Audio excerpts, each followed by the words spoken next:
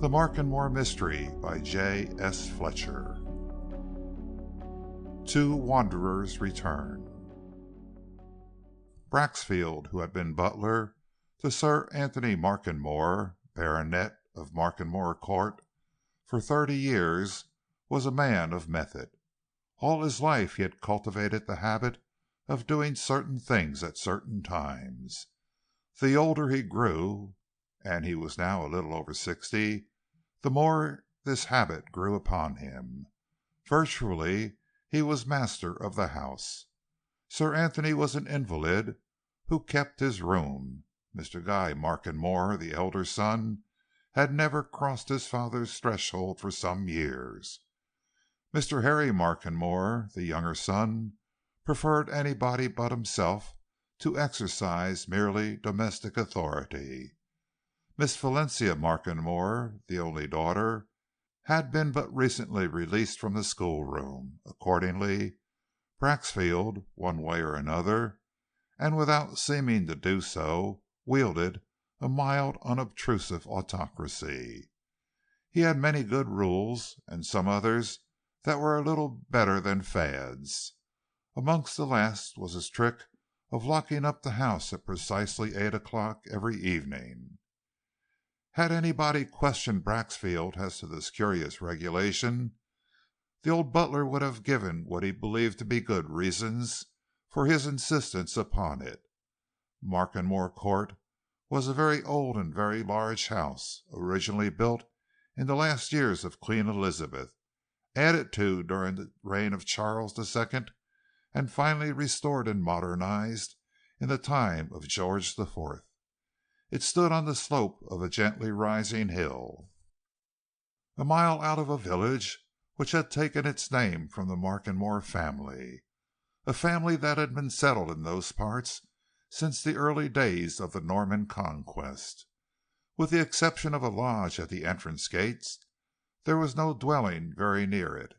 It possessed an unusual number of doors opening on the terrace, on the courtyard, on the gardens, on the lawns, on the stables, on private walks that wound through the thick shrubberies.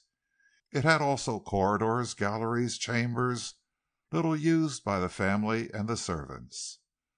The family was small, the servants were few, for the Markenmores were comparatively poor, and kept up next to nothing of their ancient state.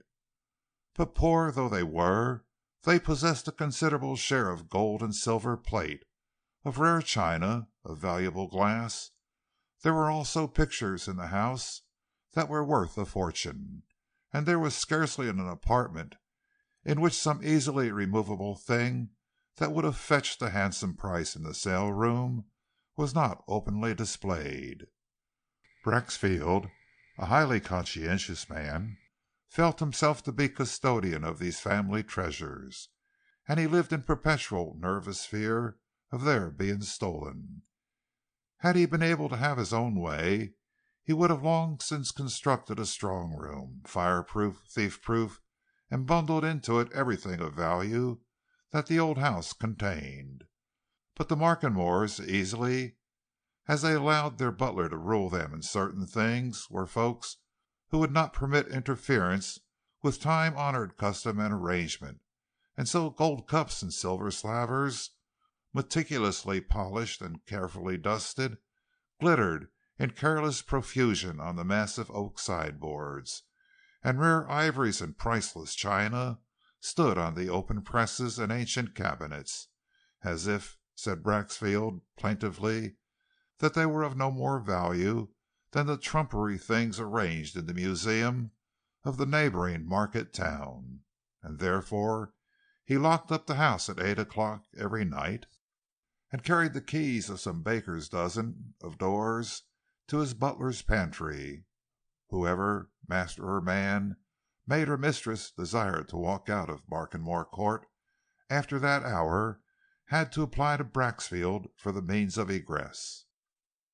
On a certain evening in the 3rd week of April in the year 1912, Braxfield, the simple dinner to which Mr. Harry Markenmore and his sister Valencia sat down every night at 7 o'clock, being well over, set out on his usual round of the doors. He always began with the smaller ones and ended up with the great triple door that opened on the terrace. And here came in another of his fads. Before finally locking and bolting that door, Braxfield invariably stepped out on the terrace, crossed it to the balustrade, which fenced it in from the wide spreading park that stretched in front, and took a view of all that lay before him. He did this irrespective of the season. Sometimes, therefore, as in the case of dark winter evenings, he saw nothing but gloom. In summer, he saw a great deal of beauty. On this particular occasion, he saw the twilight settling upon the old elms and beeches, and over the undulating meadows which lay between Markenmore and the level lands to the southward. The twilight was settling fast. Then, within the few minutes during which Braxfield stood there, looking about him, he saw it through the dusk. The woods and coverts became blurred and indistinct shapes, and beyond them, a mile away, the lights of the village began to twinkle in the darkness. At that he turned towards the door, and then suddenly stopped. Somewhere behind him, a man, taking long rapid strides, was advancing across the lawn beneath the terrace. There was a powerful lamp just within the big doorway. Its rays spread fanwise across the terrace and over the steps which led to the lawn. As Braxfield lingered, wondering who it was that approached, for visitors of any sort were rare at Markenmore Court in those days, a tall figure strode into the arc of light and moved hurriedly up the steps, making for the door. The figure of a big, athletic man, whose evening clothes were only partly concealed by a light, unbuttoned overcoat. That he had not come far seemed evident from the fact that he was bareheaded. He looked indeed like a man who has hastily risen from his own dinner table to hurry to a neighbor's house. Yet the butler gave voice to a sharp, surprised exclamation at the sight of him. "God bless my life and soul," he said, as he started out of the shadow in which he was standing. "Mr. John Harborough! Welcome back, sir. I had no idea you were home again." The man thus accosted, now in the full glare of the lamp, turned a bronzed face and pair of keen, dark, deep-set eyes on the round cheeks and well-filled figure of the old butler. He stretched out his right hand, laughing. "Hello, Braxfield," he said cheerily, in the tone of one who greets an ancient acquaintance. "That you? Still going at it as strong as ever, huh? You don't look a day older." "Men don't alter much at my age, sir," replied Braxfield, shaking the offered hand respectfully. "That comes a bit later, Mr. Harborough, but you're really back, sir? I hadn't heard of it. Still, we don't hear very much our way now. Quieter than ever at Markenmore Court, sir." "I only got home this afternoon, Braxfield," answered Harborough, "and just as I was finishing my dinner, I heard that Sir Anthony was ill. So I came straight across to hear about him. Is it serious?" "Well, sir, he's been a bit bad these last day or two," said Braxfield. "He varies, of course. It's now a good 2 years since he ever left his room. Between you and me, Mr. Harborough, he might go any time, so the doctors say, sir." "Who's here?" asked Harborough, glancing at the lighted windows in front. "Nobody but Mr. Harry and Miss Valencia," replied the butler. "Mr. Guy, we haven't seen him at Markenmore for, it must be quite 7 years. He went off, just about the time that you did, Mr. Harborough, and he's never been back. Never once. I don't know where he is. I don't believe they do either." Said Harborough. "Harry, now, he was a boy when I went away, and Valencia, she was a slip of a girl." "Aye, sir," said Braxfield, "but Mr. Harry's now a young man of 23, and Miss Valencia, she's a young lady of well over 19. You've been away a long time, sir. But come in, Mr. Harborough, come in. Glad to see you at Markenmore again, sir."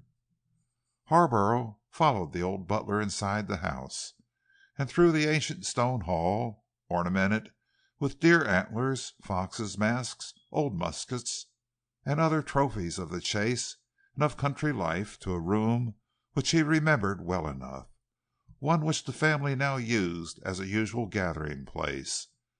There was a bright fire of logs in the hearth. Braxfield pulled up a chair to it. "Never use the drawing room nowadays, Mr. Harborough," he whispered confidentially. "This room does for everything, dining room, sitting room, and so on.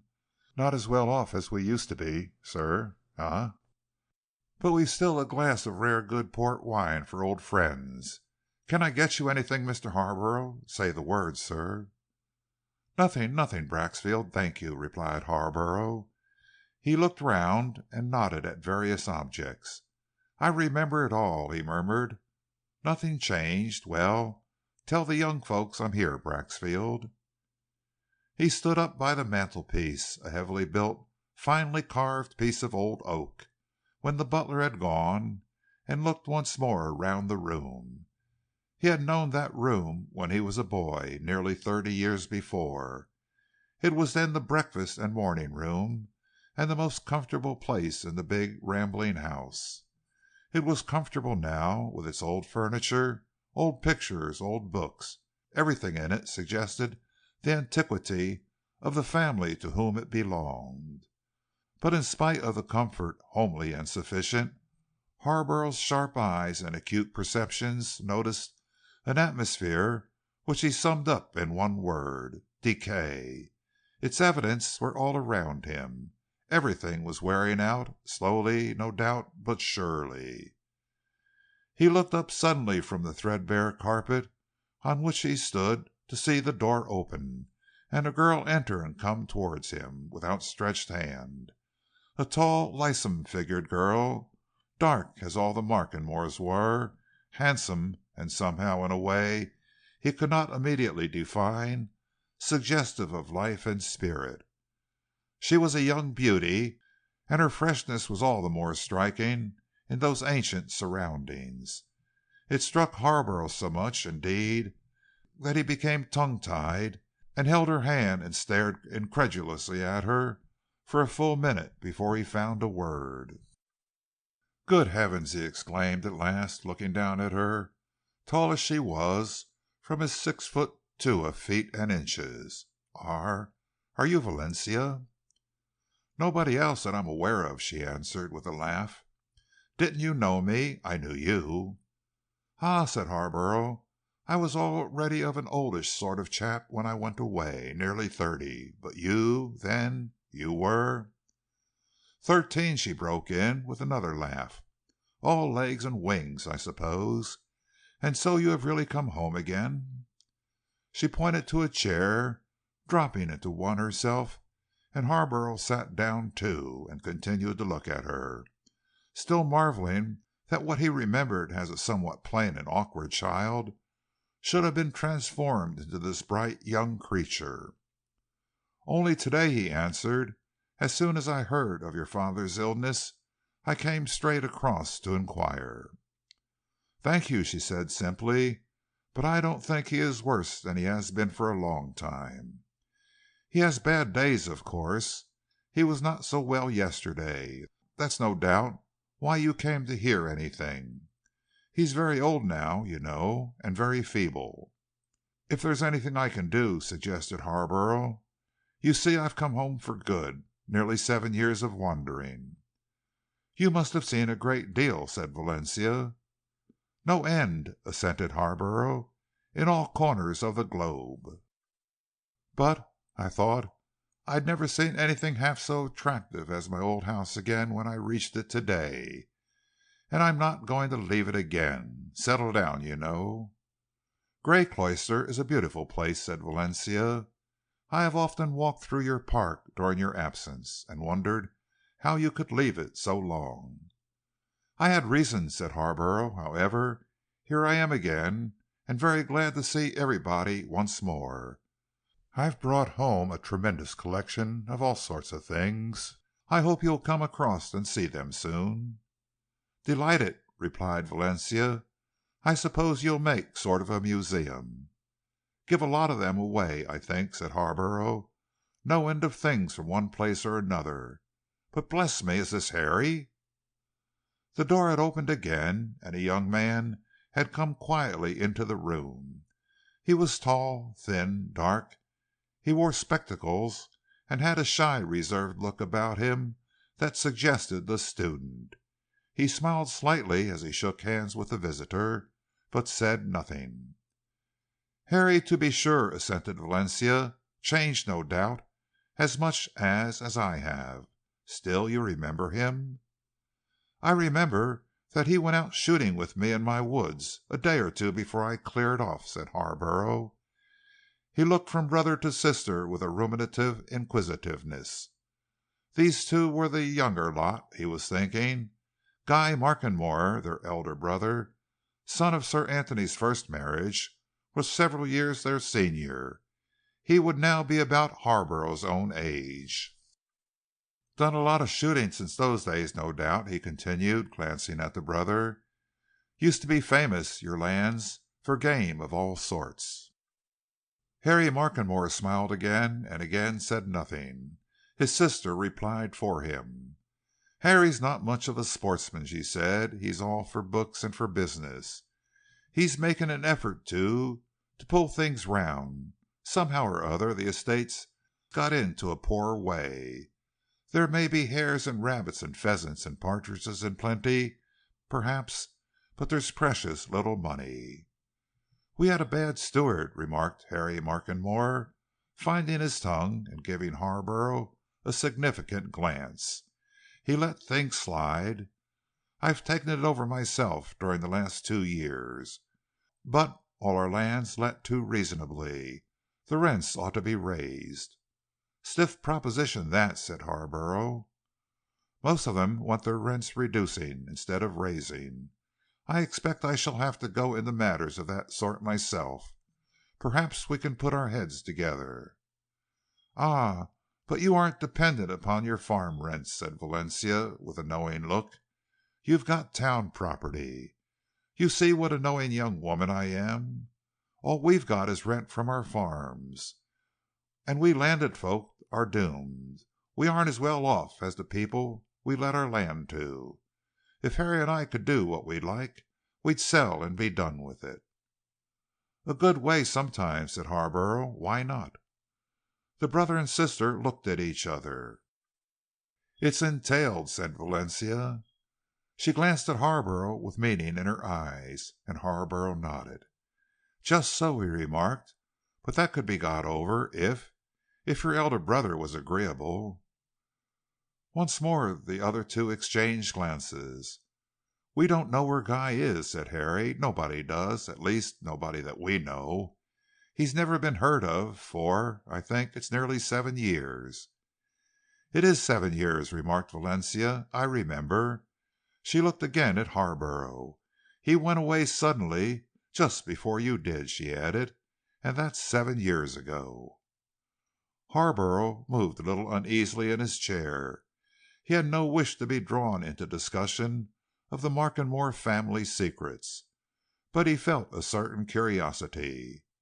"Do you mean that literally?" he asked. "Absolutely," replied Valencia. "None of us, and no one connected with us, have heard a word of him since then." "But money matters," suggested Harborough. "He'd want money. Has he never applied for any some allowance, for instance?" "He had money of his own," said Harry. "His mother's money all came to him at her death." "No, it's as Val says. We've never heard anything of him since he left Markenmore, and we don't know where he is. I wish we did. My father can't last long." Harborough rose from his chair. "Well, I must go," he said. "You be sure to let me know if there's anything I can do. But you say Sir Anthony's not in immediate danger?" "Not immediate," replied Harry, "but any time. And as he's fidgety about not being left, you'll excuse me if I go back to him. If he seems a bit stronger tomorrow, I'll tell him you're home again, and no doubt You can see him when you look in. You'll come again soon."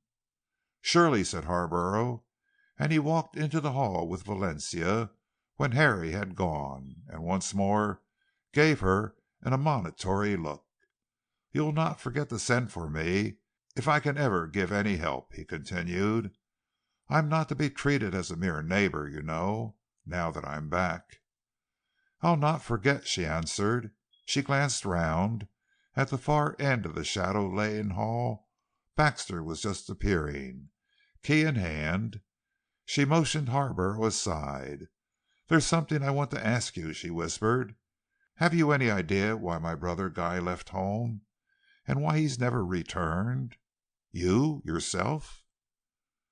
Her eyes, big and dark, were fixed upon him with a peculiar earnestness, and she saw him start a little and compress his lips. "Tell me," she said, "me."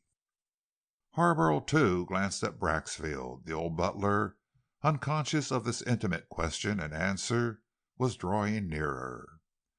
"I may know something," murmured Harborough. If I think on reflection I ought to tell you, I will, later." She gave him an understanding nod, and whispered a word of thanks, and went away up the dark staircase behind them.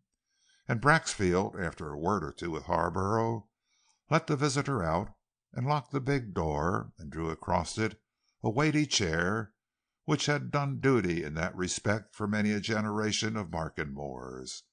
The house was secure for the night.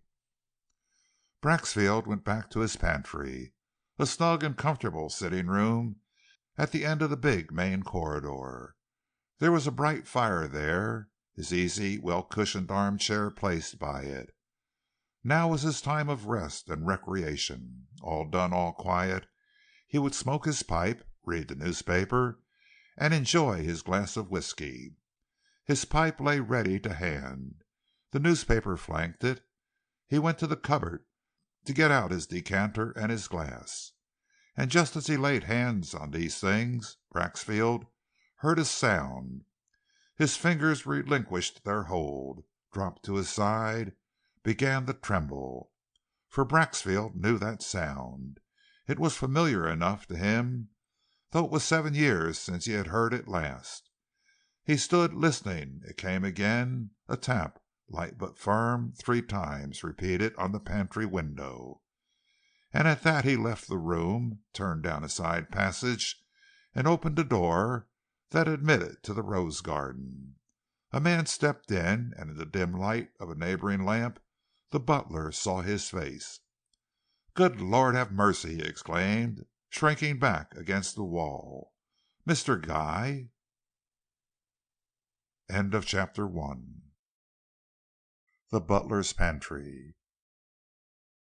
The man whom Braxfield thus addressed, and who, in spite of the well-remembered signal on the pantry window, was the last person in the world he had thought of seeing, turned a sharp, inquisitive, suspicious glance down the narrow passage which opened on the main corridor of the house.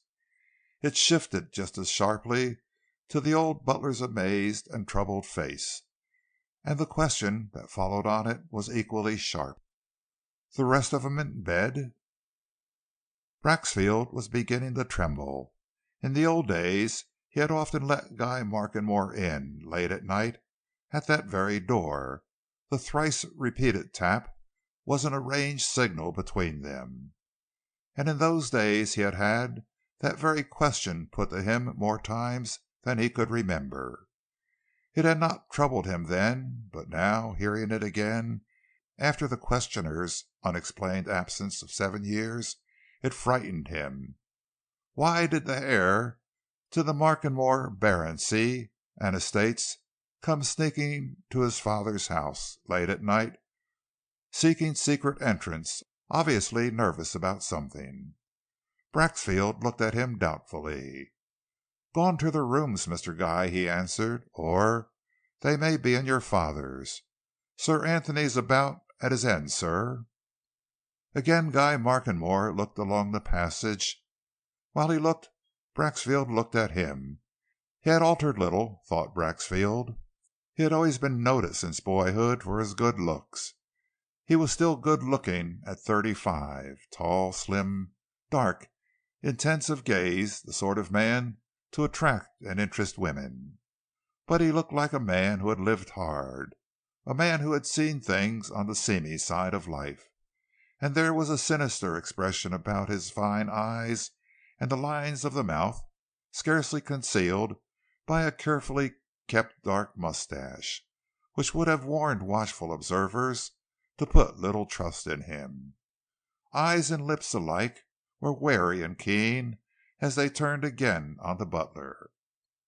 "Come on to your pantry, Braxfield," he said quietly. "Fasten that door." He walked rapidly up the passage and turned into the corridor when he had issued the order. When the butler, after discharging it, followed him, he stood just within the pantry, holding the door in his hand.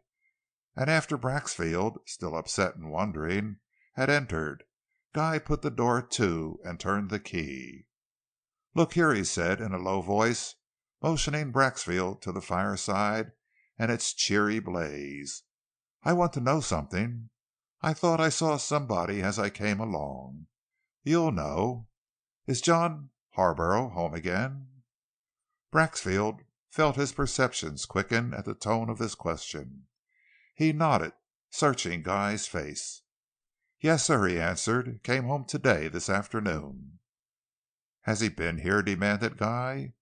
"Yes, sir, this evening." "Why? What did he come for?" "He heard that your father was ill, Mr. Guy. He came to ask about him." "Did he mention me?"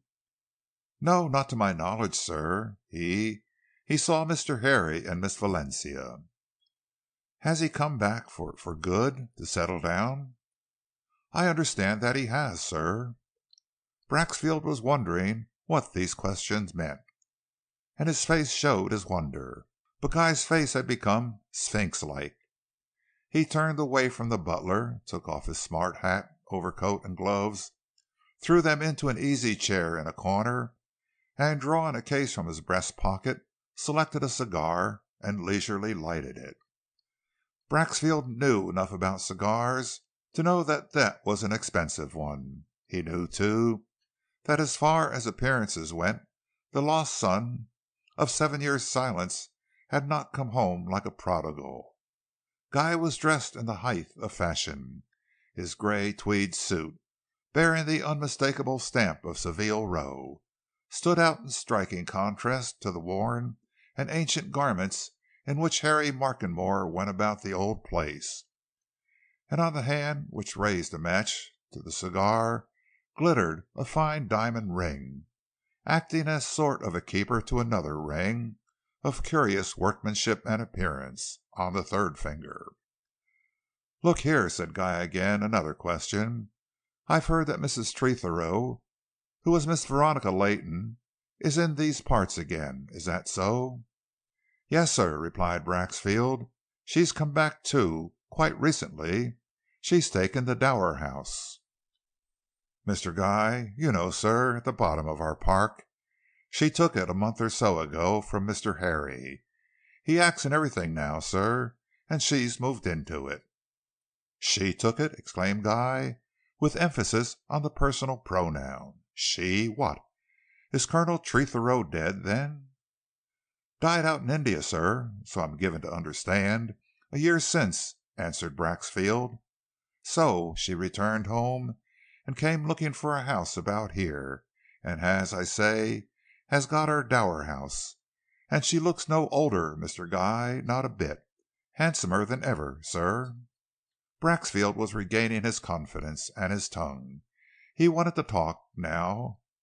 "They say she's a very wealthy young widow, Mr. Guy," he went on. "Colonel Tretherow, he left her everything, and he was a rich man, I'm told. Seems like it, too. She's got a fine staff of servants, and she's spent a lot of money on the house already, and is spending more. Got a house party there just now. London people, I believe. Seems inclined to enjoy herself, I think, sir." "Are there any children?" asked Guy. "No children, sir," replied Braxfield. "Never been any, so I'm told." Guy looked around at the familiar features of the old butler's sanctum. Nothing seemed to have changed. His glance rested on the decanter which Braxfield had set on the table just before hearing the tap at the window. "Give me a drink, Braxfield," he said suddenly. "I guess you've some of our old whiskey left, even after 7 years. And some soda water. Get one yourself. It's a long time since you and I had a drink together, though we've had many a one in this very room in the old days." He laughed cynically as he lifted the glass which Braxfield presently handed to him. But there was no answering laugh from the old butler. Braxfield, indeed, respectfully raising his own glass with a murmured expression of his good wishes, seemed inclined to become sentimental. "It is a very long time, sir," he said. "Yes, a very long time, Mr. Guy. But I humbly trust it's over. I hope you're coming home for good." "Then your hopes are doomed to disappointment, Braxfield," replied Guy, with another cynical laugh. "I'm not. No more Markenmore Court for me. I've done very nicely without it, and I don't propose to grow cabbages here when I can grow more profitable things elsewhere. No, Braxfield, I'm not coming back." "But, Mr. Guy, your father," said the old butler. "He can't last long, sir. And the title and the estates, Mr. Guy." "I can't help succeeding to the baronetcy, Braxfield, though I don't care twopence about it," answered Guy. "And as for the estates, they can be managed well enough without my help or presence. As a matter of fact, I don't want 'em. I'm a well-to-do man. I've been on the Stock Exchange, Braxfield, for over 6 years, and made a pot of money. But now look here," he continued, interrupting the old butler's congratulations. "You say that Harry is acting as sort of a steward. Does he do well?" "Very well indeed, sir, as far as I can judge," replied Braxfield. "Charlesworth, our old steward, you remember him? Well enough, Mr. Guy. He let things get into a bad way, and your father didn't check him. But when your brother became of age, he and your father made some arrangement, and Mr. Harry took hold of things, and he pensioned Charlesworth off, and since then he's seen to everything. Helped a good deal, of course, sir, by Miss Valencia. A very clever young lady your sister turned out, Mr. Guy. You'll let me fetch them down, sir, before you go to bed?" Guy finished the contents of his glass, mixed himself another drink, sitting down in a big chair by the blazing logs, shook his head. "I'm not going to bed, Braxfield," he answered. "I came down from town on special business, and I'm going to return to town by a very early morning train, which I shall catch at Mitborne Station. But I shall see the 2 youngsters. In fact, my business is with them. First of all, though, I want you to tell me 1 or 2 things. Then you can go and tell them I'm here, quietly, and not disturbing Sir Anthony. I don't want him to know that I'm anywhere about. Now, first, you say Mrs. Tetherow has a house party at the Dower house?" "Yes, sir," replied Braxfield, "a biggish one." "Then they're not likely to keep very early hours there just now," observed Guy. "I hear they keep very late ones, sir," said Braxfield, "dancing and so on." "Very well," continued Guy. "Now then, does Mrs. Rennie still keep the Scepter Inn in the village?" Braxfield's plump countenance changed color. He blushed like any young girl. "Well, sir," he faltered, with a shy laugh, "she doesn't. The fact is, sir, you'll laugh at me, Mr. Guy. Mrs. Rennie and me, sir, we got married 4 years ago, sir. So Mrs. Rennie is now Mrs. Braxfield." "Bless me!" exclaimed Guy. "Caught you at last, huh, Braxfield? Then I suppose Mrs. Braxfield is here?" "No, sir, and never has been," replied the old butler. "I live here as usual, but my wife, sir, and her daughter, you remember Poppy, Mr. Guy, a pretty girl that's now a handsome young woman, they live at Woodland Cottage across our park. My wife took it, sir, when she left the Scepter." "Oh," said Guy. "Then who has the Scepter now?" "Man named Grimsdale, sir. He was groom to Sir James Marchant formerly. He's improved it a good bit, sir. Since all this motoring began, there's a lot of traffic along our main road." Guy nodded and drew out his watch. "Not yet 10 o'clock," he muttered. He sat for a minute or two, evidently deep in thought, while Braxfield watched him with curiosity. "All right, Braxfield," he said, at last, looking up from the hearth. "Go and tell the two youngsters I'm here. Quietly, mind. Impress upon them that my father is not to know anything." "Very good, sir," assented Braxfield. "They may be with him, one of them may be, but I'll manage it. There's a trained nurse in the house, Mr. Guy, so she'll attend to Sir Anthony while they come down." Guy made no answer, and Braxfield went away through the silent house and upstairs to Harry Markenmore's room. The room was lighted, but empty. Harry, said Braxfield to himself, would be with his father. He crossed the corridor and knocked gently at Valencia's door. Valencia answered the summons at once, and came out in a dressing gown. Something in the old butler's face made her glance apprehensively at him. But Braxfield shook his head. "It's not that, Miss Valencia," he hastened to say. You mustn't be alarmed. The fact is, Mr. Guy's downstairs. He came just after you and Mr. Harry had come up, and he wants to see you both. But Sir Anthony's not to know." Valencia's face hardened. She had no recollection of any childish affection for her elder brother, and as far as she could remember, she had never heard any good of him. Certainly, for 7 years, he had treated his family as if it had no existence. She looked doubtfully and hesitatingly at Braxfield. "What does he want?" she asked. "I can't say, miss," replied the old butler, "except that he says he's come down to see you and Mr. Harry on special business, and doesn't want your father to know." Valencia glanced from Braxfield along the gloomy corridor. Innumerable doorways, admitting to cavernous chambers, were ranged there.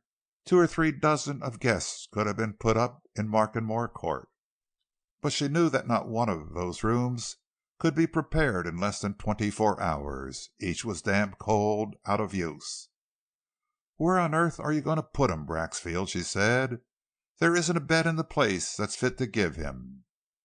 "He's not stopping, Miss Valencia," answered Braxfield. I don't quite understand his movements, but he's going, I believe, as soon as he's seen you and Mr. Harry. He spoke of a very early morning train from Mitbourne." Valencia hesitated a moment, then she moved off in the direction of her father's sick room. "Tell him we'll both come down in a few minutes," she whispered to Braxfield. "Where is he, in the morning room?" "No, miss, in the butler's pantry," answered Braxfield. Valencia nodded and turned away, and Braxfield went back to the visitor. "Coming in a minute or two, sir," he answered. "Both." "I suppose they've changed," remarked Guy unconcernedly. "Oh, a good deal, sir," said Braxfield. 7 years, sir, is a long time at their ages."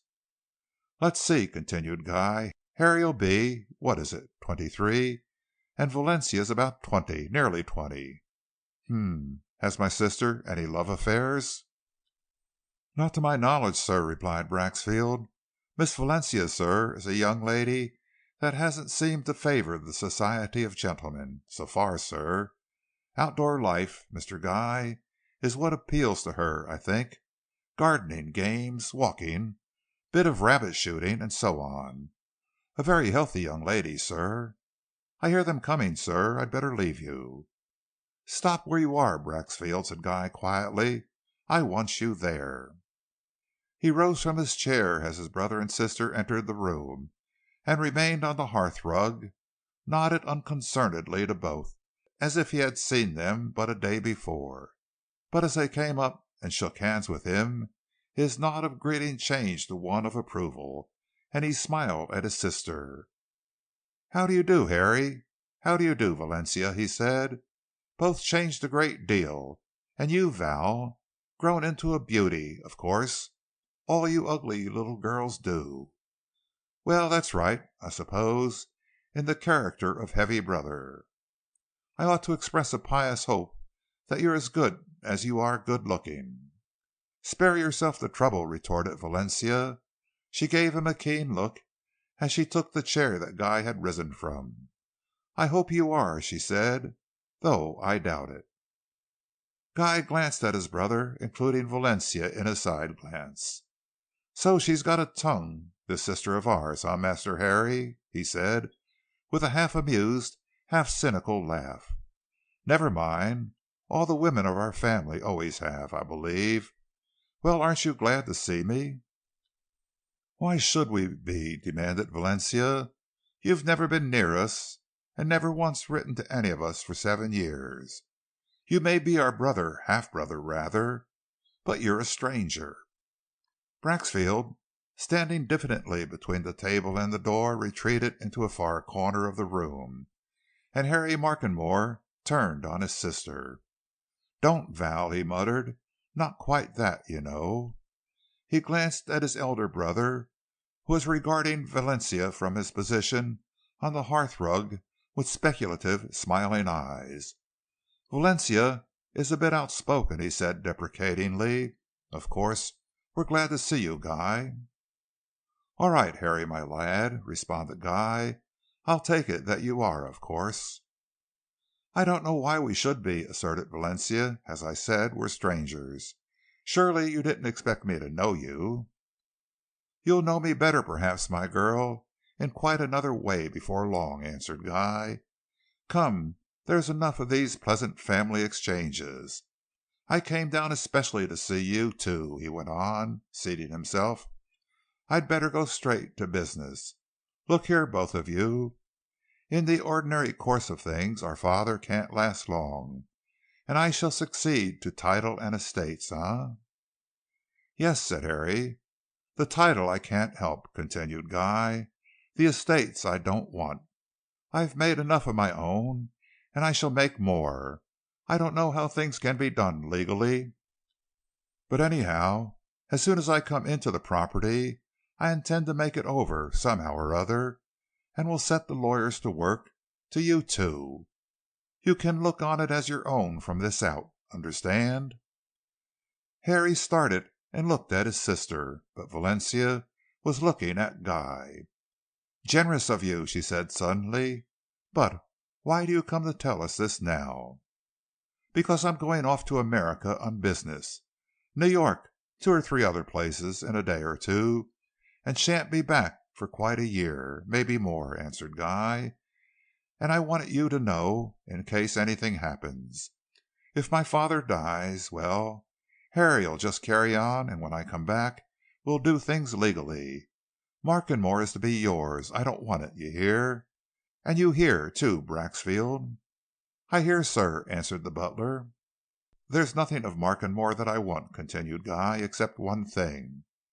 And I want that now. Harry," he went on, pulling out a small key, "you know my old room. Run up there, unlock the right-hand drawer of the bureau in the corner, and bring me a green leather pocketbook that you'll see there. That's what I want. Good boy." He glanced at Valencia when Harry had taken the key and gone, and saw that she was staring hard at his right hand. "Well," he asked with a light laugh, "what are you looking at?" Valencia remained silent for a moment. Then she spoke abruptly. "I'm looking at that queer ring on your 3rd finger," she answered. End of chapter 2. Gray Dawn. Braxfield, who from his retired position in the background was watching Guy Markenmore with inquisitive eyes, saw him start a little at Valencia's direct intimation. The start was followed by a laugh which was not exactly spontaneous.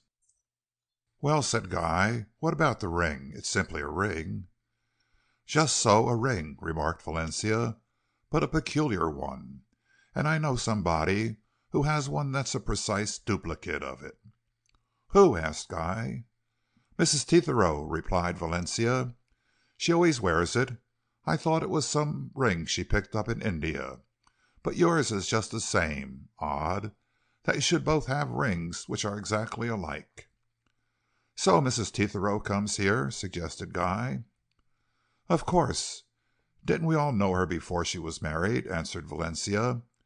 "So far as I remember, you and she used to go about together a good deal." Guy yawned, but it seemed to his sister that the yawn was affected. "Forgotten pretty nearly everything about those days," he said, with an attempt at unconcern. "Long time ago. I've been otherwise engaged since I left here." Valencia turned and looked at Braxfield. "See if anything's being wanted upstairs, Braxfield," she said, with a meaning glance. "You might sit with Sir Anthony a bit. Make some excuse if he wants either of us." Braxfield took the hint and disappeared, and Valencia turned to her brother. "Guy," she said, calling him by name for the first time, "I'm sorry if I seemed to be ungracious just now, but you haven't treated us well nor kindly, and I want to know why you've never been here all this time, and why you left here at all. Can't you tell me?" There was a certain earnestness in the girl's tone that made Guy, inclined to be restive at first under her questioning, change his mood and become reflective. He threw away his cigar, rose from his chair, thrusting his hands in his pockets, began to pace the room, evidently deep in thought. "I might tell you some day," he said at last. "Perhaps later on, after thinking it over, I will." "That's the second time tonight I've heard that answer to that very question," exclaimed Valencia, in practically the same words. Guy stopped short in his perambulations and stared at her. "Whose answer was the first?" he asked abruptly. "Harborough's," replied Valencia. "He too has come back. He was here this evening. I knew that you and he were friends once, and I asked him if he knew why you left home. He answered just what you've answered." "Well?" asked Guy, with something very like a growl. "Well?" "I suppose he does know," said Valencia. Guy began to walk about again. He had taken several turns before he spoke. "I'll give you a piece of advice about John Harborough," he said at last. "He's a man, if certain conditions arise, of a black and fierce temper. You be careful, otherwise—" "What?" demanded Valencia. "Otherwise I've got nothing to say against him," concluded Guy. "And now that's enough. I didn't come here to be questioned.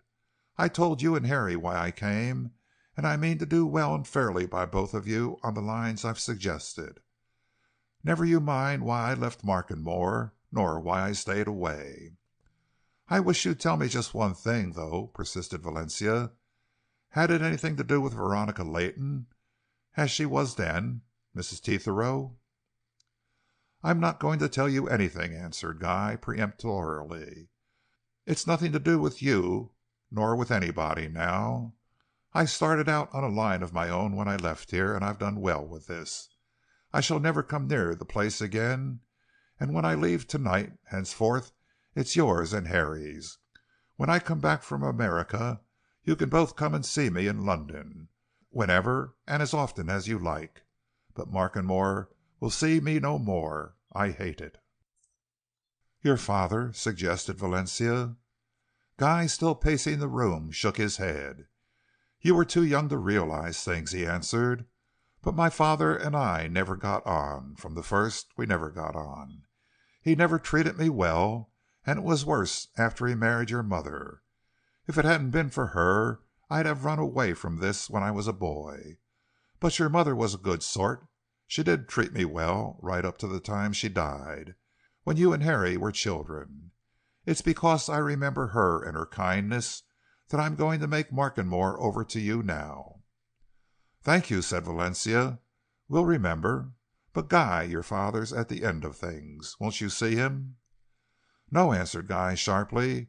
"No, I'm dead to him. And what's the good of upsetting a dying man? Let things be, Valencia. As I said just now, perhaps you'll know more and understand more later on. At present—" The door opened just then, and Harry came back into the room. In his right hand he carried a lighted candle. In the left, the pocketbook, an old-fashioned thing of faded green leather, for which his brother had sent him. With a muttered word of thanks, Guy took both pocketbook and candle from him, and crossing the room to its furthest side, set down the candle on an oak press, and by its light proceeded to examine the pocketbook, while Harry and Valencia watched him. The examination was brief. Guy, after a quick glance at some of the papers which he drew from the old case, transferred certain of them to a wallet which he produced from a hip pocket. This done, he put wallet and pocketbook together, placed them where the wallet had come from. He blew out the candle and turned to his brother and sister. "Some old papers there that I wanted," he said unconcernedly. "Nothing of any importance, but I wanted to have them." He sat down again and lighted another cigar. "Now," he went on, "as I haven't much time, just let us talk business. Tell me, Harry, exactly how things stand about the estate, and what you're doing with it, and so on."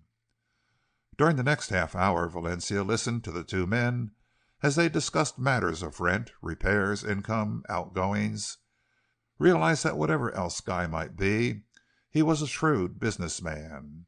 And she realized, too, that he was honestly anxious to give Harry sound advice as to the future management of the Markenmore properties. Finally he pulled out and handed to his younger brother a card. "There's my business address in London," he said, "and on the other side is an address in New York, to which you can write at any time during the next 12 months. Let me know how things go, everything. And now I must be off." He jumped to his feet and made for his hat and overcoat. Valencia glanced at the clock. "But why must you go now?" she asked. "You say you're going to get the early morning train at Mitborne. That doesn't leave until after 4 o'clock, and it's now only 10:30. Guy had already got into his overcoat. He smiled at Valencia's questioning look. "Just so," he answered, "but there's somebody else in this neighborhood that I've got to see, on business. Appointment, you understand, already made. I must be off, or I shall be late for it." "But you ought to have some supper or something," protested Valencia. "That'll be ready where I'm going," replied Guy. "There, don't bother yourself. Call Braxfield down, good old chap that, and I must say good-bye to him." 5 minutes later he had said good-bye to all three, and Braxfield let him out by the door at which he had entered. The old butler went back to his pantry to find his young mistress standing by the fire, evidently deep in thought. She looked up as he entered. "Braxfield," she said, "which way did Mr. Guy go?" "Towards the village, miss," replied Braxfield. "Turn through the shrubbery." Braxfield was the sort of man to whom everybody is confidential. Valencia saw no reason for keeping back what was in her mind.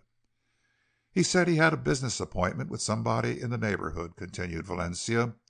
"With whom could it be, Braxfield?" "That I couldn't say, miss," answered the old butler.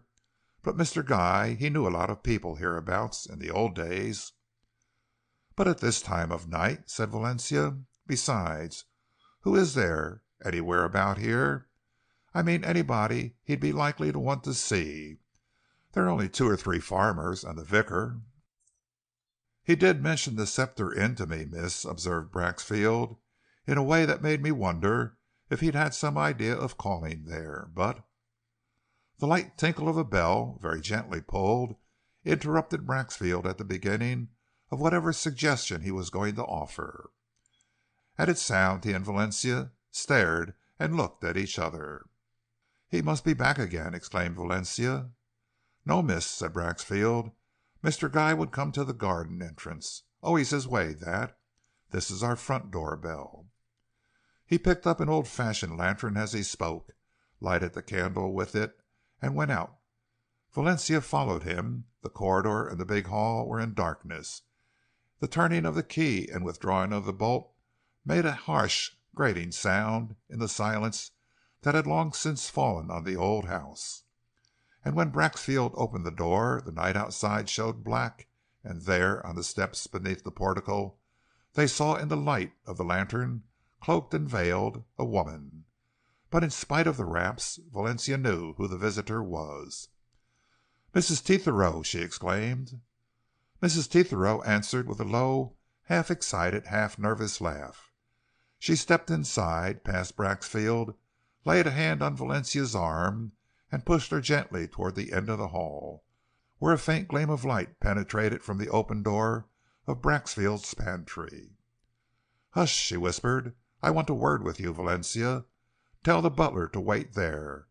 I'm going again in a minute." "Stay there, Braxfield," said Valencia. "Mrs. Tetherow will want out presently.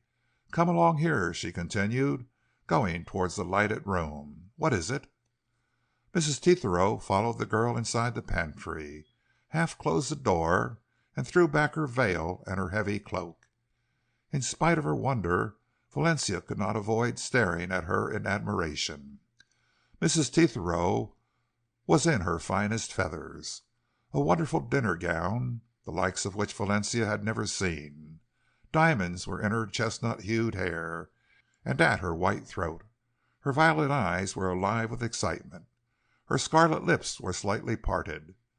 Valencia realized that this was a much more beautiful woman than she had previously thought her to be. And for the first time she began to realize, too, that she was a dangerous one. The violet eyes looked sharply round the room before settling on the girl's face. There was a question in them. Her lips repeated it. "Your brother, Guy, is he here?" "No," answered Valencia, "he's not." Mrs. Tetherow's fine eyebrows drew together in a puzzled frown. "But my coachman, Burton, tells me that he saw him this evening coming here," she said half petulantly. "He must be here." "He isn't," retorted Valencia. "He's been here and he's gone." "Gone? Where?" "I don't know," said Valencia. "What do you want?" Mrs. Tetherow laughed, and as she laughed, she drew her coat and veil about her. "I wanted to see him again to be sure," she answered defiantly. "Why not? However, I suppose he'll come see me tomorrow." "No," declared Valencia. "He's gone. Back to London." "There's no train to London this time of night, child," said Mrs. Tetherow. She laughed a little maliciously. Then the note in her voice turned to one of sudden knowingness. "Ah!" she exclaimed. "I see. No doubt he's come to call on me. Now I've missed him. Bye-bye, Valencia. Sorry I have disturbed you." She was out of the room and flying up the corridor and across the hall before Valencia could reply. A moment later the front door closed on her. Braxfield came back. "Is there anything I can do upstairs, miss?" he asked. "The nurse, now. Is there anything she'll be requiring for the night?" "I don't know of anything, Braxfield, thank you," said Valencia. She was leaving the room then, but suddenly she paused, hesitated, and turned back to the old butler. "Braxfield," she continued, with a look of confidence, "you've been in our family a long time, haven't you?" "Most of my life, miss," replied Braxfield. "Footman 10, butler 30 years." "And you know a lot of our affairs," said Valencia, "and no doubt more than I've any idea of. So I wish you'd tell me something. Was there any love affair between my brother Guy and Mrs. Tetherow when she was Miss Leighton? I want to know, Braxfield." Braxfield in his turn hesitated. He laughed a little nervously, the laugh, too, of a man disposed to be indulgent toward memories of old days. "Well, you know, miss, of course a man in my position sees and hears a good deal," he said at last. Miss Leighton, as she was then, Mrs. Tetherow as she is now, was a great beauty, and to be sure a good deal run after. There was talk about her and Mr. Guy. They were about together, hunting, racing, and what not. But then there were others after her. "What others?" demanded Valencia. "Well, miss, there was Mr. Harborough. That was here tonight," continued Braxfield. "He seemed very much taken at one time. You were away at school in those days, miss, or you'd recollect. Yes, there was him. In fact, people used to wonder which it was going to be, Mr. Guy or Mr. Harborough. There were others, several of them, but those two were what you might call first and second favourites, to all appearance." "Then why didn't she marry one of them?" asked Valencia. "Do you know, Braxfield?" "I don't, miss, no. I know nothing on that point. All I do know is that all of a sudden, without notice, as it were, both young gentlemen left these parts. Mr. Guy, he went off, very sudden indeed, and we've heard nothing of him till now. Then Mr. John Harborough, off he went too, travelling in foreign countries, and they hadn't been gone long, not a fortnight, I think, before it was given out that Miss Leighton was going to be married to Colonel Tetherow. He was in command of his regiment, miss, at Selcaster Barracks. I mind him well enough, a red-faced gentleman." "Older than herself?" asked Valencia. "Old enough to be her father, miss, but a very wealthy gentleman. They were married here in our church soon after that, and a bit later the regiment was ordered out to India, and of course she went with her husband. Queer, isn't it, miss?" continued Braxfield, with a shy glance at his young mistress, "that these people which knew each other well in the old days, Mrs. Tetherow and the two gentlemen, Mr. Guy and Mr. Harborough, should all turn up again here about the same time. What they call a coincidence, though, to be sure. Mrs. Tetherow's been back a month or so, but those other two, both coming here tonight, it gave me quite a turn." "I suppose it was mere coincidence," said Valencia. She bade the old man good night and went away upstairs. At the door of her father's room she met Harry. Sir Anthony, he said, had fallen on a light sleep. The nurse was with him, and there was nothing they could do. They turned off to their own rooms. "Who came to the front door?" whispered Harry, as they went along the corridor. "Mrs. Tetherow," answered Valencia. "Mrs. Tetherow at this time? What did she want?" "Guy." "Guy? Who told her he was here? Her coachman had seen him coming here." "Well," asked Harry, after a pause, "what then?" "I told her he'd gone. She went then, went in a hurry too, Harry." "What?" "It strikes me that there's something going on underneath these sudden reappearances. I don't know what, but something. Mrs. Tetherow was just mad to see Guy, and I don't trust her. She's—oh, I don't know what she is. Never mind, let's go to bed." Valencia went to bed, but it was a long time before she slept, and when at last she did sleep, her slumbers were light and troubled. She woke suddenly in the end. The gray dawn was breaking, and through her open window she heard the hooting of owls, ominous and fearsome sound, in the woods beyond the park. Something impelled her to rise, throw up her blinds, and look out of the window. Her room faced the east, and far away across the park and the low range of hills beyond, the fringe of old woodland that enclosed it, a broad belt of red was slowly widening, and already thrush and blackbird were piping in the coverts, and a lark was rising from the home meadow. Somewhere in the neighboring plantations a shot suddenly rang out. Its echo sounded loud from the thick woods. Valencia was wondering what took their one game peeper abroad so early when a tap came at her door. The door opened, and Harry looked in. One glance at his face told her his news. She went hurriedly towards him, a question in her eyes. Harry bent his head in answer. "In his sleep," he whispered. Chapter 3. Markenmore Hollow. About half a mile to the northeast of Markenmore Court, flanked by a narrow, deep-set lane that ran up from the main road of the village to the overhanging downs, and backed by the woods and coverts which lay between the foot of those downs and the level lands beneath, stood a small, comfortable, picturesque old house called the Warren. It had been built in the middle of the 18th century by the 5th Baronet, Sir Geoffrey Markenmore, as a residence for his steward, and had been occupied by successive stewards until recent years, when they were relegated to a more convenient house in the centre of the village. Since then the Warren had been let to tenants, its position Its fine outlook over park, meadows, and sea made it a desirable property for any man of quiet tastes. Its present occupant was Mr. Samuel Frunsenberry, a middle-aged bachelor, by profession a barrister at law, who, once taking a holiday in these regions, had found the Warren to let, and had immediately snapped it up on a 21-years lease. It was, indeed, the very place for which Mr. Frunsenberry had been looking for some time. Barrister though he was, of the Middle Temple, he had scarcely ever held a brief in his life, and the law had no particular attraction for him. Nor was he in any way dependent upon it. He possessed very ample private means, which enabled him to gratify his particular tastes to the full. Those tastes were simple.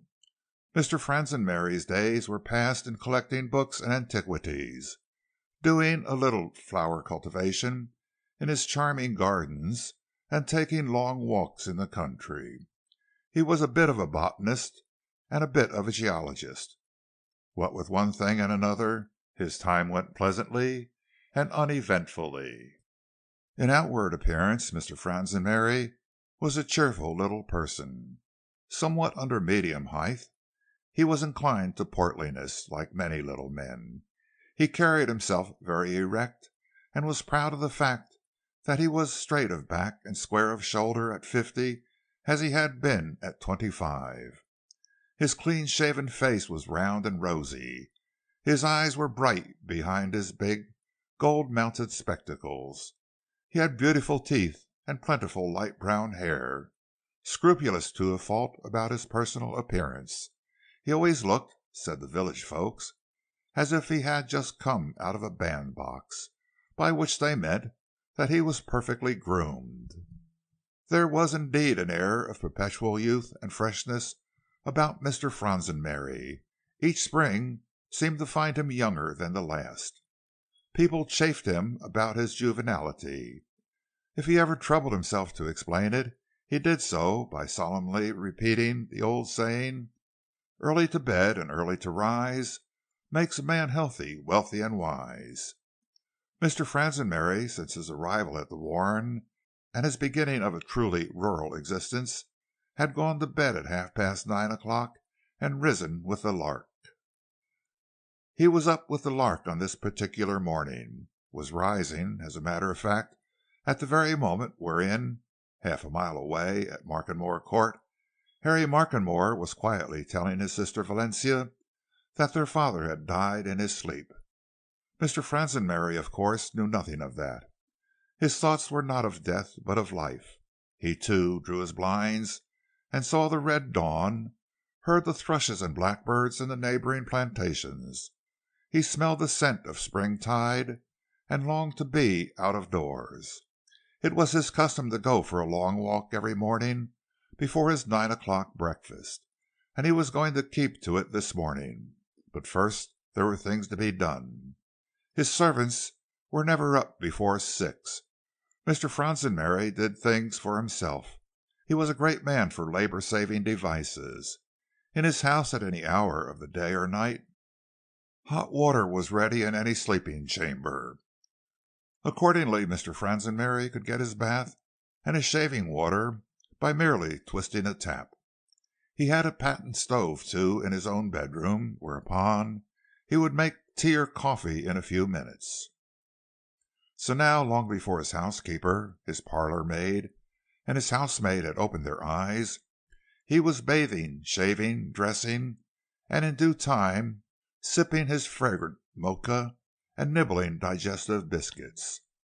At precisely 6 o'clock, clad in a smart suit of grey tweed and shod in stout shooting boots, strong enough to meet the searching morning dews, he went downstairs, picked up an ash-plant stick in his hall, and putting a rakish-looking cap on his head, set out across the highlands across the Warren. Mr. Frunsenberry's first step took him out of his own trim surroundings and across a little well-stocked orchard, planted by himself, to the lane which ran up from Markenmore to the crest of the downs. This was one of those lanes peculiar to the south of England, and rarely found elsewhere. It was deep set in the land. High banks on either side shut it in. Each bank was topped by an equally high hedgerow of hawthorn, holly, and elder bush, liberally mixed with bramble, gorse, and honeysuckle. The road surface, rough and ruddy, lay deep down beneath these prodigalities of vegetation. In winter it was usually a mass of mud. In summer it was ankle deep in dust. But Mr. Franzenmary did not propose to follow the lane. He descended into it by a rustic stairway of logs set in the bank, crossed the ruts at the bottom, and ascended the opposite bank by a similar series of steps. There he climbed a stile, and betook himself along a narrow footpath, hedged in on either side by laurel shrubs. This led him to the palings of a smart little garden, at the back of which stood a commodious dwelling house, Woodland Cottage, the residence of Mrs. Braxfield, and there, on a bit of open ground at the side of the garden, flinging corn to her fowls, Mr. Franzenmary saw Mrs. Braxfield herself. Mr. Franzenmary had known Mrs. Braxfield for some years. He had once or twice stayed at the Scepter Inn before he came to live at the Warren. In those days Mrs. Braxfield was Mrs. Rennie, relict of Peter Rennie, deceased. She was a clever, bustling, managing woman who knew how to do things. Peter had left her money and one child, a girl named Poppy, who from the days of short frocks bade fair to be a beauty, and had made good her promise. Mrs. Rennie continued to make money at the Scepter. Folks said she was putting by a fortune for Poppy. Certainly Poppy was being brought up like a lady, sent to smart boarding schools, and such like. And then, all of a sudden, Mrs. Rennie retired from business, took Woodland Cottage, and married Braxfield. Why she married him nobody ever knew. Braxfield continued to live in his accustomed fashion at Markenmore Court, and if he ever visited his spouse, it was only for an hour or two of an afternoon or evening, or for a very occasional week-end. But, as people of the neighborhood said, Braxfield, too, would retire sometime, probably when Sir Anthony died, and then, no doubt, he would go home to Woodland Cottage and his wife for good. Mr. Franzenmary looked approvingly at Mrs. Braxfield as he drew near to her and her chickens. He admired her. Being a little man himself, he had a keen eye for a woman of somewhat massive order. Mrs. Braxfield was a big, strong, handsome woman of 47 or so, who looked quite 5 years younger, and she had an excellent figure, fine hair, teeth, and coloring, and a pair of quick, shrewd hazel eyes in which there was still a spice of roguishness. She smiled at Mr. Franzenmary as he put his fingers to his rakish shepherd's plaid cap, and Mr. Franzenmary smiled back. "The top of the morning to you, ma'am," exclaimed Mr. Franzenmary. "Many of them, too. Ah, Mrs. Braxfield, you and I are the only sensible people about here, I think. Here we are, fresh and rosy, and in your case beautiful as the day itself, enjoying fresh air and these delightful country sights and sounds, while most of our neighbors, forgetful of Dr. Watts and his little hymn, are snoring in their beds. You're a wise woman, ma'am." Mrs. Braxfield laughed, showing her white teeth and bringing a dimpled chin into play. "Why, that's as may be, Mr. Franzenmary," she retorted coquettishly. "But perhaps I'd lie snoring, not that I ever do snore that I know of, in my bed, if I had the chance. You get up early because you like it. I get up because I've got things to do. If I had 3 strong women servants as you have, I'd not get up at 5 o'clock of a morning, nor yet 6. I promise you not. I could do with more bed than I get." "In that case, ma'am," said Mr. Franzenmary, "I should do one of 2 things. Either I should get a stout serving lass into the house, or I should request Miss Poppy to rise and feed the fowls." Mrs. Braxfield emptied her sieve of corn among the chickens and drew nearer to the hedge. "Oh, well," she said, Poppy's not a bad one for getting up and doing her bit, but she's away just now, visiting one of her old school friends, so I'm alone. And as to having a girl, Mr. Fronsonberry, I'd rather not be bothered with one. They're more bother than they're worth. Of course, I've a woman comes every day to do the rough work. What else there is to do, Poppy and I can manage well enough. I don't know how it'll be, though, when Braxfield comes to live here. A man makes a difference. And I suppose we shall have to keep a servant or two when he retires." "He's expecting to retire, then?" asked Mr. Fronsonberry, who had a weakness for village gossip. "Had enough of it, huh?" "He'll not retire while Sir Anthony lives," answered Mrs. Braxfield. "From what I hear that won't be long," observed Mr. Fronsonberry. "When I called at the court yesterday morning to inquire, as I do every day, ma'am, I understood from Miss Markenmore that according to the doctors her father might go at any time."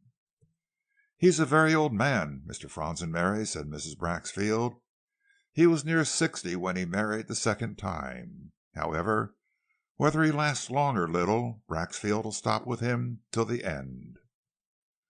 "Good old faithful servant Braxfield," observed Mr. Fronsonberry. "Well, when he does retire, ma'am, you've got a very cosy nest for him to come to. Lucky man.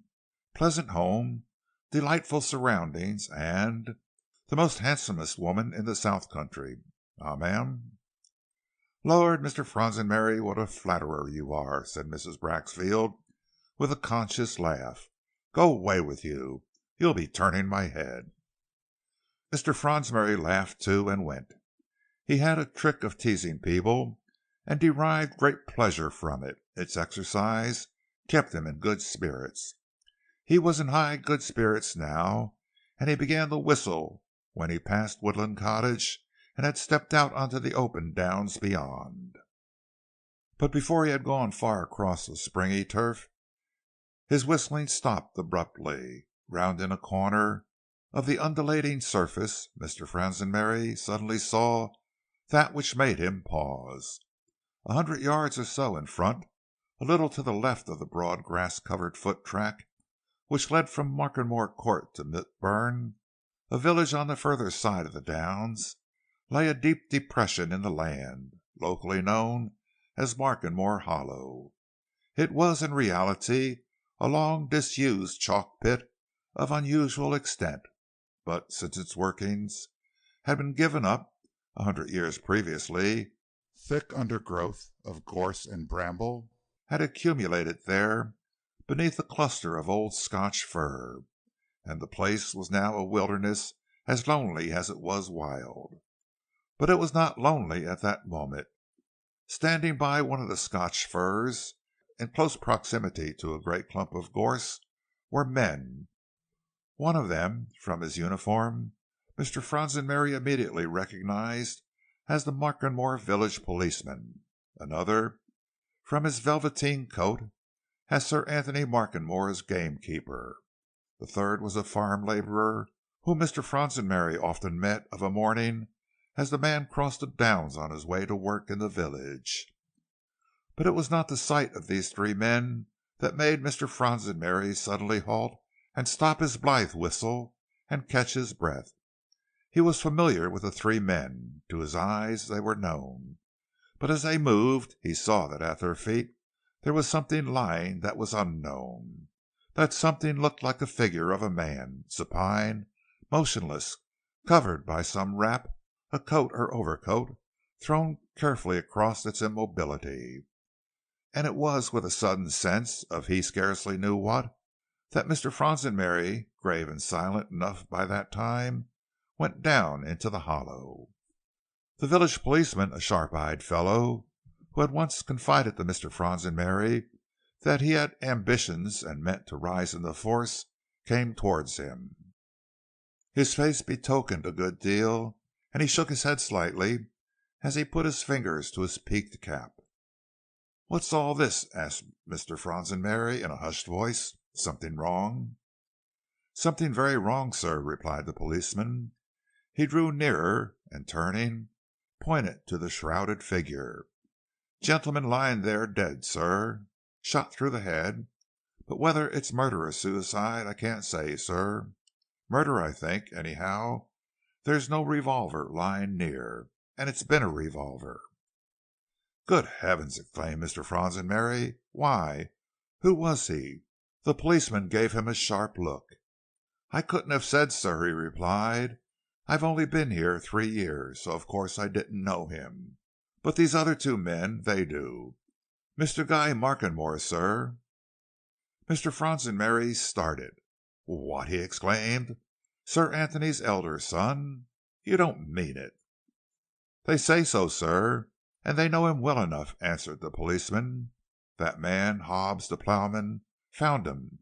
He ran down to the keeper's cottage and to me, and we came up at once. But before coming, I telephoned to Selcaster, and the chief constable himself is coming along. They said he was starting out then with the doctor. Come and look at him, sir." Mr. Fronsonberry nerved himself to this sad task, and went nearer. The keeper and the labourer touched their caps. The policeman drew aside the cloak which the labourer had taken from his shoulders and laid over the dead man. And Mr. Fronsonberry, wondering what all this meant, bent down. Dead enough, he thought, and peaceful enough. A calm, bloodless face, neither smile nor frown on it, nothing but a little drawing together of the finely marked eyebrows, a slightly puzzled expression, otherwise so still.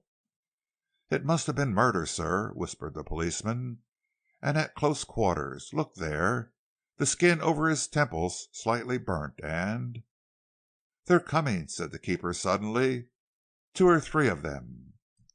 Mr. Fronsonberry straightened himself and looked across the downs. A dog cart, driven at considerable speed, was coming along the grass track from the direction of Selcaster. The tall spire whose cathedral showed above the woods which lay between the downs and the city. In the gleam of the rapidly rising sun he caught the glint of the silver and blue uniform of the county police, and as the keeper had said, the dog cart, driven by a policeman, seemed filled with men, and presently it raced up the sward to the lip of the hollow, and the chief constable, a military-looking man of middle age, jumped out, and followed by 2 other men, one the police surgeon, the other obviously a plain-clothes officer, came hurrying down to the little group beneath the Scotch firs. He nodded to Mr. Fronsonberry, whom everybody in the district knew, and then turned sharply on the village constable. "Who found this man?" he asked quickly. The ploughman came forward with evident distaste. "I did, sir," he answered. "James Hobbs. Work at Mr. Morrow's." "When and how?" asked the chief constable. "About an hour ago, sir, maybe a bit more," replied Hobbs. "I come this way to my work every morning. I caught sight of him as I was passing the top there, and I came down to take a look at him. Then I saw he was dead, so I covered him up with my coat and ran along to the village to tell the policeman there." "He was dead when you found him?" asked the chief constable. "Made out he was dead enough, sir. I touched his hand and his face. Stone cold they was, both of 'em." The chief constable turned to the police surgeon, who went forward and removed the cloak. He stooped down and made a hasty examination, then rose and spoke with decision. "He's been dead from, I should say, 2 to 3 hours, perhaps a little longer," he said. "Shot dead. A revolver, presumably." "Found anything of that sort?" asked the chief constable of the policeman. "Nothing, sir. I've looked carefully all round. There's nothing." "Murder, then," muttered the chief constable. He went nearer and looked intently at the dead man. "I suppose this is Mr. Guy Markenmore?" he said, glancing at the keeper and the policeman. "I've never seen him, you know. He left before I came to Selcaster." "This is Guy Markenmore without a doubt," said the police surgeon. "I knew him well enough. He's very little altered either. You knew him too, of course," he continued, with a look at the keeper. "You can recognize him?" "Oh, I know him, sir," exclaimed the keeper. "That's Mr. Guy, right enough. That is, I'd know him anywhere, poor gentleman." The chief constable looked round. Markenmore Court caught his eye, lying amongst its elms and beeches 3/4 of a mile away across the shelving hillside. He shook his head. "This is a bad business," he muttered. "Who on earth should want to murder him?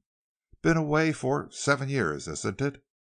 Well, he'll have to be removed, and we shall have to inform the coroner at once. Blick," he continued, turning to the plainclothesman, "you take charge of this. Send down to the village for help. Have the body brought down to the court. The inquest can be held there. Let Hobbs there run down to the village. Send Walshaw back in the dog cart to Selcaster for the other policeman, and have all round here thoroughly examined for footmarks, and so on. Doctor, will you stay by and come down with them to the court when they're ready to remove him? You'll no doubt want to make a more careful examination. Now then, we've got to break the news to the family. Mr. Fronsonberry, I think you know them all pretty well. Will you walk down with me? A painful duty, but it's got to be done." Mr. Fronsonberry bowed his head, and he and the chief constable set off at a smart pace across the downs. For a while they walked in silence. The chief constable broke it. "I understand that Sir Anthony's about at his last end," he said. "This? Hello, what's that?" The two men stopped, staring at each other. Then, with a mutual understanding, they turned sharply towards the valley. From the tower of Markenmore Church came the deep, booming note of a bell. A moment passed, and it was repeated. "The minute bell," muttered the chief constable. Then, "Sir Anthony Markenmore is gone." End of chapter 4. Denounced. Listening, against their will, to the monotonous tolling of the death bell, the two men crossed a deep-set lane into which Mr. Fronsonberry had tripped only an hour before in high spirits, never anticipating tragedy and gloom, and took their way across the sunlit park towards Markenmore Court. For a while neither spoke. Each was occupied with his own thoughts. But suddenly the chief constable turned to his companion. "A remarkable thing, Mr. Fronsonberry," he said, "that if Sir Anthony is dead, and I make no doubt of it, for there's nobody else in the village they'd toll a minute bell for, he and his elder son should come to their deaths on the same morning. And now I suppose the title passes to Mr. Harry Markenmore, of course." But Mr. Fronsonberry had been thinking on lines of his own, and he shook his head. "Maybe," he answered, as if in doubt. "Aye," said the chief constable, "but why maybe? He's the next, isn't he?" "Well," replied Mr. Fronsonberry, "Guy Markenmore, so I'm told, left home 7 years ago, and has never been there since. I know that much. Now the probabilities are that during those 7 years Guy Markenmore married. It's likely anyway, and in that case, if he'd a son, the title and the estates, for I happen to know that the Markenmore property is strictly entailed, will pass to him. That, of course, will have to come out." "A lot will have to come out," muttered the chief constable. "That Guy Markenmore has been murdered, I haven't the least doubt. But why?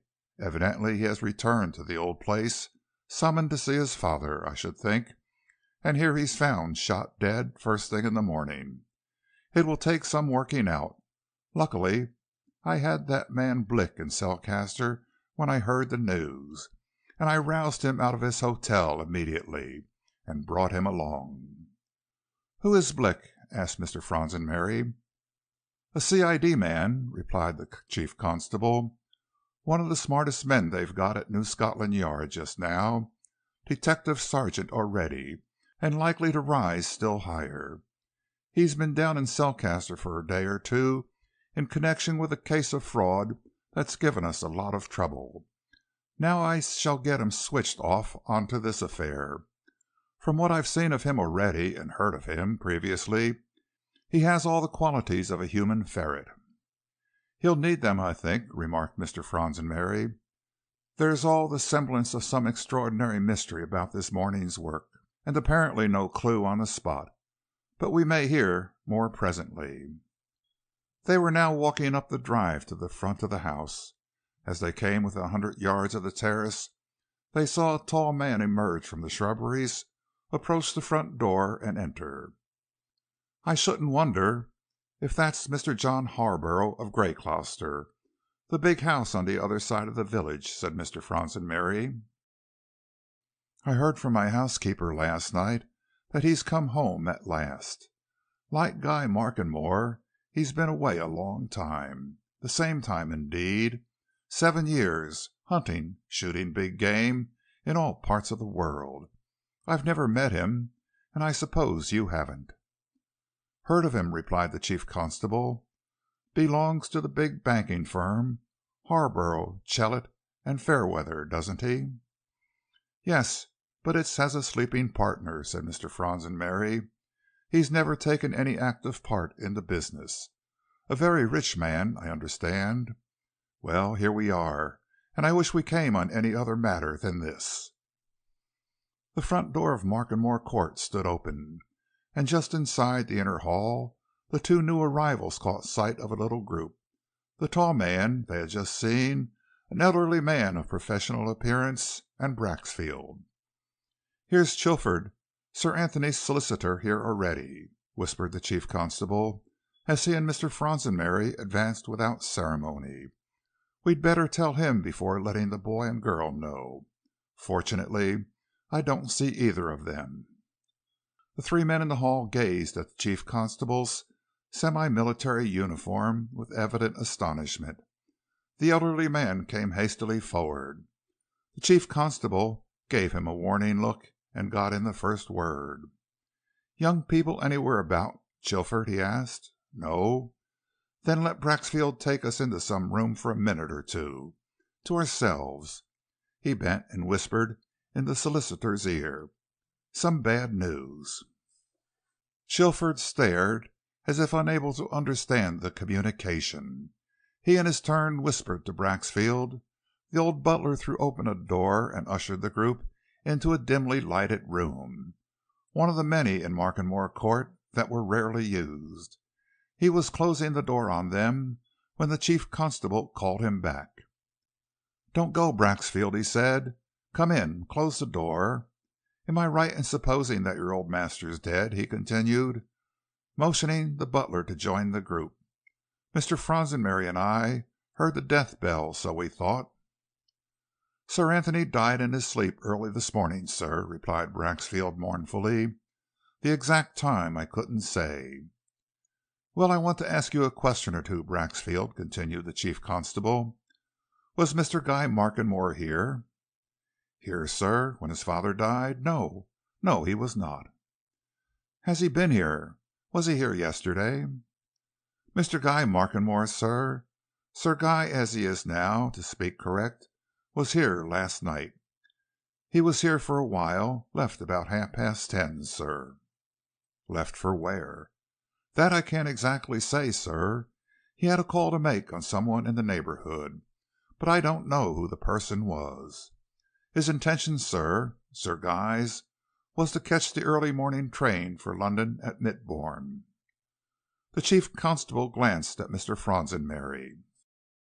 "Markenmore Hollow is on the side of the Downs path to Mitbourne," he whispered in an aside. "You've not seen or heard of him since he went out of the house at 10:30, then, Braxfield?" he went on, turning again to the old butler. "Heard nothing?" "I, sir? No, sir. Neither seen nor heard." "What is all this?" asked the solicitor suddenly. "Has something happened?" "I'd better tell you straight out," answered the chief constable. He glanced at the door and lowered his voice. "I don't want the young people to be alarmed," he said. "You must break it gently to them, Chilford, as you are the family solicitor. The fact is, Guy Markenmore's body was found up there on the downs at the place called Markenmore Hollow. He—" Braxfield let out a sharp cry. His usual rosy face paled. "Body!" he exclaimed. "Then "Steady, my friend," said the chief constable. "Keep calm. Yes, he's dead. And I'm afraid, in fact, there's no doubt about it, he's been murdered." Braxfield burst into tears, and Mr. Fronsonmary, gently taking the old man by the arm, led him away into one of the deep window places, soothing him. Meanwhile, the chief constable rapidly narrated the events of the morning to Chilford and Harborough. The solicitor's grave face grew still graver. "You sure, from what you've seen already, that it's a case of murder?" he asked at last. "Haven't one doubt," affirmed the chief constable. "Murder. We shall have to go deeply into his doings, his whereabouts between 10:30 last night and early this morning. According to the police surgeon, he was shot about 4 o'clock. What was he doing? Where was he in that interval? You live in Markenmore, Chilford, don't you?" "Outskirts," answered Chilford. "But he never came to see me, if that's what you're thinking of. I didn't know he'd been here till just now." "I suppose he didn't come to see you, Mr. Harborough?" asked the chief constable. "No," said Harborough, "certainly not." "I thought you had probably known each other before he left home," said the chief constable. "Well, there's a lot to do, Chilford. You'd better go and tell his brother and sister, and prepare them. His body will be brought here presently, and the inquest will be held here. Break it to them. They've got to know." Chilford nodded and silently left the room. Braxfield, wiping his eyes, came back. "You'll excuse my emotion, gentlemen," he said. 40 years' service in this family, you know, like my own, if I may say so. Come to the morning room, gentlemen, if you please. There's a good fire there by now. This room's never used, and it's too cold to stay in." The three men followed the old butler across the hall to the room in which Harborough had talked to Harry and Valencia the previous evening, and there, escorted by Chilford, the brother and sister presently joined them. One glance at their faces made the chief constable turn to Mr. Fronsonmary with a sigh of relief. "Good," he whispered, "cool as cucumbers. Know how to control their feelings. Sure sign of old blood and good breeding, that. That's your sort, Fronsonmary. True stuff." The next minute he found himself quietly explaining matters to Harry and Valencia, who listened attentively, taking in each of the preliminary details that he could give them. "At present," he concluded, looking from one to the other, "the first thing is to find out where your brother was between 10:30, when I'm told by your butler he left here, and early in the morning. You've no idea?" "None," said Harry. "He told us nothing." But Valencia shook her head. "Scarcely that," she said. "He told us something. Don't you remember, Harry, just before he went?" "Nothing definite," replied Harry. "I gained no definite idea, anyway." "What did he tell you, Miss Markenmore?" inquired the chief constable. "I remember perfectly," answered Valencia. "He said he must go, because he had a business appointment in the neighborhood. He said that where he was going, supper would be ready for him. But that was all." "Not a hint as to where he was going, nor as to whom it was to see?" "None." The group presently broke into sections. Harborough and Mr. Fronsonmary drew off into one corner of the room, Chilford and Harry into another. The chief constable and Valencia remained on the hearth, talking in low tones. Suddenly the door was thrown open, and Braxfield, still lachrymose, announced in a half whisper, "Mrs. Tetherow." Everybody looked round as Mrs. Tetherow, who had not forgotten the conventions, and presented herself in a tailor-made gown of dead black habit cloth, came rapidly into the room and made for Valencia. But one man shared his observation between her and his immediate company. Mr. Fronsonmary, while giving Mrs. Tetherow and her beauty a quick admiring glance, was sharp enough to see that at the side of her, John Harborough not only started, but turned pale, and then red, and then pale again, compressing his firm lips. Another in the room saw all that too, Valencia. But Mrs. Tetherow saw nothing, or seemed to see nothing. She was obviously excited. Her cheek had more than its usual glow. Her lips were slightly parted. She looked, thought at least three of the men there, as if she had come to receive congratulations rather than to offer condolence. But as she approached Valencia, she molded her mobile face into an expression of decorous sympathy. "My poor Valencia," she said in a soft, cooing voice. "Your dear father. I came at once, the very moment I heard, to tell you and Harry how sorry I am, and to see what I could do. But you'd expected it, hadn't you? And he was so very, very old, to be sure. And another thing, of course, you'll let Sir Guy know at once. The fact is, Valencia, I saw Guy last night after I was here, you know, and well, he's altered his plans, and the address he gave you in London won't find him for a few days. But I know where to find him, and hadn't you better wire him at once, you see?" She had run on so rapidly that neither Valencia nor any of the men had been able to get in a word. But now, as she was pulling out a scrap of paper from her muff, Harry Markenmore broke in sharply. "Stop her, somebody," he said half angrily. "Tell her." Chilford moved across the hearth, holding up a hand. "Mrs. Tetherow," he said quietly, "the fact is, you are not aware of what has occurred this morning. You'd better hear. It's not only that Sir Anthony's dead, his son is dead too. He—" "Look out!" exclaimed Mr. Fronsonberry, keenly watchful. "She's going to faint." The chief constable stretched out a hand, but Mrs. Tetherow pushed it aside. She had turned pale to her lips, her eyes blazed as she fixed them on Chilford. "Dead!" she said intensely. "Guy Markenmore dead! It's a lie." "Unfortunately, ma'am, it's the strict truth," retorted Chilford, as if a little nettled and not a little scornful. "Mr. Guy Markenmore was found dead this morning on the way between here and Mitbourne, and there's no doubt that he was murdered." Mrs. Tetherow gasped and started back against the big table that filled the center of the room. Leaning heavily against it, she lifted a hand towards her throat, as if something began to choke her. Her eyes, growing wild and desperate, fixed themselves on one face after another. Finally they rested on Harborough, who was watching her intently, and then with a cry that was half a scream, she lifted her hand still higher, pointing at him. "Murdered!" she said. "Guy murdered! Then there's the man who murdered him. I know it. Dare to say you didn't, John Harborough.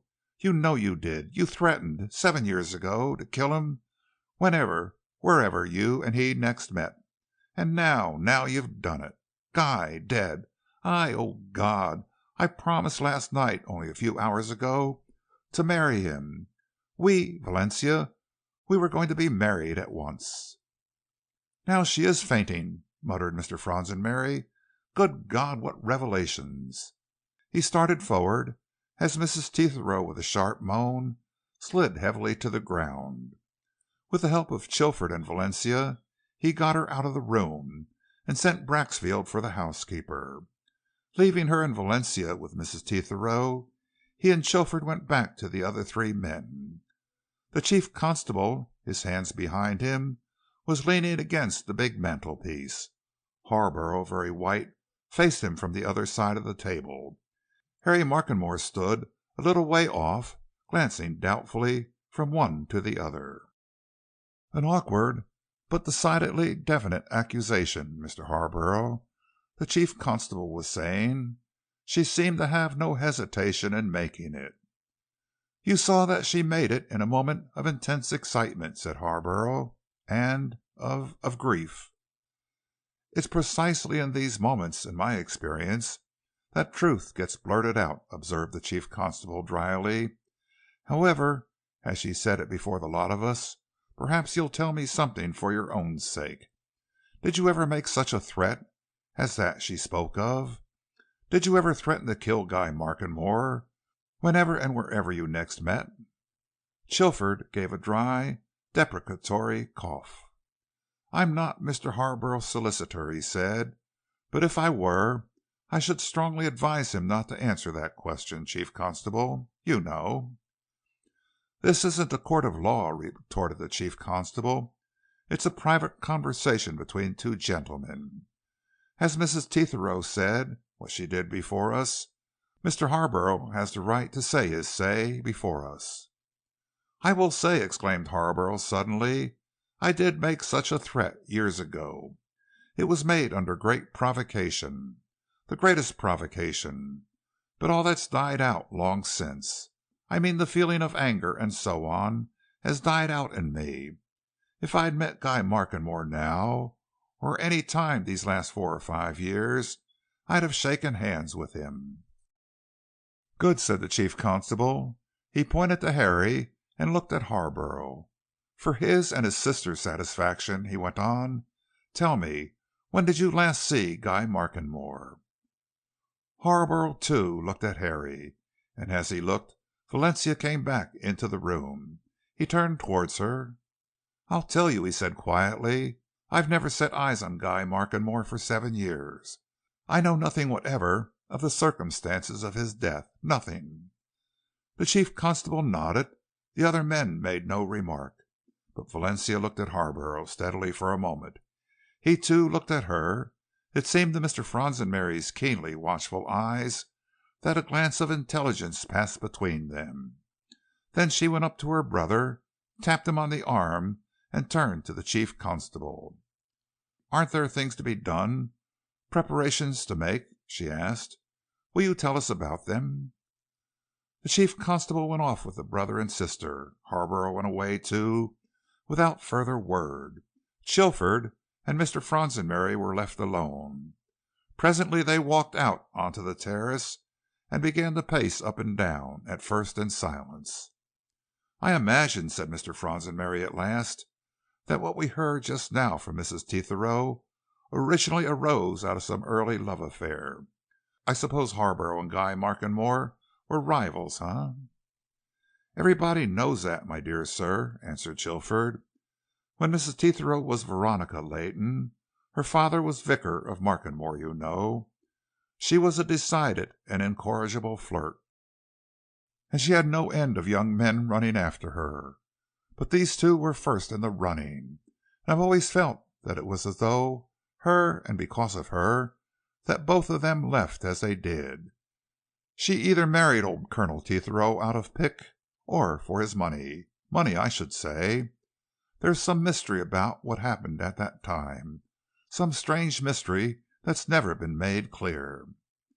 "And now there's another," said Mr. Fronsonmary, "and she seems to be in it." "Aye," observed the solicitor, with a dry laugh. "She let things out just now. But Markenmore was with her last night. Now, where, and how long?" Mr. Fronsonmary made no reply. He caught sight of something, and lifted a hand pointing to it. The men carrying Guy Markenmore's dead body were just emerging from the fringe of the wood. Chapter 5. The Coroner Sits. 2 days later, Mr. Fronsonmary, summoned to discharge the functions of a juror at that ancient institution, a coroner's inquest, found himself acting as foreman of 12 good men and true in the old dining hall of Markenmore Court. The venerable apartment had been specially prepared and fitted up for the occasion. It was the first time, observed Braxfield mournfully, that it had ever been used since the grand state dinner which Sir Anthony had given to his friends and neighbors when Guy came of age. It was a room of vast size, baronial in appearance, and in its time there had been many gay and striking scenes in it, but never, since its first building by a dead and gone Markenmore, had it been so filled with folk of various degrees as on this bright spring morning. There were jurymen and police and witnesses. There was Chilford, representing the family, and another solicitor representing Harborough. There was a London barrister in charge of the case as it presented itself to the authorities. There were officials of many sorts. There were reporters from the local press, and 2 or 3 representatives sent especially from London newspapers. But all these were as nothing to the crowd of spectators, village folk, county family folk, folk from near and far. Already, decided Mr. Franzenberry, as he adjusted his gold-rimmed spectacles and looked around him, the Markenmore problem bade fair to be a cause célèbre. Mr. Franzenberry at that moment could truly say that he and his fellow jurymen brought open, unbiased, and uninformed minds to that important inquiry. During the first 48, to be exact 52, hours, which had elapsed since the discovery of Guy Markenmore's dead body, nothing further had leaked out to the general public. Much had been going on. Police had been drafted into the usually quiet village in considerable numbers. They had been searching woods, towns, all the immediate surroundings of the crime. Blick, with 2 or 3 lesser satellites, had been pursuing inquiries all round the neighborhood, and there was scarcely a soul in a side area round Markenmore that had not been questioned for news. But all through these investigations, those who made them had preserved an unusually strict silence, and outside the police there was not a soul in the big dining hall, now transformed into a court, who had the faintest notion of what was about to be revealed. Yet one thing was known. Mrs. Tetherow had not been content with her denunciation of John Harborough before the brother and sister and the men assembled in the morning room. She had denounced him again, to the vicar, to the village folk, to other people. It was already well and widely known that she firmly believed that Harborough had killed Guy Markenmore. Naturally, therefore, she was the object of great interest as she sat near the big tables arranged in the center of the room, attired, somewhat theatrically, in deep mourning. She was not alone. Although her house party had dispersed on the day of the tragedy, 2 of her friends had remained with her. One, a Mrs. Hamilton, a middle-aged woman of fashion; the other, a Baron von Eckerstein, a handsome and well-preserved man of 50, who was said to be a great European financier. These 2 sat on either side of Mrs. Tetherow. A little distance away Harborough sat, grave and imperturbable, by the side of Mr. Walkinshaw, his solicitor. Mr. Franzenberry and his 11 companions went automatically through the usual dismal preliminaries, and the gruesome duty of viewing the dead man's body. They listened respectfully to the coroner's opening remarks, conscious all the time that this was routine. The real thing to be considered was the evidence. And suddenly the coroner brought his remarks to an abrupt conclusion, and jury and spectators settled down to the real business, the hearing of what could be said towards clearing up one way or another the all-important problem, who killed Guy Markenmore? The first stages of the inquiry yielded little that was new or exciting. Harry Markenmore identified the body as that of his elder brother, Guy, who, he said, was 35 years of age. He was not aware if Guy was married or not. Guy had left Markenmore Court 7 years before, and had never been seen or heard of by his family since, until the evening before the murder, when he had turned up unexpectedly. He detailed the doings of the short visit, and said that his brother had left the house at about 10:30. He had spoken of having an appointment in the neighborhood, and had mentioned that supper would be awaiting him where he was going. He had no idea whatever as to where Guy then went. He did not return to Markenmore Court. No one there ever saw him again until his dead body was carried in early next morning.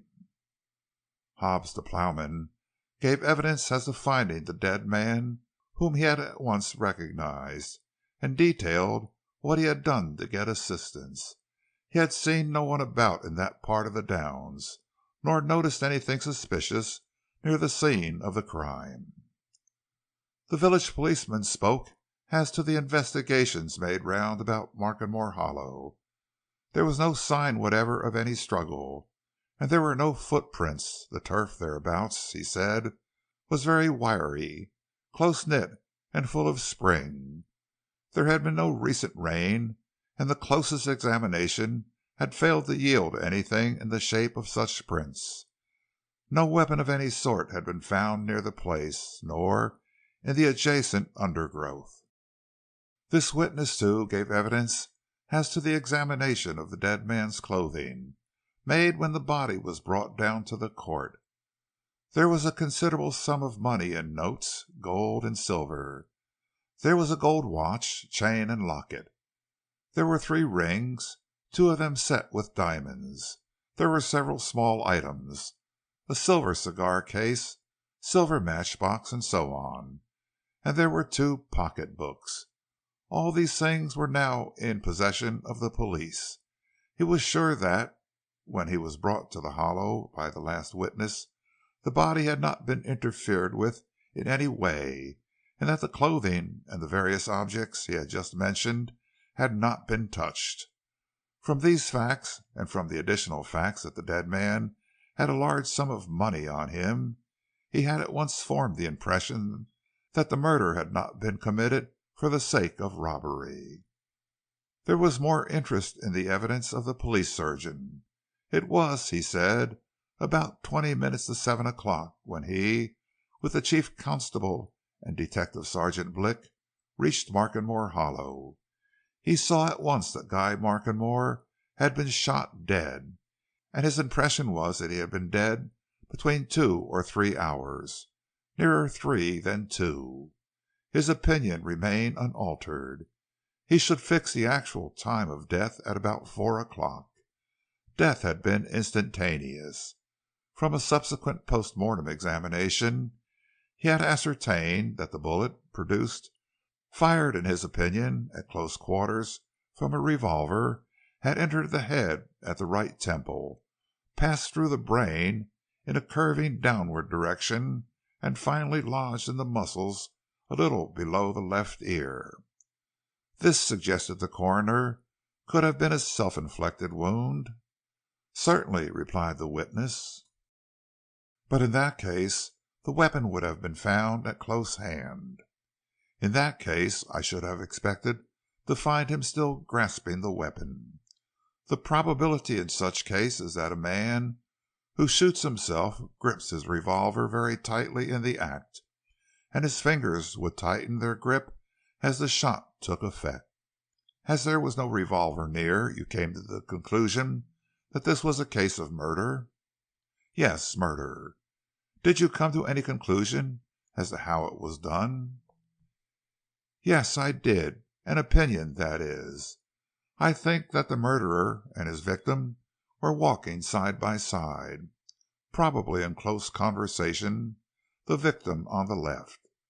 I think the murderer brought his right hand, armed with a revolver, suddenly across his own body and shot his victim at literally close quarters, the victim being absolutely unconscious that he was being attacked. The revolver must have been placed close to the temple. The skin and the fine hair about it were burnt. The coroner looked round at the jury. "The sun rises at about 10 to 5 just now," he observed. "At 4 o'clock, then, it would be fairly light. This is an important point, gentlemen. You must keep it in mind, in view of what you have just heard." None of the legal practitioners had any questions to put to the police surgeon. He stepped down, and a whispered consultation took place between the coroner and one of his officials. Then came the moment for which the crowded court had waited with suppressed eagerness. Mrs. Veronica Tetherow. Mrs. Tetherow rose from between her supporting friends, and walked slowly forward to the witness box. Evidently well coached as to what she was to do, she drew off the glove from her right hand and threw back her thick veil.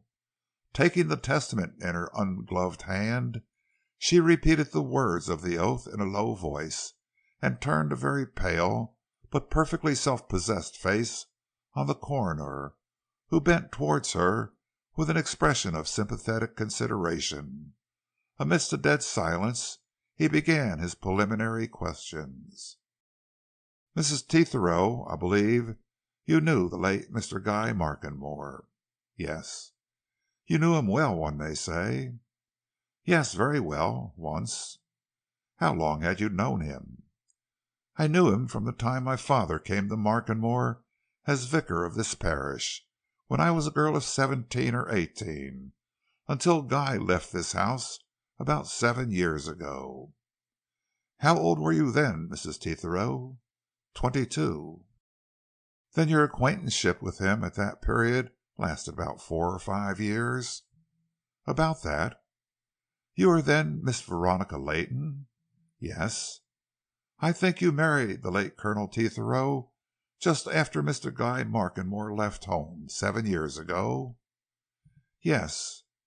"And went with your husband to India?" "I did." "You have only recently returned from India, where Colonel Tetherow, I think, died last year?" "Quite recently." The coroner leaned a little forward from his desk. Sure sign, thought Mr. Fronsonberry, that his questions were nearing a most particular stage. "Now, Mrs. Tetherow, during those 7 years, did you ever see Guy Markenmore?" "Never." "Did you ever hear from him?" "Never, nor of him." "For 7 years you neither saw him, nor heard of him, nor heard from him? When did you next see him again?" "On Monday evening last, 2 or 3 days ago." "You met him for the first time for 7 years?" "Yes, for the first time for 7 years." "Just tell me, Mrs. Tetherow, how the meeting came about."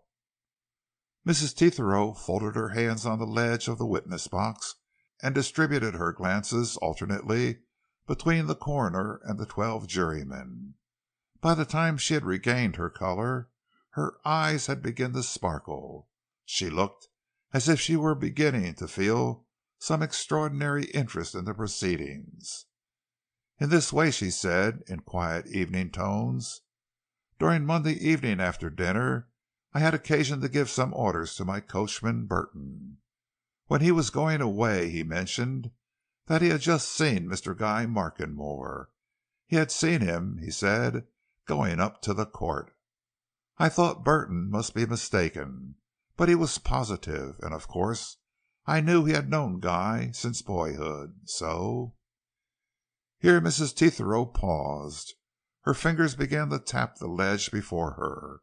She looked at the coroner and the jury with a slightly embarrassed expression. "What happened, if you please?" asked the coroner in matter-of-fact tones. "Well, I wanted to see Guy," continued Mrs. Tetherow suddenly, "and so, not just then, but after a while, about 10:30, I think, I put on a coat over my dinner dress and ran across the park to the court. There's a path, a short cut. I came here. I saw Braxfield, the butler, and Valencia Markenmore. I told Valencia that I'd heard Guy had come home. She said he had gone. Then I thought that perhaps, hearing I was at the Dower house, he'd come down there to see me. So I went away, thinking I might find him waiting for me." "Did you find him?" "No, but I met him. He had been to my house. I met him at the gate." "What happened then?" "He went back to my house with me." "I believe you were entertaining a house party, Mrs. Tetherow?" "Yes." "A large one?" "8 altogether." "Did you introduce Mr. Guy Markenmore to your guests when you took him in?" "No, I didn't. They were playing bridge, some of them. Some were playing billiards. He didn't see any of them." Where did you and he go in your house?" "We went up to my boudoir." The coroner leaned still nearer. "We have heard from Sir Harry Markenmore that his brother spoke of an appointment with which he hurried away to keep. Now, was that appointment with you?" "No, certainly not." "Did he mention any appointment to you?" "Yes, merely to say that he had one close by." "Close by? Did he say with whom or where?" "No, he did not. He merely mentioned the fact casually. I didn't question him about it." "And about how long did he stay with you at the Dower house?" Mrs. Tetherow hesitated, obviously not from uncertainty. "The question is a highly important one," said the coroner. "Well, he stayed until 11:45, answered Mrs. Tetherow. "Then he was with you about an hour?" "About an hour, yes." "Alone all the time?" "Yes." "Did any of your guests or any of your servants see him coming or going?" "No one saw him. He and I entered the house by a side door, of which I have the key always in my possession. We went straight up to my boudoir. I let him out of the house in the same way. No, nobody saw him." "You let Guy Markenmore out of your house yourself at 11:45. Did you notice which way he went when he left?" "Yes, as a matter of fact, I walked down the drive with him to the entrance gate. He went along the main road towards the village." "And after that you never saw him again?"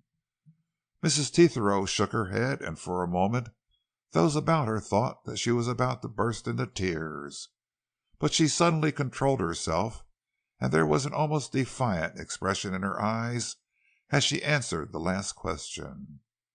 "I never saw him again, until I saw him yesterday, dead, murdered." The coroner drew back in his chair. Clearly he had got at what he particularly wanted to know. The glance that he gave the jurymen was obviously intended to remind them that they now knew that from 10:30 to 11:45 of the night before his death, Guy Markenmore had been with Mrs. Tetherow, alone in her boudoir, unknown to anyone.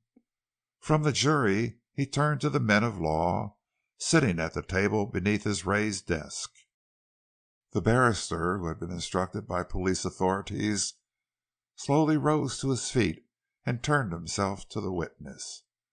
"I believe it is pretty well known, Mrs. Tetherow," he said, in bland, half apologetic tones, "that before your marriage to your late husband you had a good many suitors." "Yes," answered Mrs. Tetherow readily. "At least, I don't know what you mean by well known, but I had, certainly." "Mr. Guy Markenmore was one of them?" "Yes." "A particularly favoured one?" "Well, yes, I think so." "There was in fact at one time some prospect of marriage between you?" "We were certainly fond of each other." "We will pass from that for the moment. Nothing came of it then. You married Colonel Tetherow, but I may take it, you still retain some old feelings for Guy Markenmore?" Mrs. Tetherow hesitated. When she spoke again, her voice was lower in tone. "I didn't know of it until I met him again the other night," she said. "But you realized it then?" "I suppose I did. I was very pleased to see him." "And he to meet you again, I suppose?" "Yes, indeed he was." "Now, Mrs. Tetherow, in the interest of justice, we want to get at the truth. When Guy Markenmore was with you alone in your house on Monday night, did he ask you to marry him?" "Yes, he did." "And you replied what?"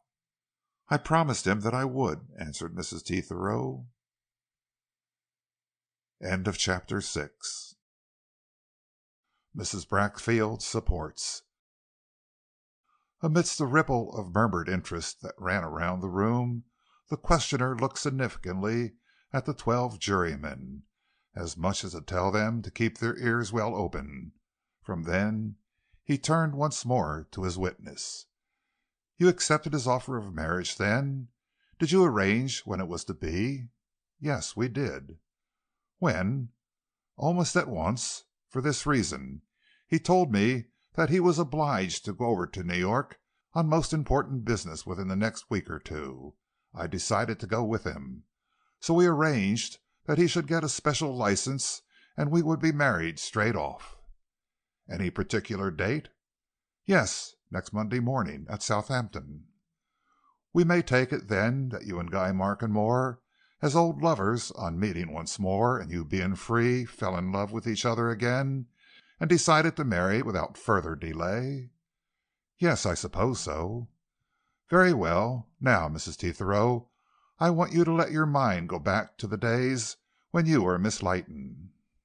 You have admitted that you had a good many suitors. Is it not a fact that out of the many there were two young gentlemen of this neighborhood who were especially favored by you, and that one was Mr. Guy Markenmore, and the other Mr. John Harborough of Greycloister?" Mrs. Tetherow showed no hesitation in answering this question. "They came first in those days, certainly," she admitted. "So much so that it was commonly said hereabouts that you couldn't make up your mind between them?" "I dare say that was said." "Now, how was it that, in the end, you didn't marry either, but did marry somebody else?" "There were reasons." "What reasons? All this is important to the issue before the jury. What were the reasons?" "Well, they became terribly jealous of each other. From being great friends they became bitter enemies. Or rather, Harborough conceived a terrible wicked enmity towards Guy. Harborough got an idea that Guy had poisoned my mind against him." "Had Guy Markenmore poisoned your mind?" "No, he had not. But Harborough was always jealous and suspicious, and he became so violent about things that, well, I dismissed him." "And what then as regards his rival?" Mrs. Tetherow began to finger her rings. "Well," she answered after a pause, the fact is, I got a bit sick of the squabble. So I told Guy it wouldn't do, and I accepted Colonel Tetherow." "I see. You got rid of both the youthful suitors and married one who was older and more sensible. Very good. But now, Mrs. Tetherow, I think something had happened before that. You said just now that Harborough conceived a terrible wicked enmity toward Guy Markenmore. Now, is it a fact that Harborough threatened his rival in your presence?" "Yes, it is." "When? On what occasion?" "It was one day when he met Guy and myself coming home from hunting. There was a scene, high words. Harborough lost his temper. He told Guy that he'd settle with him, and I know for a fact that he afterwards threatened him again. He said he'd kill him." "How do you know that for a fact?" "Because Guy told me of it." "Was he afraid of Harborough?" "I think he was. Harborough had a very black, ugly temper when crossed." "And he threatened to kill his rival because of what exactly?" "Well, as I said just now, he got it into his head that Guy had said things about him to me, and that his chances with me had been destroyed by that." "Then I take it that Harborough at that period had asked you to marry him?" Mrs. Tetherow arched her eyebrows in a glance of surprise. "Lots of times," she answered. "He was always asking me to marry him." "And did you give him any decided answer?" "I don't know about decided answer. At one time, perhaps, I would. Then I used to think that I wouldn't. No, I don't think I ever said I would or I wouldn't, definitely." "And all this time, I suppose, Guy Markenmore was in the running also?" "Yes." "Was he asking you to marry him too?" "Oh, yes. They were always teasing me, both of them." "And in the end Harborough got the idea that his rival was undermining him?" "Yes, he certainly did. He said so." "And later you, shall we say, dismissed both and accepted Colonel Tetherow?" "Yes." "Did you ever see either of them again after becoming engaged to Colonel Tetherow?" "I never saw Guy Markenmore. I saw Harborough once. I met him one afternoon near here accidentally." "Anything take place?" "Yes. He went into one of his passions. He reproached me bitterly. He said that I'd led him on for 3 years and then thrown him aside. and he finished up by repeating that he knew he had Guy Markenmore to thank for it, and that if he ever came across him again, however long it might be, he'd shoot him like a dog. When the sensation caused by this reply had died down, the questioner gave Mrs. Teethrow a searching look. "You swear that he said this on your oath?" "On my oath." "Harborough said to you that it was due to Guy Markenmore that he, Harborough, had lost his chance with you, and that if he ever met Guy again, however long it might be, he'd shoot him like a dog?" "Yes, that is precisely what he said." "I take it, then, that at that time Harborough was passionately in love with you?" "Madly, I believe," murmured Mrs. Teethrow. "He acted like a madman. I was afraid of him." "When this threat was made, had Guy Markenmore gone away from here?" "Oh, yes, some little time before." "And did Harborough go soon after?" "He went away a few days before I was married." "Now, during the 7 years of your marriage, 6 years rather, I think, did you ever meet Harborough?" "Never."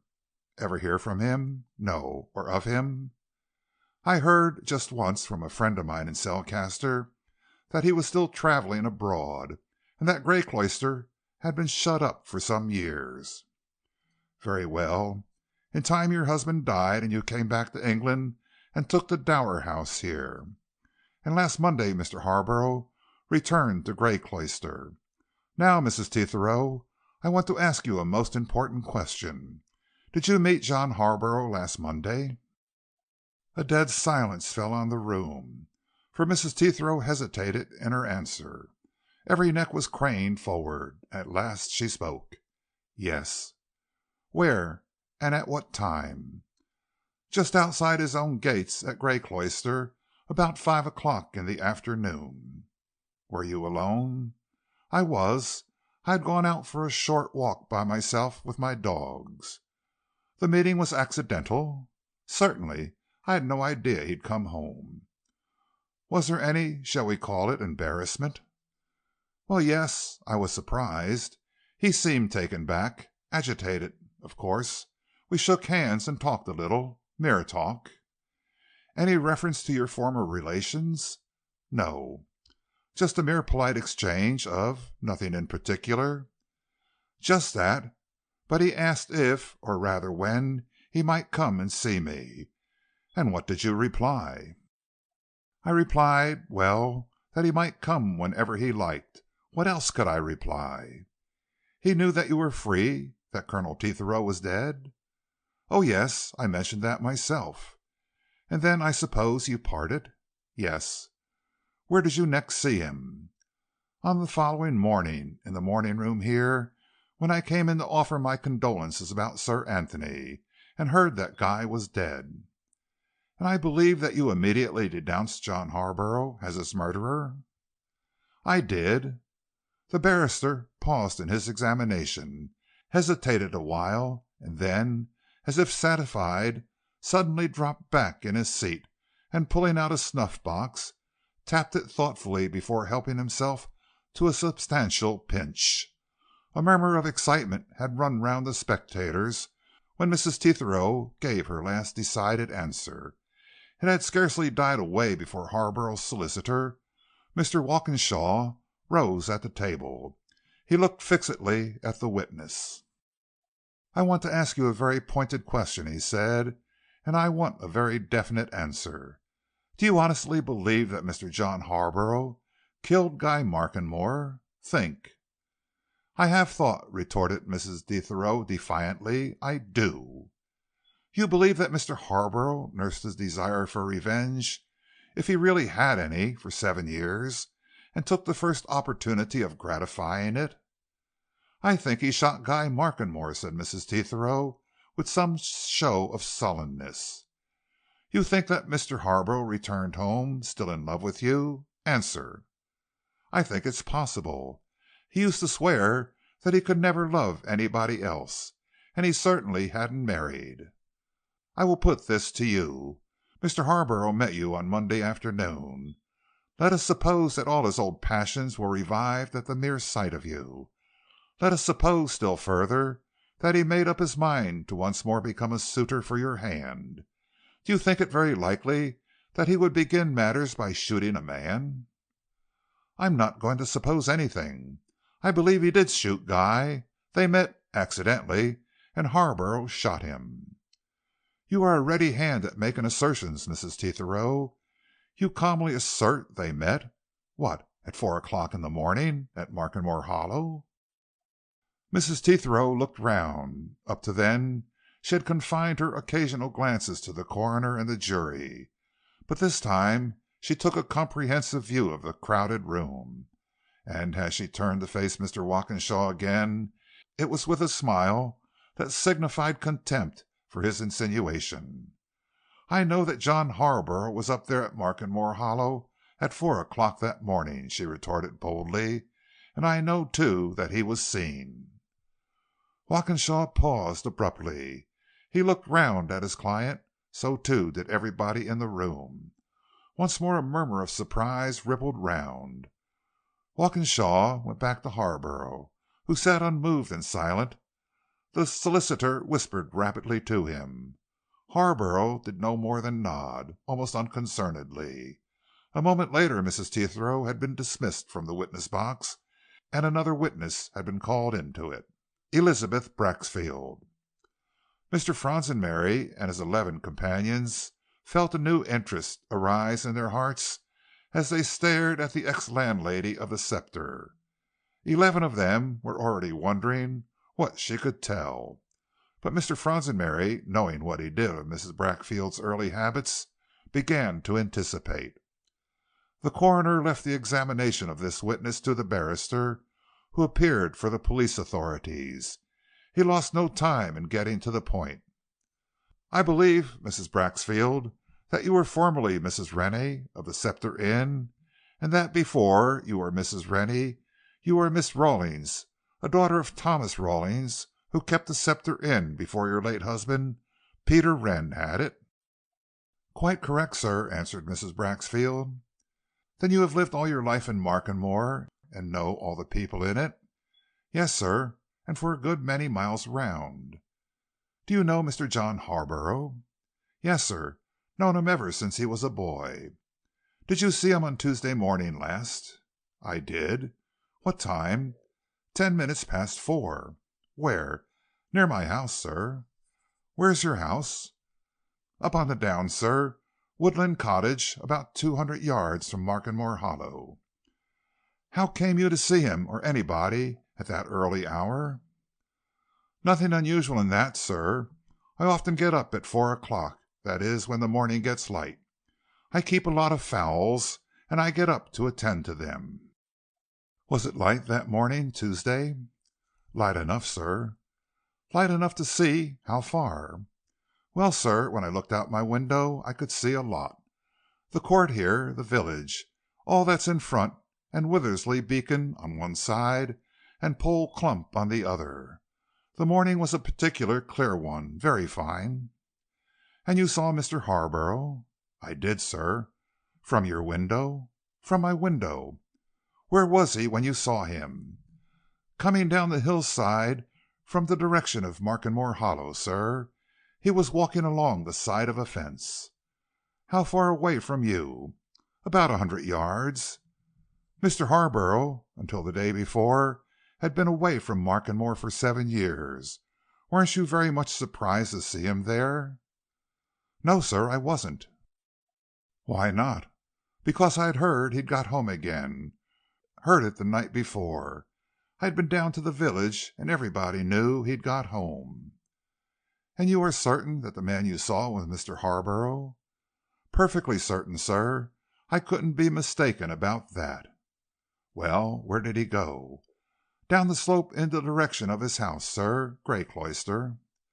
"How far is Grey Cloister from Woodland Cottage?" "Half a mile, sir." "Was Mr. Harborough walking quickly when you saw him?" "No, sir. He was just going along at the ordinary pace, sauntering, you might say." "And you are sure of your time, 10 minutes past 4 in the morning?" "Certain, sir. I have a very good clock in my bedroom, never gains or loses. I looked at it just before I saw Mr. Harborough." The barrister nodded to Mrs. Braxfield and sat down. As no one else rose to ask her any questions, she left the box. The coroner bent over to some officials. While he was whispering with them, Walkinshaw rose and approached the table again. "Mr. Harborough desires to go into that box and give evidence, sir," he said. "I suggest that now, following upon the evidence you have just heard, is a favorable stage for hearing him." The coroner, an elderly man, leant back in his chair, took off his spectacles, and glanced at Walkinshaw and from him to his client. "I suppose that Mr. Harborough fully understands that he is not bound to answer any questions that, answered in a certain fashion, might incriminate him," he suggested. "Of course, if he wishes to make a statement—" "What my client wishes to do, sir," interrupted Walkinshaw, "is to tell you and the jury the plain truth about himself and his movements in relation to this inquiry. He has nothing to conceal, and he has everything to gain by telling the truth." "Very well," said the coroner. "Let us have his evidence now." Walkinshaw turned to Harborough and motioned him to go into the box. Chapter 7. The Incriminating Letter. Before Harborough had reached the witness box, a new development arose.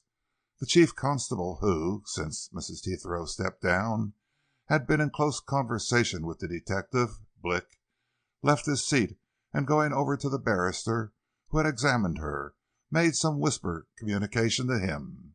Presently the barrister rose and turned to the coroner. "If, as I understand, sir, Mr. Harborough wishes to make a statement, which, I suppose, will amount to giving evidence about his movements on the morning of Guy Markenmore's death," he said, "I should like to suggest that before you hear it, you should take the evidence of Detective Sergeant Blick, who has had this case in hand since the discovery of the crime. Sergeant Blick will produce some evidence on which I should like to examine Mr. Harborough. I submit that this course will be most convenient to everybody, especially to Mr. Harborough himself and to his legal adviser." The coroner looked at Walkinshaw, who bowed his assent. "Let us have Detective Sergeant Blick, then," said the coroner. In company with the rest of the people there, he looked with some curiosity at the detective as he stepped into the box. Most of the folk present in that room had never seen a detective in their lives. Blick, they thought, was certainly not at all like what they had conceived men of his calling to be. He might be 30 years old, but he looked younger. He had a somewhat cherubic, boyish countenance, rendered more juvenile still by the fact that he was clean-shaven. He was very smartly and fashionably dressed in a blue serge suit, traversed by thin lines of lighter blue. His linen and neckwear proclaimed him a bit of a dandy. His carefully brushed hair, golden in hue, matched admirably with the pretty glow of his cheeks. His bright blue eyes, keen and alert, were as striking as the firm lines of his lips and the square, determined chin beneath them. Altogether, Blick looked more like a smart young army officer than a policeman, and the people who had gained their notions of detectives from sentimental fiction began to feel that somebody had deceived them. Blick and the barrister confronted each other with glances of mutual understanding. "Detective Sergeant Charles Blick, of the Criminal Investigation Department, New Scotland Yard, I believe," said the barrister. "I am," answered Blick. "Tell the court how you came to be associated with this case." "I came down to Cellcaster some days ago in connection with another matter," said Blick. "I had to remain in the city at the Mitre Hotel. On Tuesday morning, very early, the chief constable sent an officer of his force to me, saying that he had just received news of a probable murder at a place close by, and asking me to dress and go with him. I drove with him, the police surgeon, and a constable to Markenmore Hollow. There we found the dead body of a man whom some of those present recognized as Mr. Guy Markenmore. The chief constable requested me to take charge of matters. Since then, he has obtained permission from my department for me to take this case in hand." "With a view of finding the murderer?" "With that object, certainly." "You have heard the evidence of the previous witnesses, Blick?"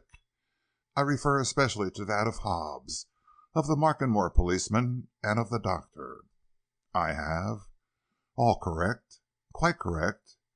"After taking charge of matters, did you accompany the body here to Markenmore Court?"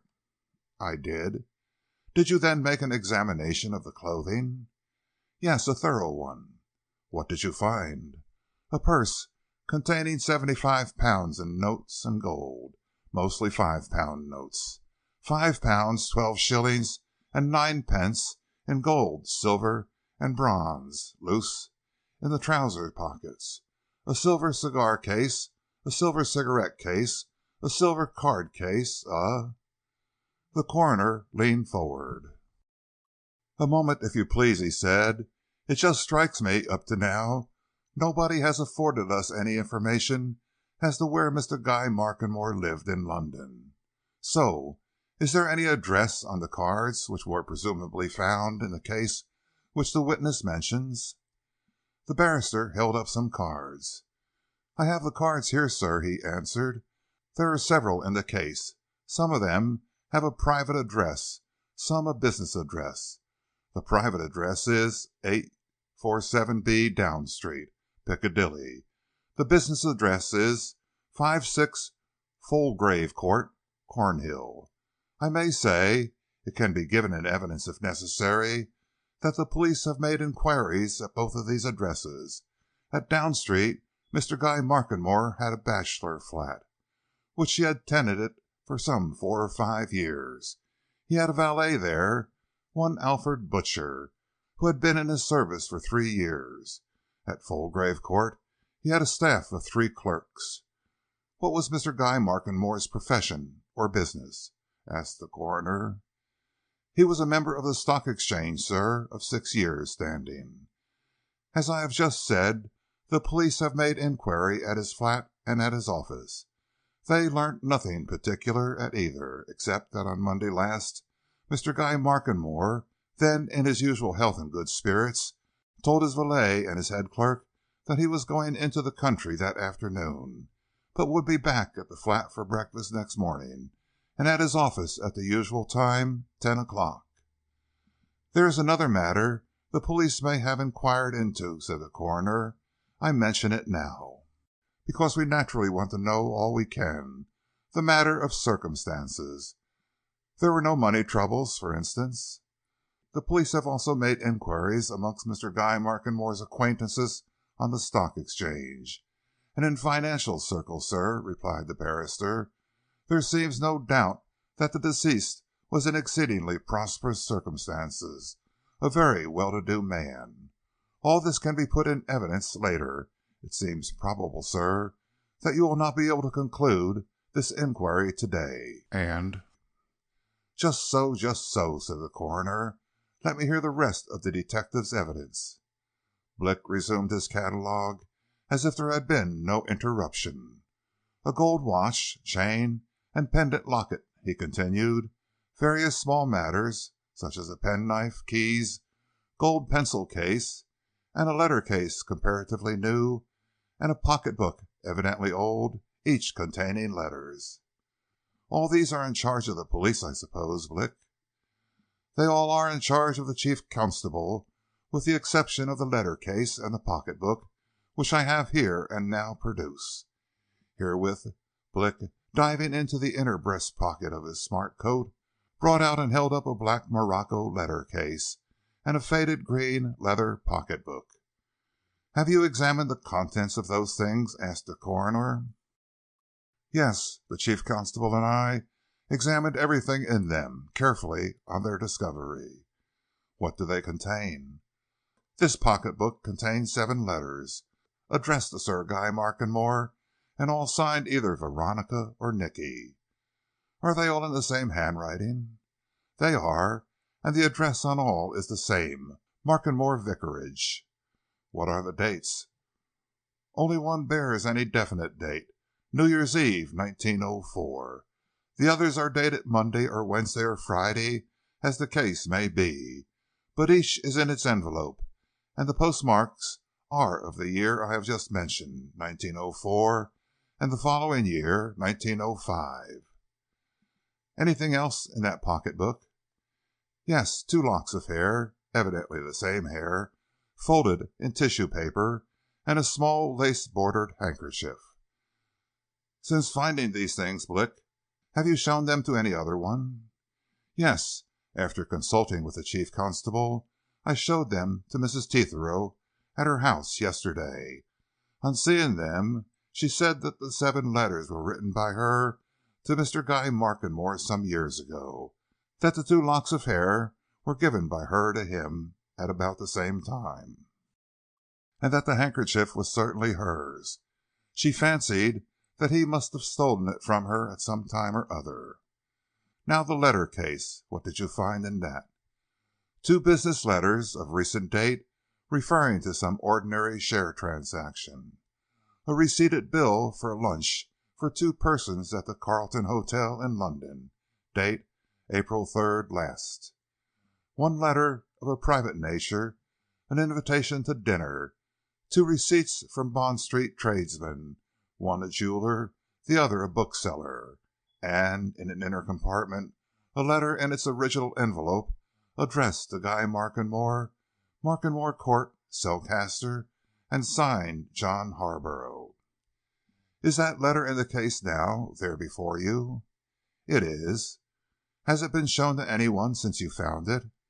"It has not been seen by anyone but myself and the chief constable." The barrister raised his hand and pointed to the ledge of the witness box. "Take that letter from the case," he said peremptorily. "Hand it to the coroner." There was a tense silence in the room as the coroner handed the letter, slowly drew forth a sheet of folded notepaper from its envelope, and adjusting his spectacles, read the contents. All eyes were now bent upon him, and they were all quick to see the start which the old gentleman gave as he read, and the shade of annoyed surprise that came over his face. Being human, he was unable to repress a little smothered exclamation. It was drowned by the sharp accents of the barrister. "I must ask you, sir, to read that letter to the jury," he said. The coroner looked round on Mr. Fronsonbury and his 11 companions. Clearly, he had no relish for the task which his duties imposed, but he braced himself with another look which took in the whole scene before him. "This letter, gentlemen," he said, turning again to the jury, "is written on a sheet of notepaper on which is engraved the address Grey Cloister, Cellcaster, and is dated December 8th, 1905. It runs as follows: Guy Markenmore, the next time I meet you, wherever it is, and whenever it is, whether tomorrow, or a year hence, or 5 years hence, or 10 years hence, I shall shoot you dead like the dog you are. John Harborough." The coroner laid the letter on his desk, took off his spectacles, leaned back in his chair, and looked round him with the air of a man whom something has suddenly wearied. Just as suddenly he leaned forward again, picked up the letter, and passed it to Mr. Fronsonbury.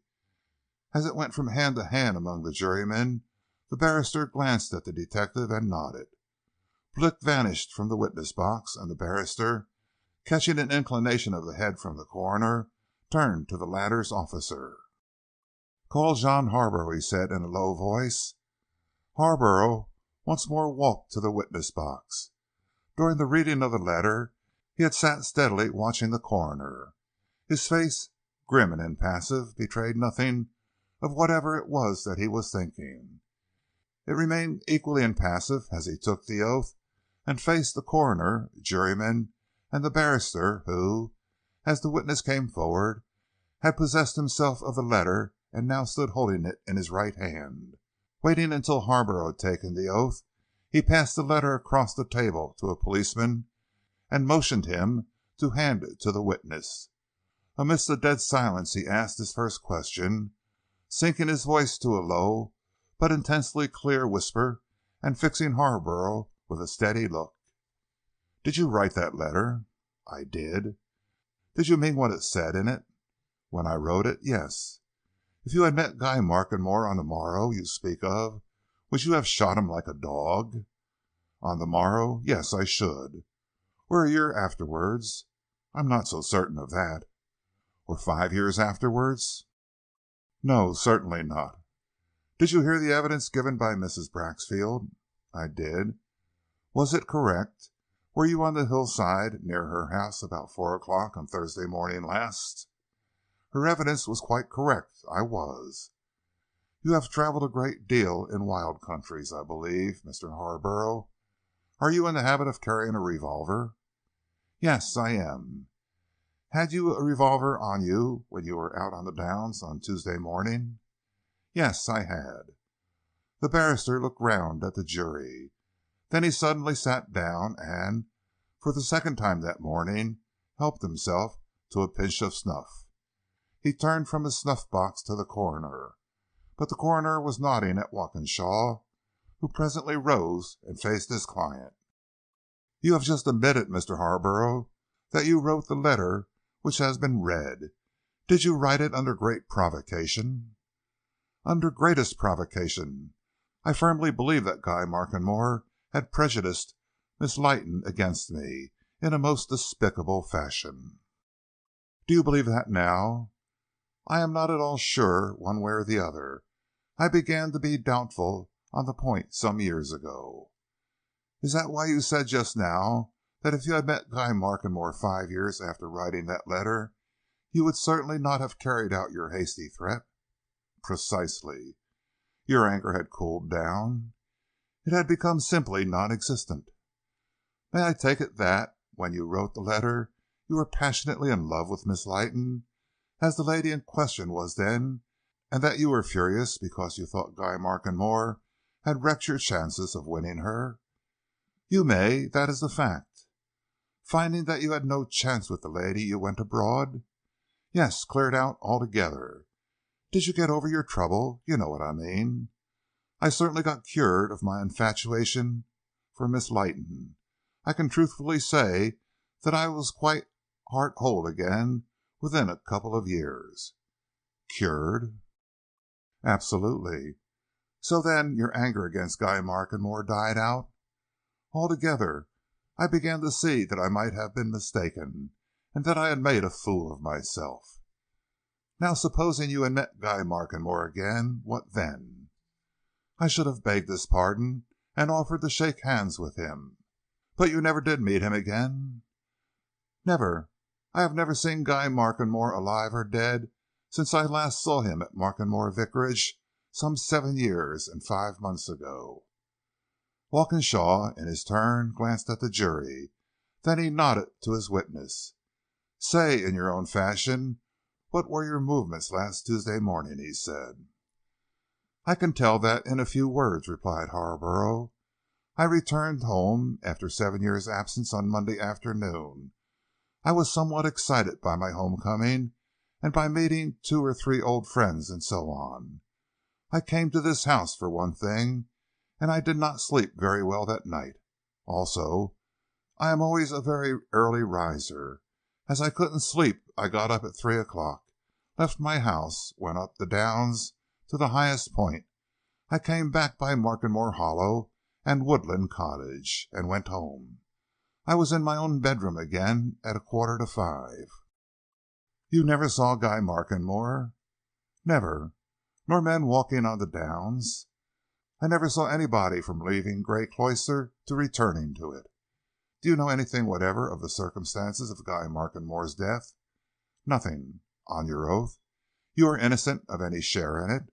"Absolutely innocent." Walkinshaw sat down, and as nobody else showed any intention of questioning Harborough, he presently walked away from the witness box. The coroner glanced round the officials at the table. "This would seem a convenient stage for adjourning the inquiry," he said, "but I understand there is a witness here who has volunteered information, of what nature nobody seems to know, and I think we'd better hear what he has to say. Call Charles Grimsdale." Chapter 9. The Midnight Meeting. The numerous people in court who knew Markenmore and its immediate vicinity turned with one accord as the coroner spoke and looked at a corner of the room wherein, all through the proceedings, a man had leaned against the oak paneling, carefully watchful, eagerly listening to all that had been said. He was a thick-set, clean-shaven man, save for a pair of close-cropped whiskers that ornamented the upper part of his fresh-colored cheeks, a man of horsey appearance, who ever since the coroner took his seat had persistently chewed at a bit of straw that protruded from the corner of his firm-set lips. This horsey appearance was accentuated by his garments, a suit of whipcord cloth of the pepper and salt variety, smart box cloth gaiters, and a white hunting stock fastened by a large, good horseshoe pin. He looked like a head groom, but the folk in the court knew him well enough for Grimsdale, landlord of the Scepter Inn. The coroner had reason for saying that he had no idea of the evidence which Grimsdale had volunteered to give. The truth was that nobody in that room had any idea. Of all the people there who regarded the landlord with curiosity, the police regarded him with most, for a good reason. In the course of the inquiries which they had made in the village and the neighborhood, Blick and his satellites had visited the Scepter, and had interviewed Grimsdale as to whether he knew anything. Grimsdale, in his shrewd, knowing, reserved fashion, had told Blick that he did know something, maybe a good deal, and would tell what he knew at the right time and in the proper place. Blick had exerted all his powers of persuasion in an effort to find out what Grimsdale knew, and had failed utterly. Grimsdale, always hinting that he knew a lot, had steadfastly refused to say one word until the inquest on Guy Markenmore came off. He would only speak before the coroner and the jury. Blick, defeated, had set the chief constable on to Grimsdale then. The chief constable had met with no better luck. Not one word, said Grimsdale, would he say until he got into the witness box. Then, he added with a knowing wink, they'd be more than a bit surprised on hearing his evidence. And now here he was at last before them, and every police official in the room, from the chief constable downwards, was all agog to learn what he had to tell. Grimsdale in the box, thought more than one keen observer, looked like a man that knows the importance of his own testimony. There was an expression in his eyes and about his lips which seemed to indicate that all that had already taken place was nothing.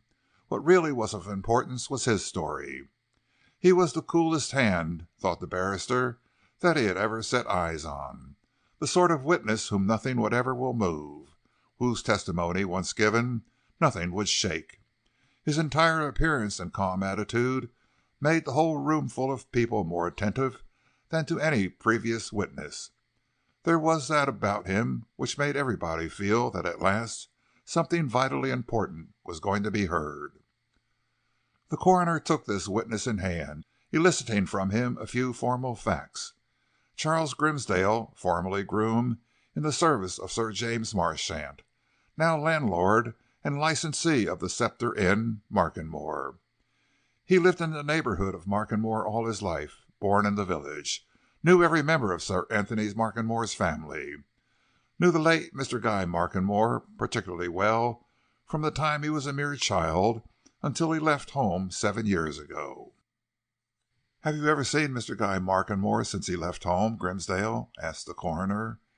He was somewhat at a loss as to what question to put to the witness, and thought it best to get useful facts. Recently. "Yes, sir." "When, then?" "Last Monday night." "Where did you see him?" "At my house, the Scepter." "Mr. Guy Markenmore came to your house, the Scepter Inn, on Monday night?"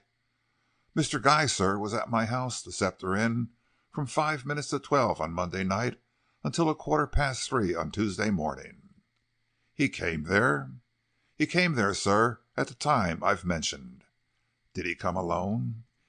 "He came alone, sir, but he wasn't alone for the rest of the time." "Who was with him?" "From about 12 o'clock until 2, one gentleman. From 2 o'clock until 3, 2 gentlemen." "He saw 2 gentlemen at your house. Who were they?" "I don't know, sir." "You don't know? But I suppose you saw them." "I saw one of them, sir. I didn't see the other. At least, I only saw his back, some little distance off, too." The coroner looked at the jury, and from them to the legal practitioners. From them he turned to the witness box. "I think, Grimsdale, you'd better tell us what you know about whatever it was that happened at your house on Monday night and Tuesday morning. In your own way, just give us a plain, straightforward account of things." "Yes, sir. About 9 o'clock on Monday night, I was standing in the hall of my house. A gentleman suddenly came in by the front door.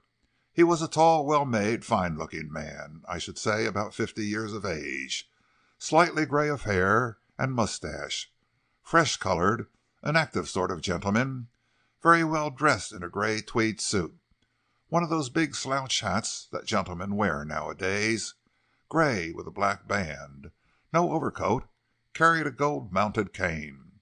He asked me if I was the landlord. I said I was, at his service, and showed him into a private parlor that I keep for better class sort of customers.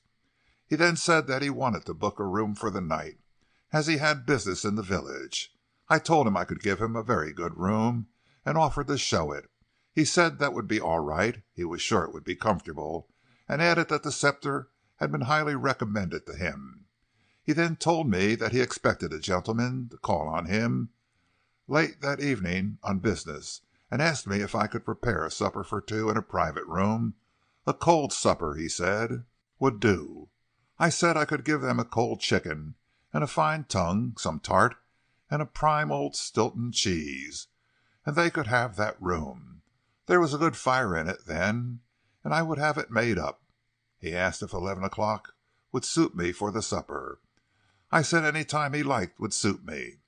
We fixed on 11. He then told me to put a bottle of my very best Scotch whisky and some bottles of soda water on the sideboard, and that I could lay the supper whenever I pleased, for after he had a drink, he was going out for an hour or so to see someone. I got him a Scotch whisky and soda. While he was drinking it, he pulled out a £5 note, gave it to me, and said that he'd probably be in a hurry in the morning, so would I settle his bill that night and give him the change at breakfast, which he wanted at 7:30 sharp. He then went out.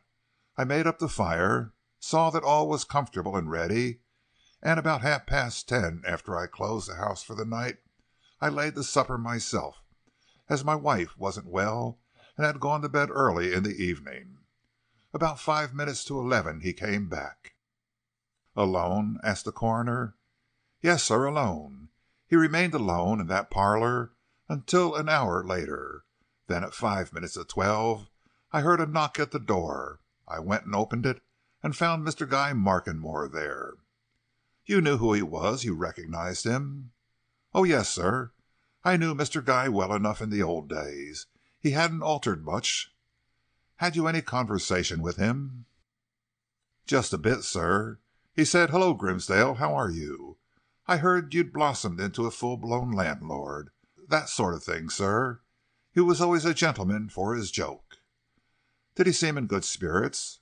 "The best, sir. He stood in the hall, laughing and talking a bit about old times, when I used to see him in the hunting field. Then he said, sudden like, 'I believe you got a gentleman here who's expecting me.' I said we had, and took him straight to the parlor where the strange gentleman was waiting. I showed him in and closed the door on them." "Did you hear any greeting exchanged between them, Grimsdale?" "Well, sir, I just heard the strange gentleman say, 'Hello, Markenmore,' and I heard Guy say, 'Hello, old chap. Sorry to be so late.' That was all, sir." "You didn't hear Mr. Guy mention the other man's name?" "No, sir." "Neither then nor at any other time?" "I never had any further chance, sir. I never went into the room again. The supper was all ready for them. I had taken in the bottle of whisky and the soda water which the gentleman had ordered, and the fire was made up. The gentleman had told me, when he came in the second time, that he and a friend he was expecting would very likely sit up very late, as they had a lot of business to talk over. And he said that if I wanted to go to bed, he'd let his friend out and see that the front door was fast and the parlor lights turned out." "Did you go to bed?" "No, sir, I did not. I sit up late myself, as a rule, and I thought that what he meant by late would perhaps be 1:30 or so. I'd had my own supper to get, too, and after I'd had it I sat up smoking in the bar." "Did you hear anything of the two men in the parlor?" "Well, sir, I once or twice crossed the hall, and I could hear them talking." "Just ordinary tones, I suppose. What I mean is, didn't you hear any sounds of quarreling? High voices or anything of that sort?" "Oh, no, sir, just ordinary tones."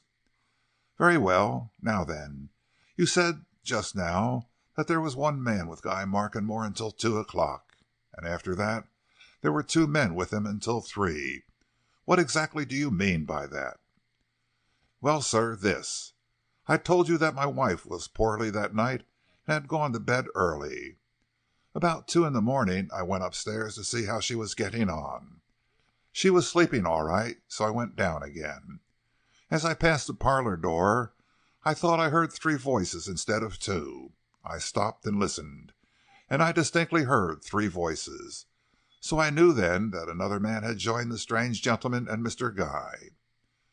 "But that seems a strange thing, Grimsdale. How could the third man get into your house without your knowledge? At that hour of the night, I suppose, all your doors were fast, eh?" "They were all fast, sir, locked. But the third man could get in easy enough. I think you're familiar with the Scepters, sir. Well, you know that we've a flower garden and lawn in front of the house, between the road and the house.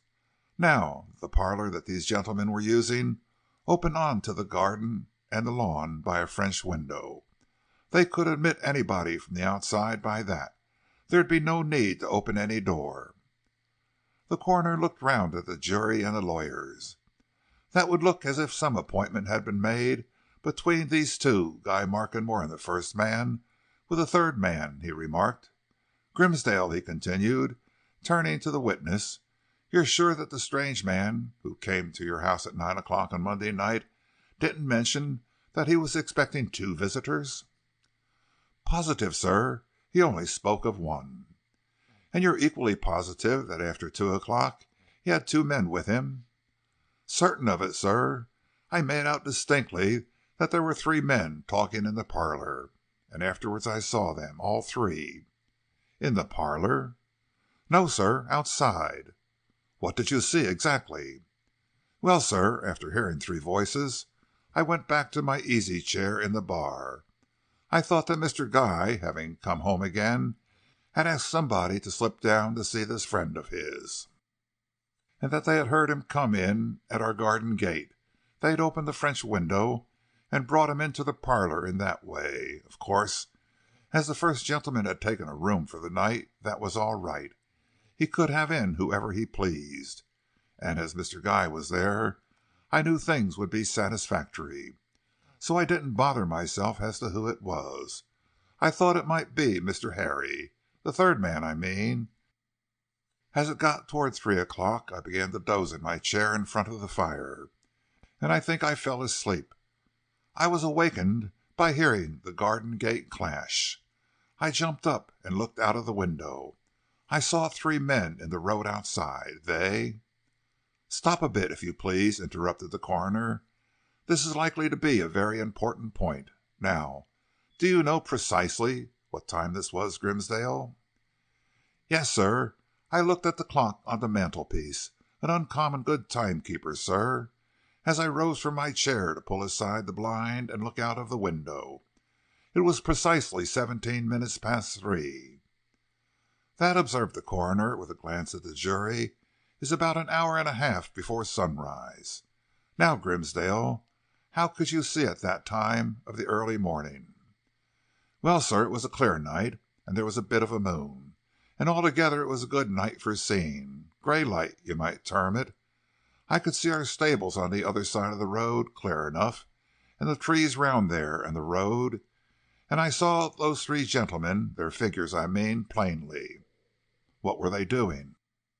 "Walking slowly away from the Sceptre up the road towards Grey Cloister and Mitbourne, sir." "Could you distinguish them one from the other?" "Yes, sir. I knew which was Mr. Guy and which was the first man who came to the Sceptre. Mr. Guy was walking in the middle. The gentleman who came at 9 o'clock was on his left-hand side. The third man was on his right." "What sort of man was he?" "A tall man, sir, a good 6 foot."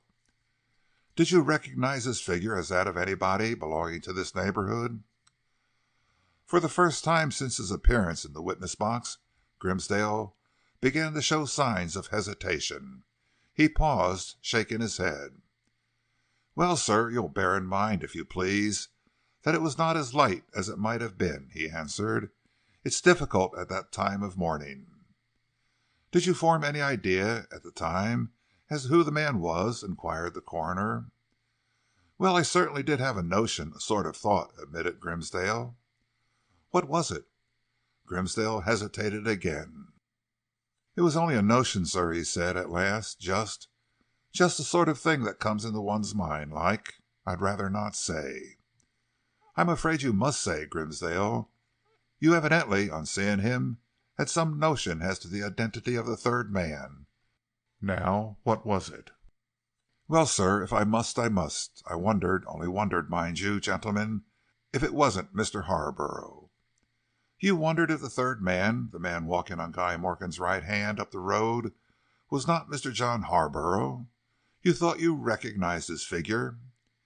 "Yes, sir, but it was only because the man was very tall, had just about Mr. Harborough's build, and because the three of them were going in the direction of Grey Cloister, Mr. Harborough's house. And then, you see, sir, I heard that Mr. Harborough was home again, and, well, maybe I got him in mind a bit. I shouldn't like to get it out that I say it was Mr. Harborough, because I don't."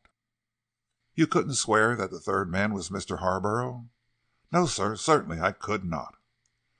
"But he was a man of just about Mr. Harborough's height, build, and personal appearance?" "Just that, sir." "Well, about the first man, the man who had taken a room at the Sceptre. What time did he come back there after this?" "He never did come back, sir." "What? Never came back at all?" "Never at all, sir.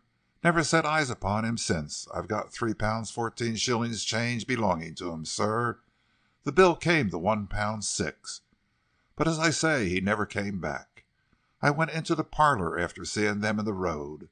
The French window was slightly open, and the 2 lamps had been turned down. I thought then that I wouldn't bother about going to bed, and I set to work clearing away the supper things and tidying up the parlour. Of course I expected the gentleman back any minute. My idea was that he just strolled up the road a bit with the other 2. But he never came. Never seen nor heard of him since, sir." The coroner looked down at the officials and the lawyers. His manner became that of a man who, after following various tortuous ways, suddenly finds himself in a cul-de-sac. "It is very evident that this is going to be a protracted inquiry," he remarked. "The police must get on the track of the 2 men who were with the deceased at the Sceptre Inn on Monday night and early Tuesday morning. I think we had better adjourn now." "I should like to put 1 or 2 questions to the witness," interrupted the barrister. "Grimsdale, you said that the man who came to you at 9 o'clock on Monday evening and booked a room for the night gave you a £5 note, out of which you were to pay yourself. Have you still got that note?" "Yes, sir," answered Grimsdale, pulling out an old-fashioned purse. "Here, sir." "That note must be handed over to the police," said the barrister. "Now, another question. What sort of man was the stranger? Was he an Englishman?" "My impression, sir," replied Grimsdale, "was that he was one of them Americans. From his speech, sir. When I was in Sir James Marchant's service, I saw a lot of American gentlemen. I took this to be one." "Very good. Now, just one more question. When you tidied up your parlour, did you find anything, any small article, that any of these men might have left? Guests do leave things behind, you know, sometimes." Grimsdale thrust his hand into another pocket and drew something out. "I did, sir. I meant to mention it. I found this lying on the supper table." And having first held it aloft so that everyone present could see it, the landlord laid on the edge of the witness box a silver-mounted briar-wood tobacco pipe. End of chapter 9. The Ring and the Pipe. The barrister possessed himself of the tobacco pipe, examined it, and passed it up to the coroner, who in his turn looked it over before handing it to Mr. Franzenberry and his fellow jurymen. It went the round of the 12 and returned to the barrister, who held it up for Grimsdale to look at once more. "You found this, which is a briar-wood tobacco pipe of superior manufacture, silver-mounted, on the supper table in your parlour after the 3 men had gone, Grimsdale?" he asked. "Did you come to the conclusion that one of them had left it there?" "Certain of it, sir." "Why, now, are you certain? I suppose you'd had other customers in that parlour during the previous day?" "Yes, sir, but I laid the supper table myself. The pipe, sir, when I found it, was lying on a small plate, where one of the gentlemen had sat, and it had just been used, sir. The bowl was warm." "I congratulate you on your power of observation, Grimsdale," said the barrister with a smile. He laid the pipe on the table before him, amongst his papers, and turned to the coroner. "I think, sir, you spoke of adjourning at this stage," he continued. "If I may make a suggestion, it would, I think, be best if the adjournment is of such a nature as to afford time for more searching inquiry. It seems to me that there is a good deal to go into, and—" "We will adjourn to this day a fortnight," said the coroner. He turned to the jury and gave them some instructions and advice as to keeping their minds open until further evidence was put before them. Then, with a murmured expression of his hope that by the time they met again the police would be able to throw more light on what was a very painful problem, he left his chair, obviously relieved that the morning's proceedings had come to an end. The old dining hall rapidly cleared. Spectators, witnesses, officials began to unpack themselves out of the nooks and corners and to drift away in groups and knots, discussing the events and revelations of the morning. Mrs. Tetherow went off with her 2 guests. Harry Markenmore and his sister left the room in company with Harborough. The jurymen filed away in 2s and 3s. But in the centre of the temporary court, around the big table at which the lawyers and officials had sat, with books and papers before them, several men gathered, and began to discuss matters informally. The chief constable, Blick, the barrister who had represented the authorities, Chilford, Walkinshaw, and Mr. Franzenberry, who, in spite of the coroner's admonition, felt himself justified in hearing whatever there was to hear. "What I feel about it," Chilford was saying, as Mr. Franzenberry joined the group, "is just this, and I say it as solicitor to the Markenmore family. There must be a searching investigation into Guy Markenmore's business affairs and his private life in London. This affair was not originated here nor engineered here. If Detective Sergeant Blick wants to get at the bottom of things, he ought to begin in London, where Guy Markenmore has lived for some years past." "You think he was followed down here?" suggested the barrister, who, business being over, had lighted a cigarette, and sitting on the edge of the table, was comfortably smoking. "You think this was a job put up in London?" "I think there's every probability that all and everything that we've heard this morning has practically nothing whatever to do with the real truth about the murder of Guy Markenmore," answered Chilford. "I'm quite certain in my own mind that John Harborough is as innocent as I am, and I am not much less certain that the 2 men who were with Guy at the Scepter are also innocent. The probability is that those men will be heard of. They'll come forward. You'll find that the meeting at the Scepter was an odd one, if you like, was nothing but a business meeting. No, we've got nowhere yet. As I say, if Blick there wants to do some ferret work, he's got to go back and start in London. How do we know what Guy Markenmore's affairs were, or his secrets? For all we know, somebody or other may have had good reason for getting rid of him." "What puzzles me considerably," observed the chief constable, "is how did those two men who were with Guy Markenmore at the Scepter come into and get out of the district unobserved? My men have already made the most exhaustive inquiries at every railroad station in the neighborhood, and we've gotten hold of nothing." "Strangers, too," said Walkinshaw. "How do we know that?" demanded Chilford. "There are a tidy lot of men within an area of 20 miles who might have business dealings with Guy Markenmore. His business here that night might have been just as much with those two men as with his brother and sister. Probably it was." "Grimsdale asserts that the first man was an American," remarked Walkinshaw. "We haven't a plentitude of Americans in residence around here. I could count them on my fingers." "That's so," said the chief constable. "If the man was an American, and Grimsdale says he met a good many in his time, so he ought to know, he came from somewhere outside our neighborhood. But what beats me is, how did he and the other man get away unobserved on Tuesday morning?" Mr. Fronsonmary, who, like Bick, had listened attentively but silently to these exchanges of opinion and idea, coughed gently as if deprecating any idea that he wished to interfere. "Talking of America," he remarked, "it may be of no importance, and not even relative to the subject under discussion, but I may observe that a mail steamer left Southampton for New York at 1 o'clock on Tuesday afternoon last. Now Markenmore is within 30 miles of Southampton by road, and if this man, the first man, was an American, it is possible that he journeyed to Southampton, caught that boat, and was away to sea before hearing of what had befallen the man whom he had entertained to supper.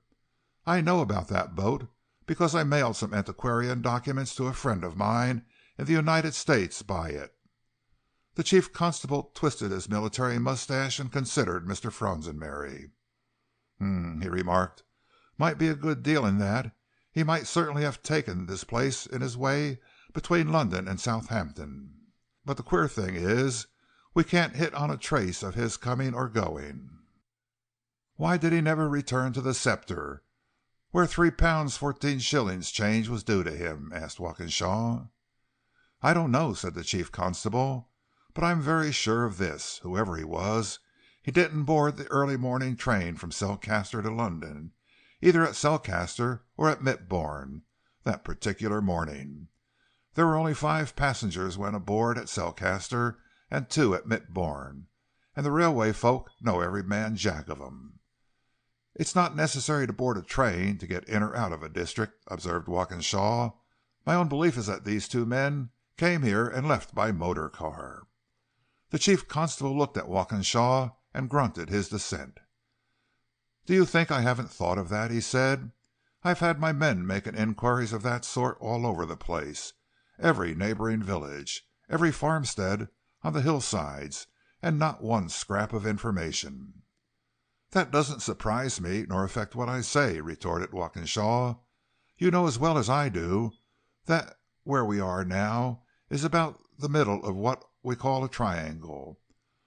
On each of all 3 sides of us lies a big main road. On every one of these 3 roads there is no end of motor traffic nowadays. I ought to know, for I live on one of them. I reckon there are at least 40 cars of one sort or another pass my house every hour." "Not the first thing in the morning," interrupted the chief constable, sceptically. "I'm giving you an average," said Walkinshaw. "From 5 o'clock onward, anyhow. Do you think one car would be noticed out of the hundreds that come and go? Rot!" "Where did they put their car while they came to the Scepter?" asked the chief constable. "I see nothing difficult about that," replied Walkinshaw. "I'd engage to hide any car, however big, in one of our byways or plantations, or in a convenient spot in the hollows of the downs, for a few hours without anybody seeing it. A lonely district like this, and at night too, easy enough." "If these two men came together in a car," said Chilford, "why did one man present himself at Grimsdale's at 9 o'clock in the evening, and the other at 2 o'clock in the morning?" "For that matter, if you're going into whys and wherefores," retorted Walkinshaw, "where did the first man go when he walked out of the Scepter's door after first going there. He was away until close on 11 o'clock. Where had he been?" "Well, we've gone into that too," said the chief constable, almost defiantly. "There isn't a soul in the village who saw any stranger at all that night." "But no one knew of him till Grimsdale had testified." "Or who will admit they did," sneered Chilford. "He must have gone somewhere and seen somebody." He pulled out his watch. "I'm going home to lunch," he said. "This is a waste of time. My advice to Blick is, go back on your tracks and get to work at the Fountainhead in London." "What's Blick say?" asked the barrister with a laugh. He had steadily smoked cigarettes in silence while the others had talked. "Come, Blick." "Blick is a wise young man," said the chief constable. "He's going to say nothing. You'll take your own line, Blick?" "As at present advised," answered Blick with a smile. "Always ready to hear anything in the way of suggestion, though." "Come along," said Chilford. "It's 2 o'clock. Glad to give any of you, all of you, some lunch if you'll come with me. Cold food, but plenty of it." The men trooped out into the hall, and there, coming from the morning room, they saw Harry Markenmore and Valencia. Harry came up to the group and nodded at Blick. "My sister wants to ask Sergeant Blick a question," he said, turning to the chief constable. "Something about my late brother's personal effects." Blick turned to Valencia. The other men paused, interested and attentive. Valencia looked at the detective with something of anxiety. "It was you, wasn't it, who examined my brother Guy's clothing and what he had on him?" she asked. "You mentioned a lot of things in the witness box this morning. Did you mention everything?" "Everything? Yes," replied Blick. "Everything that you found?" "Every single thing."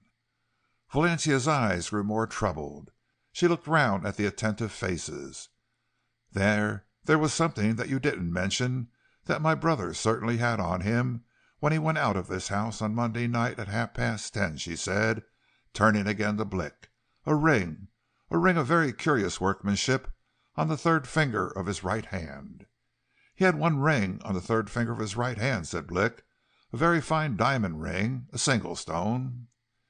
"He had 2 rings on the third finger of his right hand," asserted Valencia. "The diamond ring you speak of, and this other one. I spoke of it to him while he was here. It was a ring of very odd appearance. It looked to me like copper, with some enamel work on it.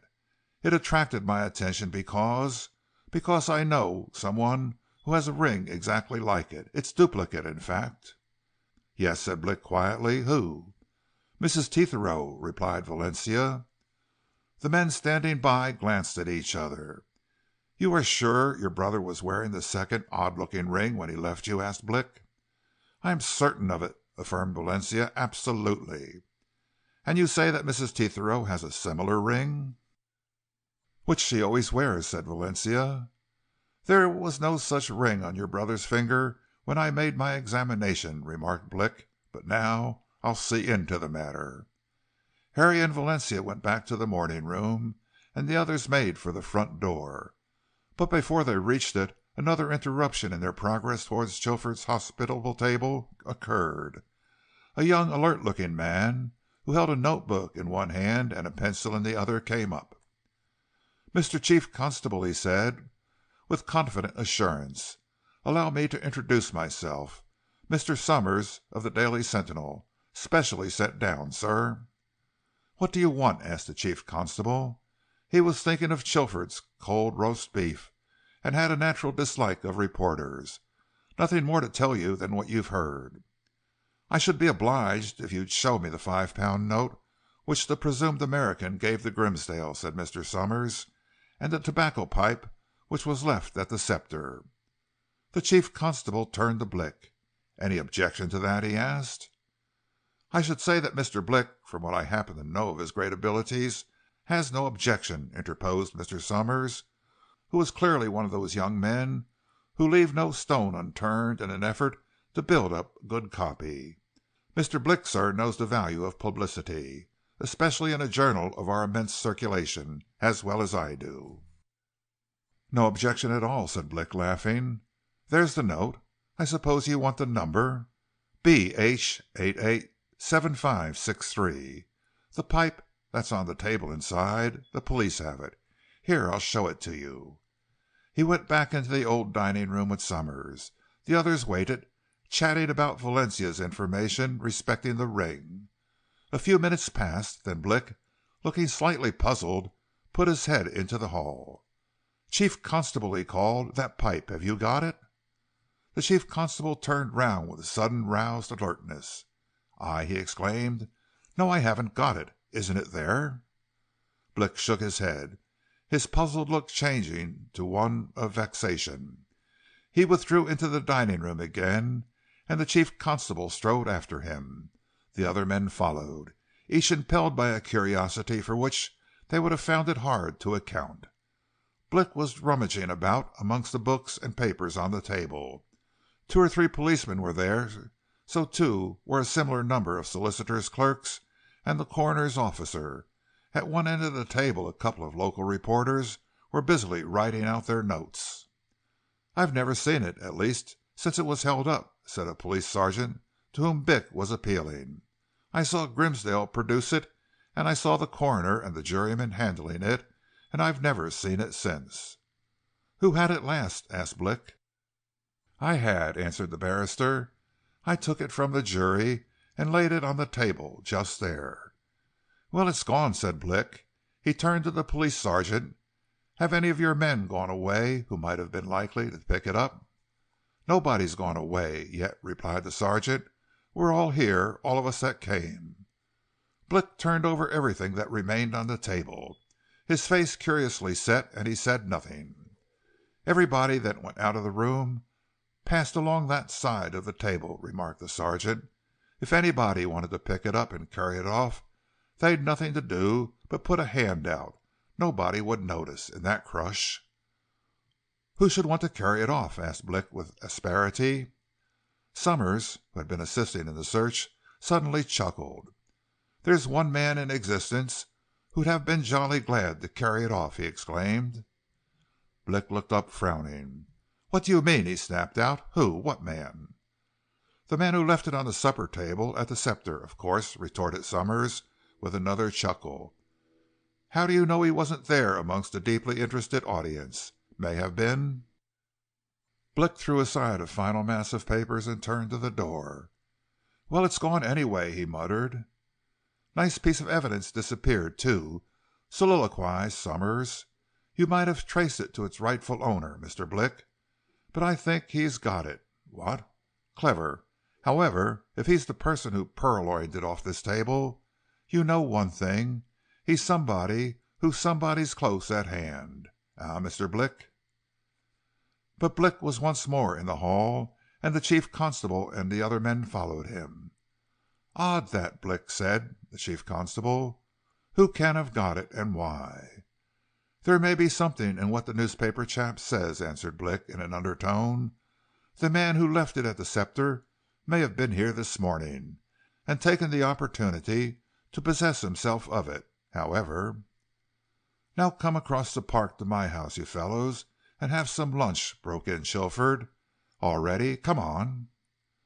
Blick excused himself. He had work to do, he said.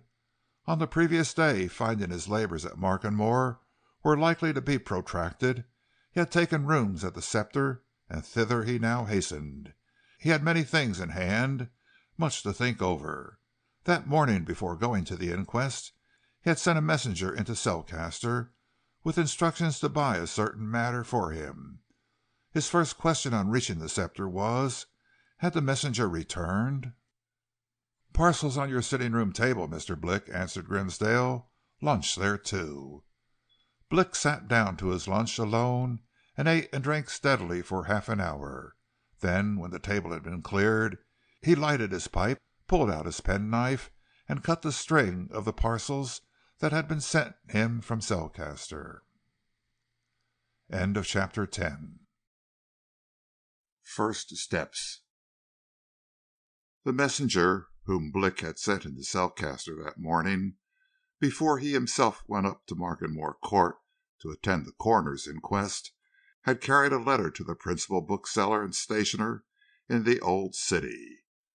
There were certain things that Blick found himself in great need of in tackling the problems which had just been put before him. The bookseller was the man to supply him. And now here were the bookseller's parcels. One, a long rolled thing, carefully wrapped in canvas. The other, a fat little parcel in brown paper. Blick undid that first, and drew out and laid on his table a folding road map, a general map of the county, 2 or 3 local guidebooks illustrated by photographs, a more ambitious work, Environs of Selcaster, also full of pictures, a Bradshaw's Railway Guide, and a local timetable. He looked over all these carefully as he laid them out, and they were just what he wanted. But he felt still greater interest in the long canvas-covered parcel, which, divested of its wrappings, proved to contain the government ordnance map of the Markenmore village and immediate surroundings, a big square thing, on stout paper, wherein every road, by-lane, footpath, house, cottage, meadow, wood, field, coppice, river, stream, hedgerow, stile, was marked, named, and measured. Blick's detective instincts rejoiced at the sight of that masterly performance. He blessed the men of the Ordnance Survey Service for their meticulous care in preparing it. Going out in search of Grimsdale, he procured some thin tacks from him. With these he fastened his ordnance map to a convenient blank space on the wall of his sitting room, and for the next half hour stood smoking his pipe in front of it. At the end of that time he had memorized the general lie of his surroundings and committed the more important place names to the secret cells of his quick brain. He turned then to the guidebooks, maps, and timetables, and for 2 hours pored over them with absorbed intentness. He wanted to know all about roads, railways, and times. Spade work this, but of high importance. And he saw at once that, as Walkinshaw had said during the informal talk which had followed on the adjournment, Markenmore lay near the middle of a sort of a triangle, with main roads running along each side. The triangle formed by these roads was of the sort which has 2 sides longer than the third, but are equal to each other. The third was of further extent. Markenmore lay in the southwest part of this triangle, inclining towards the corner made by the bare line and the longer line of the 3. Consequently, it was nearer to the 2 sides of the triangle than to the third, and therefore the 2 of the main roads than to the other.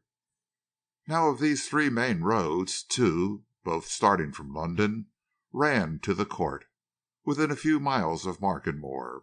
The third ran all the way along the coast itself. As regards highways, then, Markenmore was in direct communication with London, exactly 65 miles to the northeast, and with several coast towns at nearer distances. But in addition to the triangle made by these main roads, there was yet another made by railways. The railways, indeed, followed and ran parallel with the highways. They corresponded to them in every respect. Road and rail ran alongside each other, with no greater intervening space at any point than a mile or so. Markenmore was within easy distance of these main railway routes. Several stations could be easily gained from it. Selcaster itself lay 2½ miles to the southeast, Mitborne about the same distance to the east. There was a somewhat important junction 3 miles to the southwest, a roadside station 4 miles due north, and on turning to his timetable, Blick discovered that between 4 and 6 o'clock in the morning there were, taking these 4 stations altogether, a respectable number of trains going north or south, east or west, and that from 2 stations, the junction aforesaid and the one to the north, there were at 5:45 every morning workmen's special trains, which doubtless conveyed large numbers of craftsmen, artisans, and laborers into the big shipping port a few miles away on the coast. Altogether, he saw that a smart, astute man would have no difficulty in getting away unobserved from the Markenmore district by an early morning train in any one of at least 6 separate directions. Turning again to the question of access and excess by the roads, Blick remembered what Walkinshaw had said about the facilities which the district afforded for successfully hiding a motor car while its owner or occupant paid a visit. Here the ordnance map on the wall gave him great help. The entire contour and configuration of the country was plainly shown.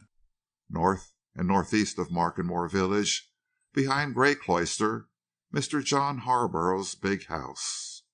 The Warren, Mr. Franz and Mary's residence, and Woodland Cottage. Mrs. Braxfield's domain lay over downs, which, bleak and bare, in the main were intersected by deep lanes, and honeycombed by disused chalk pits thickly grown over with vegetation and shrubbery. There were also plantations, copses, and here and there deep woods.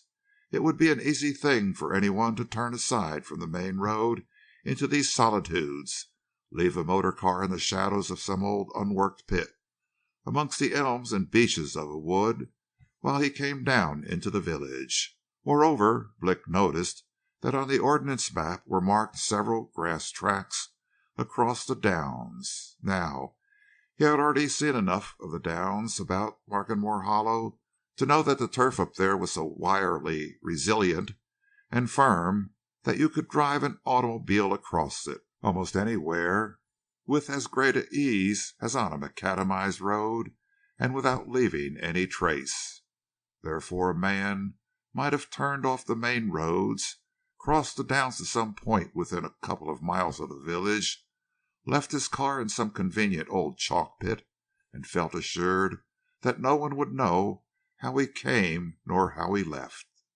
Up there, on those solitudes, there was not a house, not a cottage, not even an outlying farm marked on the map. So much for these matters. Now Blick turned to a third. Grimsdale had said that when the 3 men left his house at 3:15 on Tuesday morning, he saw them walk up the road in the direction of Grey Cloister and Mitbourne. Blick directed his attention to this road. Immediately in front of the Sceptre, flanking on its front garden, in fact, was the main road of the village. At the corner of the garden it divided, one branch to the right turning off, direct to Selcaster, the other on the left, turning to Mitbourne, and at about 300 yards from the Sceptre, passing the entrance gates of Grey Cloister. Now, according to Grimsdale, the 3 men took this road and disappeared along it. But Guy Markenmore, if the medical evidence was reliable, was shot dead about 4 o'clock at Markenmore Hollow, about a mile north of this road. How had he come there? The ordnance map and its meticulously careful markings showed that. 200 yards from the Sceptre Inn on the Mitbourne road there were 2 footpaths, one on either side of the way. One on the south or right-hand side went across the meadows in the direction of Selcaster. The other, on the north or left-hand side, turned up the downs between Grey Cloister and Woodland Cottage, near Markenmore Hollow. In fact, at that very spot whereat Guy Markenmore's dead body had been found by the ploughman Hobbs. This main path struck into another, which led directly to Mitbourne Station, and on seeing this, Blick came to a conclusion. When the 3 men came to these footpaths, they separated. One man turned back to the village, unlikely, thought Blick, or took the right-hand footpath to Selcaster, very probable, Blick considered. The other 2 men, of whom Guy Markenmore was certainly one, took the left-hand path and climbed the hillside to Markenmore Hollow. There Guy Markenmore was suddenly murdered, and whichever man it was who was with him, whether the presumed American who had come to the Sceptre at 9 o'clock on Monday night, or the man who had been given admittance at 2 o'clock on Tuesday morning, was the murderer. Arrived at this conclusion, Blick felt somewhat cheerful. He refilled and lighted his pipe, put his hands in its pockets, and lounged out of his sitting room, across the hall, and into the bar parlour. This was years before the imposition of those rigorous licensing restrictions which now prevent the free-born Englishman from taking his ease in his inn whenever he feels so disposed. And though it was only 5 o'clock in the afternoon, the cosy bar parlour contained several customers, village idlers who were discussing the inquest and the tragedy that had given rise to it.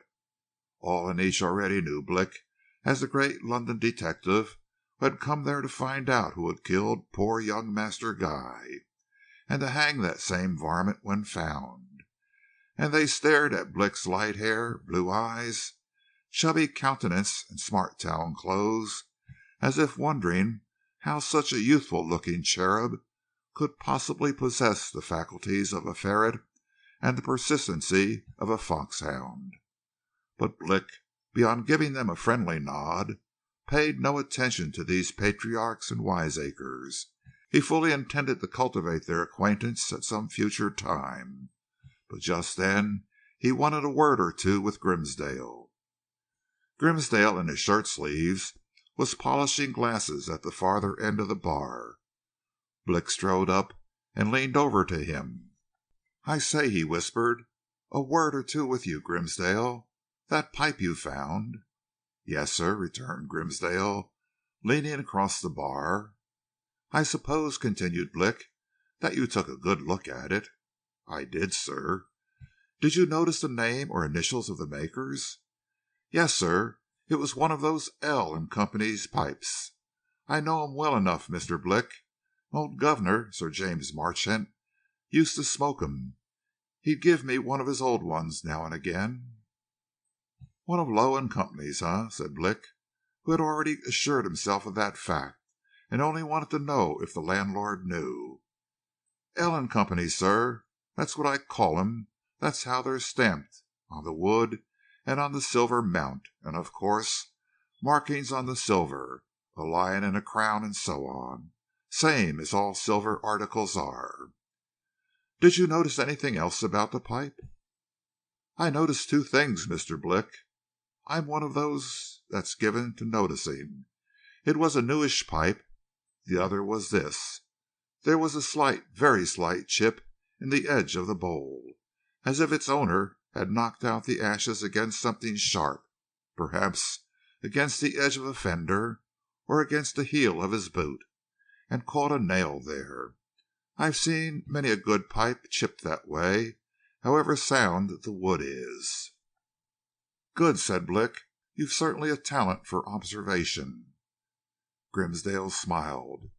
"Ah, well," he said, sinking his voice still lower, "I didn't say anything about it in that witness box, but between you and me, when I learnt all I did about this murder, I put a mark of my own on that pipe." "You did?" exclaimed Blick. "What mark?" "Bit of a cross on the silver band," said Grimsdale. He winked knowingly at the detective. "I'd know my own mark again anywhere." Blick nodded. Then he glanced round at the men in the far corner of the room. "Gossiping all about this, I suppose?" he asked. "Aye," assented Grimsdale. "Lord bless you, they'll talk of nothing else for many a day, unless there's a four-legged fowl, or a calf with 3 heads, comes along. It's pie to them, all this, Mr. Blick. You being a Londoner, you don't know what village folk are for talk and gossip." "Who's the biggest gossip in the place?" asked Blick. "Benny Cripps, the sexton," replied Grimsdale promptly. "Get talking to him, and he'll tell you the whole history of Markenmore, and every man, woman, and child in it, high and low, rich and poor, since doomsday, whenever that was. and it must be a long time ago. They say he knows the pedigree of these Markenmores, for instance, better than they do themselves." "An interesting old party," remarked Blick. "Where does he hang out?" "Next cottage to the churchyard," replied Grimsdale. "Old thatched cottage." "Well," said Blick, lifting his elbows off the bar counter, "I'm going for a stroll to have a look around. You'll have supper ready for me about 8?" "Right, sir. Got a nice roast chicken for you," answered Grimsdale. "A beauty."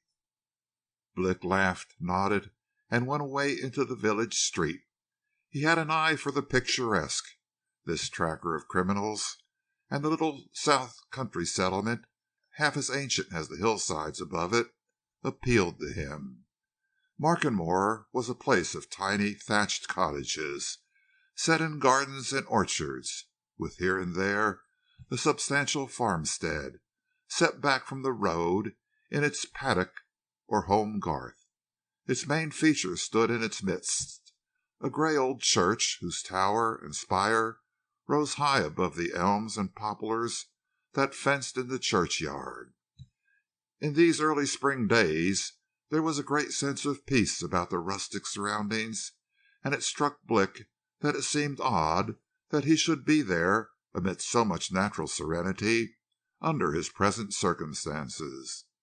Everything just then, from the new flowers and plants in the cottage gardens to the new nests high in the fresh-leaved trees, spoke of life, and his task was to discover the author of a crime, the cause of a violent death.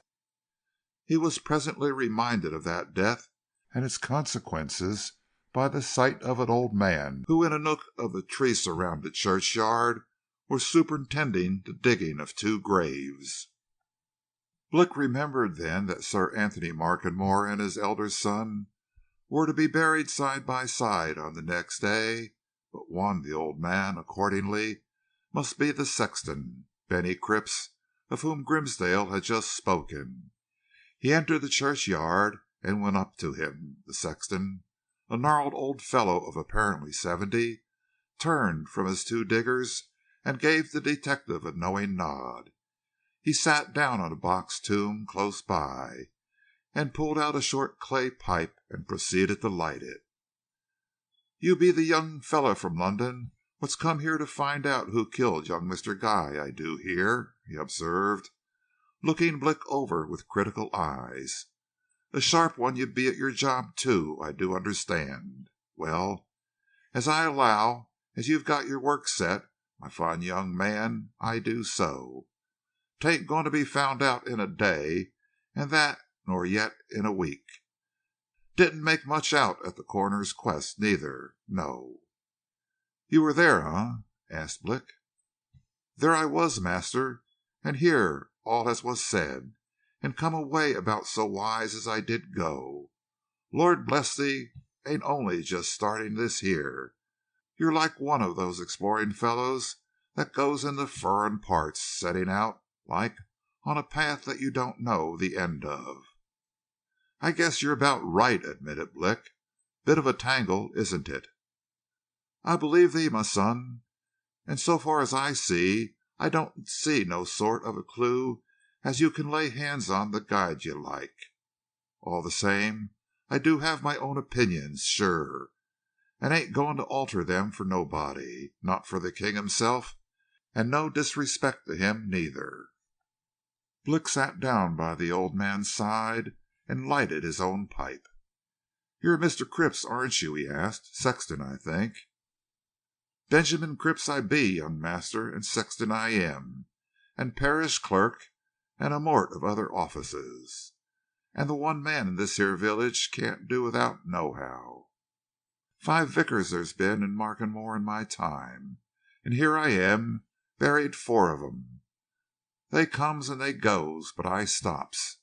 Been parish clerk here 45 years, and my father he was same for nigh on as many, and his father before him, he was same too, but for over 50. The Crippses, we've been in this parish as long as they Markenmores themselves, and buried a sight of them, and now I'm going to bury 2 more. This here church now, you might say, as how we Crippses, it belongs to we. Knows all about it, we do, and about most things in this here village. Keeps it, so to speak." "And what do you think about this affair, Mr. Cripps?" asked Blick, suavely. "A man of your experience will have an opinion. Do you call it a murder, now?" "Murder I do entitle it, my dear young London man, and a grievous and bloody one. Ain't gone for to say as how young Master Guy was a paragon of righteousness, 'cause he wasn't, and didn't make no pretensions to being one of these here saints, which we reads about in the prayer book. But murdered he was, and cruel shameful, and you ain't got on to the real truth of the matter, I do suppose. No, nor won't yet a while. But I hope you will, and I'll tramp cheerful to hear whoever done it sentenced to be hanged, so I will." "You haven't any idea of your own about it, I suppose," suggested Blick. "I ain't got what you might call precise ideas yet," declared Cripps, "but Lord bless thee, of course it do be something to do with something rising out of that there young Jezebel at the Dower house, and I don't care if she do hear me say so. Her be a terrible sinful and scarlet lot, that. I mind she well enough when her pa was vicar here, and her a young lass that should have been minding her hemming and stitching and such like woman's work, and her never did take to no such peaceful occupations. Her was always a traipsing about with a pack of young fellows at her skirts and setting them by the ears. Lot of trouble her occasioned when she was a girl, and now as soon as her comes back to the place, her starts it again." "Then you think Mrs. Tetherow something to do with it?" asked Blick. "Don't say her's anything to do with it active like," replied the old sexton, "but I do say as how, in my opinion, her's at the bottom of it, one way or another. Lord bless thee, some of them young gentlemen was for fighting each other about her before her was 18 years old. If it had been in the old days, there had been a mort of duels they fought about her. Her was that sort, first favouring one and then the other, till they was all mad like." "I suppose Mr. Guy Markenmore was pretty mad about her at that time, suggested Blick. Said Cripps. "Runned after her a deal, he did, to be sure. But he was a powerful bad one for running after woman folk of all sorts, high and low. Turned the heads of half the lasses in this village, he did. Lord bless ye, he was always making love, all round, couldn't help it, seemed so. Left some aching hearts behind him, did Master Guy, when he went away to London town." "What, amongst the village girls?" asked Blick. "Ay, and amongst the village men," growled the sexton. "There was more than one young fellow that had reason to hate him. So there was. Dead he is, and not to be spoken ill of now, but he was a bad one surely." This paradoxical answer suggested a new train of thought to Blick, and he presently went away to think it over. But ere he had gone far, he remembered that he had a question to ask of Mrs. Tetherow. So he passed through the village and betook himself to the front door of the Dower house. Chapter 11. The Dower house.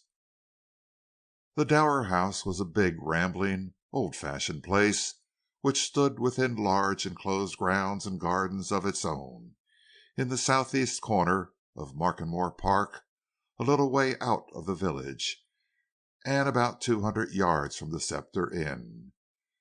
Nearly as capacious as Markenmore Court itself, it possessed a considerable range of stabling and outhouses, and was altogether a residence of wide extent and accommodation. Blick took a rapid, estimating view of it and its surroundings as he walked up the drive. Everything had lately been done up and put in order there. The Dower house, he thought, was much more pretentious in appearance than the court. The ancient residence of the Markenmore family was outwardly shabby, neglected, much in want of fresh paint. The Dower house was spick and span, its lawns and gardens trim and carefully kept.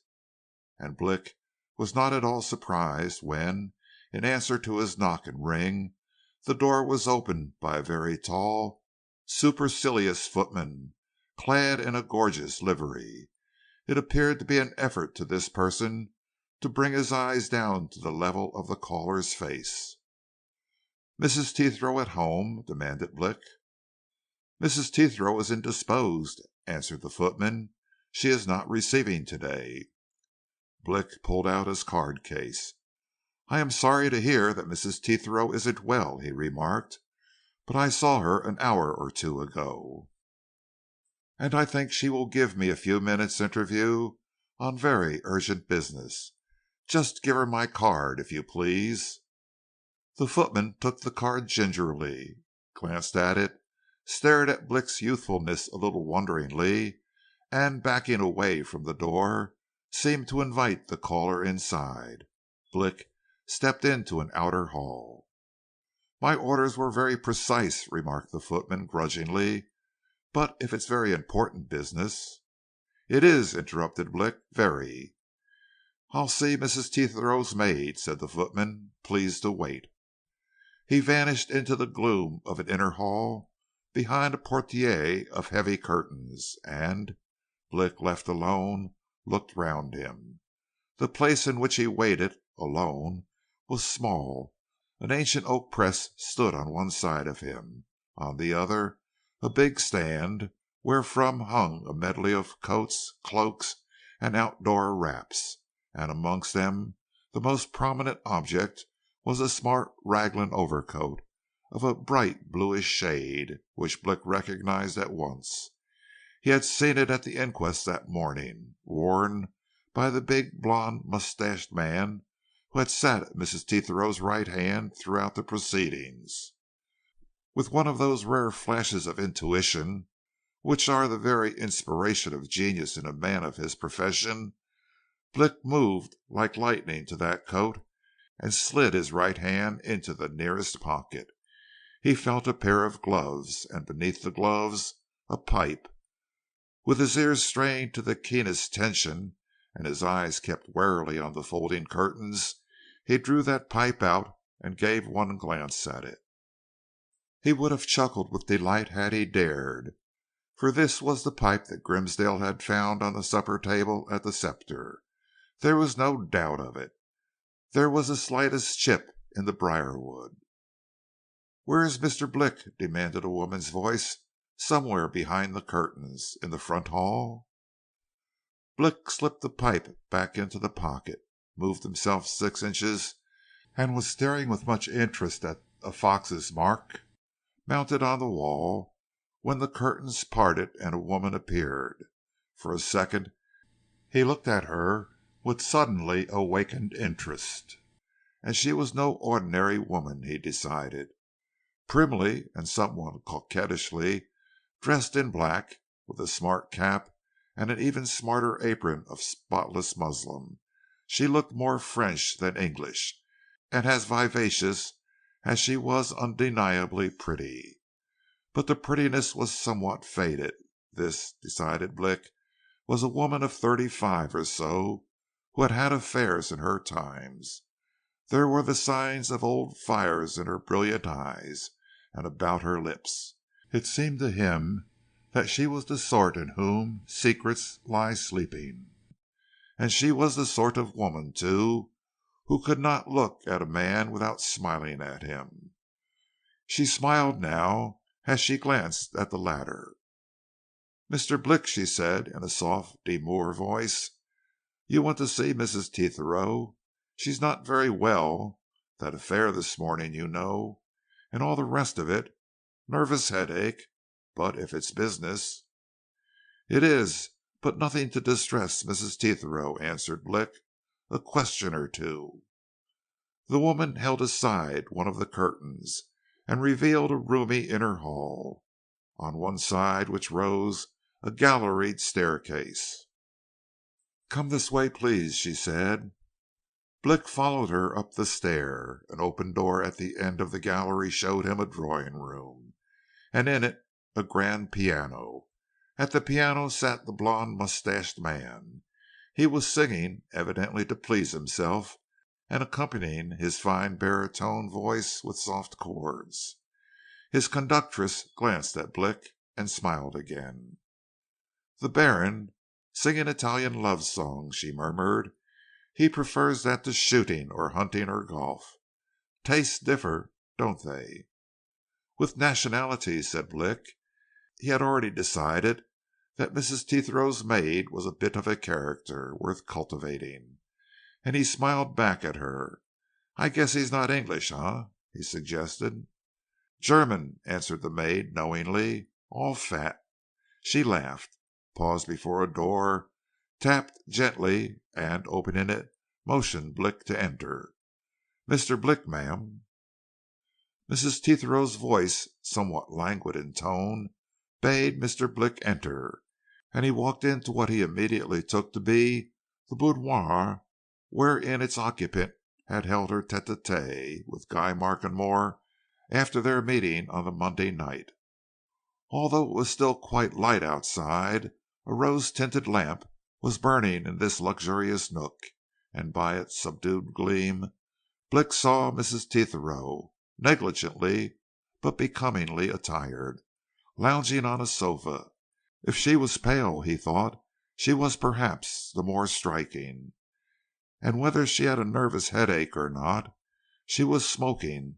The room was heavy with the peculiar scent of fine Turkish tobacco, and on a stand near its mistress's sofa stood an open box of cigarettes. "Take a chair," said Mrs. Tetherow, glancing approvingly at Blick's good looks and smart clothes. "This," she pointed to an easy chair close to herself. "Have a cigarette, won't you? I'm smoking to soothe my headache. I got quite upset by all that business this morning. Such an awful lot of talk about nothing, don't you think?" Blick, out of sheer politeness, took a cigarette, though he hated Turkish tobacco like poison, and dropped into an easy chair. "Depends," he answered tersely. "Sometimes you have to do an awful lot of talking over things of this sort. No end of questions, you know, before you can get at one little bit of truth. But I don't want to bore you with a lot of questions, Mrs. Tetherow." "Oh, that's all right," replied Mrs. Tetherow complacently. "Rather interesting, after all. I suppose you do get a lot of interest in your work, don't you? You ought to," she added, giving her visitor a direct glance out of her half-shut eyes. "You're so very young. A mere boy, I should think." "Not quite such a chicken as I look," retorted Blick with a laugh. "I've had 12 years of it. But now, business. I'm sure you won't mind if I ask you one or two personal questions, Mrs. Tetherow. Well, first, I see that on the third finger of your right hand you wear a somewhat curious ring." "This," answered Mrs. Tetherow. "You may look at it." She stretched out her hand and laid it, a very slim and shapely member, in Blick's palm. "Odd, isn't it?" she added, as, after a moment, during which she turned her hand over, she withdrew it. "Unusual?" "It's a very uncommon sort of thing, I should think," replied Blick. "Now, do you know if the late Mr. Guy Markenmore had a ring like that?" "Of course he had," she answered. "It was he who bought both rings, years ago.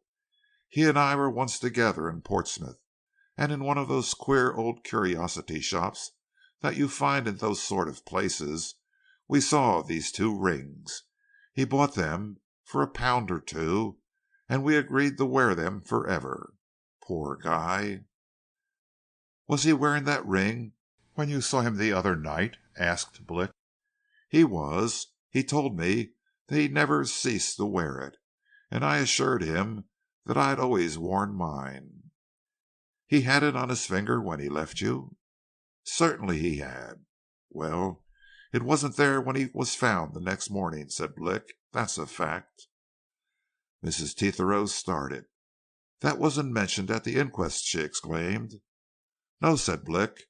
"I didn't know of the ring's existence until Miss Valencia Markenmore told me, after the adjournment.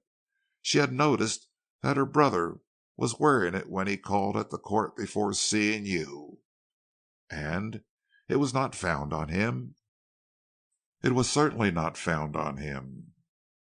Mrs. Tetherow threw away her cigarette. She frowned, and her eyes grew somber. "Then that's another proof that Harborough killed him," she exclaimed. "How?" asked Blick. "Jealousy." "He killed him out of jealousy, and took the ring from him when he was dead. Mad with jealousy because Guy had something on him connected with me." "You really believe, Mrs. Tetherow, that Harborough killed Guy Markenmore because he was jealous of him about you?" "Yes, I do. I'm certain of it." "But," said Blick, "Harborough said you remember his evidence that he had been cured of his passion for you some years ago." "Don't believe it," answered Mrs. Tetherow. "If he had, then it all came back to him when he met me the other afternoon. I saw quite well that Harborough was just as madly in love with me as ever. Then Guy came along, and well, as I said, he and I made it up quickly, and he met with Harborough up there on that hillside, and of course they quarreled, and Harborough killed him. I don't care what you police people say, nor the coroner and his jury, nor the magistrates. I know."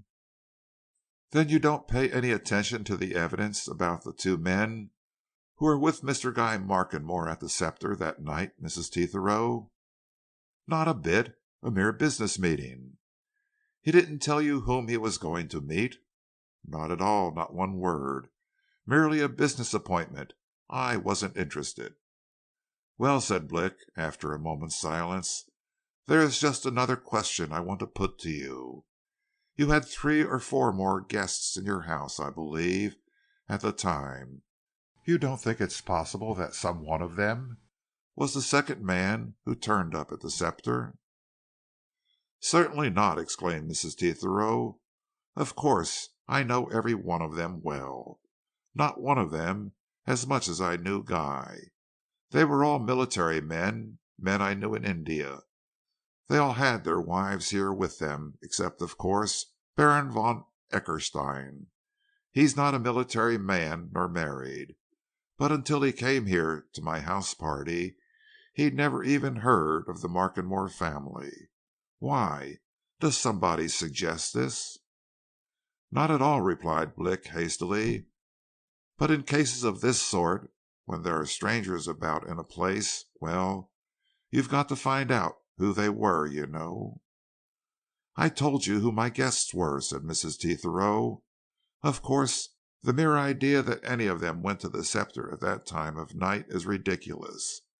No, the meeting at the Scepter amounts to nothing. You concentrate on Harborough. He did it. He was always a man of mad, unreasonable, ungovernable temper. Or perhaps I might have married him once." Blick said nothing in reply to this. He rose to go, and Mrs. Tetherow, with another approving look, gave him her hand. "Come and see me again to tell me how you're getting on," she said. "Of course I'm awfully interested." Blick made his way downstairs. The door of the drawing room was still open, and the Baron von Eckerstein was still softly singing sentimental ditties. At the foot of the staircase the maid suddenly appeared and smiled. Blick smiled back. "I haven't made your mistress's headache any worse," he remarked. "The headache's too much cigarette smoking," she whispered, with a look. "I say." "What?" asked Blick, whispering too. "Has anything been found out?" she asked. "What? Yet no. Too early," answered Blick. "Why? Do you know anything?" "I? Good heavens, no. Merely curious, being a woman." "What's your name?" inquired Blick with a smile. "Halliwell," she replied quickly. "Why?" "Miss or Mrs.?" asked Blick. "Miss. What makes you ask?" "Just wanted to know," said Blick. I shall be here some time, most likely, and I'm sure to meet you again." Then with another smile he went away, and once clear of the house dismissed everything but one thought. That was an important one. Von Eckerstein, on leaving the improvised courtroom that morning after the coroner's adjournment, had possessed himself, in passing the table whereupon it laid, of the tobacco pipe which had been left at the Scepter. Now, then, was Von Eckerstein the man who had left it there? Blick had a trick of imagining possible reasons for anything. He began to invent some now. Von Eckerstein might be one of those folks who have a mania for collecting objects connected with crime. He, Blick, had come across more than one maniac of that sort, and knew that such would stop at nothing, not even theft, to achieve their desires. Or he might know the man who had left the pipe, and having quietly abstracted it, in the crush and confusion, with the idea of destroying evidence against a friend. But anyhow, there the pipe was in Von Eckerstein's pocket, where he had slipped it on picking it up from the table, and Blick had seen and identified it. "And if it is his," mused Blick, "then he's the man who went to the Scepter at 2 o'clock last Tuesday morning, and left at 3:15 with Guy Markenmore and the other chap. That's a dead sure thing." He strode back to the inn, and in due course sat down to his supper. Grimsdale tapped at his door and came in just as he had finished. "There's some of the rustics talking about this murder in the kitchen," he remarked with a sly smile. "Would you like to hear what they've got to say?" "They wouldn't talk before me," said Blick. "I'll put you where you're not to be seen," answered Grimsdale. "Come with me." He led the detective across the entrance hall, past the bar parlor, and into a pantry which lay between a private sitting room and the inn kitchen. The pantry was unlighted, save for a latticed window set in the kitchen wall. Grimsdale motioned Blick to approach and look through this. "They can't see you from this side," he whispered, "but you can see and hear everything from this. Listen." Blick put his face near the lattice and looked through. Half a dozen laborers, mostly middle-aged or elderly men, sat near a cheery fire in the old-fashioned kitchen. Pots of ale on the tables before them, pipes of tobacco at their lips. They were all typical rustics, gnarled, weather-beaten, some dull of expression, some uncannily shrewd of eye. One such was just then laying down the law. "Ain't no matter of doubt as how Mr. Guy was done to death felonious," he was saying. "Murder, that is, and nobody can say as how that ain't surely. But who done that ain't going to be found so easy as some men make out. Done in a corner, as you might say, and nobody ain't the wiser." "Somebody murdered he, all the same," observed another. "I allow there ain't no other way of considering the matter than that. But who he be, I don't know, and I be mortal sure nobody else don't know, faith. Well, it ain't in my conscience for to say as how I believe Master John Harborough up at Greycloister done it," said a third man. "I can't bring myself for to agree that a gentleman born would be getting out of his bed at 3 o'clock in the morning for to go shooting at another gentleman. 'Twould seem a queer sort of Christian privilege, would so. No, I ain't going to consider that, nohow." "Then who done it?" asked somebody. Nobody spoke for a while. Then a dark-faced man, who up to this had sat silently smoking in a corner, leaned forward. "I reckon naught of these coroner's quests and a pack of lawyers and police fellows," he said with decision. "Always goes a hunting the wrong hare, they does. Don't us as lived here in these parts all of our lives know well enough that this young man left a pack of mortal enemies behind him when he went away, 7 years it is ago. Ain't there men round about here as had sweethearts and lassies whose heads he turned his ways? Well, he was always a making love to all the good-looking young women. Don't you tell me there's more nor one man this side of Downs would be glad of the chance of getting his knife into Master Guy Markenmore, or a pistol bullet either. That's how he come by his death, so I do think." There was a murmur of general assent, and an old man's voice arose out of it. "The ways of Providence be uncommon curious," he piped. "Shouldn't wonder if what Ben there says to be of the nature of truth.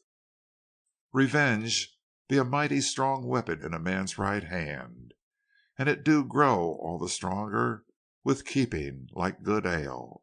Ay, sure it may be a matter of revenge." Blick presently went away to think over this suggestion. Grimsdale came to him again, looking mysterious.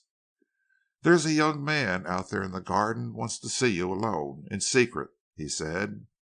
"Who is he?" asked Blick. Grimsdale gave him a knowing glance. "One of Mrs. Tetherow's grooms," he answered. Chapter 12. William Peggy.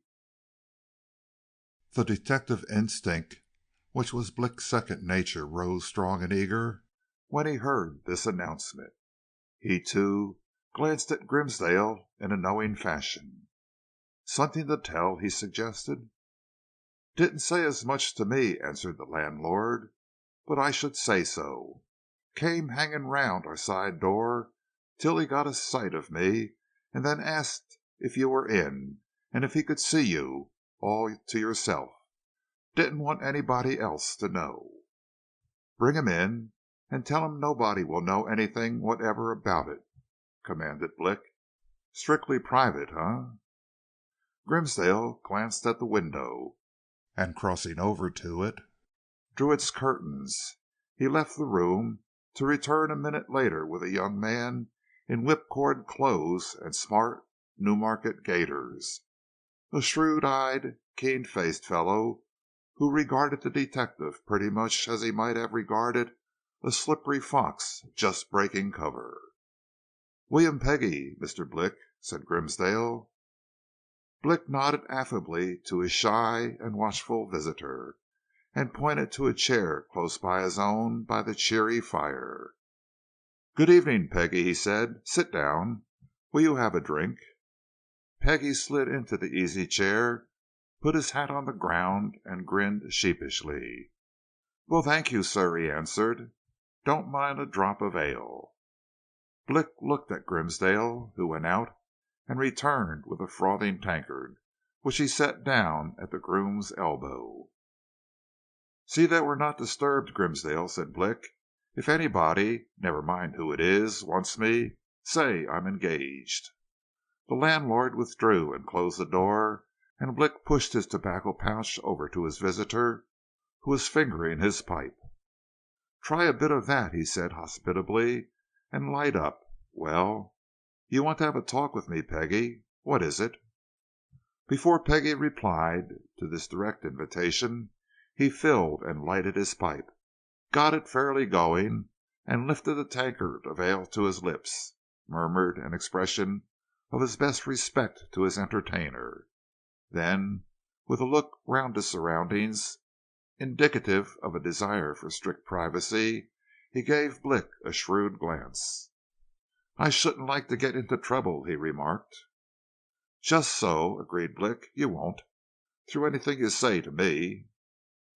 "Nor yet to anybody else in trouble," continued Peggy. "That is, unless so be as they're deserving of it." "Exactly, unless they're deserving of it," said Blick. "In that case you wouldn't mind?" "Don't mind telling what I know to be true," replied Peggy. He looked the detective well over again. "I suppose," he went on, "I suppose that if I tell you something, I should have to tell it again, as a witness like?" "All depends upon what it is, Peggy," answered Blick. You might, if it's very important, or you mightn't, if it's merely something that you want to tell me between ourselves. Anyway, whatever it is, you'll come to no harm, so long as you speak the plain truth." "Them witnesses now," suggested Peggy, "before crowners and magistrates and judges at the Zeezees, are they protected? Nobody can't do nothing at 'em for telling what they know, eh?" "Strictly protected in every way," said Blick, with emphatic decision. "Bad job for anybody who interfered with a witness, Peggy. Make yourself comfortable on that point, my lad." Peggy nodded, took another mouthful of ale, and seemed to make up his mind. "Well, I do know something," he said suddenly. "I was half in a mind to tell it this morning up there at the inquest." "You were there?" asked Blick. "Most of the time," assented Peggy. "I heard all that Grimsdale said. Anyhow, it was along of what he said that I thought of coming forward, you see. But I didn't exactly know what to do, and so, when I hear him talk about an adjournment, I thought I'd put it off, and think matters over. However, when I hear you were stopping here to look after things, I thought I'd mention it to you, like." "Quite right, Peggy. Much obliged to you," said Blick. "Make yourself easy. And now, what is it?" Peggy removed his pipe from his lips and leaned a little nearer to his listener. "Well," he said, "it's like this here. You'd hear what Grimsdale said about Mr. Guy Markenmore coming to this house the night before he was murdered, and being in company with 2 other gentlemen." "Of course," responded Blick. "I heard it." "One of them," continued Peggy, "a tall man, tall as Mr. Harborough. So Grimsdale said, from what he see of him as they was going away." "Yes, I remember," said Blick. "Well, I'll tell you something," Peggy went on, showing signs of rising interest in his own story. "Grimsdale would tell you that I'm groom at Mrs. Tethero's. We've a coachman and 2 grooms there. I'm head groom. Our mistress has 5 horses at present, a couple of hunters, 2 carriage horses, and a very good cob. Now on Monday afternoon, this here cob, 'tain't common sort of an animal, for Mrs. Tethero, she give 140 guineas for him only a month since, took ill, colic or something of that sort, and I had to fetch the veterinary surgeon to him.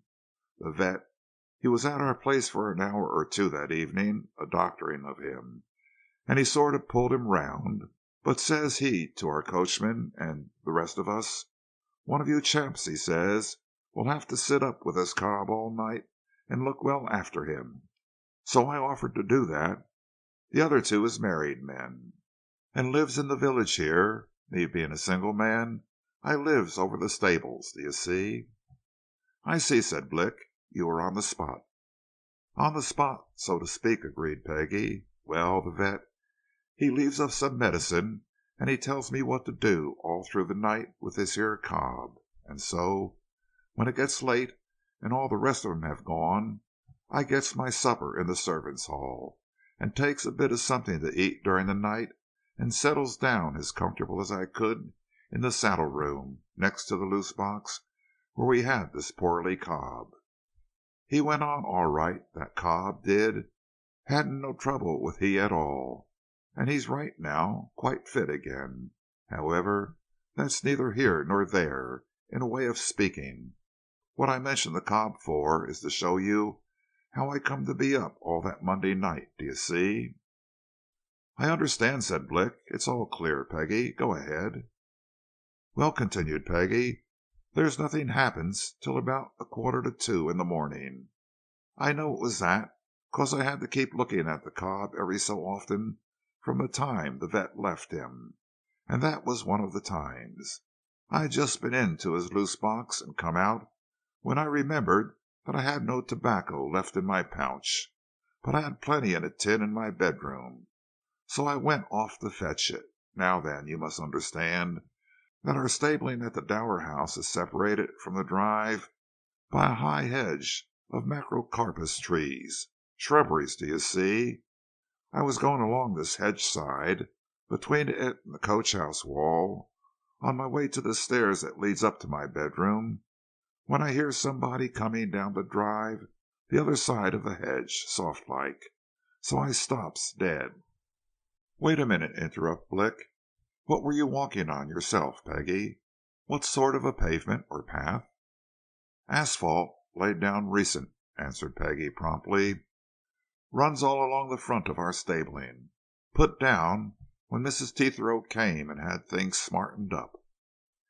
"And what had you on your feet? What sort of shoes?" "Pair of old tennis shoes that the housekeeper had given me," replied Peggy. "Some gentleman had left them behind him." "Very well," said Blick. "Go on. You stopped dead." "Stopped just where I was, stole in between the bushes and looked into the drive. Then I see a man coming down it from the side of the house, where there's a door by which you can get out into the back gardens. He come right past me, walking on the grass path at the side of the gravel roadway." "You saw him clearly?" "Considering it was night, a clear night though, I see him as clearly as what I see you, that is, with a bit of difference like." "You saw him clearly enough to know who he was?" "I did." "Well," asked Blick, eyeing his informant closely, "who was he?" Peggy looked with equal closeness at his questioner. "That German gentleman that's staying with our missus," he answered. "Baron von Eckerstein?" "That's him, the Baron we calls him." "You're absolutely certain of this, Peggy?" "Take my dying oath of it," asserted Peggy. Blick refilled and lighted his pipe, and smoked in silence for a minute or two. "Well," he said at last, "where did he go?"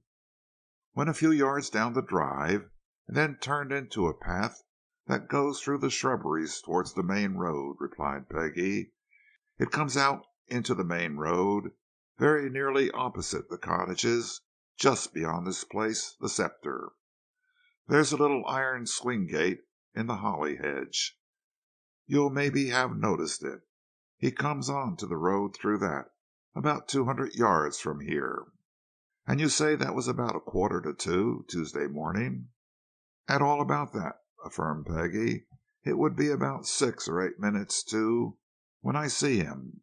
'Twas 1:45 anyway when I see the cob, and I wasn't in his box many minutes. Then I went straight to get my tobacco tin and heard these footsteps." "I suppose you thought it was a queer thing, a guest going out of the house at that time of night, didn't you?" suggested Blick.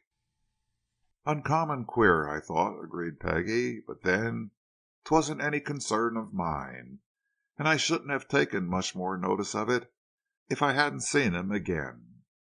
"Oh," said Blick. "Ah, you did see him again, then?" "I did, and when it was getting light, too. See him clear enough that time." "And what time was that?" "We've a clock over our stables," said Peggy. "It had just struck 4. "4 o'clock," repeated Blick meditatively. "H'm. And where did you see him at 4 o'clock? Same place?" "No," replied Peggy. "Just before 4 o'clock I began to feel as if I could do with a cup of tea. I got a teapot with some tea in it, but of course I wanted boiling water.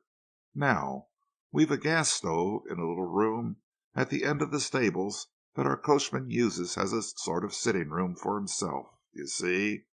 So I went off there to light it and boil some water in a kettle. It struck 4 while I was in there. I had just put on the kettle when I heard it strike 4. Now there's a window in that little room as looks out on the back gardens. They run from the back of the Dower house to the foot of the park, where it begins to rise towards the downs. There's a thick plantation of pine and larch between the gardens and the park, and I suddenly see this here Baron come out of it as if he'd come down from the high ground above." "Was he alone?" asked Blick. "Oh, he was alone, right enough, just as before," replied Peggy. "How far away were you from him?" 25 or 30 yards." "Where did he go that time?" "Walked down the side of the big holly hedge toward the same door that I reckon he'd come out of." Could he be seen from the house?" "No, I reckon not," said Peggy. "There's a thick belt of trees, beeches, just come into leaf between the house and those gardens." "You saw him pass that?" "Saw him go into it," said Peggy. "Once through it he'd be close to that side door I spoke of." "I suppose you know the Dower house pretty well, Peggy?" asked Blick. "Yes," asserted Peggy. "I was there before Mrs. Tetherow came and took it. Been there off and on ever since I was a young one. Went there first when I was 14. Well, that side door now, what is it? Where does it lead when you get in?" "Into a lobby that runs along the back of the house. There's a staircase opens from it, a wide staircase that comes out through a double door at the top into the big staircase in the hall." "So that anybody coming from the bedrooms could easily get at it?" "Easy enough," assented Peggy. "I suppose there'd be none of the servants about at 4 o'clock in the morning?" inquired Blick, after a moment's thought. Peggy opened his mouth in a broad grin. "Not likely," he said. "Servants getting up bell goes at 6 o'clock. Catch any of 'em being up before that?" "Talking about servants," observed Blick, "do you know Mrs. Tetherow's maid?" Peggy smiled. "Daffy Hollywell," he answered. "Course I do." "Well, and who is Daffy Hollywell, and what's her proper Christian name?" "Daffine," said Peggy promptly. "Who is she? Why, her father was a bit of a farmer the other side of the downs beyond Markenmore Hollow. Dead now, he is. There were two of them girls, Daffy and Myra. Daffy went out to India with Mrs. Tetherow, and come back with her. Myra, I don't know what's become of she. Disappeared like, just about that time. Though I recollect now she was going to be married to a chap as lived near them, Jim Roper, woodman to Sir Anthony." Blick paid little attention to these details. He was thinking over the principal points of the groom's information. "Now, Peggy," he said a moment later, "an important question. Am I the first person to whom you've told this story?" "You're the very first," replied Peggy promptly. "I haven't mentioned it to a soul but you." "Didn't ever remark to any of your fellow servants that you'd seen Baron von Eckerstein out at that time of the morning?" suggested Blick. "No," affirmed Peggy. "I'll not deny that I might have done just in a casual way if I hadn't heard of Mr. Guy Markenmore's murder that morning. But I did hear of it very early, earlier than most folks, before either our coachman or the second groom came to the stables, so I said nothing." "Who told you of the murder so early?" asked Blick. "Our village policeman," replied Peggy. "I was standing at the end of our east walk when he and Hobbs went up the hillside to the downs. Hobbs had been to fetch him. I should have gone up with them to Markenmore Hollow if I could have left the cob. I just walked along the edge of our grounds like, to get a bit of fresh air after being all night in the saddle room, when the policeman and Hobbs hurried by, and putting one thing to another, I thought I'd hold my tongue, and I have done till now." "And at last you thought you'd tell me. Well, you've done right," said Blick. "No harm will come to you, Peggy. You're safe enough." "Well, I'd a reason to come to you tonight," remarked Peggy, with a sudden shrewd look. "I reckoned up that it was best." "Yes? Now why?" asked Blick. "Because this here Baron is off tomorrow morning," replied Peggy. "Leaving." "Ah!" exclaimed Blick. "What time?" "I've orders to drive him to Selcaster railway station to catch the 10:08 express to Victoria," said Peggy. "We shall leave here at 9:30. "There's a Mrs. Hamilton there at the Dower house, isn't there?" asked Blick. "A friend of Mrs. Tetherow's. Is she leaving too?" "No," answered Peggy. "Just him. I'm driving him in the dog cart. Only him." Blick rose from his chair as a sign that their interview was over. "Very well, Peggy," he said. "Now then, just remember this. Not a word to any living soul. Just go on as if everything was ordinary. "You'll hear from me. You did right to come, and remember what I say, keep all to yourself." When the groom had gone, after taking amusing precautions to make sure that no customer of the Scepter saw him leave the detective's sitting room, Blick thought over what he had just heard. There was no doubt in his mind now that Baron von Eckerstein was the second man of the midnight meeting at the Scepter. Peggy's story and his own knowledge that von Eckerstein had abstracted the pipe from the solicitor's table at the inquest convinced him of that. But was that sufficient to make one suspect him of murder? Blick thought not, emphatically not. He could scarcely believe it possible that a man would murder another, remain in close proximity to the scene of the murder, and generally act as von Eckerstein seemed to have acted. Yet he might know something, probably did. Whether there was sufficient grounds or not for accusing him of actual guilt or complicity, there were certainly plenty for requesting him to give some account of himself. If such a request were suddenly sprung upon him, there might be revelations. "I'll have something out of him," muttered Blick. "Something he must know, and he'll have to speak." With that resolve strong in his mind, he sought Grimsdale, ordered breakfast for 7:30 sharp next morning, and bade the landlord have a cab ready to carry him into Cellcaster at 8 o'clock. End of chapter 13. Gone.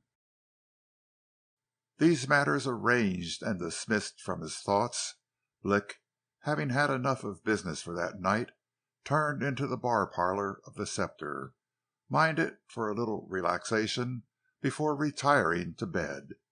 He had been in there once or twice since taking up his quarters at the inn.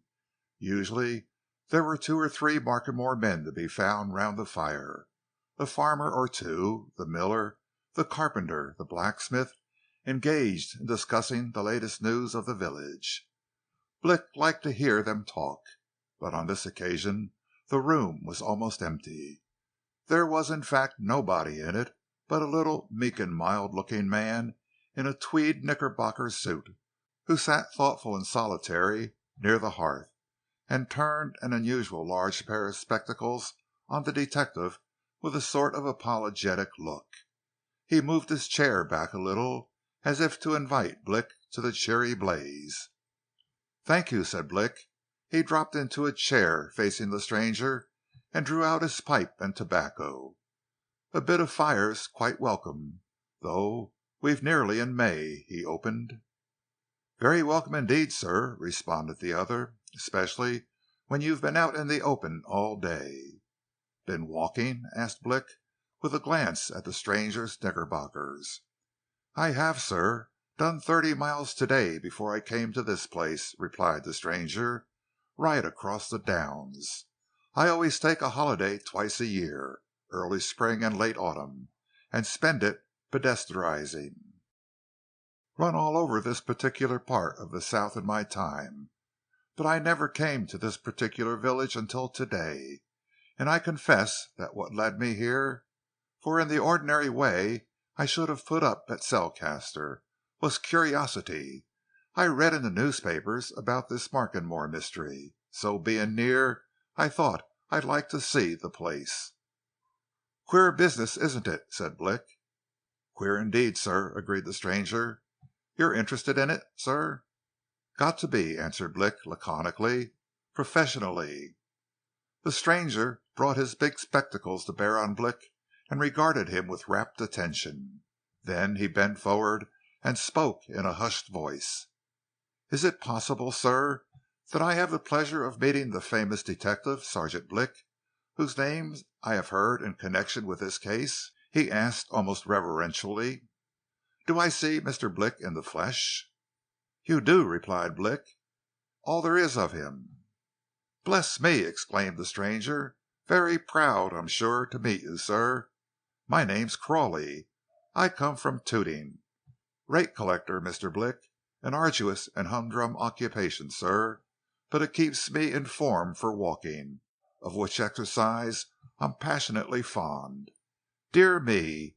Now it may seem an extraordinary thing, but do you know, sir, in the course of my 45 years of existence, I have never met a gentleman of your profession before. A very exciting and engrossing profession, I believe, sir. Quite adventurous." "Depends," said Blick. "Dull and monotonous enough sometimes. You can, of course, get excitement and adventure out of a problem in mathematics, but there isn't much of either in doing a long sum of compound addition, is there?"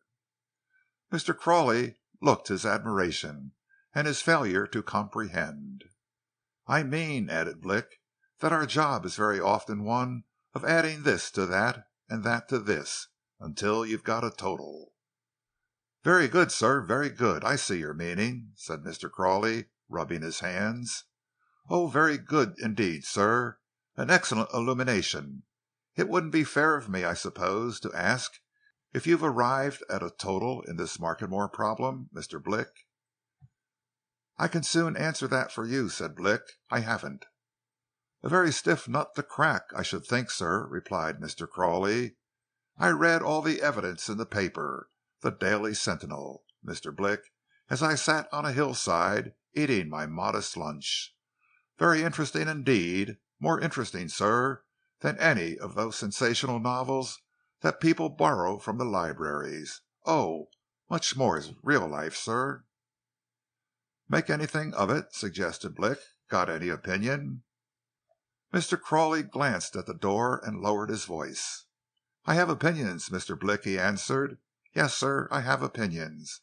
I'm not a betting man, sir, but I would lay money that I know what is at the bottom of this affair." "Aye?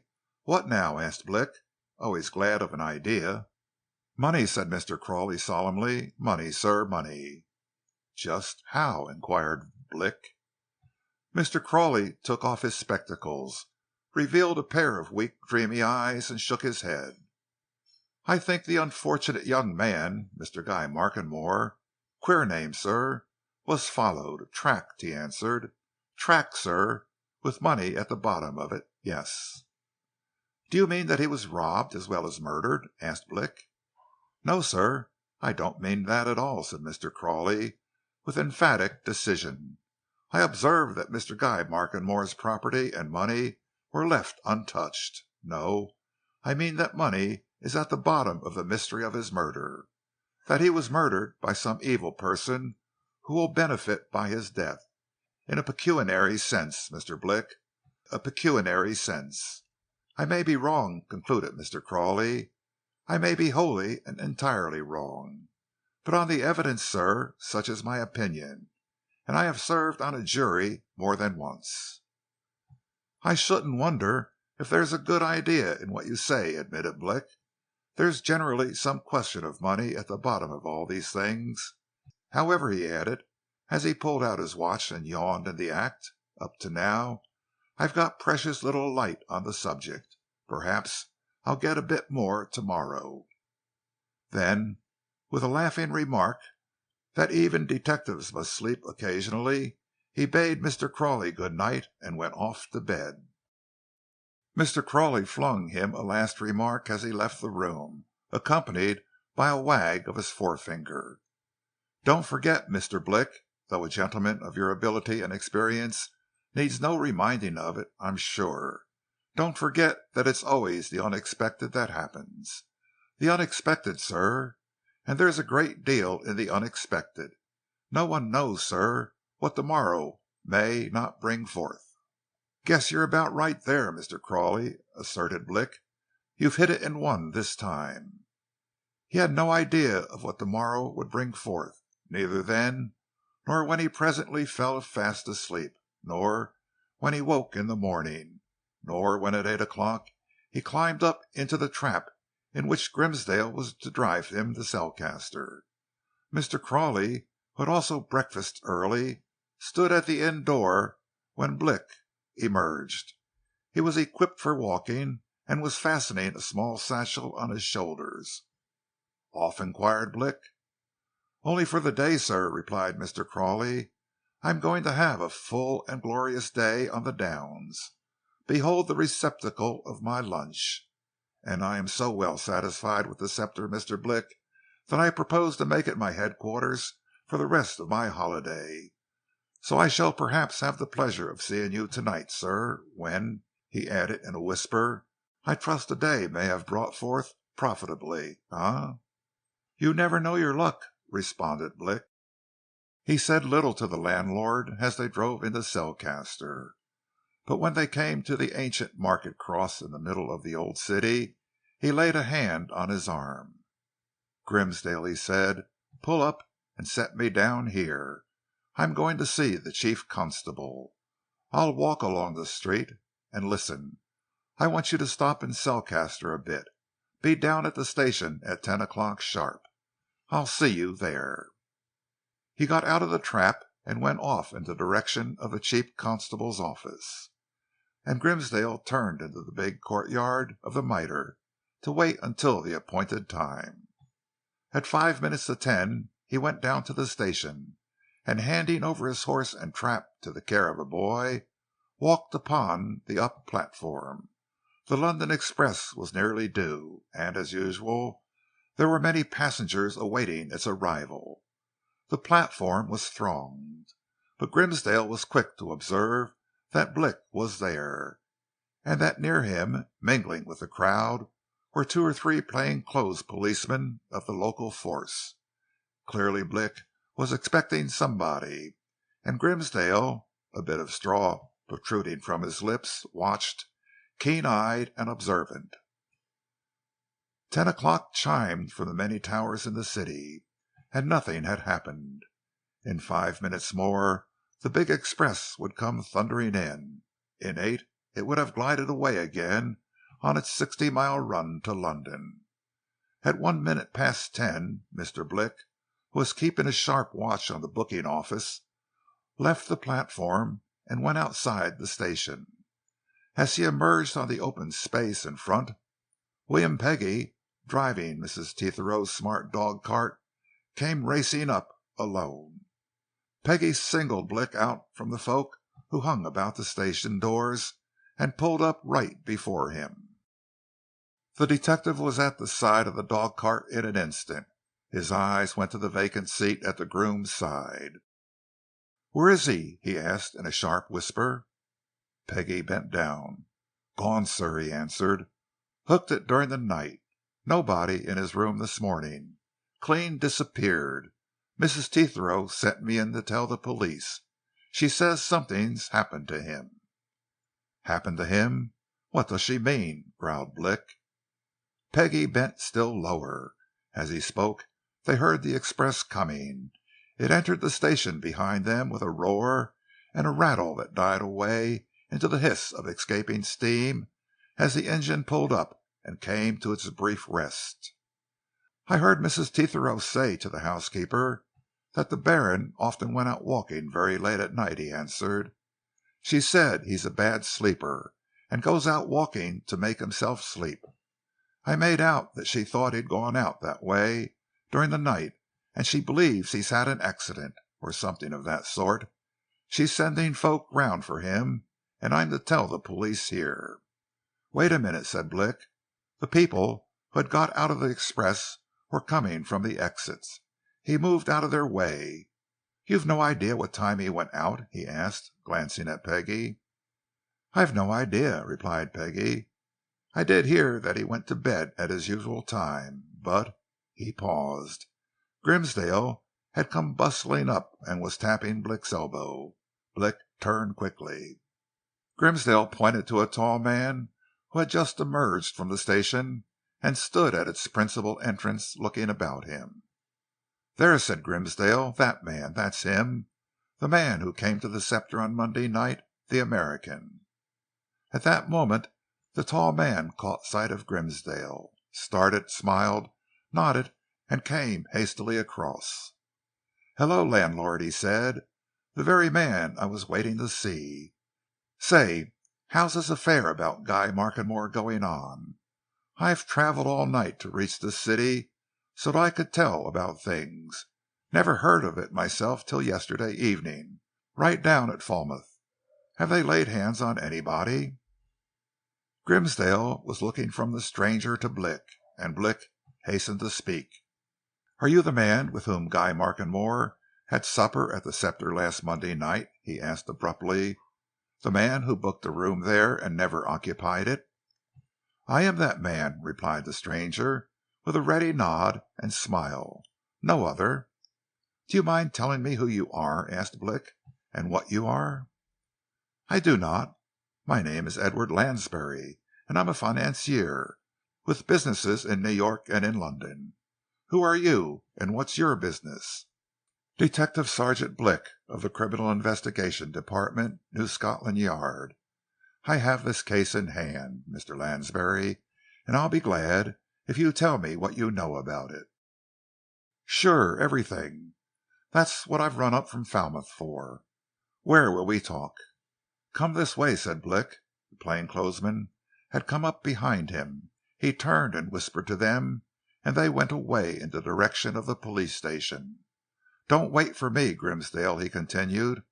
"I shall be detained here for some time, so you can go back at once." But Grimsdale brought a hand out of his pocket, offering something to Lansbury. "Your change, sir," he said. £3.14. Bill was 26 shillings, sir." Lansbury started, laughed, took the money, and handed some of the silver back. "Guess I've forgotten all about that," he said. "Here, get yourself a drink." "Thought you had, sir," remarked Grimsdale, phlegmatic as ever. "Thank you, sir." He went over to his trap and drove off, and Blick signed to his companion to follow him towards the chief constable's office. "I'm truly thankful you came, Mr. Lansbury," he said, as they walked up the street. "Everything's in more or less of a fog about this affair." "Well, beyond what I know myself, which is not a great deal, all I know of it has been got from a London paper that I picked up in my hotel at Falmouth yesterday evening," said Lansbury. "I set off here almost at once. Been on the train practically all night. What's the latest development?" "The latest development," replied Blick, "is one of which I've only heard within the last few minutes. Do you know the Baron von Eckerstein?" "Sure, I know him well. He was with me and Markenmore at the little inn that night. I left Markenmore and him together at 3 o'clock or so Tuesday morning. Von Eckerstein, of course, was the tall man that the landlord saw us walk up the road with, as I saw the landlord mentioned in his evidence." "Well, Von Eckerstein has disappeared during this last night, clean gone. I suppose you don't know anything about that?" "Less than nothing. But what's all this about, seems to me?" "Wait a bit," interrupted Blick.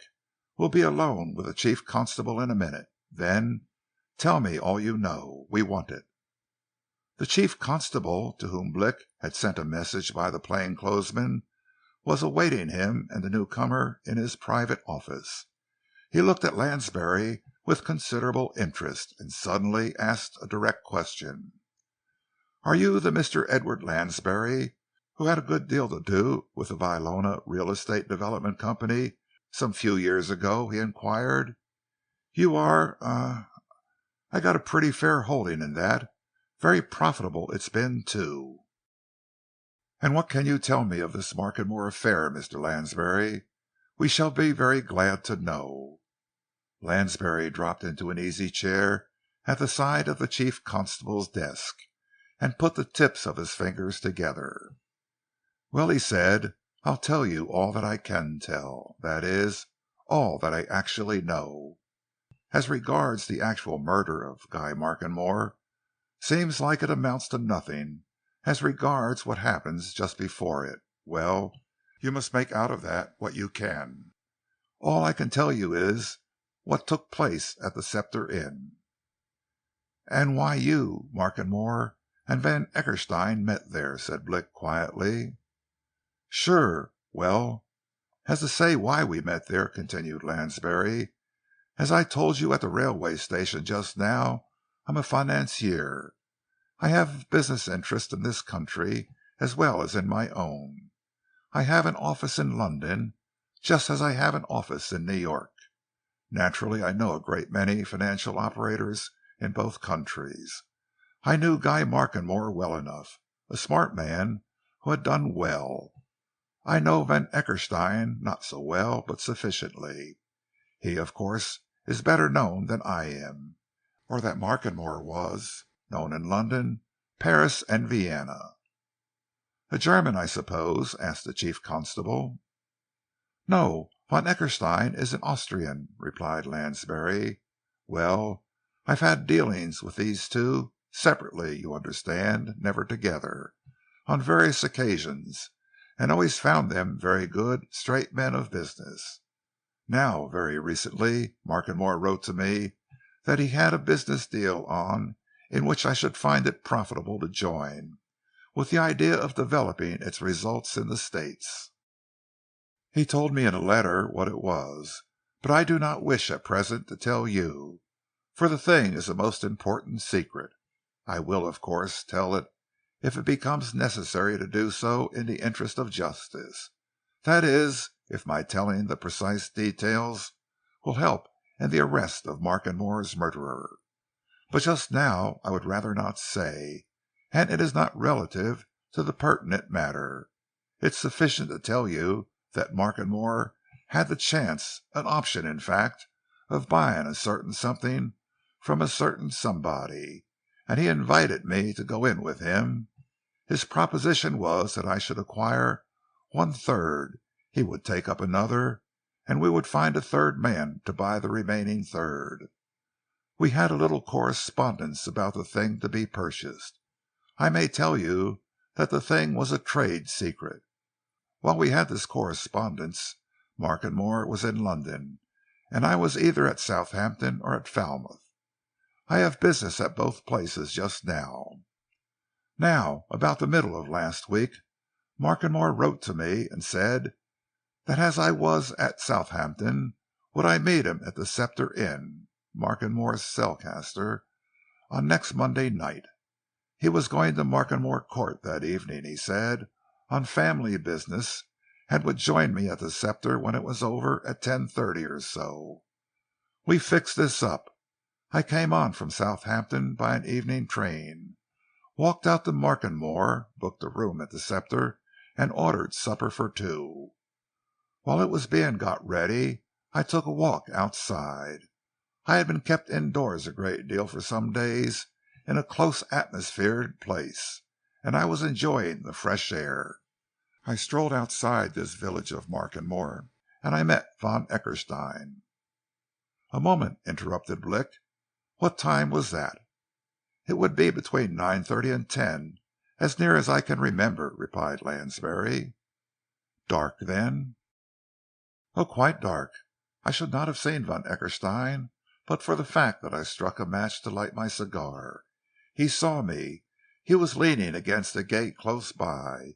He hailed me, and after I had expressed my surprise at our meeting, told me that he was the guest of a lady in the village. Then he wanted to know what I was doing there. It immediately occurred to me that he was the very man to take up the remaining 1/3 share I have mentioned to you, so I told him my business. I also explained the proposition, and told him what Markenmore and I proposed to do." "Another question," said Blick.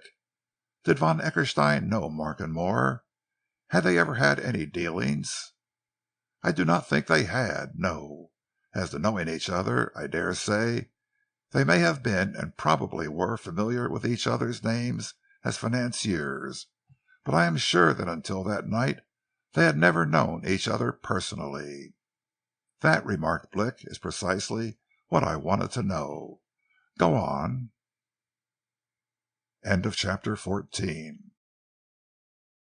Was it robbery? Lansbury smiled at the note of eagerness in the detective's voice. He leaned forward in his chair, looking from one to the other of his listeners as if to indicate that he was now coming to the really important part of his story. "Go back a bit, you mean," he said with a laugh, "to my meeting with Von Eckerstein. Well, as I said, I explained the proposition to him. We walked along the road leading outward from Markenmore for some time, discussing matters. We—" "Meet anybody? See anybody?" interrupted Blick. "I don't remember that we encountered a soul," answered Lansbury. "Pretty lonely parts, those. We walked up that road perhaps a mile, then turned and came back to about where we met. By that time we'd got on to other topics than that which I'd first mentioned. Von Eckerstein was not greatly taken with the matter I put before him. He saw its value as a commercial proposition, but while he felt that it would materialize well in this country and in mine, he was not so sure if he could make it a big thing in the mid-European countries, because of certain German opposition. However, he neither said yes or no, and when we were about to part, he asked me where I was staying and what time I'd be likely to go to bed. I told him that I had put up at the Scepter Inn close by, and that I expected Markenmore there about 10:30 to 11 to supper, and that he and I would be sure to sit up late, as we'd a good deal to talk about. Von Eckerstein then told me a thing which may be of some significance to you police people, now that things have turned out as they have.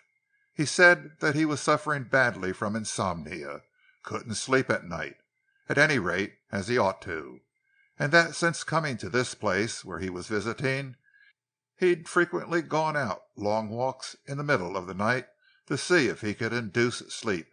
He said that if he so went out that night, and in the meantime he changed his mind about the proposition I'd put before him, he'd likely drop in on Markenmore and myself if he saw a light in my sitting-room window. So—" "From his last remark, you gathered that he knew the Scepter?" inquired Blick. "Enough to know where your sitting-room was, eh?" "Well, that's what he said, anyhow," replied Lansbury. "As for my sitting-room, it was one in which the landlord showed me into when I stepped into his house, a biggish room on the left-hand side of the hall, with a French window that opened on the front garden." "Precisely," said Blick. "I'm occupying that room now. Well?" "Well, we parted on that," continued Lansbury. "Von Eckerstein turned into a little gate that led, I suppose, to the house where he was staying, and I strolled back to the Scepter. I sat down and waited for Markenmore. He was very late in coming. In fact, he didn't come until close on 12 o'clock.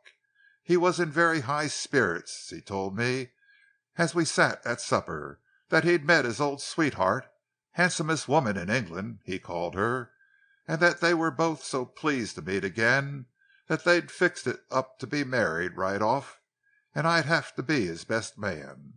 Then we got on to business, and I mentioned Von Eckerstein. Of course he knew all about Von Eckerstein, and he said that Von Eckerstein was staying with this lady he, Markenmore, was going to marry, though he hadn't met him then. Being more pleasantly engaged, we went on discussing our business until close on 2 o'clock in the morning. Just about that time I heard the latch of the garden gate snap, and guessing that was Von Eckerstein out on one of his nocturnal rambles, I opened the French window and stepped into the garden. There he was, coming across the bit of lawn, and I took him in and introduced him to Markenmore, and we began to rediscuss the business proposition that—" "A moment, if you please," interrupted Blick. "Before you tell us about that, will you answer a question which has just occurred to me? During the time you three were together, did Markenmore ever mention his approaching marriage to Von Eckerstein? I want to know particularly." "No, I am sure he did not," replied Lansbury promptly. "While the three of us were together, nothing but the immediate business proposition was discussed.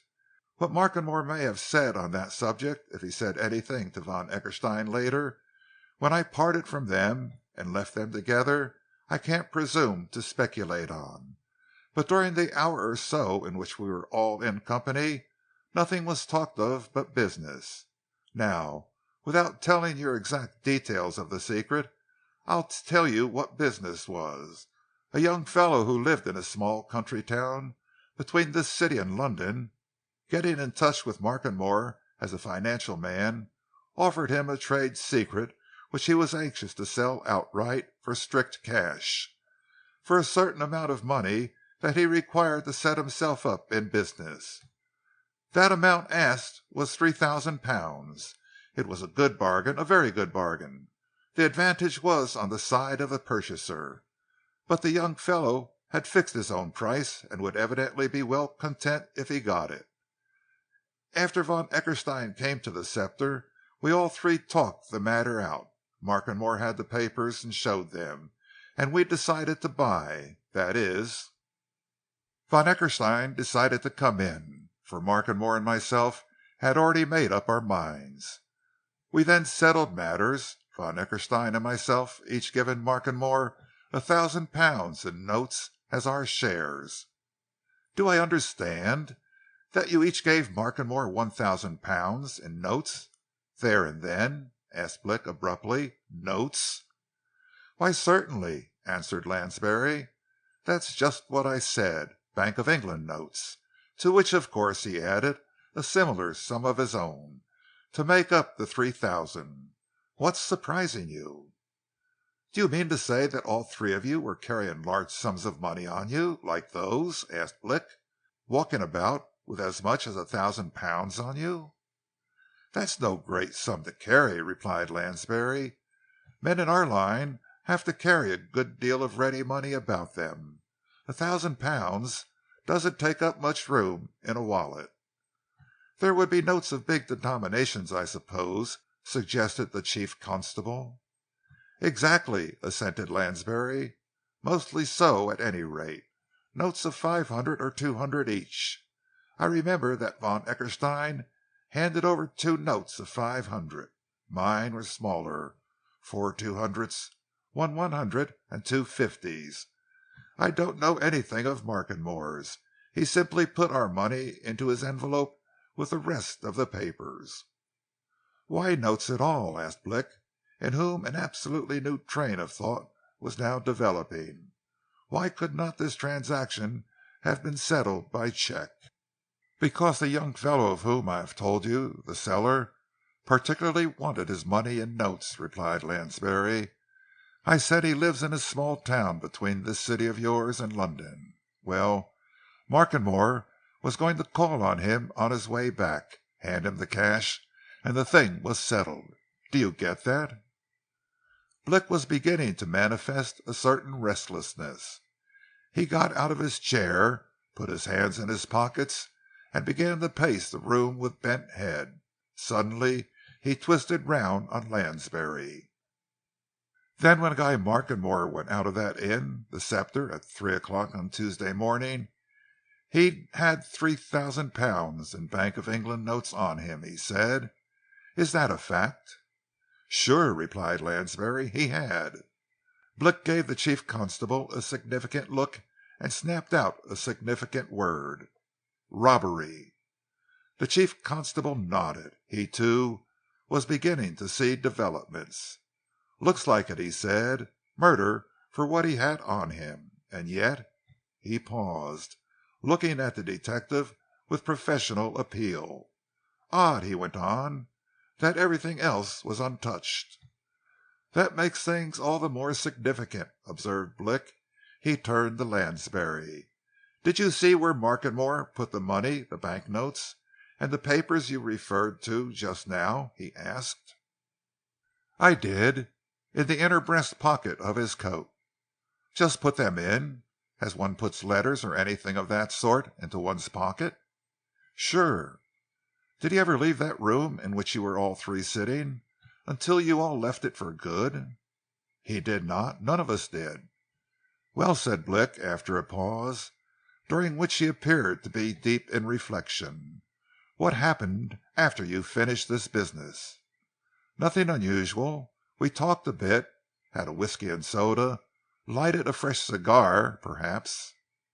"Ah," remarked Blick, "that reminds me of another question. Were you all smoking cigars?" "No," replied Lansbury. "Von Eckerstein was smoking a pipe. He said cigars made his insomnia worse." "Well, you left about 3 o'clock, I think," suggested Blick. "About that. Markenmore was going across country to a station called Mitburn. We said we would walk a little way with him. We left by the French window. It was then beginning to get grey in the sky. You could see things. We walked up the road, past the village cross and the old church. A little further on I remembered that I had bought a local railway timetable at Selcaster on arriving there the previous evening. I pulled it out, and on consulting it, found that I could get a train at Selcaster soon after 4 o'clock, which would get me to Southampton and Salisbury, and then on to Falmouth. I decided to catch it, and said I shouldn't bother about returning to the inn. Markenmore then pointed out a footpath which he said led across the meadows to Selcaster, and advised me to take it. He himself, he remarked, was going by another exactly opposite on the other side of the road, which made a short cut over the downs to Mitburn station. We then bade each other farewell and parted. I took the footpath to Selcaster. Markenmore took the other up the hillside. Von Eckerstein went with him, observing that he would walk a little more before turning in. The last I saw of them, they were rounding the corner of a high hedge, together in close conversation. "And that's all you know?" said Blick. "That is all I know," answered Lansbury. "All." A pause in the conversation ensued. Blick began to pace the room again, thinking. The chief constable, who, during the whole of Lansbury's narrative, had occupied himself in drawing apparently aimless lines on his blotting-pad, laid down his pen, sat back in his chair, and stared at the ceiling. He, too, was apparently in deep thought, but it was he who first broke the silence. "I suppose Von Eckerstein is a wealthy man," he said, turning to Lansbury. "He enjoys that reputation in financial circles," replied Lansbury. "You may safely say he is." "Not likely to murder another man for a couple £1,000?" "I should say not." "Well," remarked the chief constable, with a glance at Blick, "it now looks as if Guy Markenmore was murdered for, not £2,000 but £3,000. Anyway, according to you, Mr. Lansbury, he had that sum on him when you left him at, say, 3:30, and it wasn't on him when his clothing was examined by Blick there a few hours later. Who got it? Where is it?" Blick turned in his walk and came back to the hearth by which they were talking. "Have you got the numbers of the notes you gave to Markenmore?" he asked. "I suppose you have, of course." "I have not," replied Lansbury. "Careless, perhaps, but that's so. I haven't. But I reckon my bankers may have them. They enter numbers when paying them out, don't they?" "Who are your bankers?" asked Blick. "International Banking Corporation, London office in Bishopsgate," replied Lansbury promptly. "But I can't be certain that I got those particular notes there. I may have, in which case they will have. But I mayn't, in which case they won't have. Those notes, or some of them, may have been paid to me by other people, and once or twice recently I have cashed cheques for large amounts in other places than London. My financial operations are considerable, and I handle notes in large numbers." "All the same," said Blick, "we'll have to do what we can in tracing those notes. But now we're faced with another matter. Von Eckerstein is missing. His hostess thinks he had an accident while out on one of his night walks. I don't. I think he's run away." "Why, now, Blick?" asked the chief constable. "Why didn't he come forward at the inquest and tell us what Mr. Lansbury has just told us?" answered Blick. "He'd had the chance, and he sat there and said nothing. Von Eckerstein knows something, and he must be found. I wish I'd laid hands on him last night. Now we must get to work on tracking him. You'd better come out with me to Markenmore, and let's see into things." "I hope you don't want me," said Lansbury. "I am particularly anxious to get back to Falmouth. But I shall return from Falmouth in 2 days, and shall then be for several days at Southampton, close by you. Leave us an address or addresses that will find you at short notice," said Blick. "There's no need to keep you from your business, Mr. Lansbury, and we'd better be getting to work on our own." He presently hurried the chief constable off to Markenmore and Mrs. Tetherow.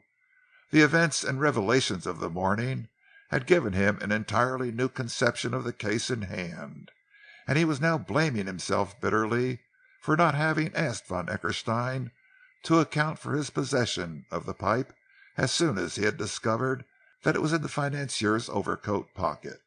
"But I was saving that up for this morning," he said grumblingly, as he and the chief constable drove along to Markenmore. "I meant to stop him as he was entering the station to catch that 10:08 express. Tell him that you and I wanted some information from him, to get him to your office, and have things out with him. Now it's too late." "You don't know that yet, Blick," remarked the chief constable.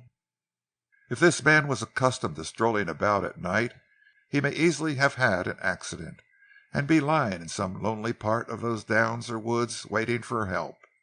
Anyway, so far, I don't see anything to incriminate him, in my opinion." "He was the last man known to be with Guy Markenmore," said Blick. "Maybe, but it isn't likely that he'd murdered him for the sake of those banknotes," retorted the chief constable. "Von Eckerstein's name is known to me. He's a man who's dealt in millions in his time, and been in at some of the biggest flotations of late years. My opinion is that he walked some distance up that path with Guy Markenmore, left him, returned to the Dower house, and knew nothing of Markenmore's murder until he heard of it later. Markenmore met the actual murderer after he parted with von Eckerstein, and I should say that the murderer is a man who was thoroughly conversant with Markenmore's movements and doings, knew that he was to take that path to Mitbourne Station, and lay in wait for him at Markenmore Hollow. That's how I work it out." Blick made no reply to this for a few minutes. The chief constable's dog-cart had covered another half-mile of road before he spoke. "There's no doubt that the Briarwood pipe, of which we've heard a good deal, was von Eckerstein's," he said at last. "Nor that he left it at the Scepter Inn, nor that Grimsdale produced it at the inquest, nor that von Eckerstein picked it up from the solicitor's table as he went out.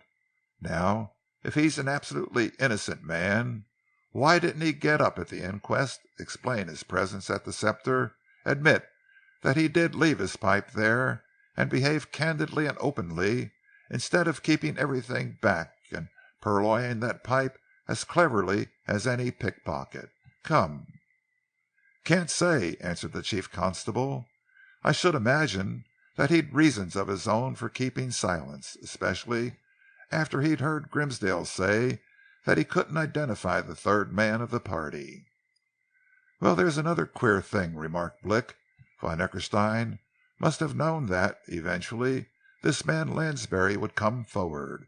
He'd known that Lansbury would let the truth out, as he was. We've got at that, anyhow." "Have we got at the truth of anything?" asked the chief constable, a little cynically. "If we're going in for more theorizing, I can suggest a dozen theories. Here's one to cogitate over, Blick. Supposing there's some big financial operation at the bottom of all this, and that the removal of Guy Markenmore was a necessity to those chiefly responsible. I've known of men getting a bullet through their brains simply because they were in the way.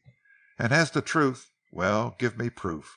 Truth's not so easy to come at in these matters, and I doubt if we shall get any substantial contribution to it here," he added significantly, as they drove up to the Dower house. "Haven't the least idea what we shall get," responded Blick, equally cynical, "but we may find something." What they did find was Mrs. Tetherow in a high state of excitement. She was convinced that her guest, unable to sleep, had gone out for one of his midnight strolls and had fallen into some old pit or disused quarry. Her own men servants, several villagers, and the local policeman had been searching for him since breakfast time, with no result. She scouted the idea that he had taken it into his head to go away, and it was with scorn and indignation that she gave Blick his private and business addresses in London. Blick cared nothing for either indignation or scorn. He went off to the village telegraph office and wired for news. He sent private messages of his own to headquarters in London in furtherance of his object. One way or another, he meant to have news of von Eckerstein.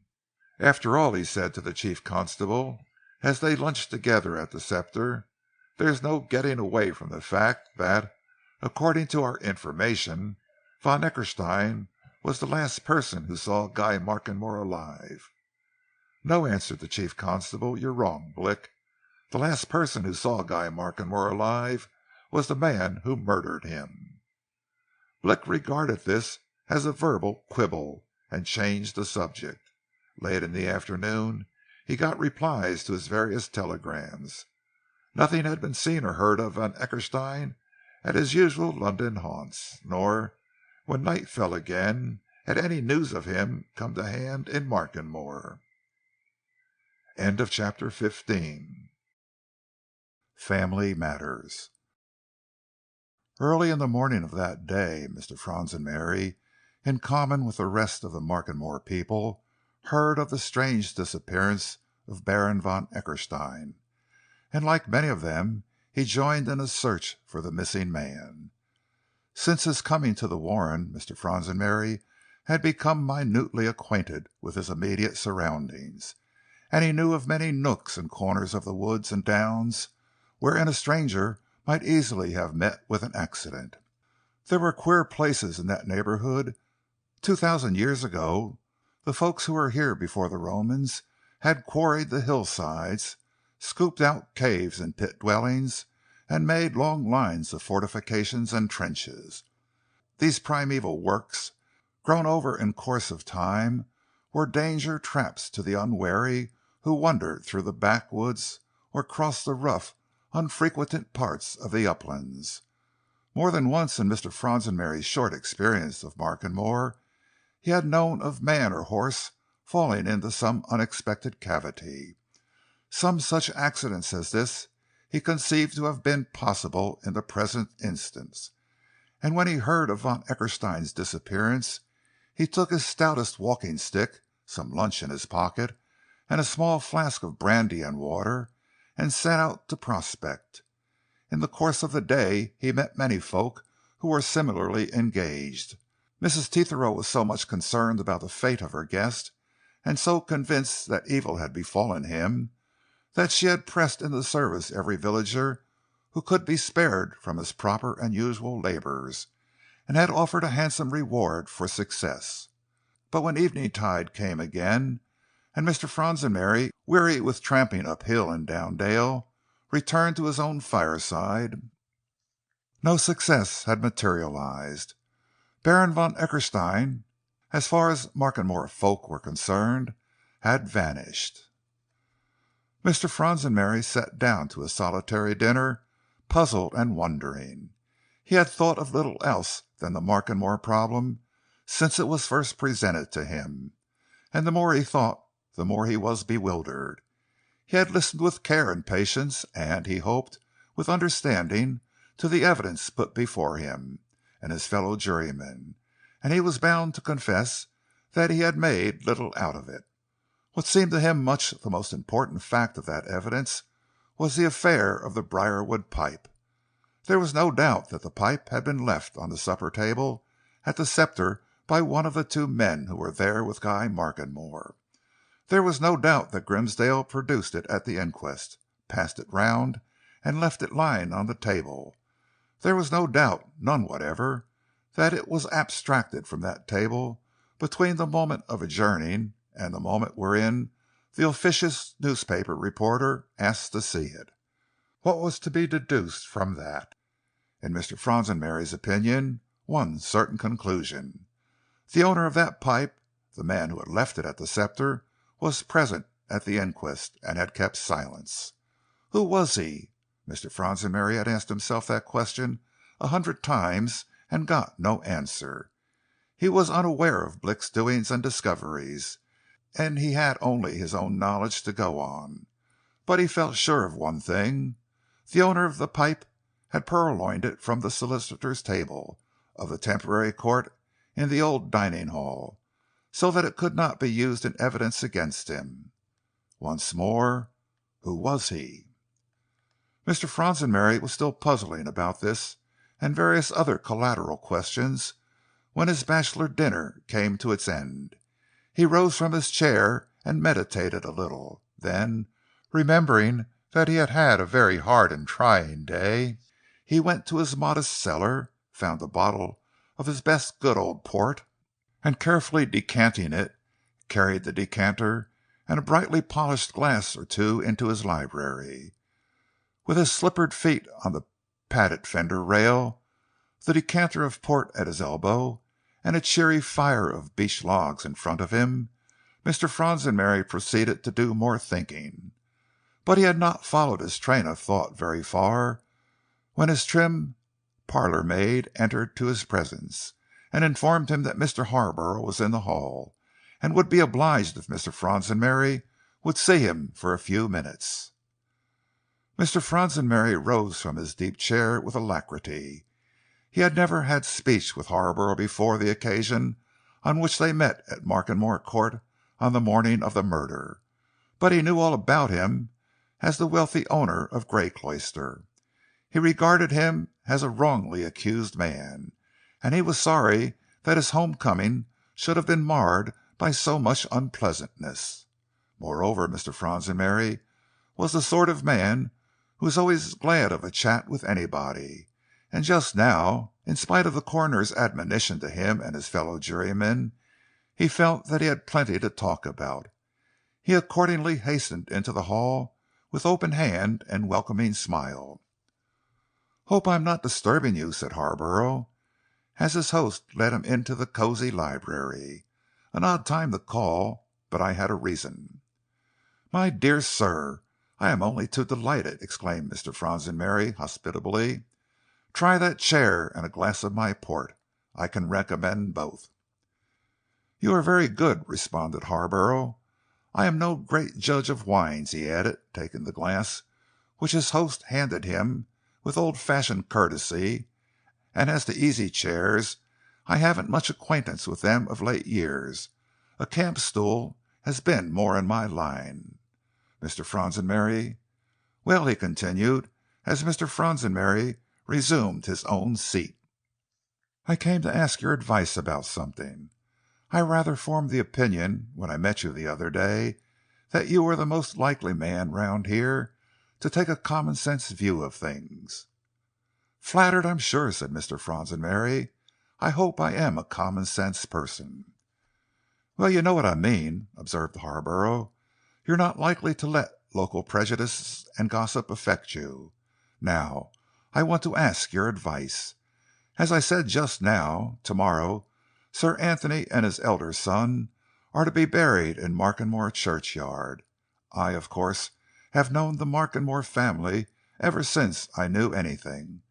Guy Markenmore and I were close friends as boys and young men, until the estrangement happened, of which you heard the other day. Now, do you think it would be proper if I attended the funeral, having regard to the present circumstances?" Mr. Fransenberry fell into a naturally judicial attitude. His face became thoughtful, and at first a little doubtful, but suddenly it cleared.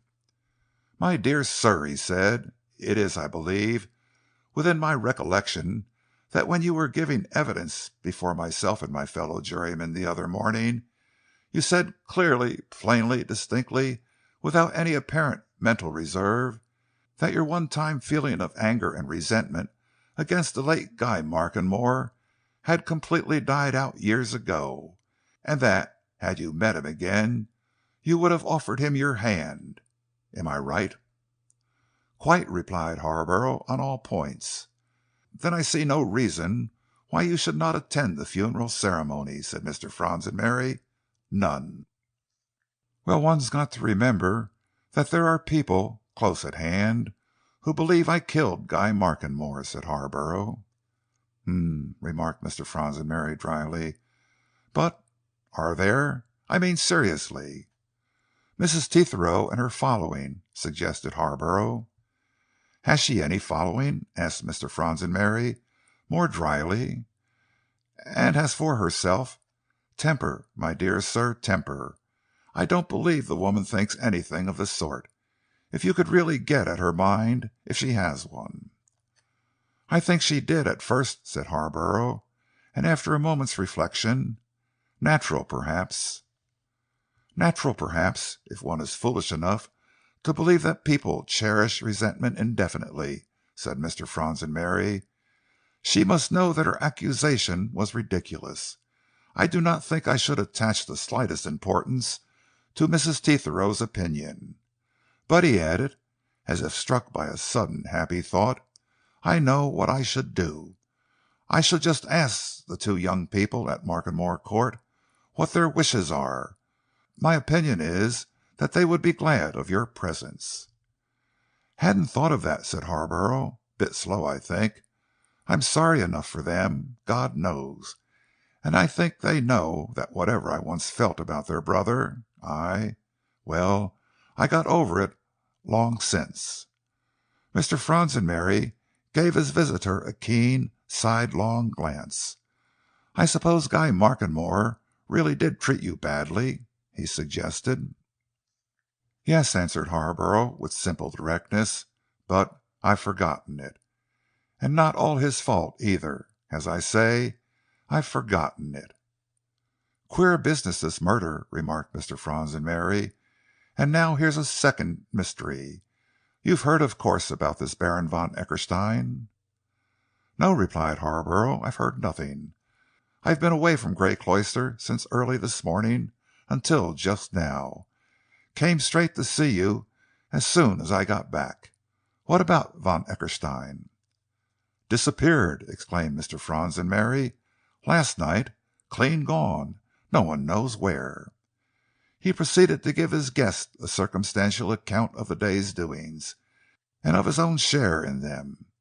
"What do you think of that?" he asked in conclusion. "Odd, isn't it?" "The whole affair is odd," asserted Harborough. "It looks to me as if—but really, I think that's impossible." "What's impossible?" demanded Mr. Franzenberry. "Well, I was going to say, it almost looks as though this might be a second murder," answered Harborough diffidently. "I've been wondering, but as I said, I'm a bit slow at the thinking game, sometimes. If von Eckerstein wasn't the man who turned up at the Scepter at 2 in the morning, in that case—" Mr. Franzenberry started. "Ah," he said, "when you came in, I was just getting to some such conclusion myself. If he was that man, then that accounts for something else. But supposing he was, you were going to say?" "I was going to say, in that case, it looks as if he and Guy Markenmore had been mixed up in business matters," replied Harborough. "And if so, business matters, some big money deal may be at the bottom of this. For instance, somebody may have wanted to get rid of both of them. Heard of cases of that sort myself. Not in this country, though." It may be," assented Mr. Franzenberry. "The whole thing is a mystery which seems difficult of solution, and—" What more Mr. Franzenberry was going to say was never said. At that moment the door opened, and the trim parlour maid murmured something indistinctly, stepped aside and vanished, and gave place to Valencia Markenmore, who came into the room so rapidly that she failed to see Harborough, whose tall figure was hidden from her by a screen. "Oh, Mr. Franzenberry," she exclaimed as she entered, "do forgive me for rushing in on you so unceremoniously, but I am in an awful lot of trouble, and I want your help. And—oh!" She had rounded the screen by that time, and had caught sight of Harborough. Harborough got to his feet, looking uncertain and awkward. "I'll go," he said. "No, indeed," protested Valencia. Not a bit of it. I'd just soon tell you as Mr. Fronsonberry. I'll tell you both. You're men. You'll know what to do."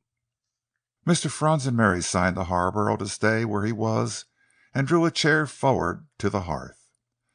"What is it, my dear?" he inquired, as Valencia seated herself. "Anything that we can do, I am quite sure will be done, if it's within our power." "I don't know that it's in anybody's power to do," answered Valencia. "Nothing, I should think. The thing's done, and can't be undone." "And what is done?" asked Mr. Fronsonberry softly. Valencia looked from one man to the other. Each was watching her attentively. Each saw that she was somewhat excited and vexed and probably angry. "I may as well blurt it straight out," she said suddenly. "My brother Harry is married to Poppy Rennie." Again she glanced at the two men, this time inquiringly. Harborough became sphinx-like in expression. Mr. Fronsonberry took off his spectacles and began to polish them. He said, in still softer accents. "A secret marriage?" "Of course!" exclaimed Valencia. "3 months ago, in London." "And known until now to nobody?" inquired Mr. Fronsonberry.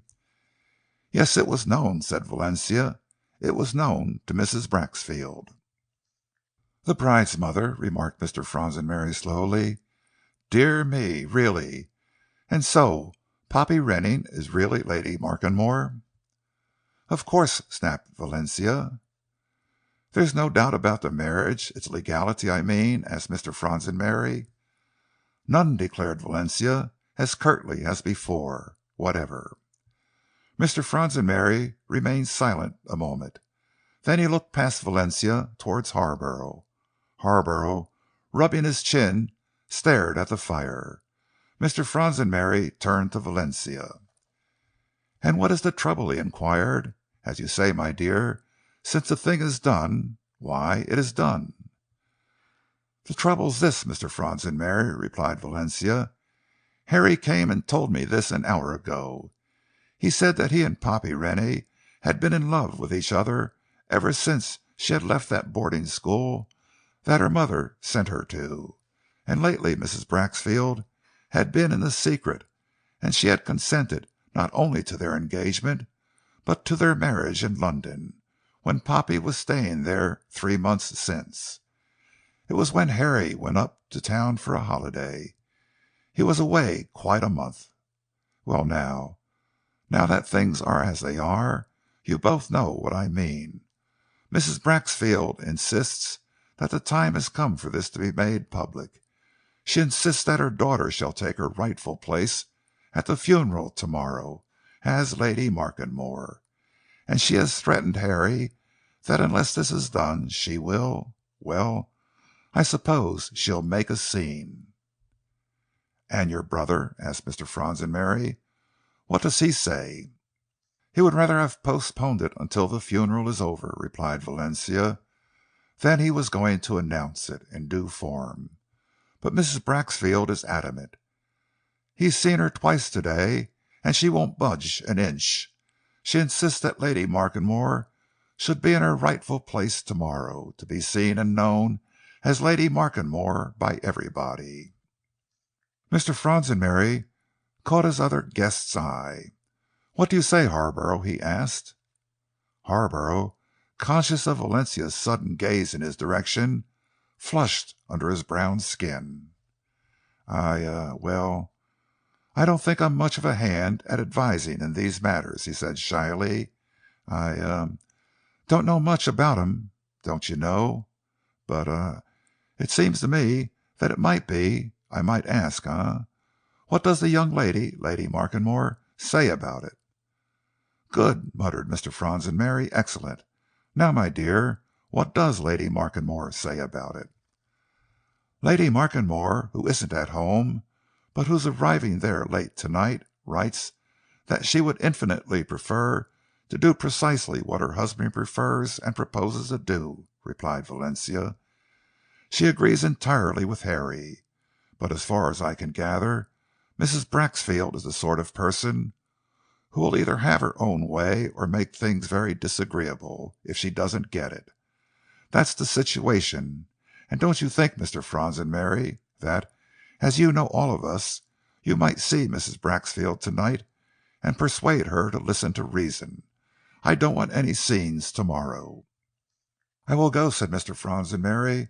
"I will talk to Mrs. Braxfield. But do I understand that your brother's intention—" "Harry's intention is to announce his marriage as soon as the funeral is over," said Valencia. "I'm not going to the church. There will only be men there. When they come back to the house, there will be some legal formalities, my father's will and so on. Mr. Chilford will be there, and others, kinfolk, you know. He will make the announcement then." "I will go and see Mrs. Braxfield at once," said Mr. Franzenberry. "Whether I have sufficient influence with the good lady to move her to accede to your proposition, my dear, I do not know, but I will do my utmost. But you," he continued, as all three went out into the hall, where he took down his overcoat and cap, "you, my dear, cannot go back across the park alone. Harborough?" "All right, sir," said Harborough quietly. "I'm going with her." "Thank you, both," murmured Valencia. "Not that I'm afraid of crossing the park by myself, though." Mr. Franzenberry opened his front door and went along a path in his garden and whistled. The two people behind him heard a rustle, then the rattling of a chain. "My dog," said Mr. Franzenberry. "I never go out at night without him. Down, Tinker. I call him Tinker," he continued, "because I bought him as a pup from a disreputable fellow who came round here mending pots and pans." "What is he?" asked Valencia. "A mongrel of sorts?" "No," replied Mr. Franzenberry. "He's pure bred Airedale, the finest breed in the world for, shall we say, police purposes. That's what I bought him for. This is a lonely situation, and we have queer folk round here sometimes." At the gate of Mr. Franzenberry's garden the three separated.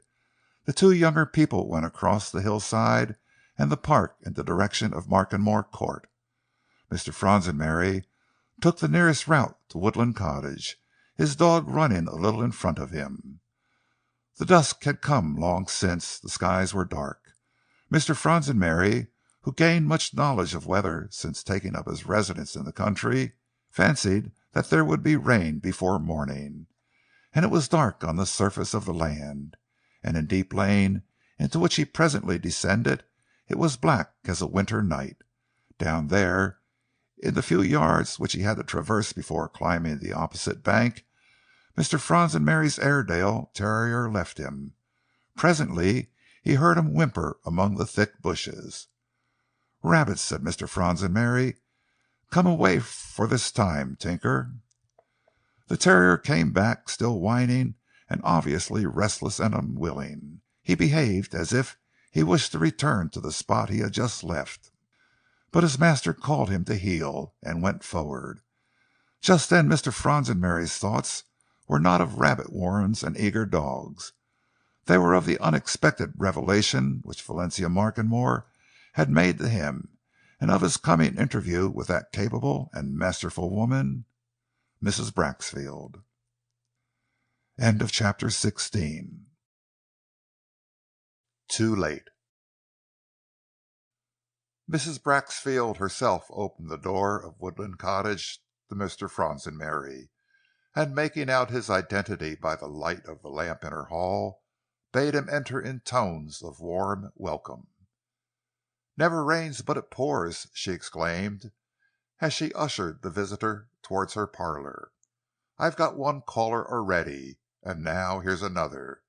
Glad to see you, Mr. Franzenberry." Mr. Franzenberry stepped into a well-lighted, cosy sitting-room, and found himself staring at Blick. Blick smiled and nodded. He recognized the newcomer as the bland and spectacled gentleman who had acted as foreman of the jury at the recent inquest. Mr. Franzenberry, of course, knew who Blick was. He hesitated on the threshold. "If you're talking business matters," he suggested. "Not at all," exclaimed Mrs. Braxfield. "This young gentleman—too young, I tell him, to have such a job as he has—simply came to ask me what he calls a pertinent question about my evidence the other morning. I'm a very good-tempered woman, as you well know, Mr. Fransenberry, or I might have given his question another name—called it impertinent. What do you think he wanted to know, Mr. Fransenberry? If I was certain that the man I saw on the hillside the morning of the murder was Mr. John Harborough. The idea!" Blick, who looked very much at home in an easy chair, gave Mrs. Braxfield a whimsical glance. "Well, you haven't told me yet if you were certain," he said. Mrs. Braxfield bridled. "I'm not so old that I've lost the use of my eyes, my lad," she exclaimed. "I can see as well as you can—better, for anything I know." "It was very early in the morning," remarked Blick. "The light was uncertain. I've learned that there was a good deal of mist about on the hillsides. Hobbs, the man who found Guy Markenmore's body, says that about here it was very misty indeed that Tuesday morning." "How does he know?" demanded Mrs. Braxfield sharply. "Was he about here at that time, 4 o'clock?" "He was about here an hour and a half later, and if it was misty at 5:30, it would be still more so at 4:15, retorted Blick. "Now, if it was, as it was, misty, you might easily mistake one person for another, Mrs. Braxfield. And at that time you referred to in your evidence, there was a man closely resembling Mr. Harborough in height, build, and general appearance. I don't refer to facial resemblance, who was somewhere in this immediate neighborhood." "What man?" asked Mrs. Braxfield suspiciously. "Baron von Eckerstein," said Blick. "That's a fact." Mrs. Braxfield turned to Mr. Fransenberry, who had been standing during the exchange of words, and pointed him to another easy chair, opposite that in which Blick sat. She took another between the two men. "Oh," she said, "so he was up here, was he? That foreign man, staying at Mrs. Tetherow's? Oh, indeed. Well, I never saw him. The man I saw was Mr. Harborough. To be sure, now to think of it, that foreigner is about Mr. Harborough's height and figure." "Now that you think of it again, don't you think that you may have been mistaken?" suggested Blick. "Don't you think that the man you saw may have been von Eckerstein, and not Harborough? Come, now." "No," said Mrs. Braxfield, "you won't come it over me, young man. I've been in a law court before today, and you're suggesting answers to your witness. The man I saw, and that I spoke about in that witness box, was John Harborough. Do you think that I shouldn't know a man who's been well known to me ever since he was that high? Ridiculous!" "You hadn't seen Harborough for 7 years," said Blick. "What's 7 years out of 35?" retorted Mrs. Braxfield with scorn. "I remember John Harborough being born, there at Greycloister. I tell you it was him that I saw on Tuesday morning. Of course it was. It is ridiculous, isn't it, Mr. Fransenberry?" Mr. Fransenberry, utterly puzzled to know what all this was about, glanced at the detective. "I thought that Mr. Harborough fully admitted that he was up this way on Tuesday morning about 4 o'clock," he observed. "Mr. Harborough did. Mr. Harborough was up here," agreed Blick. "There's no question of that. But so was another man, von Eckerstein. It's all, for me, a question of exact times and places. I thought that Mrs. Braxfield might have been mistaken. But as she was not, I can only congratulate her on her excellent eyesight. Oh, by the way, Mrs. Braxfield," he added with a smile, "there's another matter, a pleasanter one, on which I must congratulate you. I heard in the village, just before I came up, of the event which you had announced. I wish your daughter every happiness in her new station. From what I'm told, she'll fill it admirably." "Why, thank you. I think she will, and I'm much obliged to you," responded Mrs. Braxfield. "But that'll be so much Greek to Mr. Fronsonberry. You don't know what he's talking about, Mr. Fronsonberry, do you?" "I think I do, Mrs. Braxfield," replied Mr. Fronsonberry. The fact is, just before coming out, I had a visit from Miss Markenmore. She told me that her brother, now Sir Henry Markenmore, was married to your daughter, and that he intends to make public announcement of the fact to his kinsfolk and his solicitor tomorrow, after the sad ceremony of which we are all aware is over. But I understood that no other announcement has yet been made." "Did you?" exclaimed Mrs. Braxfield, a little contemptuously. "No doubt you would, from Valencia Markenmore. But they have me to reckon with, Mr. Fronsonberry, and I intend that my daughter, Lady Markenmore, shall occupy her rightful position tomorrow. She'll get home here tonight from London, where she's been staying with friends. I expect her from Selcaster Station about 11 o'clock. She's coming by the last train, and tomorrow morning she'll assume her proper place at Markenmore Court. As to whether she attends the funeral ceremonies of Sir Anthony and Mr. Guy, she and her husband, Sir Harry, can decide. I've nothing to do with that, Mr. Fronsonberry. What I have to do with is making sure that my daughter, now that she is Lady Markenmore, is in her proper position as mistress of Markenmore Court when its late master is carried out for burial." Mr. Fronsonberry made no immediate reply. He was conscious now that the ground had been cut from under his feet. There was no chance of fulfilling his promise to Valencia. Evidently the new Lady Markenmore's mother had assumed responsibility, mounted her high horse, and had her own way. "I sincerely hope that the young people will be happy," he said lamely. "I trust so." "Be their own fault if they aren't," declared Mrs. Braxfield sharply. "What's to prevent it? I shan't. I've been uncommonly good to them, especially to him, far more so than most mothers would have been in similar circumstances. I assure you, Mr. Fronsonberry, you don't know everything." "I know next to nothing, ma'am," protested Mr. Fronsonberry. "I am just acquainted with the bare facts of the marriage." "Well, I'll tell you," said Mrs. Braxfield. "I don't mind you knowing, and I don't mind this young man knowing, stranger though he is." "I've been trying to say good bye for the last 10 minutes," said Blick good-humouredly, "but you were so engrossed with your family affairs that you didn't notice I'd risen, Mrs. Braxfield. I wasn't lingering to listen out of curiosity." "Never said you were," retorted Mrs. Braxfield. "Sit down again.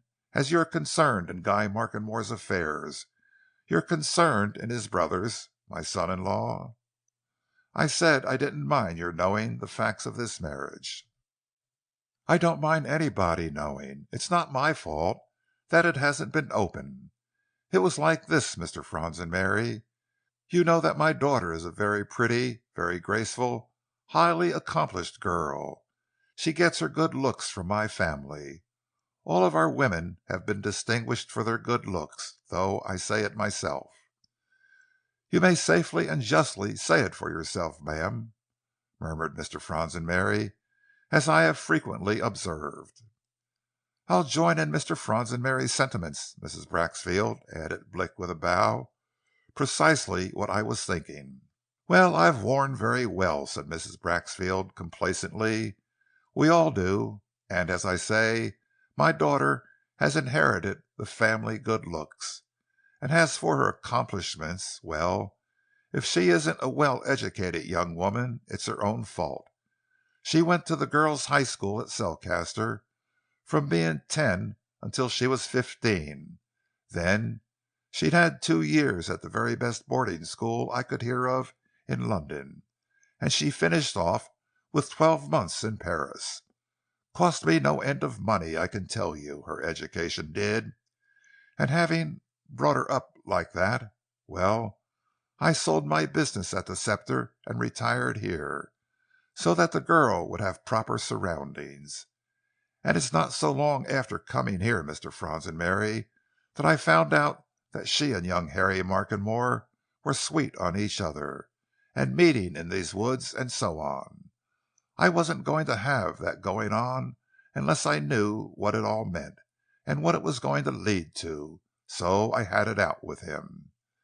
Then he got me to consent to an engagement, though he persuaded me to let him keep that secret from his father and sister for a while. And in the end he got round me about this marriage. He promised that if I'd only consent to that, he'd tell Sir Anthony of it very soon afterwards. So I gave way, and I saw them married in a London church, and just afterwards Sir Anthony fell ill, and Harry made that an excuse for putting things off. And though there were times, plenty of them, Mr. Franzenberry, when he could have told his father, and of course he could have told his sister at any time, he was always making excuses. So when Sir Anthony died the other day, and this affair of Guy's happened, and Harry came into the title and estates, I made up my mind that I'd have things seen to and put right at once, and I told him so. I've seen him twice today, and he's just like every Markenmore that ever I knew, obstinate and self-willed. He wanted to put it off again, until his father and brother were buried. I said no. My daughter was going to take her proper place as mistress of Markenmore Court tomorrow morning, and so she will. "I think, ma'am," observed Mr. Franzenberry quietly, "you said just now that you had announced this marriage." "I have," answered Mrs. Braxfield. "To whom, may I ask?" inquired the elder visitor. "Mr. Blick, I think, has heard it from somebody in the village." "I announced it to the proper people," replied Mrs. Braxfield with spirit. "I am not the sort of person to do otherwise. I announced it to the vicar, to Mr. Chilford, the Markenmore family solicitor, and to Mrs. Perrin, the wife of the principal tenant farmer." "With leave, I suppose, to tell the news to anyone?" suggested Mr. Franzenberry. "Of course. Why not, Mr. Franzenberry?" exclaimed Mrs. Braxfield. "My daughter is Lady Markenmore." Mr. Franzenberry coughed, a short, dry, embarrassed cough, and Mrs. Braxfield looked at him suddenly and sharply. She had detected, or fancied she had detected, some meaning in that cough. "What now?" she asked, a note of impatience in her voice. "What's that mean, Mr. Franzenberry? I know you're a lawyer, though you don't practice it. Are you implying that my daughter isn't Lady Markenmore?"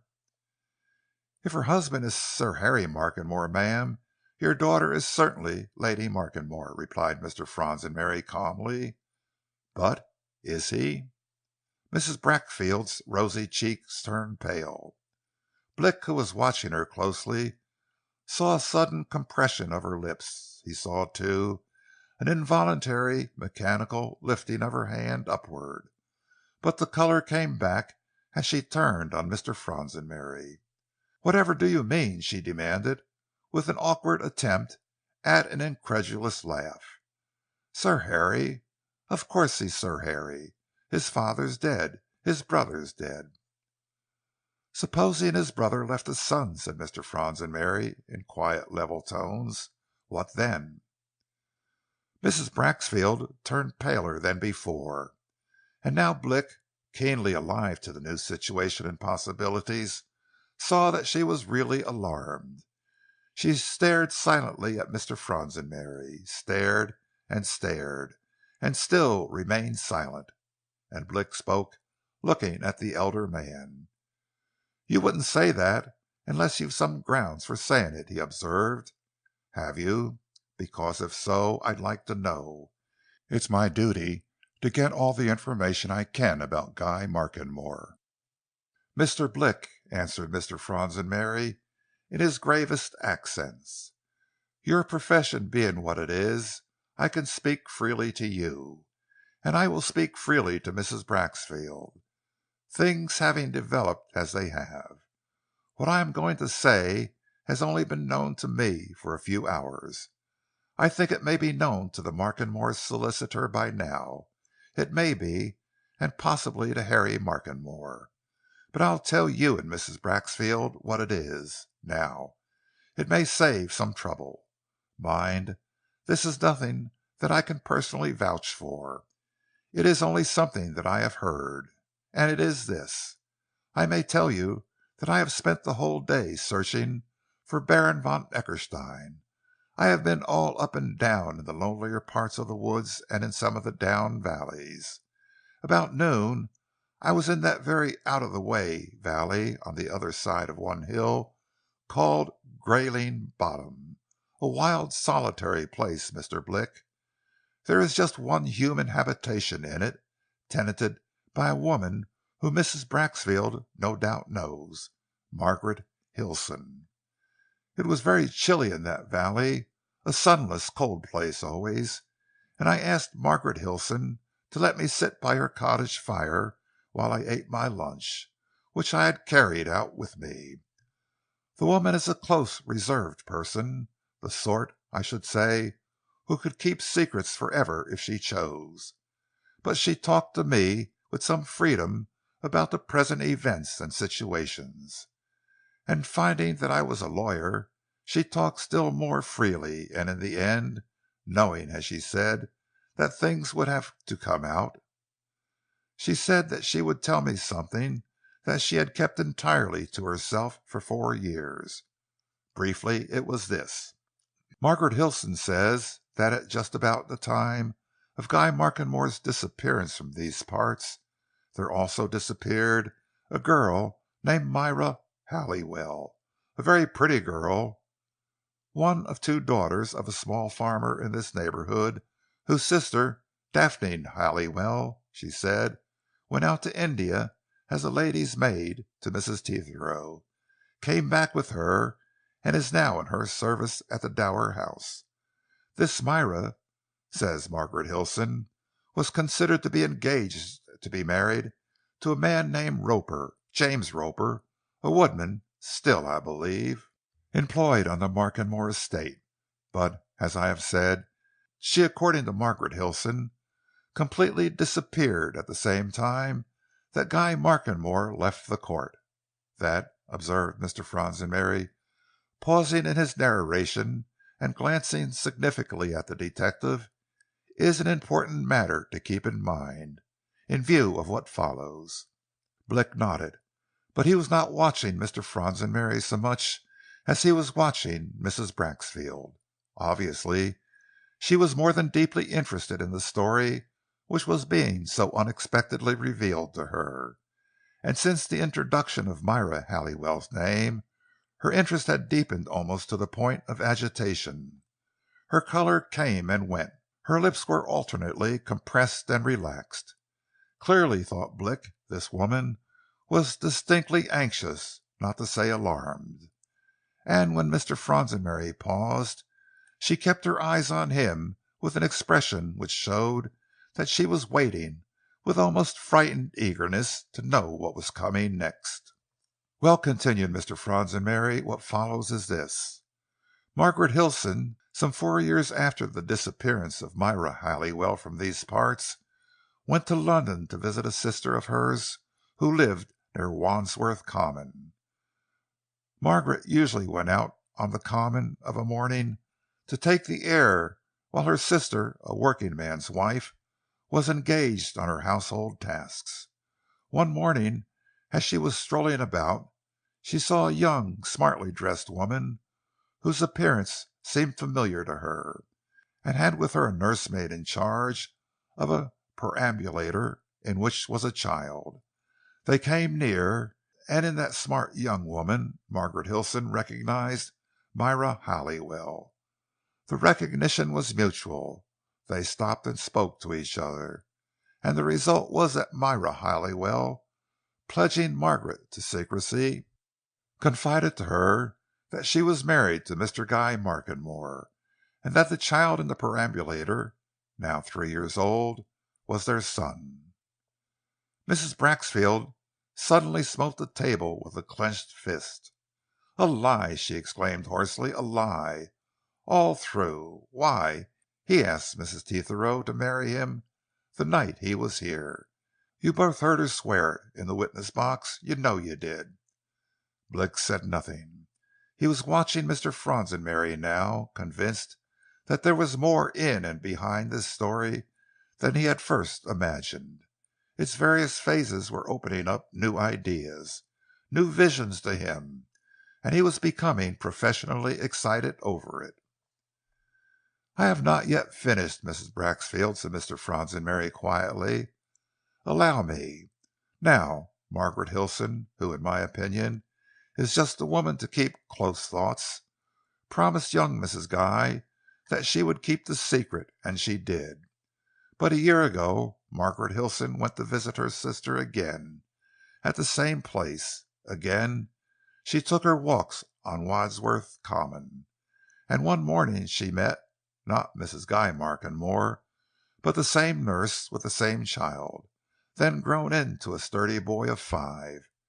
She spoke to the nurse, who told her that the mother was dead, had died a year previously of pneumonia. The child, she said, was being brought up by a lady to whose care he had been entrusted on his mother's death, and she, the nurse, remained with him. The nurse, who probably saw no reason why she should not talk freely to a woman with whom she had seen her late mistress in close and intimate conversation, added some details. She said that the child's father came to see him twice a week, and always spent Sunday afternoons with him. She, the nurse, spoke of him as a handsome, well-to-do man. She further said that the child was called after him, Guy. Finally, she told Margaret Hilson where her late mistress was buried, and Margaret Hilson went to see the grave. She found it easily enough from the particulars given her, and she saw the inscription on the tombstone, "Myra, wife of Guy Markenmore." That, too, Margaret Hilson has kept to herself. But, Mrs. Braxfield, she was not going to keep it to herself longer than tonight.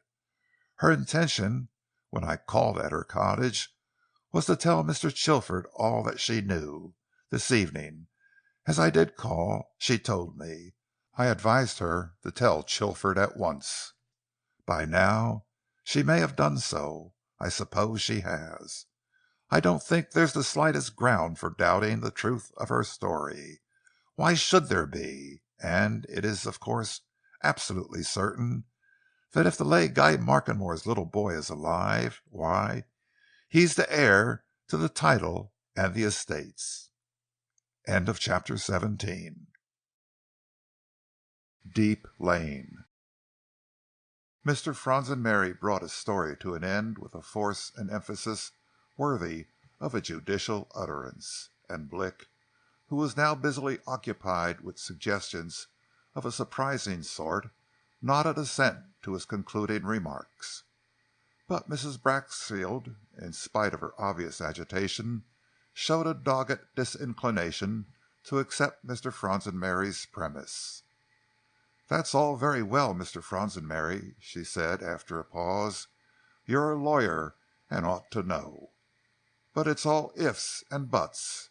If, as you say, Guy Markenmore married Myra Halliwell, and if they had a child, a son, and if that son's alive, well, then, of course, he succeeds his father, or his grandfather, for as far as I am aware, there's nobody knows which died first, Sir Anthony or his elder son, in the title and estates. But it's all if. I don't believe Guy Markenmore ever married that girl. Not I. He may have taken her away with him, and they may have lived together in London, and there may be a child. But all that doesn't prove any marriage, Mr. Fronsonberry." "What about the inscription on the tombstone, Mrs. Braxfield?" suggested Mr. Fronsonberry. "My informant saw it, and I take Margaret Hilson to be a truthful woman." "I'm not saying anything against Margaret Hilson," retorted Mrs. Braxfield. "A decent enough woman, and I don't deny that she may have seen such an inscription. But that proves nothing, Anybody could so describe anybody else, especially in a London cemetery, and who'd be the wiser? There'd have to be more evidence than that forthcoming, Mr. Fronsonberry, before it's proved that all you've told us is true. Marriage lines and birth certificates and so on." "All that will doubtless be brought forward, ma'am," replied Mr. Fronsonberry. "We shall hear more, I'm convinced, much more. Somebody must know." "And you say you advised Margaret Hilson to go and tell this tale to Lawyer Chilford?" asked Mrs. Braxfield. "At once?" "At once," answered Mr. Fronsonberry. "Matters of that sort can't be allowed to wait. I think Margaret Hilson will already have seen Mr. Chilford. She spoke of going down to his house early this evening." "Then they'll know at the court," observed Mrs. Braxfield, with a frown. "Chilford will be sure to go there and tell them as soon as he got to know." "They may know by now," asserted Mr. Fronsonberry. "But whether they know tonight or tomorrow, Mrs. Braxfield, what is certain is that this matter will have to be fully investigated. And if I may give you a little advice, ma'am, in the capacity of a neighbor who wishes you well, I should counsel you to wait a little before you send your daughter to Markenmore Court as Lady Markenmore. She may, you know, be only Mrs. Harry Markenmore. Count 20, ma'am." With this, Mr. Fronsonberry, nodding at Mrs. Braxfield with the warning expression of a sage counselor, rose to take his leave. His Airedale terrier, hitherto sleeping with one eye open under the table, rose too. Accompanied by Blick, they sallied out into the night, dark save for the light of stars.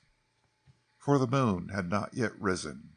In silence they threaded the garden paths of Woodland Cottage and emerged upon the open hillside. "Queer revelations," muttered Blick at last, as they paced slowly across the close-cropped turf. "I gather that you believe this story about Guy Markenmore's marriage?" "I do," replied Mr. Fronsonberry firmly. "Putting everything together, I do. The woman from whom I got my information today, Margaret Hilson, is the sort of person that makes an ideal witness. You know what I mean. The sort that tells just what she knows, doesn't want to add or subtract, embellish or disfigure, gives a plain affirmation or an equally plain negative. The sort, in fact, that hasn't the imagination necessary to a deviation from truth. I have no doubt whatever that she gave me a plain, unvarnished account of what happened during her 2 visits to London, nor any that she saw the grave and the inscription she describes. As to the probabilities of the marriage, well, Mr. Blick, I am, perhaps, a bit of an old gossip. Anyway, I like to talk to country people about their affairs, though I hope I am not a Paul Pry. I like to hear of their little comedies and tragedies. I take a sympathetic interest in them. Now, long before I heard this story from Mrs. Hilson, I had heard of Myra Halliwell and her disappearance, and I had had a hint from 1 or 2 old people in the village that it might not be unconnected with Guy Markenmore. So I was not unduly surprised at what Mrs. Hilson told me. "I wonder if Myra's sister, the woman at the Dower house, knows anything about it," said Blick.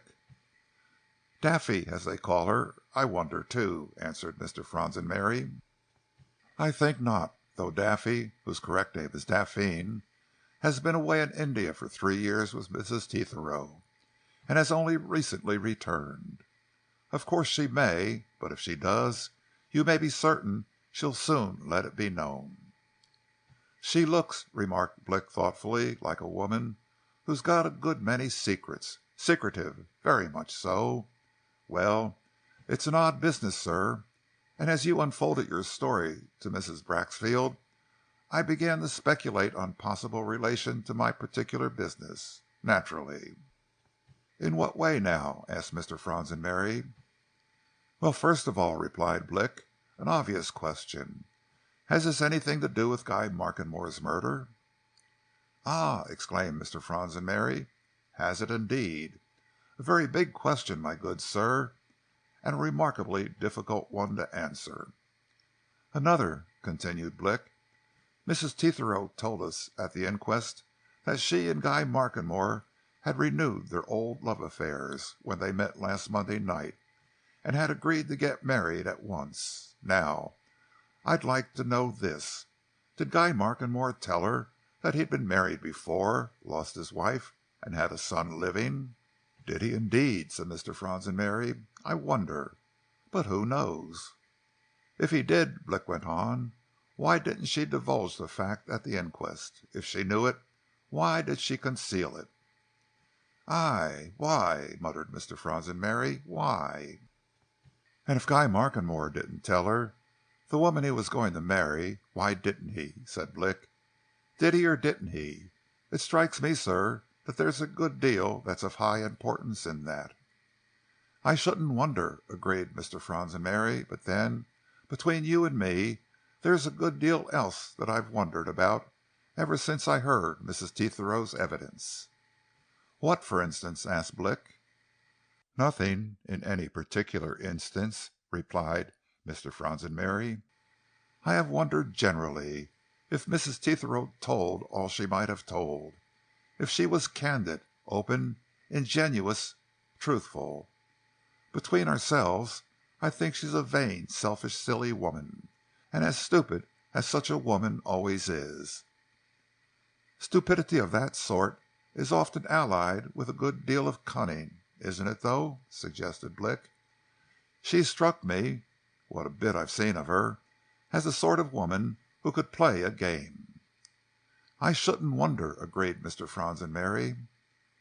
"Then the question for me is she playing any game now? And if so, what is it?" said Blick. "And has von Eckerstein anything to do with it?" "Ah!" exclaimed Mr. Fronsonbury. "That's still another question."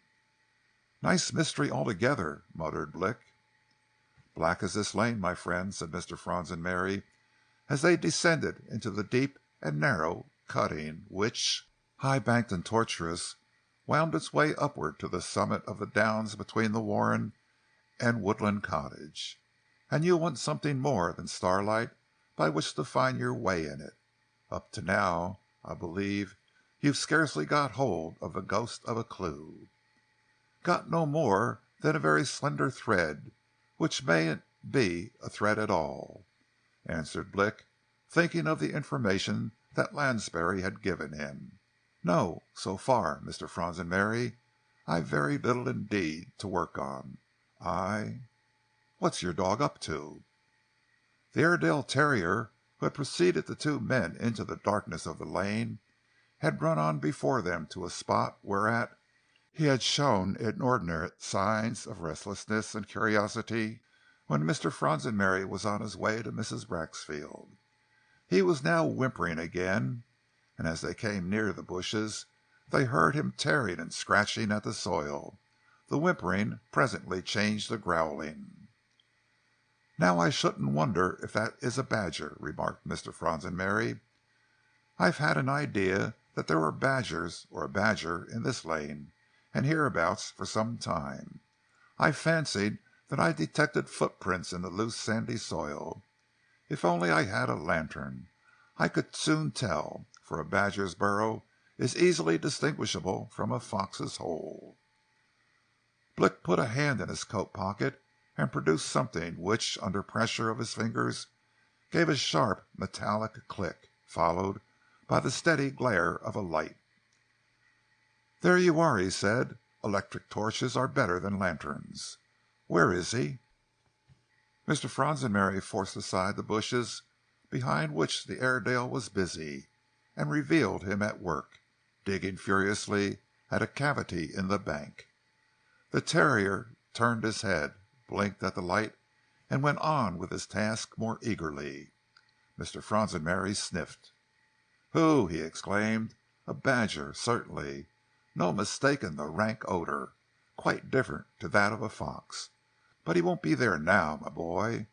Badgers go abroad soon after it's dark, on the search for roots and insects and frogs, and the larvae of wasps and bees. Come away, Tinker."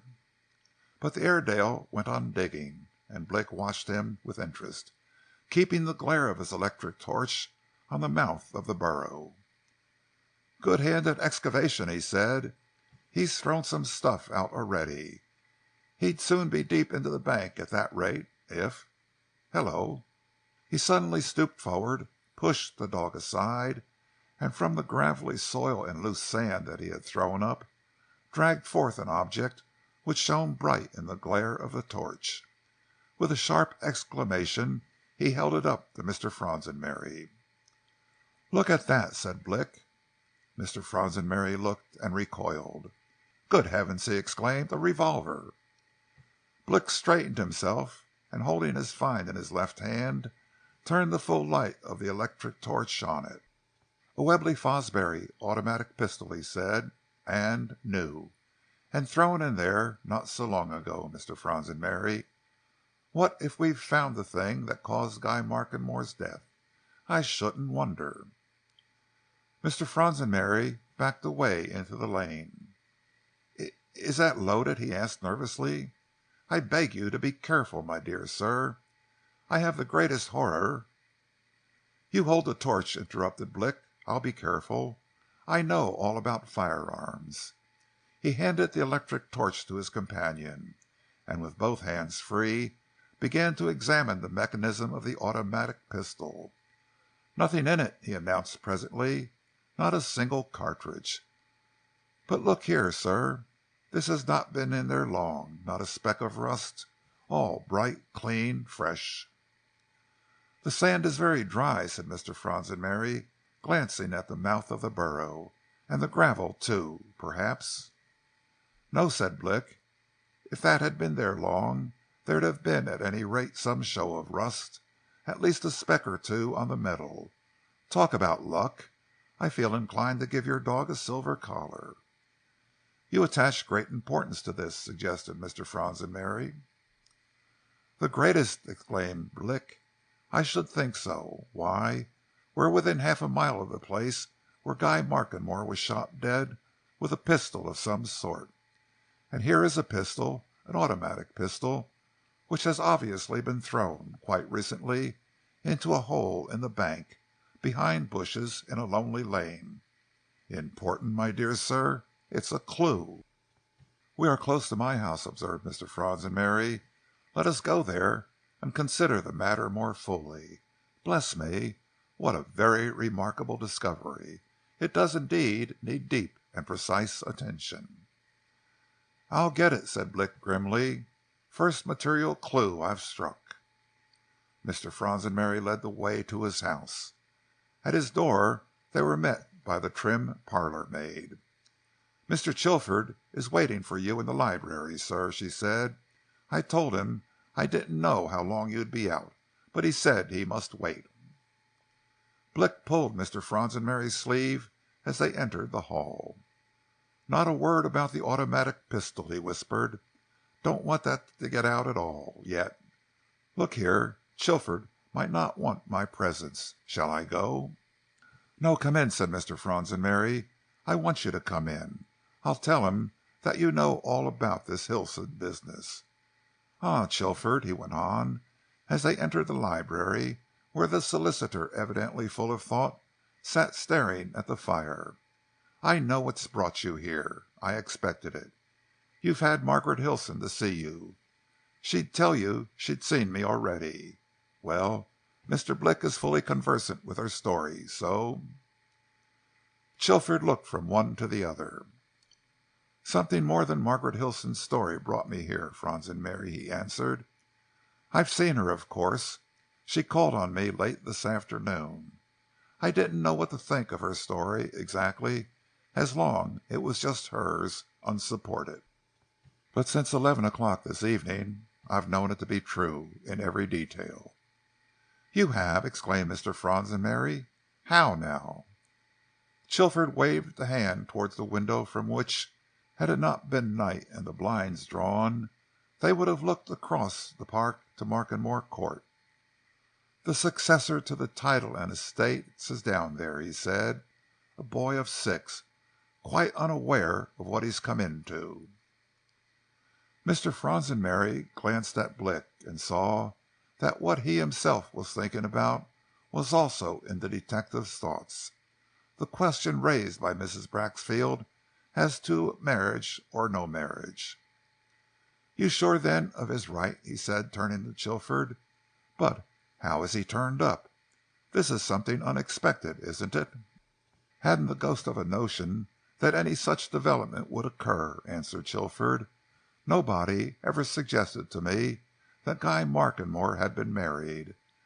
I always understood that he never had, and when that woman, Margaret Hilson, came to me this evening, just after I returned from my office, with the story she'd already told you, I was more than a little amazed. But I know her for a decent, respectable woman, not at all likely to invent fairy tales, nor, for that matter, to tell what she didn't believe to be true. And when I'd heard her, I began to think there might be, well, something in it. And do you know, Franzenberry, she hadn't left my house half an hour when there drove up from Selcaster railway station a well-known London solicitor, Quilliman of Bedford Row, who brought with him a lady and a small boy, and a story agreeing entirely with that which I just listened to. What's more," concluded Chilford, with a dry laugh and a wink at Mr. Franzenberry, "he brought full documentary proofs of all that he had to tell. Pooh! The thing's quite clear. There's a Sir Guy Markenmore in Markenmore Court tonight, and he's 6 years old." "Then Guy Markenmore did marry Myra Halliwell?" said Mr. Franzenberry. "He did, when they both left here," answered Chilford, "and they lived very quietly, Clapton or Tooting or Wandsworth way, at first. Later she lived there alone. He was a good deal away from her, and had a West End flat. She died, but there's the boy. Quilliman knows the whole thing, has all the papers, marriage certificates, birth certificates, and everything, and he's been in Guy's confidence all along. When the child's mother died, the child was placed in the hand of Quilliman's sister, who's now with him at the court. They're all there. I took them up myself." "And Harry Markenmore and his sister, how did they take it?" asked Mr. Franzenberry. "To tell you the truth, they took it like bricks," replied Chilford. "They didn't turn a hair, either of them. And to do them justice, they immediately began to make much of the youngster. But I say, I reckon I know who'll be furious about it. Why, I heard that Harry Markenmore had secretly married Poppy Rennie, with her mother's knowledge." "That's so," said Mr. Franzenberry. "The marriage took place in London 3 months ago, in the mother's presence." "Then Madame Braxfield will be the angriest woman in Christendom when she hears of this," exclaimed Chilford. "Of course, she was hoping that Guy was dead long since, and nobody had ever heard of him for 7 years, and that Harry would get the title, and Poppy be my Lady Markenmore. Well, that's knocked on the head. Queer business, and Quilliman tells me there may be more. It turns out that Guy, who made a regular pot of money in his business doings, all left, of course, to the youngster by a recent will, wanted to give Markenmore Court absolutely to his brother and sister, and was going to take steps to hand it over as soon as he succeeded. But the estates are entailed. The child gets everything. Interesting, isn't it, Franzenberry, from a lawyer's point of view?" "From that point, very," agreed Mr. Franzenberry. "Complicated, too." He was wondering if Chilford wanted to expatiate on the intricacies of the situation, and hoping he didn't, for he himself felt in no humour for discussing legal questions. But Chilford presently went away, and Blick, after a whispered word with Mr. Franzenberry, went with him. Together they walked towards the village, on the outskirts of which Chilford lived. "Any luck in your line yet, young man?" asked Chilford before they parted. "Precious little," replied Blick. "As mysterious a case as I ever heard of," exclaimed Chilford. "Not a ray of light on it." Blick left him at the crossroads and turned into the Scepter. Remembering Crawley, and not averse to a friendly chat before retiring, he looked into the bar parlour and asked for him. Grimsdale, reading a paper behind his bar, shook his head. "Never been back, Mr. Blick," he answered. "He ordered his dinner for 7 o'clock, but he didn't come in for it. Ain't set eyes on him since he went out just after breakfast. I suppose he's altered his mind and gone elsewhere. Don't signify neither. He paid his bill." End of chapter 18. Under Pressure. The bodies of Sir Anthony Markenmore and his elder son were duly laid to rest in the family burial ground in Markenmore churchyard next day at noon, in the presence of a crowd whose members had flocked into the old village from all parts of the surrounding country. Folk of all sorts and conditions assembled in the church itself and under the ancient elms and yews that fenced in its gray walls. The last ceremonies over, they split up into groups, discussing the latest news appertaining to the fortunes of the Markenmore family. By that time everyone in the place knew that Guy Markenmore had left a son, and that he had come into the title and estates. Many of the onlookers had hurried to the churchyard in hopes of seeing the new baronet, but all they saw was Harry Markenmore and 2 or 3 kinsmen.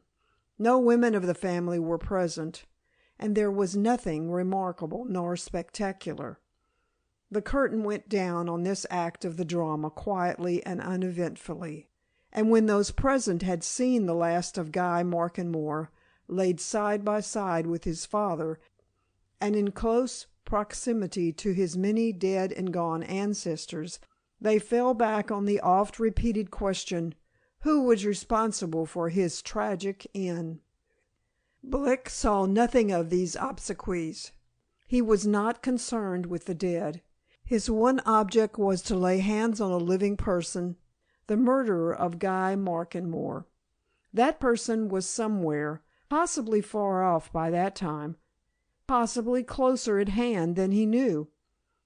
It was a difficult chase, and the quarry was clear out of sight and the scent poor, but Blick was casting round, and by perseverance, aided by luck, he hoped to get on the trail. And certainly he had got something to go on in the strange revelation of yesterday, and in the fortunate discovery of the automatic pistol. Full of thoughts and speculations about one, and with the other in his pocket, he set out for Selcaster as soon as his early breakfast was over, and by 10 o'clock was closeted with the chief constable. To him he detailed all the news gained since the previous morning. The chief constable listened and wondered. Like Blick, his thoughts turned to the question, had these revelations about Guy Markenmore's secret marriage of 7 years ago anything to do with his murder? He discussed the likelihood and probabilities of this for some time, but suddenly turned off to a more pertinent subject. "That, however, is all mere speculation, though, as you say, Blick, there may be a good deal in it," he remarked. "But the finding of that automatic pistol so near the scene of the murder is quite a different matter. Now, how on earth did it come to be in that burrow or hole or whatever it is?" "You mean, how did it come to be there unless it was put there?" said Blick. "Of course it was dropped in there by someone who wanted to get rid of it. How else could it have come there? Let's suppose that somebody was the actual murderer. He came away from the scene of his crime, crossed the hillside in front of the woodland cottage." "More likely followed the line of the coppice behind it," suggested the chief constable, with a glance at a big map hung on the wall by his desk. "He'd be hidden from view that way." "Well, that way then," agreed Blick.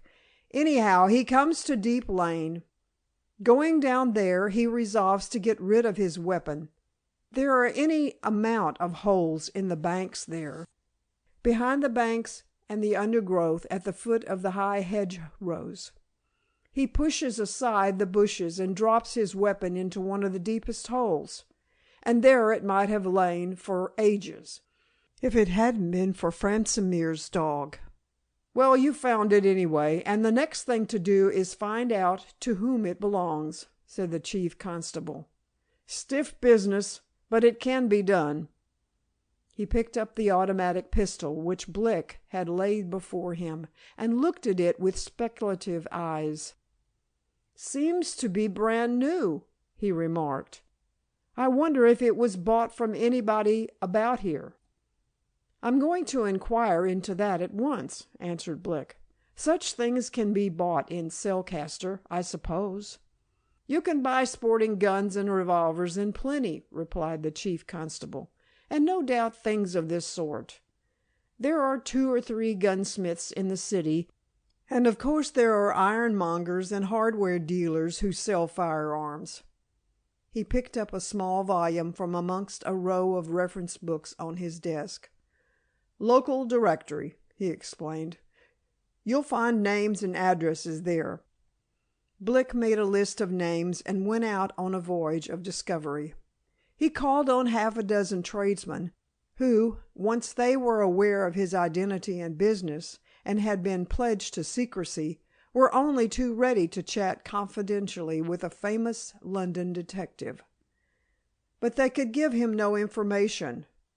Not one had seen the automatic pistol before.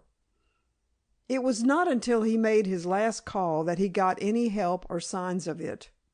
Then, however, the shopkeeper was somewhat doubtful as to whether he hadn't seen that particular article before, some time or other. "I've an idea that we may have supplied that," he remarked. "But I'll tell you what, you look in here about 6 o'clock this evening, or any time between that and 7. For this reason. I have a branch shop at Chilhampton, and my manager is there today, and won't be back till late this afternoon. Now, if we ever sold that pistol, as I fancy we did, he'll know all about it, and who the purchaser was. He's more up in that department than I am. Come again at 6 or thereabouts. If I'm not in, ask for Mr. Waters, and tell him what you've told me. You can trust him." Blick thanked him and went out. A policeman who stood staring around him on the opposite side of the street caught sight of and came across to him. "The chief sent me out to look for you, Mr. Blick," he announced as he came up. "He says will you go back to his office? There's a young man called that he wants you to see. This Markenmore affair, he said." Blick hurried back to the police station and to the chief constable's room. In a chair by the fireside sat the young man to whom the policeman had referred, watching the chief constable, who was reading and signing documents.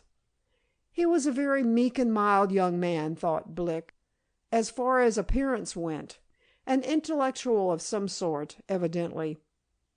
He had a very high, broad forehead, a mass of long and untidy hair brushed back from it, a pair of large, somewhat brilliant eyes, a wide, sensitive mouth, and a generally high-strung aspect.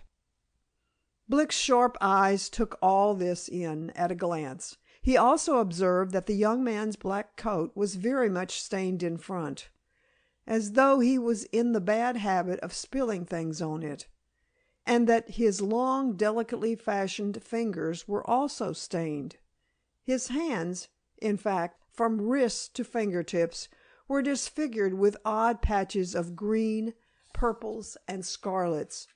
A queer-looking chap, thought the detective, and yet no ordinary one.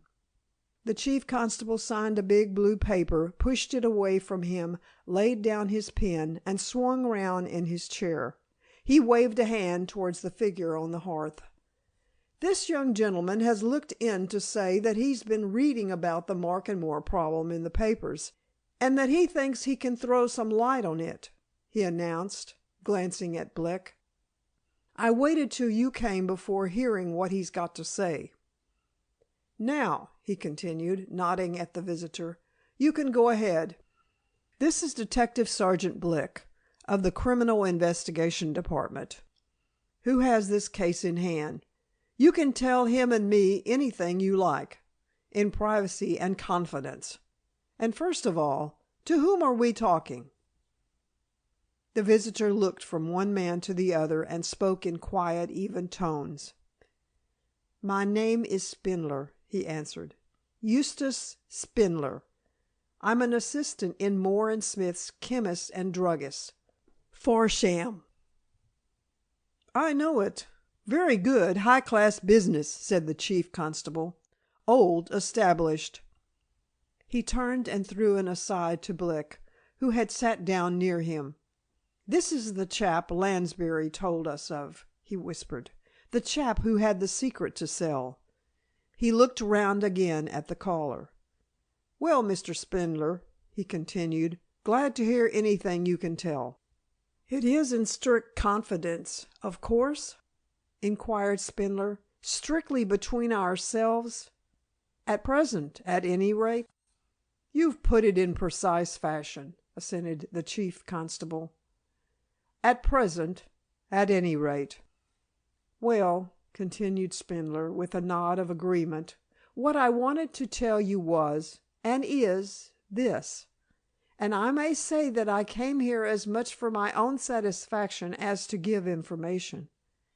I am, as I said, an assistant chemist, a qualified assistant, that is to say, I've passed all my exams. Now, for the last year or two, I've spent my spare time in experimenting in the preparation of synthetic dyes. I dare say you gentlemen are aware that up to now our dyers in this country have been almost entirely dependent on Germany for their aniline dyes." "We are," said the chief constable solemnly. "Pretty well known, I believe, Mr. Spindler, that we've been shamefully behindhand in that matter." "Just so. We have," assented Spindler. "Well, to put the matter briefly, I have discovered a certain secret as regards the preparation of a valuable synthetic dye.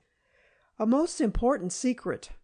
And when I'd got it fully perfected, I naturally wanted to make some money out of it. So I advertised in the Times, indicating what I'd got to sell.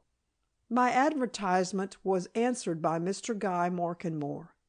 In consequence of his letter, I went to see him at his office in Mulgrave Court in London, near Cornhill. I told him all about my discovery, and he asked me how much I would take for my secret. Now, I am a poor man, but I have good ideas, and I want to do certain things, and one is to buy the business, a small, undeveloped business, but capable in my hands of great development, of a manufacturing chemist, which I can get for a very reasonable price. I thought things over and told Mr. Markenmore I would take £3,000 cash. He then asked me if I would entrust him with my papers, the formula, you understand, of my secret, so that he might submit them to an expert. I consented on condition that the expert was someone I could trust. We fixed on Professor Sir Thomas Hodges Wilkins, of Cambridge, the famous chemist. I then gave Mr. Markenmore the papers. A week later he wrote to me, saying he would buy at my price if he could get a couple of other financiers to join him in the venture. I wrote back to him and asked him, if he bought, to let me have the money in cash. I made this request because I intended to pay cash for the business I've referred to, and didn't want anybody to know how much money I had. No bankers, nobody, you understand.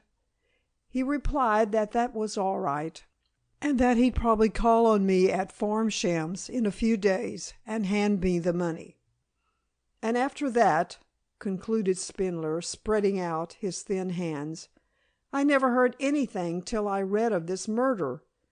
And what I want to know is, where are my papers, my valuable secret?"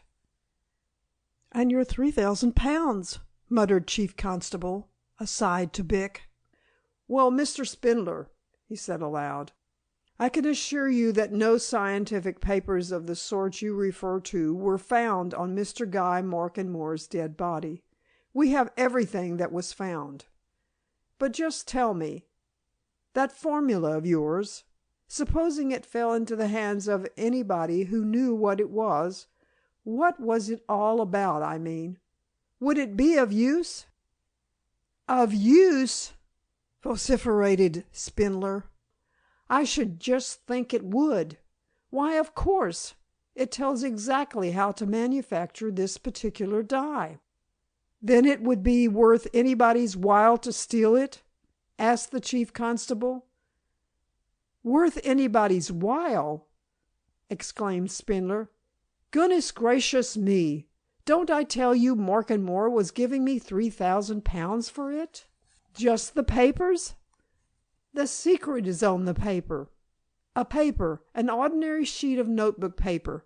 There were, of course, some other papers, memorandum, but if the paper falls into the hands of anybody, why, of course my secret's lost. Are you sure it wasn't on Markenmore's body? Just a sheet. It will look like a prescription." They saw by that time why Mr. Eustace Spindler had called. It was not to give information, but to get news, and they had none to give him. "There were no papers of that sort on Markenmore," said Blick, "but they may be at his office in London or at his private residence. We'll do what we can for you, Mr. Spindler, and as soon as possible." But when Spindler had gone, highly concerned and dissatisfied, Blick turned to the chief constable and shook his head. "We know from what Lansbury told us that Guy Markenmore had the papers this chap speaks of on him that night at the Scepter," he observed. "He must have had, because it was about them and the secret and the price that the discussion was. Probably he had the formula and Professor What's-his-name's opinion on it. In that case he'd have them when he left the Scepter, put them all together with the £3,000 worth of bank notes. And whoever murdered him got 'em, with the notes." "There's another alternative," remarked the chief constable. "He no doubt had the notes on him, but he may have handed over the formula and opinion to one of his fellow purchasers." "Not to Lansbury," declared Blick. "He'd have told us." "There was a third man," said the chief constable, meaningly. "Von Eckerstein." Blick took 2 or 3 paces about the room, thinking. "I wish we could follow that up," he exclaimed suddenly. "That fellow's disappeared, and we've done nothing whatever to trace him. How do we know, after all, in spite of his being the wealthy man he reputed to be, that for purposes of his own he didn't shoot Guy Markenmore and appropriate the money and the formula?" "Possible," agreed the chief constable.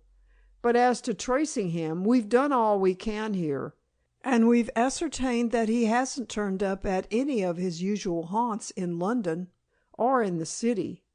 Yet he's vanished. Suddenly, too. Now why?"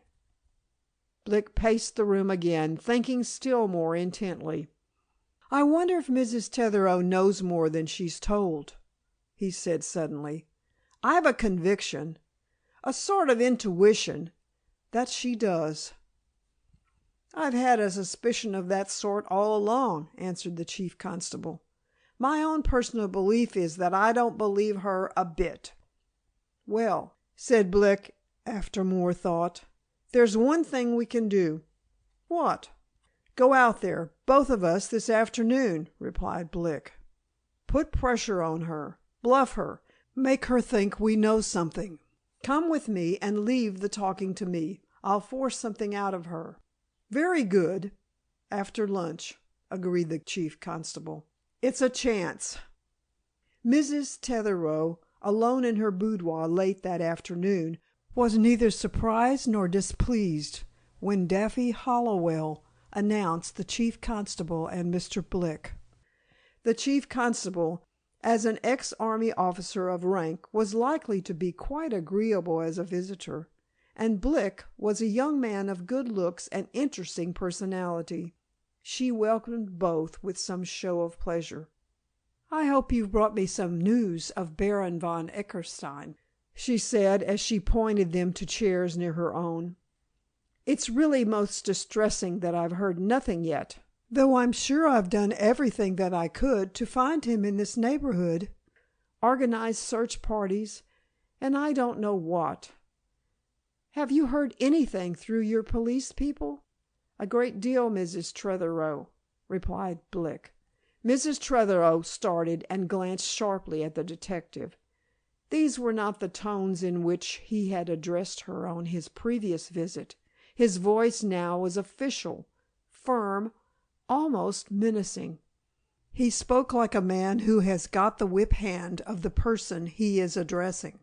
And after her sharp glance at him, Mrs. Tretherick paled a little. She was conscious that two pairs of masculine eyes were fixed on her, not in admiration, but in something very like stern scrutiny. "What do you mean?" she faltered. "What is it? What's happened?" "What has happened is this, Mrs. Tretherick," replied Blick. "We know a great deal more now than you seem to think we know about the recent doings of von Eckerstein. Von Eckerstein was the third man of the three who met at the Scepter last Monday night." "Oh, it's no use your protesting, Mrs. Tretherick. He was. It was he who went there at 2 o'clock in the morning, and mind this, he was the last man in whose company Guy Markenmore was seen alive." Mrs. Tretherick uttered a faint cry, evidently one of genuine astonishment. "No, no!" she exclaimed. "I can't believe—" "Quite immaterial what you believe," said Blick, with well assumed indifference. "We know it. Now, Mrs. Tretherick, all this pretended concern of yours about von Eckerstein's being lost through some accident is all pretense. I tell you we know things. Now you haven't been candid with us up to now, and you're running into serious danger. Out with it, Mrs. Tretherick. You know very well that von Eckerstein left your house at a late hour the other night." "Intentionally? Where is he now?" He waited with secret impatience, doubting even then if his fish would rise. But Mrs. Tretherick, after an almost terrified glance at the chief constable's stern face, spoke faintly. "I believe in Paris." "How did he get away from here?" demanded Blick. "He waited till all was quiet, then walked across to Carfant, and got a motor car to run him along the coast road to New Haven, to catch the early morning boat for Dieppe." "Why did he go away like that?" "He said," answered Mrs. Tretherick in a very low voice, "because he didn't want to be mixed up in the sordid details of a vulgar murder, and he'd go across to the Continent until you've got the real man, and the thing was settled." Blick got up and silently motioned his companion to follow. Mrs. Tretherick rose too, white and trembling. You don't think he killed Guy?" she whispered. "You surely don't say he did?" "At present we say nothing," answered Blick, and went away. But once outside the Dower house he turned to the chief constable. "Works like a charm," he muttered. "Well, what next?" Then he remembered the gunsmith at Cellcaster, and hurried back there in the chief constable's dog cart. The gunsmith met him as he turned in at his shop door and drew him aside. "I found out about that automatic pistol for you," he whispered. "We did sell it, about 3 months ago. We sold it to Mr. Harry Markenmore, of Markenmore Court. Like to see the entry?" End of chapter 19. Village Gossip. The chief constable had followed close upon Blick's heels when the detective walked into the gunsmith's shop, and he caught the whispered information. Not as accustomed as Blick was to reserve of speech and stolidity of expression, he let out a word of surprise, scarcely checked, but Blick said nothing, and his only sign was one of assent to the gunsmith's proposition. Together the three men went to the back of the shop, where a sharp-looking young man was busy with account books. "My manager, Mr. Waters," said the gunsmith. "Waters, just show these gentlemen that entry we looked up a while ago." Waters produced a day book, turned over its pages, ran his fingers over the lines, and silently pointed to an entry and some figures. Blick glanced at them. "You remember selling a Webley Bossberry automatic pistol to Mr. Harry Markenmore?" he asked, turning to the manager. "I mean, you sold it personally?" "I sold it," assented Waters. "I remember it well enough. He wanted a revolver. I recommended that." "Would you know it again?" asked Blick. Waters pointed to some figures and letters in the entry. "That's the number," he said. Blick produced the weapon he had picked up from beneath the Airedale terrier's busy feet. "That it?" he inquired. Waters turned the automatic pistol over in his hand and looked carefully at the figures and letters stamped into the mount. "That's it," he answered. "Oh, yes, but I should have known it again without that." "There's no doubt about it?" said Blick. "No possibility of any mistake? You're sure that this is the pistol you sold on that date to Mr. Harry Markenmore?" "There's not the slightest doubt," replied Waters confidently. "Take my oath of it." Blick put the automatic pistol back in his pocket and turned away. "I hope that won't be necessary, Mr. Waters," he said. "However," here he looked at the gunsmith, who with the chief constable had stood by watching and listening. "In the meantime, keep all this to yourself. Don't mention it to anybody. I may as well tell you, in confidence, that I found this thing, and it may have been lost by its owner, dropped, quite innocently. So, for the present, silence." The gunsmith and his manager nodded comprehendingly, and Blick and the chief constable went out into the street and walked some little distance in silence. "Another complication," muttered Blick at last. "And I suppose it's within bounds of possibility that Harry Markenmore shot his brother and threw this thing away in Deep Lane." "Possible, but I think not at all probable. However, I'll soon make sure about that." "How?" asked the chief constable. "According to the medical evidence," answered Blick, "Guy Markenmore was shot dead at Markenmore Hollow about 4 o'clock in the morning. Now it was just about that hour that Sir Anthony Markenmore died at Markenmore Court, and I imagine that his younger son would be at his bedside. Harry Markenmore couldn't be in 2 places at once. Still, how came this automatic pistol in that badger hole? That's got to be answered, somehow, for without a doubt it was dropped in there by somebody who wanted to get rid of it." The chief constable suddenly laid one hand on the detective's arm and with the other pointed across the street. "There's the very man who will know what Harry Markenmore was doing and exactly where he was on the night of his father's death," he exclaimed. "Come across." Blick looked in the direction indicated and saw Braxfield, the old butler, very solemn and precise in his morning raiment, was just emerging from a chemist's shop, sundry small parcels in his hands. He lifted startled eyes as the chief constable accosted him. "Good evening, Braxfield," said the constable, affably. "How are you in these trying times?" Braxfield shook his head. "Trying indeed they are, sir," he replied. "I have felt this week, sir, as if the world was being turned upside down. My world, at any rate. I never knew such times, sir, nor expected to know such." "You've certainly had a good deal of trouble at Markenmore, Braxfield," said Chief Constable, sympathetically. "Must have been a time of great anxiety to everyone who'd lived a quiet life hitherto, as I think you've done." Braxfield shook his head again and looked as mournful as his garments.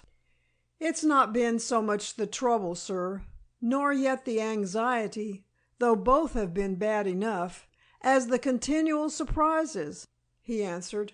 "One after the other they've come, till my poor head has fairly ached under them. Mr. Guy's coming, his father's death, that dreadful murder, hearing that my stepdaughter was married secret-like to Sir Harry, as we then thought him, this little boy being brought and presented as the real heir, and all the rest of it. Dear me, sir, it's as if you didn't know whatever to expect next."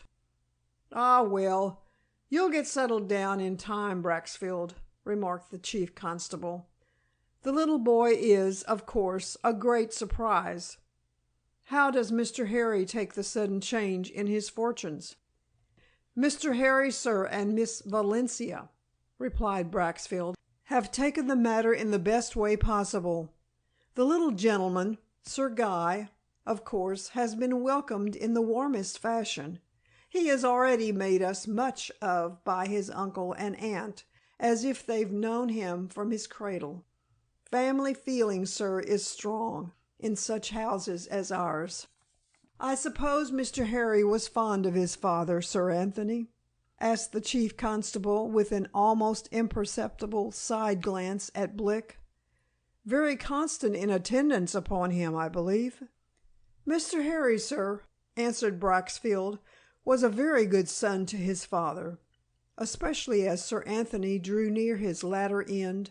He was forever at his bedside, never left him, except when Miss Valencia took his place."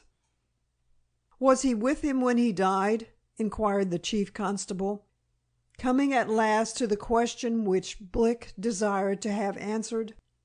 "He was, sir. Mr. Harry," said Braxfield, "was with my late master all that night, from the time Mr. Guy went away until Sir Anthony died, which he did in a light sleep. Yes, sir, Mr. Harry has nothing to reproach himself for in respect of his behavior to his father, and I would have wished, sir, that he had come into the title and estates.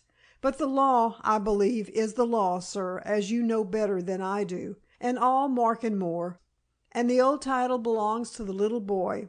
Strange changes, sir, indeed. But you'll excuse me, gentlemen. I see our groom waiting for me in our trap, and I've still a little shopping to do." The old butler hurried away after a polite bow, and the chief constable turned to Blick. "That disposes of any question of Harry Markenmore's possible guilt," he murmured. "He spent that night by his father's bedside, so he couldn't have been at Markenmore Hollow." "Never thought he had," said Blick, "but I think his automatic pistol was there. And now I'm going back to the Scepter to get my much-needed supper and think a bit."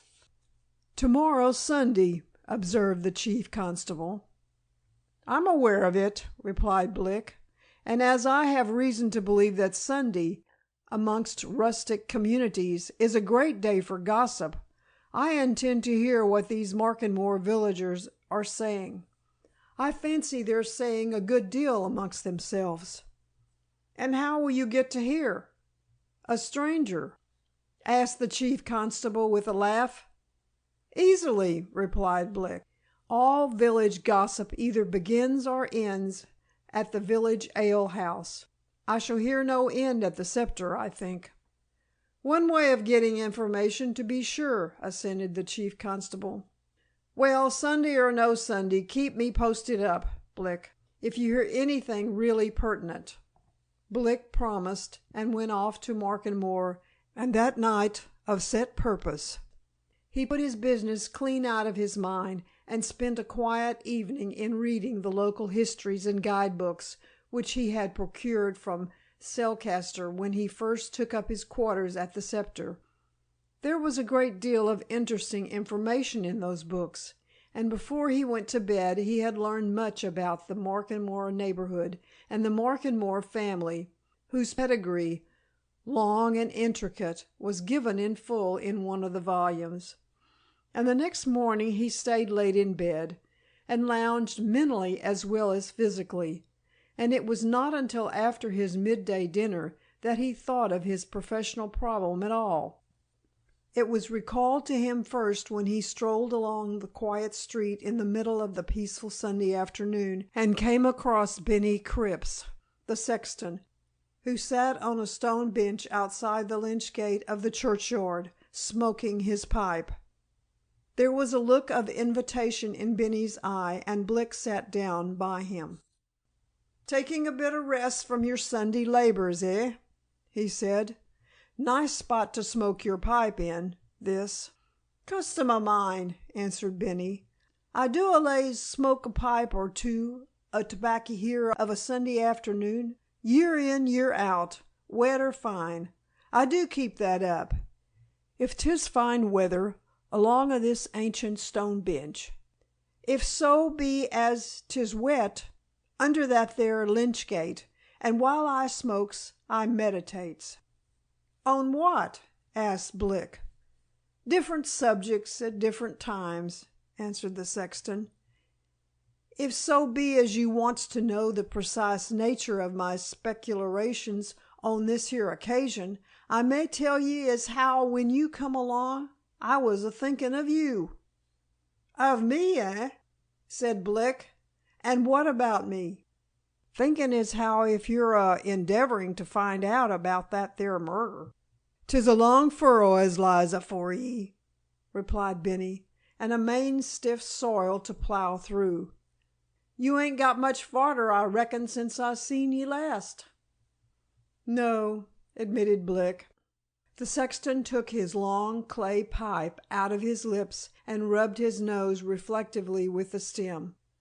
"Well," he remarked after a pause, "there ain't no wiser man in all this here parish than what I'm reckoned for to be, and I do allow as all this here mystery have a woman at the bottom of it.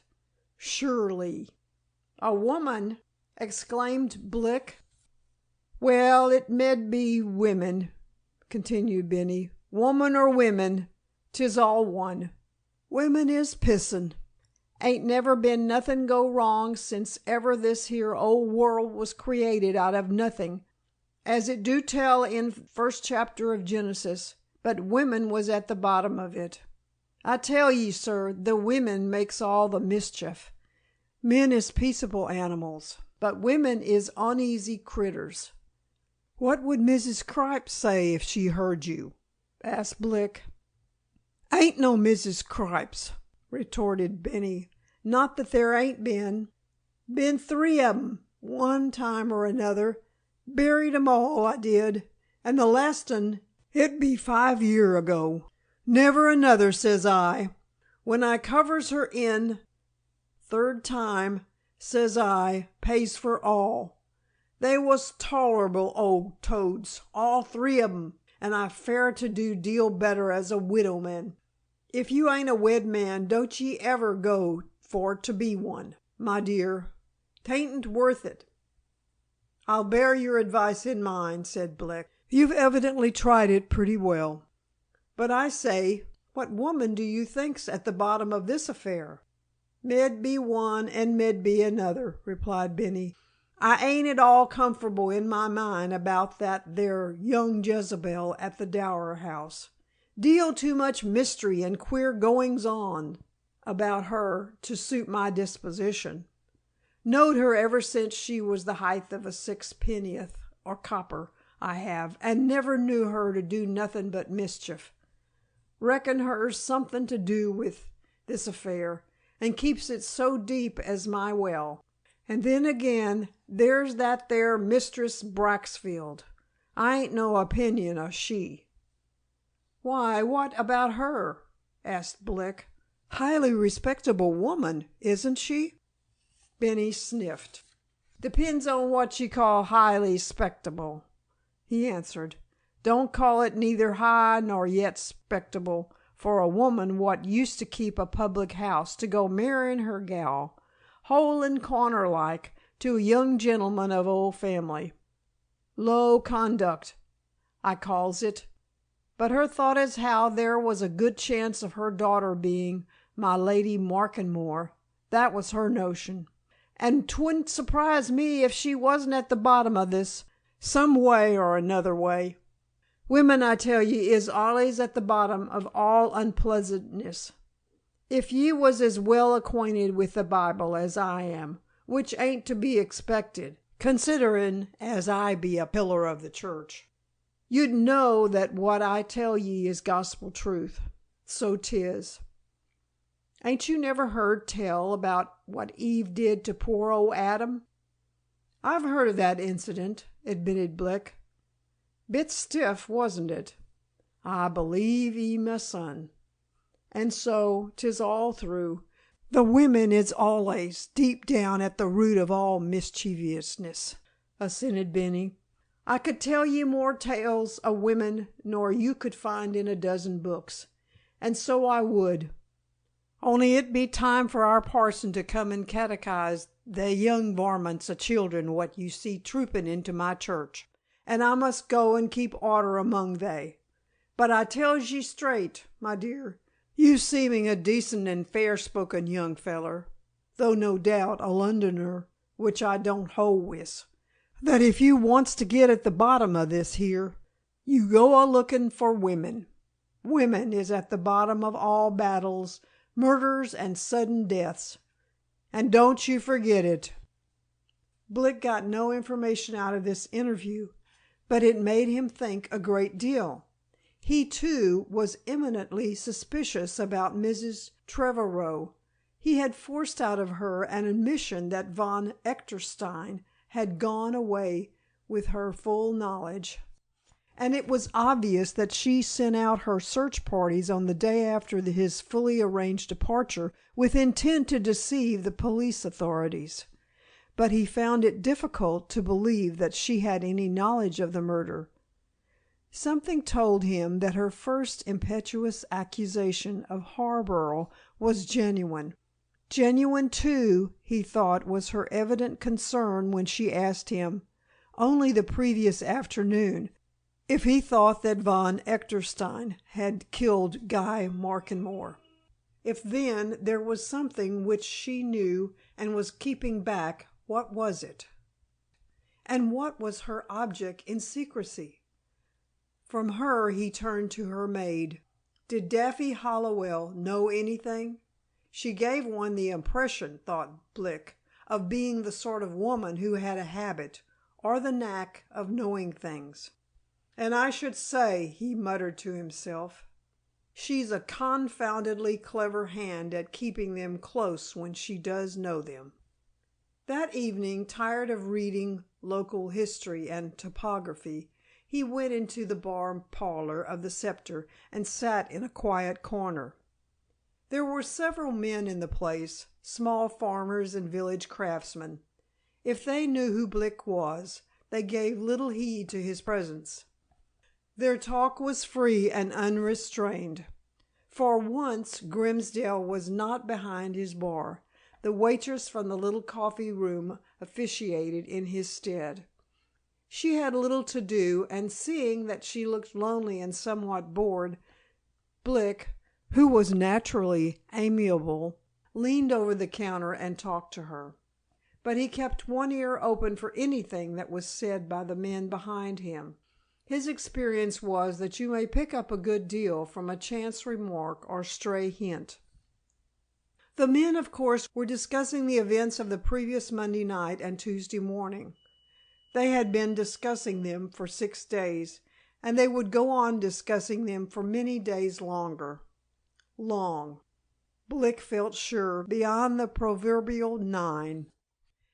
"'Tis a nation queer thing to me," observed one man, "that such a matter can happen in a Christian country as that a young gentleman do get shot through's head and die of that, and nobody don't know who done it. And what I says frequent, since that do happen to he, I says again, and will say, and that be, what be the police folk about? Been me, I'd a found him as done that, and hanged him so high as our church steeple before now." "Why don't you find him then, Bob Gravis?" asked the cynical listener. "Bain't naught to prevent ye." "'Tain't my job that," retorted Bob Gravis. "I bain't a policeman. But," he added, with a sly wink in Blick's direction, "if I bain't mistook, I do allow as that there young gentleman be one o' these here powerful clever London men, what they calls detectives. And I do s'pose that he very likely know a great deal more about this than we do." Feeling the eyes of the company on his back, Blick turned towards the last speaker. "Make yourself easy, my friend," he said. "I know no more than you do, I think.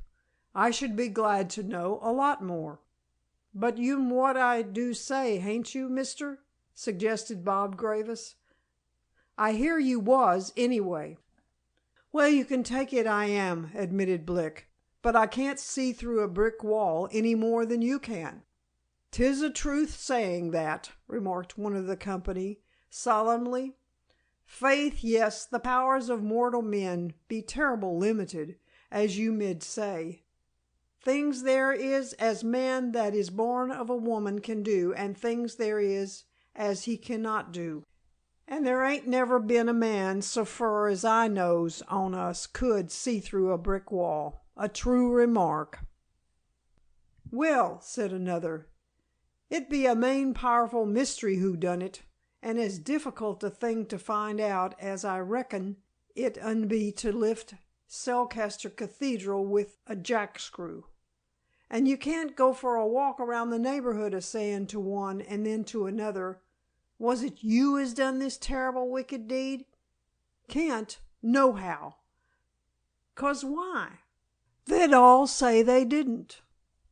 There was a murmur of general approval at this piece of wisdom, but a dark-faced man who sat in the corner and who had listened in silence up to that point, suddenly lifted his pot of ale, drank from it, and set it down again with an emphatic bang. "Tell ye all what I do think, and no two ways about it," he exclaimed. "This here shooting of Master Guy Markenmore, what you're all talking so free about and don't get no farther, I do think as how Mistress Braxfield, up to the woodland cottage, did shoot he. That's what I do say, Mistress Braxfield, as kept this house once, she done it." Blick turned sharply from the bar. The other men turned towards the speaker. A dead silence fell over the room, broken at last by a solemn voice. "You'm best to mind what you're a sayin' of, Bill Carver," it said. "There be law for them as slanders folk. You'll be took to 'sizes. Besides, Master Guy, he be shooted with a revolver. Mistress Braxfield ain't got no revolvers, and couldn't shoot one if she had." "Ain't she?" exclaimed Bill Carver, derisive and contemptuous. "Then I tells ye that she have. Many's the time I seen her a shootin' with that, early of a morning when I been about them downs. I seen her shoot a score o' times at foxes what comes after her chickens. And when you says who shot Master Guy Markenmore, I says Mistress Braxfield did shoot he. That's what I say, and don't care who hears me say it. Ain't I free to say what I do think? 'Tis a free country." End of chapter 20.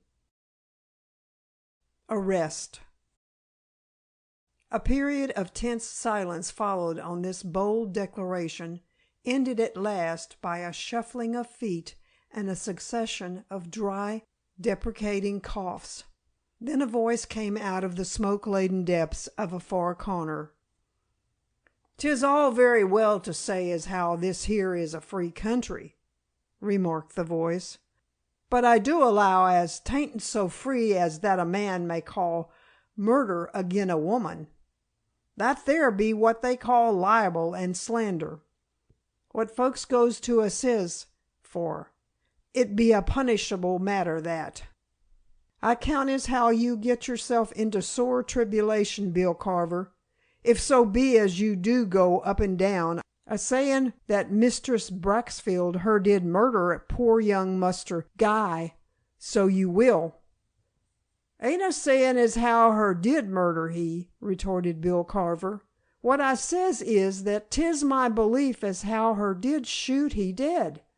Main different matter. Might have been done accidental like."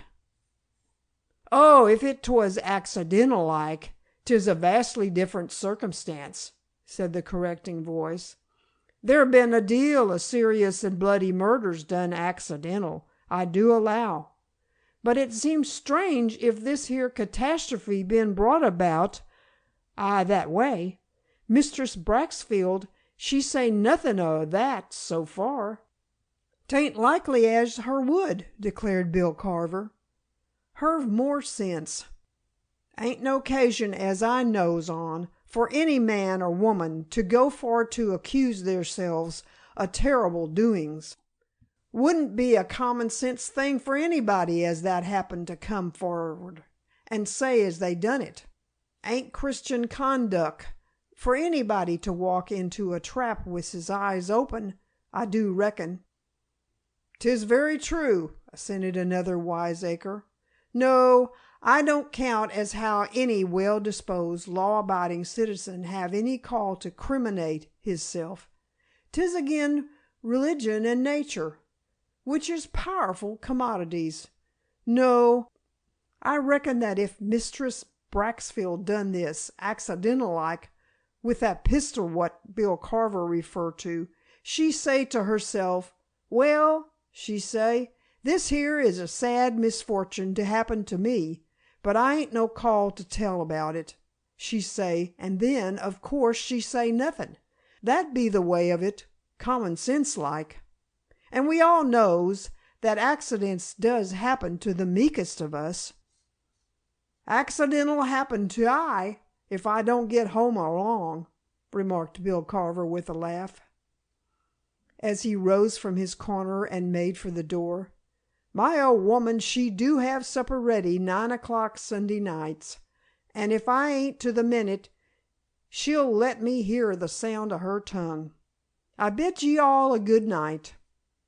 He strode out amidst a chorus of farewells, but stopped in the hall, pulled up by a tap on his arm, and turned to find Blick at his elbow. "A word with you," said Blick. "Come in here." He led Carver into his sitting room and closed the door. "You know what I am, Carver," he went on in a low voice. "A detective. Very well. Now, I heard what you said in there. Is it true that you've seen Mrs. Braxfield shooting at things with a pistol early of a morning?"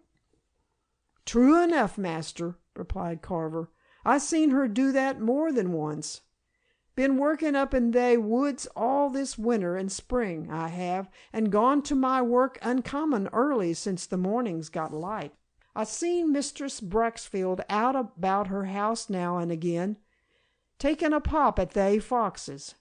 There's a wealth of them varmints up there, and I did hear her say as they was a ways at her chickens. Oh, I seen her with her pistol." "You didn't see her last Tuesday morning, the morning Mr. Guy was shot?" "I didn't, master, 'cause I wasn't in them parts at all that day. I was over t'other side of Grey Closter, 2 miles off." He paused, regarding the detective with knowing eyes. "Don't want to make no trouble, master," he went on suddenly, "but I could have said a deal more in there than what I did say." "What?" demanded Blick. "If you know anything, tell it." "Don't know anything particular," said Carver, but I said in there, accidental. Nor there is them in the village what says, on purpose." "Do you mean that there are people in Markenmore who are saying that Mrs. Braxfield meant to shoot Mr. Guy?" asked Blick. "Is that it?" "That's it, master," replied Carver. "They are saying it, some of 'em round about where I lives, on one Mightbourne Road, but only since it come out that Mistress Braxfield's lass, young Poppy, be wed to Master Harry. When that comes out, the folk begin to talk same as I do tell ye. 'Ah,' says they, 'that be the true colour of it. Her shooted Master Guy so his poor brother could be Sir Harry, and that young damsel be my Lady Markenmore. So 'tis said they. Ain't no doubt on't. But you'll bear in mind, master, as how I don't say that. I do say her, very like, shooted him accidental." Blick paid no attention to Carver's personal opinion. He was thinking of the common gossip. "Are many of them saying that?" he asked. "Your neighbors, I mean?" "All of 'em's a sayin' it," declared Carver. "Down our way, you understand, far into the village. Them here chaps what you sees i' the bar there, they belong to this end of the place. Us don't know what they'm thinking, but down along with us, that be the general talk. Her shooted Master Guy, so Master Harry un be Sir Harry, and the young gal un be my lady. See, master?" He paused again, and again gave the detective a shrewd, knowing look.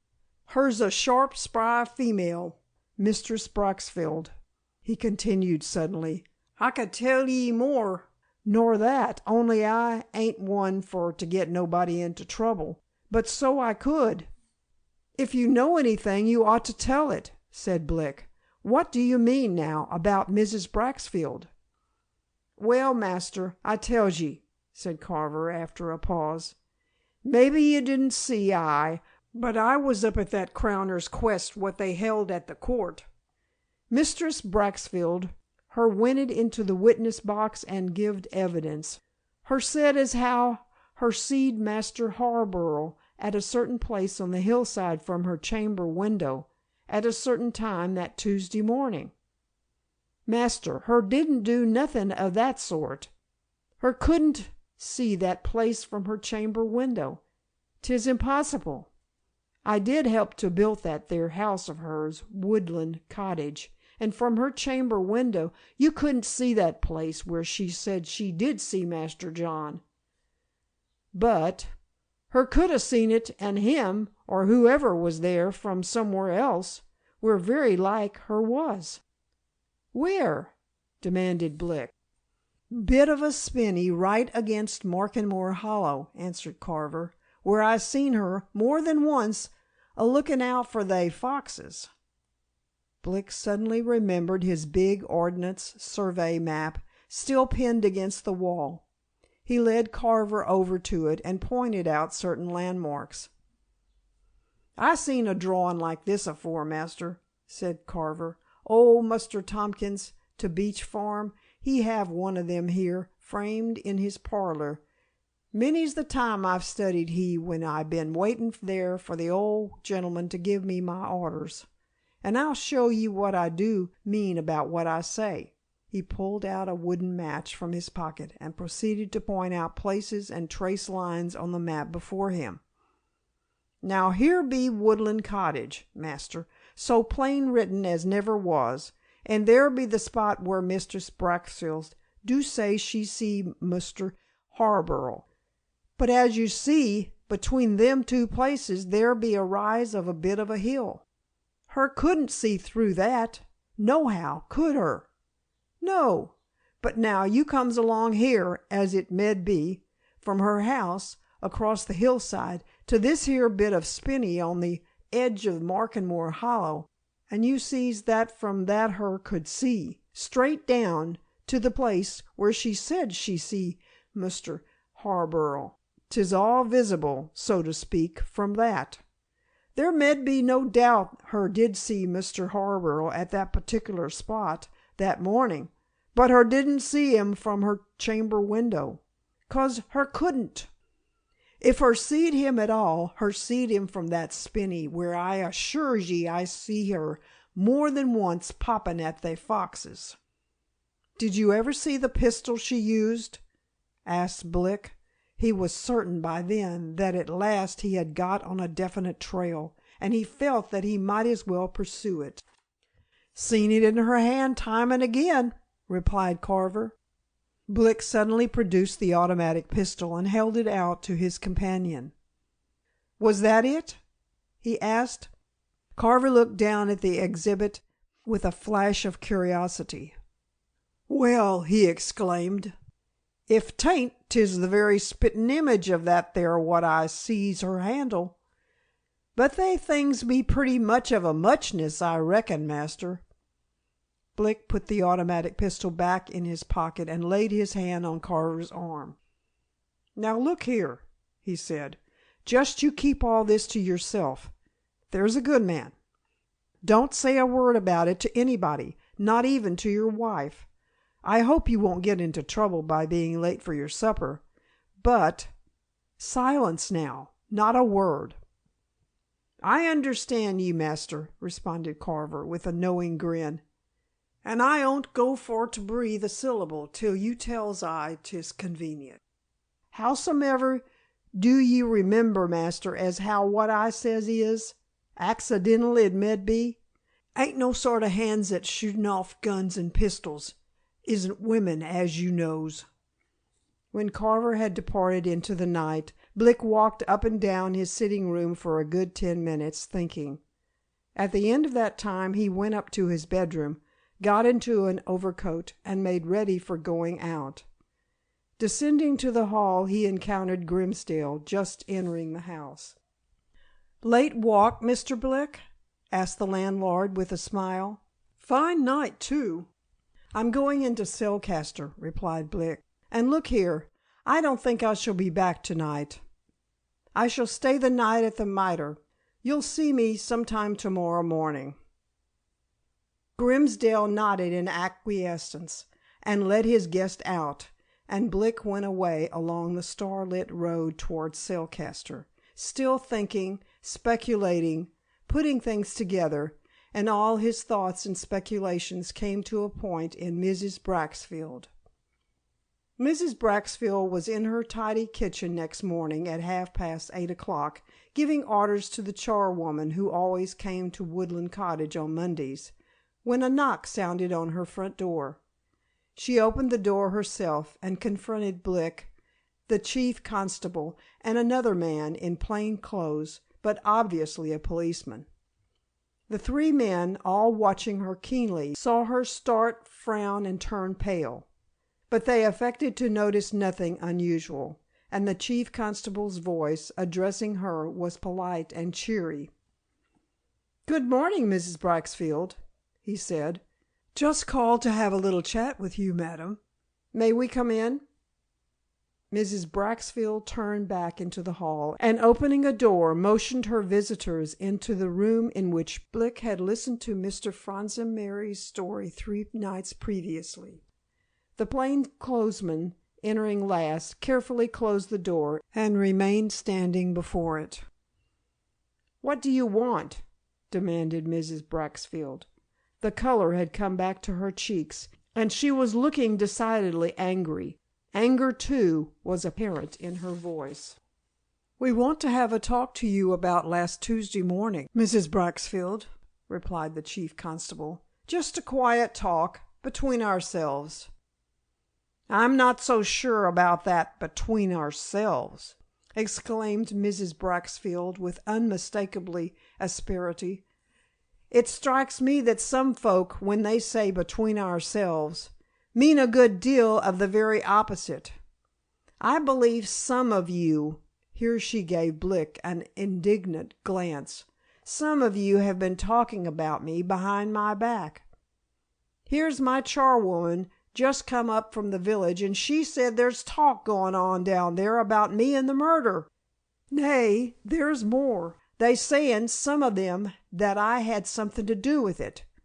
Did it myself. Some of them are saying straight out. Now where's all that originated, I should like to know. But I'll find out, and then I'll see what my lawyer has to say." "Quite so, Mrs. Braxfield," agreed the chief constable. "You'll be quite within your rights to do that if false rumors are being spread about you. But we've heard of these rumors, and we want to ask a few questions. I'm sure you'll see that it will be advisable for you to answer them. Eh, Mrs. Braxfield?" "Depends what they are," replied Mrs. Braxfield, still angry. "I shall please myself." "Well, the first thing is this," continued the chief constable, becoming somewhat sterner in manner. "I'm afraid you didn't tell the exact truth at the inquest the other day. You said that you saw Mr. John Harborough at a certain spot on the hillside from your chamber window, your bedroom window. Now, Mrs. Braxfield, you couldn't see him at that place from your bedroom window.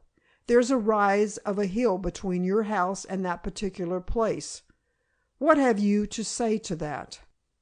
Mrs. Braxfield had paled again, and started visibly at this, and her lips compressed themselves for an instant. "I did see him all the same," she said sullenly. "I might get mixed up about exactly where it was from, but—" "Now where was it from?" asked the chief constable. "Come, you can't have forgotten that, an important matter." But Mrs. Braxfield's lips again compressed themselves, and in the middle of her pale cheeks red, angry spots began to show. "If you won't speak, I'll refresh your memory," said the chief constable. "Wasn't it from the edge of that little spinney near Markenmore Hollow? Come now." "What if it was?" retorted Mrs. Braxfield. "What were you doing there at that time of the morning?" asked the chief constable. "That's my business," said Mrs. Braxfield with sudden defiance. "What have you to do with it?" The chief constable shook his head. "Oh, well," he answered, "if you're going to adopt that tone, Mrs. Braxfield, we must show our hand a little more openly. Now, Mrs. Braxfield, listen to me. We know certain things. You've been in the habit of going to that spinney or round about it very early of a morning to have a shot at foxes. The foxes, we hear, have given you trouble about your fowls. Is that so?" "What if it is?" demanded Mrs. Braxfield. "Do you think I'm going to have my valuable fowls and chickens carried off by foxes? I'm not. Not for all the hunting men in the country. So there! I wish I could shoot every fox that's running about. As it is, all I've done has been to frighten them." "You can settle your affairs about the foxes with the master of foxhounds, Mrs. Braxfield," said the chief constable good-humoredly. "It's a truly awful crime to shoot a fox, in the opinion of hunting people, but it's one that doesn't come within police regulations. But now, Mrs. Braxfield, what did you use in shooting at the foxes? Was it a rifle, or a sporting gun, or a revolver, or was it an automatic pistol? Come." Mrs. Braxfield looked from one face to another. 3 pairs of eyes were fixed firmly upon her. "Who's been telling you all this?" she suddenly exclaimed. "Who's been—" "It was an automatic pistol, wasn't it?" persisted the chief constable. "Come now, Mrs. Braxfield, why not answer straight out?" "What if it was?" muttered Mrs. Braxfield. "Then it was. Very well. Now then," continued the chief constable, "where did you get it?" Mrs. Braxfield, who until then had been standing by the table in the center of the room, facing her 3 visitors, suddenly sat down in the nearest chair, folded her hands on her lap, looked calmly from one to the other. "Look here," she said quietly, finally fixing her eyes on the chief constable. "You no doubt think you're being very plain and outspoken and all that, but if you want any information out of me, you'll have to be a good deal plainer. and I'll tell you straight out that you're not going to get me to incriminate myself. I haven't said that I had any automatic pistol. You said, was it an automatic pistol that I used to scare the foxes? I replied, what if it was? That isn't saying that it was, or that I ever had one. I'm willing to give any information that I can, but you're treating me with suspicion, and I'm not going to be forced into any admission that might be damaging. Damaging to me and to others, very likely. You treat me fair and— Mrs. Braxfield, broke in the chief constable, we've no wish for anything else than to treat you fairly, but we know certain things, and we're bound to ask you for some explanation. Now, as you ask me to be more explicit, I will. I may as well tell you that an automatic pistol has been found. The chief constable stopped suddenly. Mrs. Braxfield, taken unawares, had turned pale to the lips, and her hands tightened. She started palpably. "Found?" she exclaimed. "Found, Mrs. Braxfield," said the chief constable sternly. "I needn't ask you if you have any idea as to where it was found. I think you have. Now that automatic pistol has, of course, a mark and a number, and it has been identified by a gunsmith in Selcaster as one that he sold comparatively recently to Mr. Harry Markenmore, your son-in-law. Now, Mrs. Braxfield, we know beyond any question that you have been in the habit of using an automatic pistol of that particular sort to scare or shoot foxes. Be candid. Was the pistol that you've been using given to you by Mr. Harry Markenmore? The pistol that is now in our possession? Come!" Mrs. Braxfield sat silent for a while. Now and then she looked at her questioner. Now and then at the rings on her fingers, which she was mechanically turning round and round. It seemed a long time before she spoke, but when she did, it was to the accompaniment of an unusual dogged and defiant look. "I'm not going to say another word," she said. "Bear you in mind, all of you, that I've admitted nothing."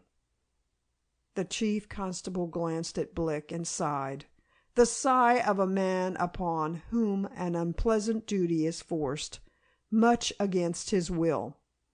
"Very well, Mrs. Braxfield," he said quietly. "Then there's nothing else for it. You'll have to come with us." "Do you mean that you're going to take me to Selcaster?" asked Mrs. Braxfield with suspicious calmness. "All right, and you'll be more than sorry for it, as you'll see. Very well, I suppose I can go upstairs and make ready." "No," said the chief constable, "not out of my sight now. You've a woman in the house. You can ring for her and tell her to get all you want. Then, we've a cab outside."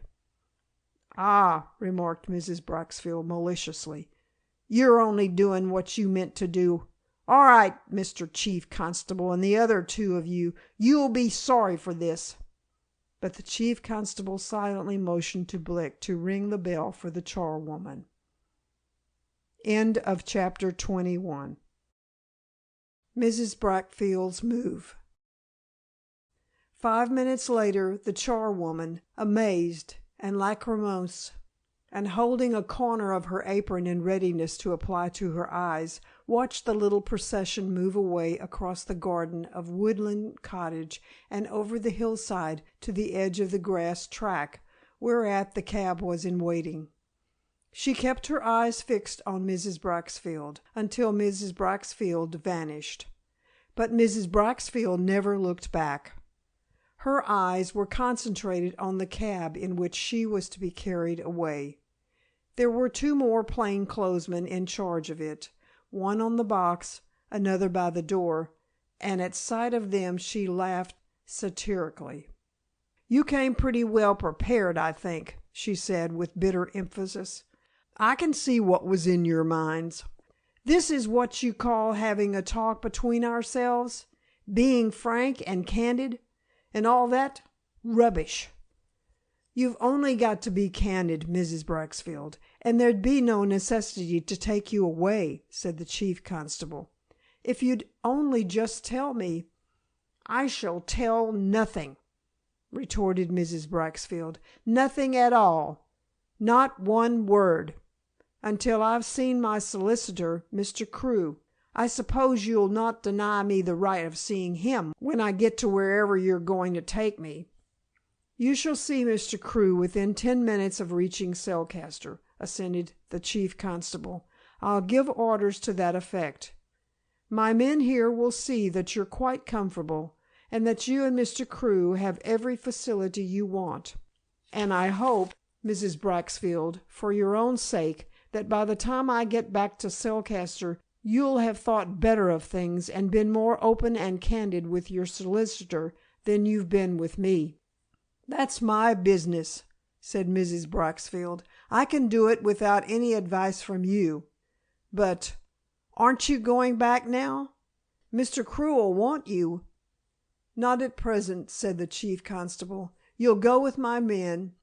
Mr. Blick and myself are now going to see Mr. Harry Markenmore." Mrs. Braxfield stopped in her progress towards the cab. A curious look came into her eyes. You're not going to arrest him?" she whispered. "Just leave us to manage our own business, if you please, Mrs. Braxfield," said the chief constable. "Step in. You'll be treated with every consideration, as you'll see. Marshall," he continued, turning to the man who had accompanied Blick and himself to the cottage, "as soon as you get to Selcaster, put Mrs. Braxfield in my room and send Robinson at once to Mr. Crewe, asking him to come round immediately to see her. You know all the rest. I shall be back there as quickly as possible." The cab drove away with its burden of 3 stolid-faced men and a highly indignant woman, and the chief constable took off his peaked and laced cap and wiped his forehead. "Whew!" he said. "Disagreeable business that, Blick. Now why the deuce couldn't that foolish woman be candid instead of behaving in a fashion calculated to arouse suspicion? A few words, a proper explanation, and we needn't have been put to this trouble." "She's a determined and obstinate woman," answered Blick, reflectively. "But as far as I'm concerned, no amount of explanation would have satisfied me. I haven't the slightest doubt that it was she who threw this automatic pistol away down the badger hole. And if that isn't damaging to her, I don't know what is." "You think it's highly probable that she shot Guy Markenmore, then?" suggested the chief constable. "Well, if you want to know, I do," declared Blick, frankly. "It was probably done on the spur of the moment, but I think she did. From what I've seen of her, I think she's a woman who wouldn't stick at anything. She's evidently tremendously ambitious about that daughter of hers, and was very keen that she should be Lady Markenmore instead of merely Mrs. Harry. Franza Mary can tell you that Mrs. Braxfield was terribly upset when she found that Guy had left a son, and that Harry hadn't succeeded to the baronetcy. Whatever may result, there's very strong ground of suspicion against her. She wouldn't be the first woman who's resorted to murder for the sake of family advancement. Not she." "I wonder what made her start when I mentioned that we were going to see Harry Markenmore," remarked the chief constable. "And whatever made her ask if we were meaning to arrest him? Surely, if she was in it, he isn't. Can't have been an accessory." "Can't say," answered Blick, laconically. "But she was taken aback. However, there is Harry Markenmore. We needn't go to the house for him." He and his companion had crossed Deep Lane by that time, and now were traversing the park in the direction of Markenmore Court. And there, a little way before them, they saw Harry Markenmore superintending the labors of 3 or 4 men who were engaged in felling a giant elm tree. He caught sight of them at the same moment and presently came strolling in their direction, his eyes looking a question as they met. "Good morning, Mr. Markenmore," began the chief constable. "We were just going to the house to see you. The fact is," he continued, unconsciously lowering his voice in spite of the fact that he and his two companions stood in a solitude, "a very unpleasant situation has arisen in respect of the death of your brother. Now, Mr. Markenmore, you can help us to clear it up, one way or another, if you'll give us some information. The whole thing may be capable of very easy explanation. Anyway, I'm sure you'll help us if you can." "In what way?" asked Harry. He stood, hands in pockets, glancing first at one, then at the other. In Blick's opinion, he seemed to be ill at ease. "What do you want to know?" "Well, first of all," replied the chief constable quietly, "we better tell you what we do know. Now, don't be alarmed or upset, Mr. Markenmore, by what I have to say." A queer expression suddenly played about Harry Markenmore's lips, and he gave Blick an equally queer glance. "Why should I be either alarmed or upset?" he asked. "Scarcely likely." "Just so, Mr. Markenmore, just so," agreed the chief constable. "It isn't at all likely, but you know what I mean. Well, now, in the course of his inquiries, Detective Sergeant Blick has found that some little time ago you purchased a Webley Fosbury automatic pistol at Whittington's the gunsmith in Cellcaster. That's so, Mr. Markenmore?" "That is so, certainly," replied Harry. "No secret about it, either." "I felt sure there wouldn't be," said the chief constable. "Very well. Would you recognize that pistol if you were shown it?" "By its mark and number, yes," answered Harry. The chief constable turned to Blick, who promptly drew the automatic pistol from his pocket and handed it over. Both watched curiously as Harry examined it. "That's it," he said, "but how—" "Mr. Markenmore," interrupted the chief constable, "this is where the unpleasant part of the business comes in. That pistol was found, by Detective Sergeant Blick himself, thrown away in a hole, a badger hole, behind the bushes in Deep Lane there, last Friday evening. Now, Mr. Markenmore, have you any idea how your pistol came to be there? For it is the automatic pistol you bought at Whittington's. We've identified the number and mark." Harry Markenmore, healthy enough in color until then, had paled, and he was staring at the automatic pistol with a frown that was half angry and half puzzled. He exclaimed. "How should I know how it came there?" "But you'll know what you did with the pistol when you bought it, Mr. Markenmore," said the chief constable. "I gather from your last remark that it passed out of your possession. Now, Mr. Markenmore, be frank with us. To whom did you give the pistol? Or to whom did you lend it? Anyway, who's had it?" Harry Markenmore handed the pistol back and replaced his hands in his pockets. "Look here," he said quietly, "you'd better be frank, too.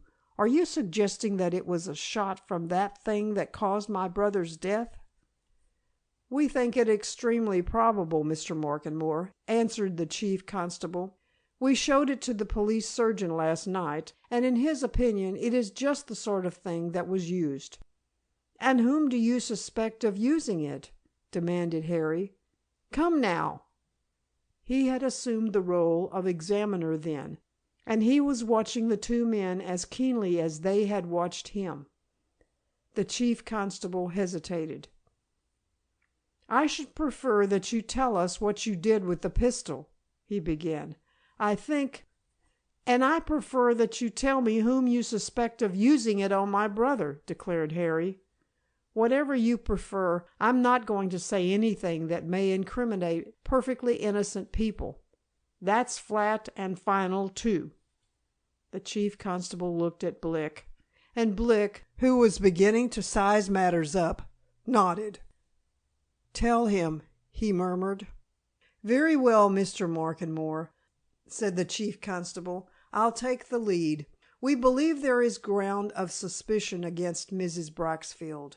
We have found out that for some time she has been in the habit of firing an automatic pistol near a spinney on the edge of Markenmore Hollow, in order to frighten foxes away from her chickens, and that she has often been seen there at very early hours of the morning.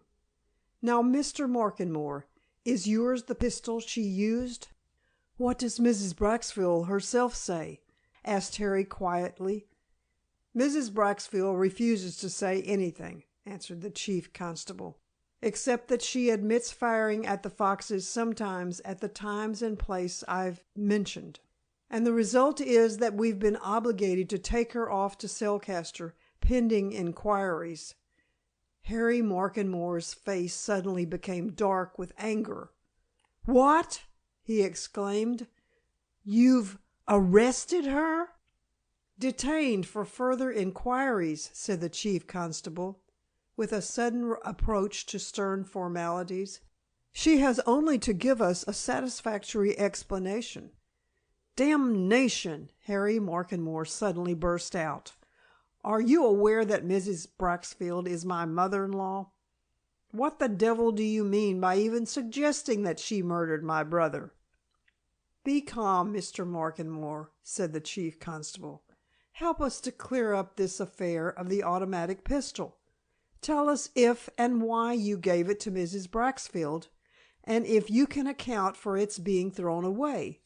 Then—" But Harry, muttering angrily to himself, suddenly turned and strode off rapidly in the direction of Markenmore Court, and though the chief constable called to him, begging him to listen to reason, he marched on without taking further notice. The two men looked at each other. "Is he to go?" asked Blick. "What can we do?" answered the chief constable. "Hang it all! I think I should have insisted on his going with us to Cellcaster," said Blick. "If he and Mrs. Braxfield had been confronted—" The chief constable, however, had turned towards the village. "Oh, well," he said, "there's a way of making him speak. He'll have to speak of his part in a witness box. Let's get to Cellcaster, and if that woman hasn't come to her senses under Crewe's advice, I'll charge her formally and bring her before the magistrates. They'll be sitting at 11 o'clock this morning." "You'll go as far as that?" said Blick. "I will," declared the chief constable. "I shall be justified on what we know already. Come on, we'll get a trap at the Scepter." Half an hour later, when he and Blick drove up to the police station, they met Crewe, the solicitor, emerging from it. He gave the chief constable a dry, shrewd smile. He said, drawing himself aside. "Pretty arbitrary in your treatment of Mrs. B, I think. However, under my advice, she'll now tell you what you wanted to know, and after that, if I were you, I should just let her go quietly home. She's pretty furious, and she's given me certain instructions that'll probably help you, though between you and me, I think she's a fool for doing it." "I don't understand you," said the chief constable curtly. Crewe waved a sheet of paper which he carried towards the police station. "Go in and see her then," he retorted. The chief constable motioned Blick to follow him to his room. One of the plainclothesmen stood outside. Inside sat Mrs. Braxfield, conversing amicably with the other two, who at a sign from their superior went out.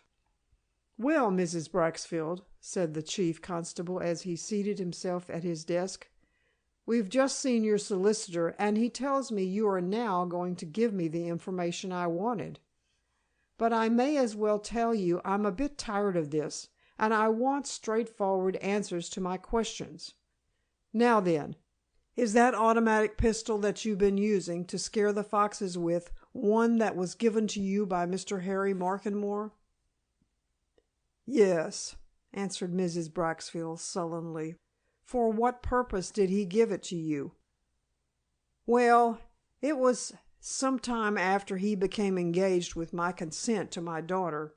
He used, of course, to come up to Woodland Cottage and see us in the evenings, and he often said what a lonely situation it was for two women, for Braxfield rarely came then. And one day he brought that pistol, and showed us both how to use it. And when those foxes began raiding my fowls, I thought of the pistol and used it to scare them. I never hit one that I know of." "Where is the pistol?" demanded the chief constable. "Well," replied Mrs. Braxfield with obvious reluctance, "I've been a fool about that. After I heard of Guy Markenmore's murder, I got nervous, frightened. I thought there might be a search made. You never know. And it would look queer for me to have a pistol. And so, well, I threw it away." "Where?" "Down a deep hole behind the bushes in the lane near my house," said Mrs. Braxfield. "One more question," said the chief constable. "Did you see Guy Markenmore at all anywhere last Tuesday morning? And did you fire that pistol that morning?"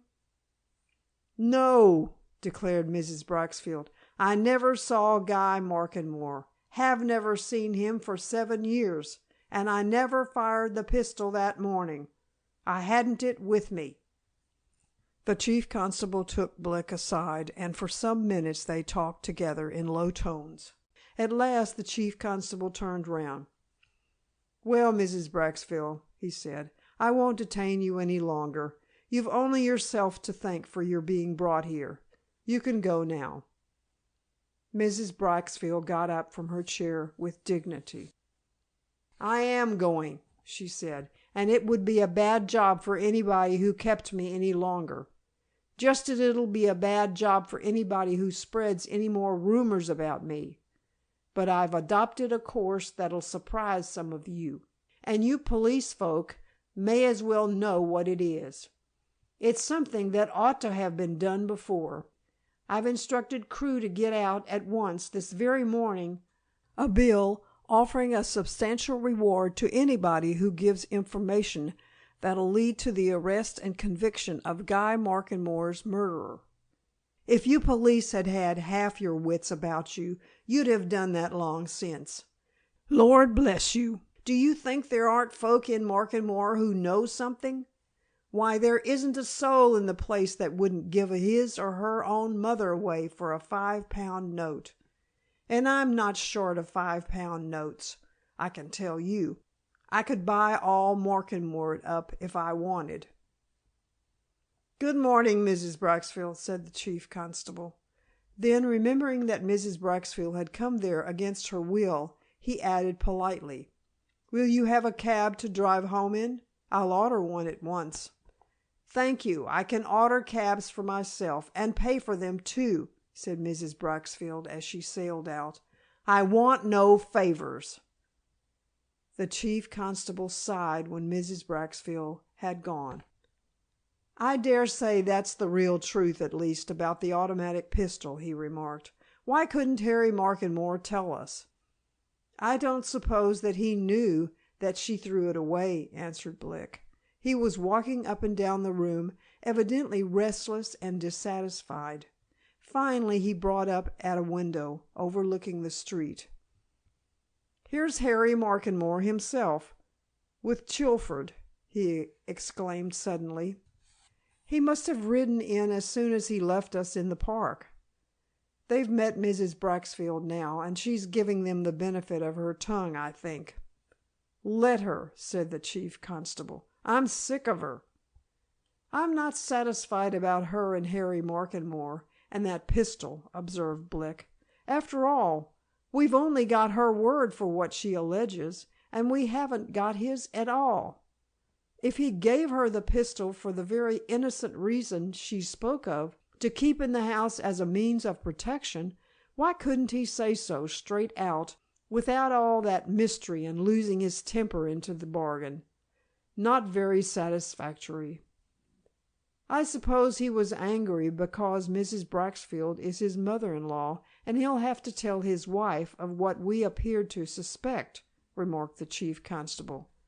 Not a very nice situation for a young woman who's come into a family under odd circumstances. I don't think I should have liked it, had I been Harry Markenmore, to have to go and say to my young wife, 'Look here, the police have collared your mother on suspicion of murdering my brother.' Would you? So I can excuse his temper." Blick made no reply. He continued staring out of the window in silence for some time. Suddenly he spoke. "Chilford's coming across here," he said. "Those two have been jawing at him no end." Chilford came in presently and shook his head at the two men with mock reproof. I say," he said. "Rather high-handed proceedings, eh? To collar Mrs. Braxfield like that, after trying to get her to incriminate herself. Come, you don't really mean to tell me, either of you, that you think it at all likely that Mrs. Braxfield would be such a fool as to murder a man to whom she'd just become related by marriage? A Markenmore, too? Really, I'm surprised." "Look you here, Chilford," interrupted the chief constable, getting a little red about the ears. "You can be as surprised as you like. Mrs. Braxfield has only herself to blame, and she's only gone out of here on sufferance. Let her be thankful if we don't fetch her back and keep her." Chilford pulled himself together, staring. "Oh," he said. "Ah. Oh, very well, if you're putting it that way. I've no more to say, except that Crewe and I will put our heads together on behalf of the family. We're not at all satisfied with you police. You're not going on the right track.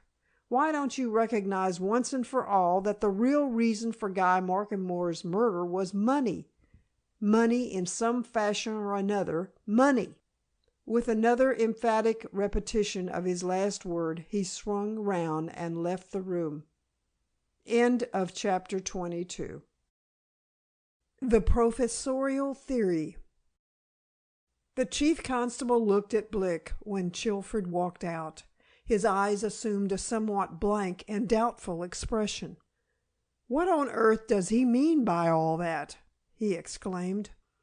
"That something to do with money is at the bottom of it," said Blick. "And after all, there's the £3,000 worth of banknotes to account for. There doesn't seem any doubt that Guy Markenmore had these notes on him when he left for the Scepter, and he certainly hadn't them when we examined his clothing. Where are they? Obviously, the murderer helped himself to them." The chief constable reflected a while. "The queer thing to my way of thinking," he observed at last, "is this. If the murder was committed for the sake of robbery, how comes it that the murderer didn't possess himself of all the rest of the stuff Guy Markenmore had on him? Money, a fair lot, I think. Valuables, gold watch and chain, and so on. There was a very valuable diamond ring, wasn't there?" "The odd thing is that another ring, the duplicate of that which Mrs. Tretherick wears, was gone," said Blick. "Gone. A comparatively valueless thing, merely a curiosity, while a diamond ring, worth a great deal, was left on the very same finger. But what's the use of theorizing? The facts are as they are. If there's nothing whatever in what we'll call the Mrs. Braxfield line, well, I'm still without any real clue." "Chilford says money, money, money," remarked the chief constable. "I wish we knew more of Guy Markenmore's money affairs. But talking of money, I shouldn't wonder if that dodge of Mother Braxfield's mayn't have something in it. I know village people pretty well by now. What she said is quite true. There's scarce a soul amongst 'em that wouldn't sell his own mother for a £5 note. Bit exaggerated, of course, that, but it's sound in principle."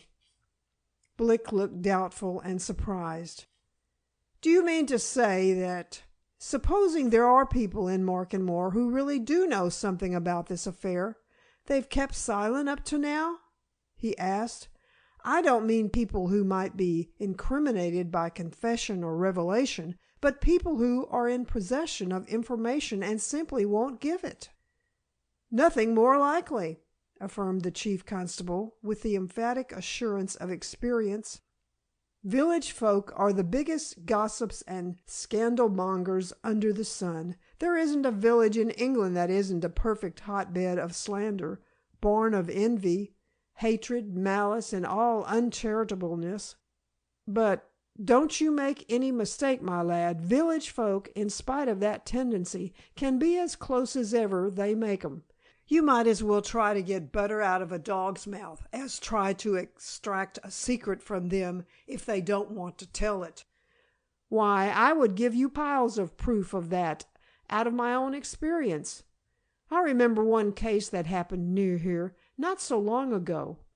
A certain land agent was shot at and badly wounded one night as he went home, and we've never yet found out who his assailant and would-be murderer was. But I haven't the slightest doubt that nearly every man and woman in that place knows who he was. Only they won't say, because their chief regret is that the victim wasn't finished off. There you are." "But according to Mrs. Braxfield, and you seem to agree with her, these folks would tell for a £5 note," said Blick, with a cynical laugh. "Why didn't you try that in the case you mention?" "We may do yet," replied the chief constable. "The victim himself seems inclined to hush the matter up, fearing worse things, but we may try a reward. In this Markenmore affair, however, Mrs. Braxfield is going to try a monetary offer, out of pure pique, I fancy, and it won't surprise me if something results. If I were you, Blick, I should keep my ears on the stretch during the next 24 hours. I don't know what she'll offer, but if it's something substantial, there'll be a vast amount of cupidity aroused amongst these rustics. I know 'em."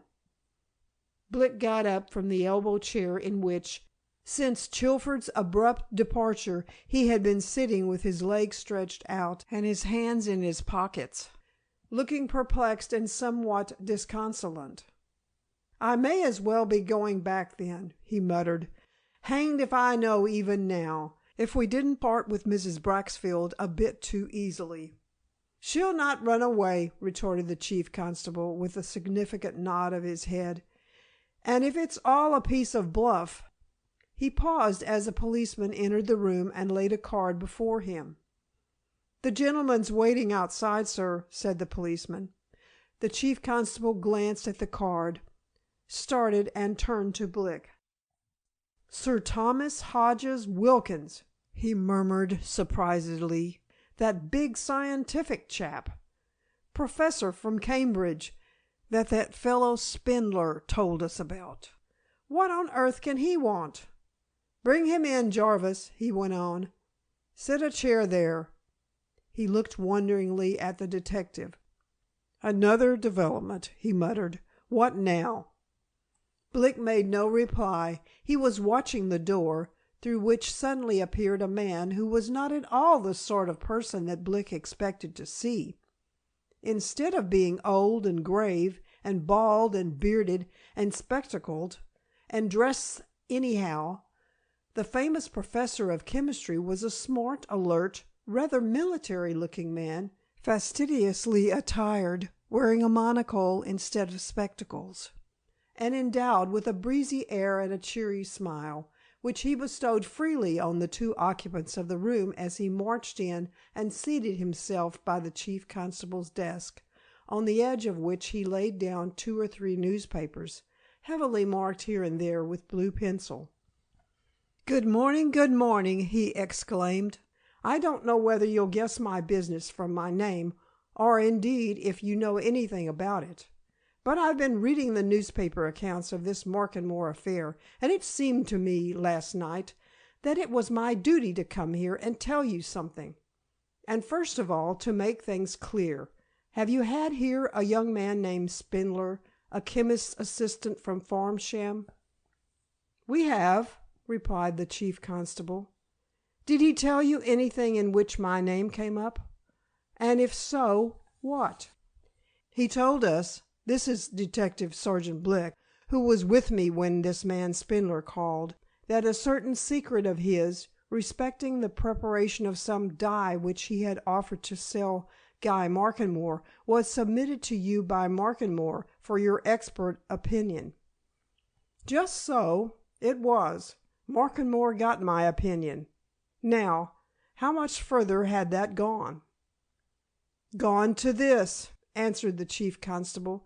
"When Markenmore was murdered he had on him £3,000 in bank notes, which we believe he was to hand over to Spindler that very morning in payment for his secret." "Spindler was going to sell for £3,000?" "He was, so he told us." The professor of chemistry screwed his monocle still further into the cavity of his eye, and took a queer, keenly inspecting glance at the two men. "Do you two believe, are you theorizing that Markenmore was murdered for £3,000?" he asked quizzically. "It, to be sure, looks rather obvious." "There is such a theory afloat," answered the chief constable. "He had that sum on him at 3 o'clock on Tuesday morning, and it was gone when his dead body was found a very few hours later." "Ay," said the professor with a short laugh, "and something else gone with it, too. Now look here, I'm not a policeman, but I have some intelligence. I'll tell you what Guy Markenmore was murdered for, and I'll lay all the money I've got to a China orange that I'm right, all the time. Guy Markenmore was murdered for the Spindler formula. Dead certain." The professor laughed again, and slapped his elegantly gloved hand on the desk at his side. The two listeners stared at him, and then at each other, and this time it was Blick who spoke. "Are we to understand, Sir Thomas," he asked, that formula was of great value? Of greater value than the £3,000? "Call me Professor," said the famous scientist. "Saves time. Yes, you are to understand that. £3,000. Had it been my secret, I wouldn't have sold it for £30,000. That chap Spindler is an ass, or awfully ignorant of market values. Had he stuck to it himself, he'd have made a huge fortune out of it, one way or another.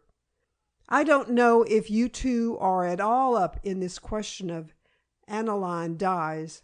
You know at any rate, if you read your newspapers, that it's a most serious question. One of rescuing a trade originally ours from its German usurpers. You know that? Very well, this young man at Farsham, clever chap indeed, has discovered a peculiar formula. I needn't go into details, but I know enough to be absolutely certain, in my own mind, that Markenmore was murdered by somebody who knew he had the formula on him, and who meant to have it for himself by hook or crook. He was probably followed down here, watched, and attacked at the lonely spot I read of in the papers." "That presupposes that somebody in London knew what he had on him," said Blick. "Somebody, in London or elsewhere, certainly must have known," assented the professor. "My own theory is that Markenmore told other people, financial speculators perhaps, about this, and he may have shown them my opinion as an expert. But I'll tell you my own share in the transaction. I have, as you may know, a European reputation as a chemist. Well, Markenmore wrote to me, enclosing Spindler's formula and a handsome fee, asking me to tell him what I thought of it. I recognized the immense value of the thing at once, and I wrote out my opinion and returned the formula with it to Markenmore. I was so anxious that the secret of the formula should be kept that I adopted unusual precautions in sending the papers, which no living soul but myself has seen while they were in my possession, to him. Instead of posting them, I gave them, heavily sealed, to a trusted assistant of mine, an assistant in my laboratory, who was just then going to London for a holiday, so that they might be delivered to Markenmore himself by hand at his office in Fulgrave Court. That they were so delivered I know. The assistant to whom I have referred, though he did not know what precisely the packet contained, knew that its contents were of supreme consequence, and, indeed, of monetary value, and he was most careful to hand the packet to Markenmore in person. And when Markenmore came down here that night, he would have had these papers on him, the formula itself and my opinion on it. I tell you again, my belief is that he let somebody else into the secret, that somebody followed him, watched him, and murdered him. The Spindler formula is at the bottom of the whole thing." A period of silence followed, during which the three men looked at each other. The professor broke it at last with a direct question. "You've no clue so far?" "None," answered Blick. "You'll have to hark back," said the professor. "London. Get at some of Markenmore's recent doings there. Now, as I came through London from Cambridge yesterday, I made it in my way to call at Markenmore's office in Fulgrave Court to make a few inquiries. Markenmore's head clerk gave me some information. He remembered my assistant, Mr. Carter, calling. He himself saw Carter deliver to Markenmore my sealed letter. He saw Markenmore give Carter a receipt for it, which Carter sent on to me by post. I have it in my pocket now. The head clerk says that as soon as Carter had gone, he saw Markenmore break the seals of my letter, draw 2 papers from it, and read them. Markenmore, the moment he had finished them, went into the telephone box in the hall of their building and presumably rang someone up.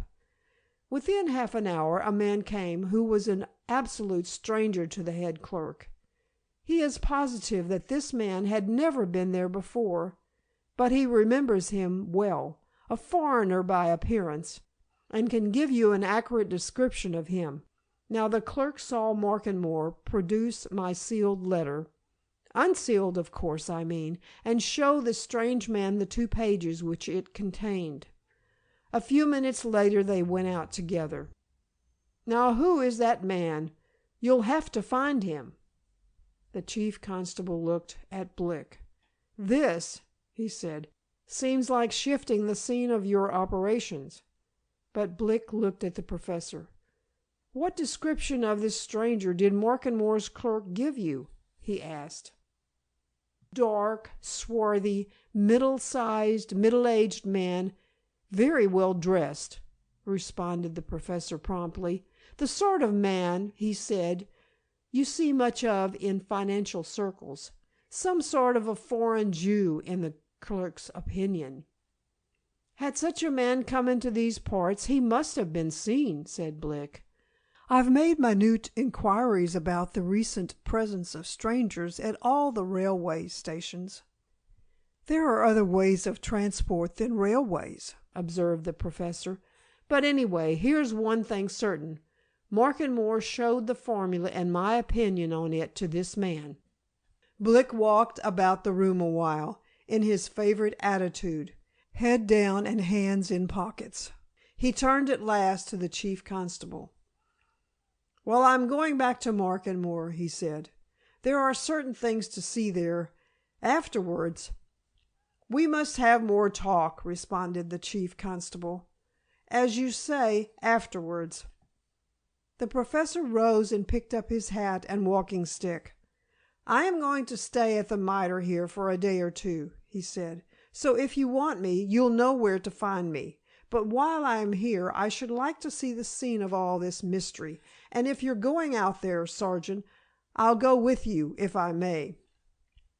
"Great pleasure, sir," replied Blick. He took the professor out and through the streets of Selcaster to the long straight road that led towards Markenmore. As they walked along, he detailed to him the whole of his own proceedings, from the finding of the dead man to the affairs of that morning with Mrs. Braxfield. "Whether the offering of a reward will do any good, "I don't know," he said in conclusion. "If anybody has seen such a stranger as you indicate it might, but I'm sure I should have heard of that before now." "Ah, you'll have to go back on your trail. You'll have to go back on your trail," said the Professor. "The secret lies away back. I'm convinced. All the theories are wrong, so far. It's not money, at least not ready money. It's the Spindler formula, with its vast potentialities. Now what does this Mrs. Braxfield propose to offer for information?" "Don't know. She didn't say," answered Blick. "But we soon shall know. Look there." A bill poster's cart, driven by a man in white linen overalls, passed them, going rapidly in the direction of the village. "Her solicitor spoke of having these things out at once," continued Blick. "He's evidently lost no time. That chap's going out to post them." "Small result, I fear," said the Professor. "My own opinion is that the whole thing was too carefully engineered. Nothing would come out here." "You never know," replied Blick. "All sorts of things help." They walked on to the entrance to the village. There, at the first blank wall he had come across, the bill poster was already busy, a group of open-mouthed women and children around him. The two men stopped as the bill, a big square sheet in heavy black lettering, was pasted, wet and shining, on the wall. The Professor, adjusting his monocle, read it aloud. £100 reward.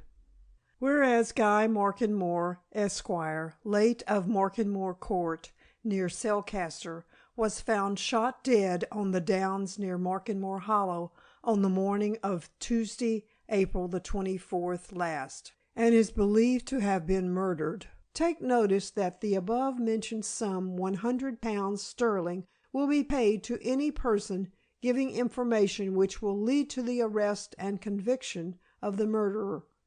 Such information may be given to the police or direct to Gilbert Crewe, Solicitor, Selcaster. Remarked the Professor, turning away with something of a sardonic smile. "Your Mrs. What's-her-name Braxfield doesn't err on the side of generosity. Now, if she'd said 500, eh?" "Mrs. Braxfield," said Blick, with a glance at the folk who were eagerly spelling out the contents of the poster, "observed cynically to the chief constable and me that there wasn't a man or woman in Markenmore who wouldn't give his or her own mother away for a £5 note. Now there are 20 5s in 100, so—" "20 times the inducement," laughed the Professor. "Good arithmetic, anyway. Ah, well, my friend, I don't think this will do much good. But as a curiosity, I should like a copy of that bill. Do you think our worthy of the paste pot and brush would give us one?" "Nothing would please him better, I should think," said Blick, "especially if you give him the price of a pint of ale. Bill posting, I believe, is considered to be thirsty work." The Professor laughed again, and approaching the bill poster, appropriated a couple of his bills and handed him half a crown. "Going to stick these things up all over the countryside, I suppose?" he asked, as he handed one bill to Blick and folded up the other for his pocket. "Mean to create a widespread interest, eh?" "Something of that sort, sir," answered the bill poster. "Such was my instructions. 200 copies of that poster I have in my cart, and up they go before dinner time, all round this here village. And," he added with a wink, "a fat lot of good they'll do, in my opinion." "No good, you think?" suggested the Professor. "Why not?" "'Cause that there affair's darned sight too deep down in mystery," said the bill poster. "Deep, deep, deep, gentlemen. A deed of darkness, and ain't going to be found out in a hurry. But business is business, and I must go on with mine, which at present is to excite everybody and arouse cupidity and avaricious feelings." "A humorist," observed the Professor, as the bill poster hurried away. He walked on into the village at Blick's side, looking about him with inquisitive eyes. Suddenly he caught sight of the scepter. "Ah," he said, "so that's the inn where the midnight meeting took place. I should like to look in there. I wonder if they could give us some lunch." "I'm staying there," replied Blick. "My headquarters. And I've a private sitting room. If you'll honor me, sir, I'll order lunch whenever you like. They're well provided." The professor professed himself delighted, and for the next hour or two he and Blick, over the luncheon table and round the fire, discussed the Markenmore problem in all its ramifications. At 3 o'clock in the afternoon they went out to examine the scene of the drama, with Markenmore Hollow as a final objective. But as they strolled along the road, Blick suddenly caught sight of Daffy Hallowell, just within the wicket gate of the Dower house, and he saw too that Daffy quietly signaled her desire to speak with him. Chapter 23.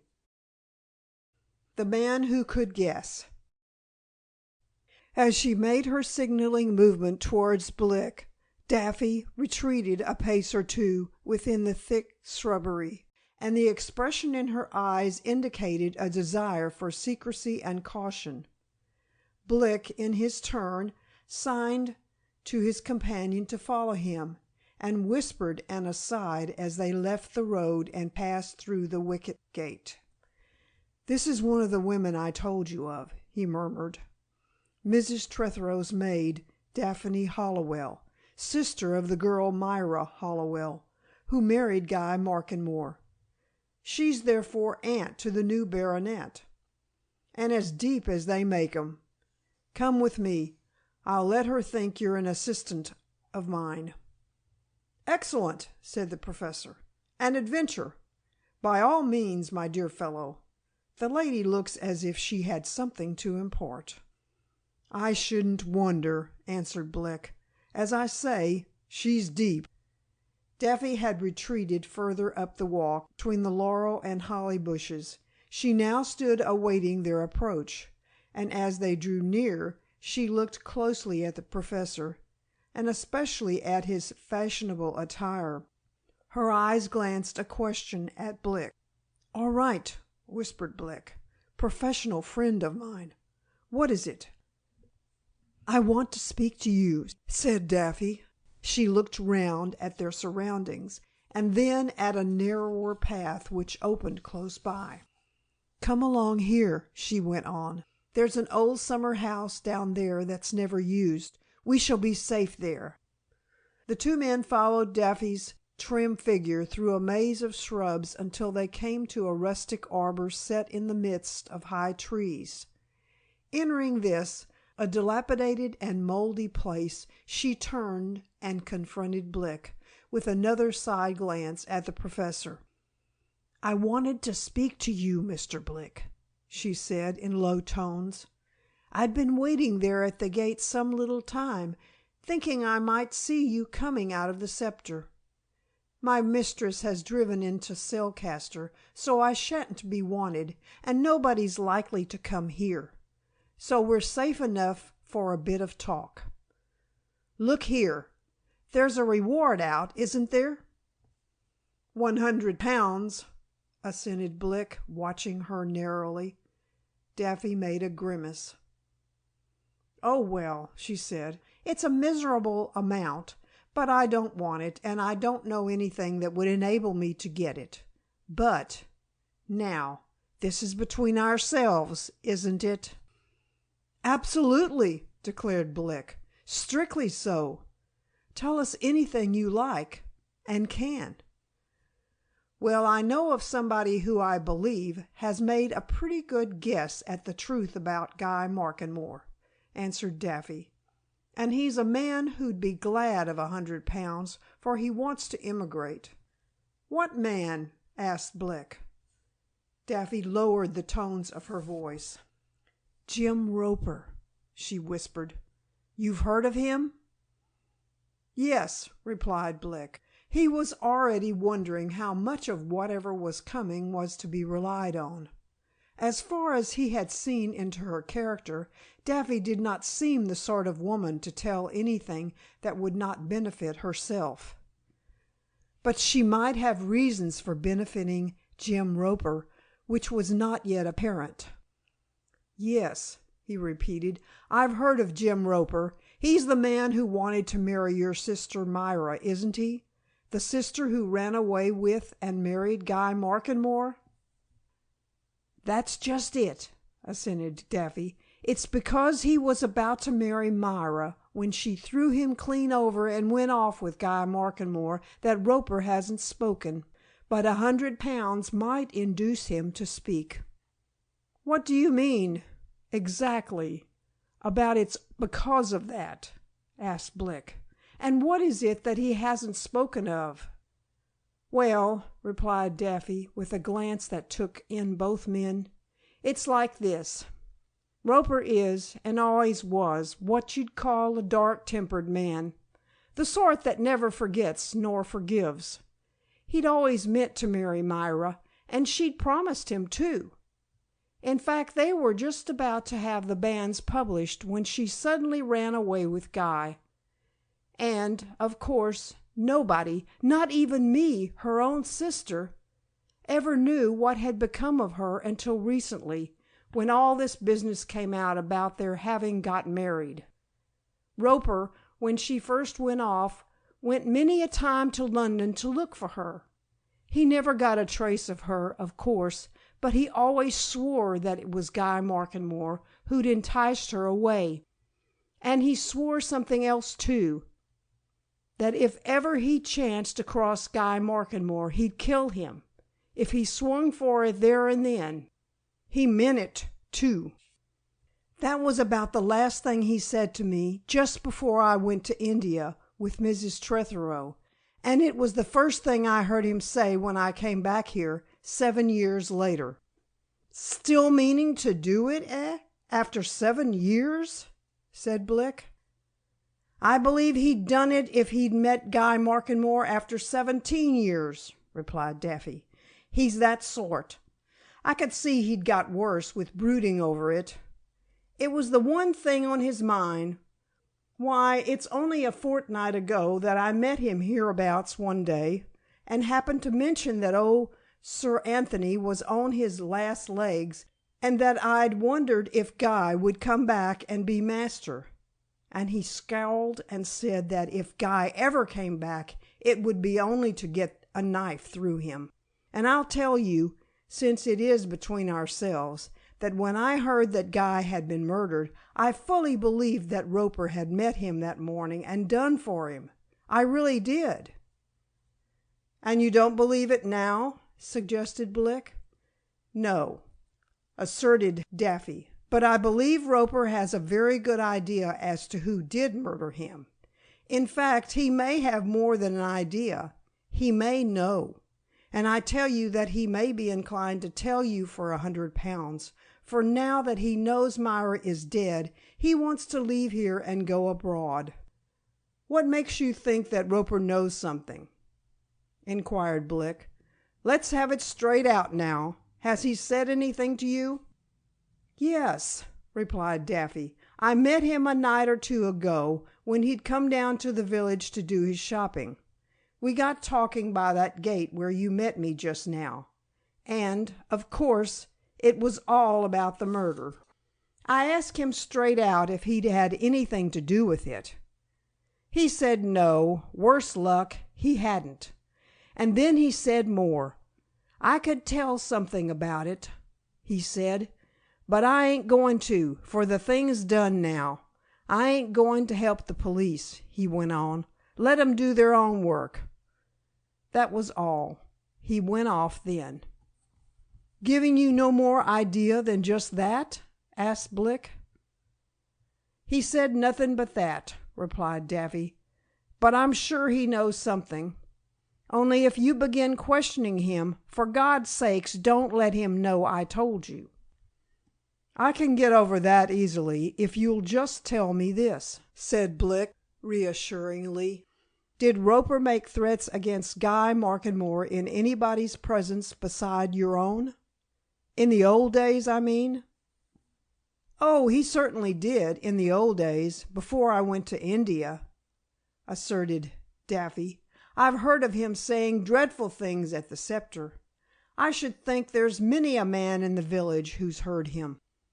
Blick's memory went back to the first conversation he had overheard at the Scepter, and to the remarks of certain of the village men as to the feelings of enmity cherished by various unnamed persons of the neighborhood against Guy Markenmore. "All right," he said, "your name shan't come in. I've heard something of Roper's threats and feelings elsewhere. But now, where does Roper live?" "All by himself in a cottage amongst the woods on the other side of the downs, behind Markenmore Hollow," replied Daffy. "He keeps himself to himself up there, never comes down this way, except once a week to buy his groceries and meat." "What sort of man is he?" asked Blick. "He used to be as nice a lad as there was anywhere about, till Meyer ran away," answered Daffy. "But that soured him. He's a black, gloomy, quiet man now, scarcely speaks, and never smiles. I don't know if you'll get anything out of him or not, but I'm perfectly certain he either knows something or has guessed at something." "You're quite sure in your own mind that Roper himself is innocent?" suggested Blick, looking searchingly at her. Daffy Hollowell glanced at both men and uttered a queer laugh. "Yes," she exclaimed, "I'm certain of that." "Why now?" asked the Professor, speaking for the first time since the beginning of the conversation. "Why are you certain?" Daffy turned her regard more particularly to the second questioner. After looking carefully at him for a full minute, she spoke. "You look as if you'd understand, whoever you are," she said suddenly. "And that you're a policeman, plain clothes or otherwise, I don't believe. I'm certain Jim Roper didn't kill Guy Markenmore, because if he had, he's just the man to have let it be known that he'd had his revenge. He wouldn't have cared twopence if they had hanged him next day." Blick exchanged another word or two with Daffy as to Roper's exact location, and he and his companion went off. The Professor marched along in silence for a while. "That woman possesses a power of keen insight into character," he remarked at last. "She'd make a useful member of your force, Blick. I'm sure she's quite right in what she said just now. A man of the sort she described, who'd nursed his desire for revenge all these years, wouldn't care very much who knew that he'd satisfied it at last. For him, you see, it would be the end. All else would be nothing." "What about self-preservation?" suggested Blick. "I don't think he'd be at all careful about that," replied the Professor thoughtfully. "No, the woman's intuition is right. I think we must acquit this man Roper. A much wronged man, too, evidently. I'm curious to see him." "I dare say we shall soon find him," said Blick. "He'll be somewhere in the woods." He led his companion up Deep Lane, past the Warren and Woodland Cottage, to the summit of the high ground above Markenmore Hollow. Beyond that point Blick had never been. He was surprised to find himself contemplating a stretch of country which in its wildness and diversity contrasted strongly with the pastoral and landscape country that he and his companion had just left behind them. Here, on the northern side of the uplands, the hillsides were broken into deep, dark combes and ravines. Great masses of rock jutted out from the slopes. Old, dark, apparently impenetrable woods were on all sides. The two men looked round in astonishment at the almost savage character of the scene. Observed that as far as they could see there was not a human habitation in sight. "A wild scene," remarked the Professor. "Deserted." But Blick lifted a hand. "Hark!" he said. From somewhere to the right of where they stood came the unmistakable ring of an axe, laid with vigor to the root of some tree. Turning in that direction, they saw the tall, slender spire of a pine sway, totter, and disappear amongst the lower trees, amidst which it had stood. A dull crash followed. "That'll be our man at work," said Blick. Silently the two men crossed the hillside, in the direction whence the sound of the swinging axe, now evidently laid aside, had proceeded. Within a few minutes they reached a belt of trees, through an opening in which they saw a clearing in the wood beyond. There beside the fallen pine stood a man at that moment in the act of lighting his short clay pipe. His axe lay against the tree which it had just felled. Near it a dog was curled up against its master's coat. It cocked an ear and opened an eye as the two strangers drew near. At its low growl the man turned and gave his visitors a sullen, questioning glance. "A formidable-looking fellow," murmured the Professor. "And that axe of his is a fearsome weapon, Blick. I should speak to him very fair, to begin with." Blick smiled. "I shan't frighten him," he answered. "Persuasion goes further than force. Good afternoon," he continued pleasantly as they came nearer the object of their search. "Are you James Roper?" "My name, mister," replied the woodman. "That's mine," said Blick, producing one of his professional cards. "You may have heard of me. I'm staying at the Scepter." Roper took the card, glanced at it and at Blick, and handed it back unconcernedly. "Heard something of the sort," he answered. Blick sat down on the fallen pine and pulled out his pipe and tobacco. "I wanted to know if you couldn't give me a bit of information, Roper," he said. "You live hereabouts, don't you?" "Close by," replied Roper in tones which signified that it was none of Blick's business where he lived. "Then you know this district, these woods, and hillsides, and downs, very well indeed, I should think," continued Blick. "Out on them and amongst them early in the morning, and perhaps late at night, no doubt?" Roper made no answer. He had got his pipe fairly going by that time, and he now picked up his axe and began to lop away the upper twigs and slighter branches of the tree on which Blick had seated himself. Blick assented to his silence and kept his own. The axe ceased, and Roper, leaning on its shaft, looked at his questioner. "You ain't come here for nothing," he said with a scowl. "What might you be after?" "I do hear as how you're inquiring into that there affair at the Markenmore Hollow. I don't know nothing about it.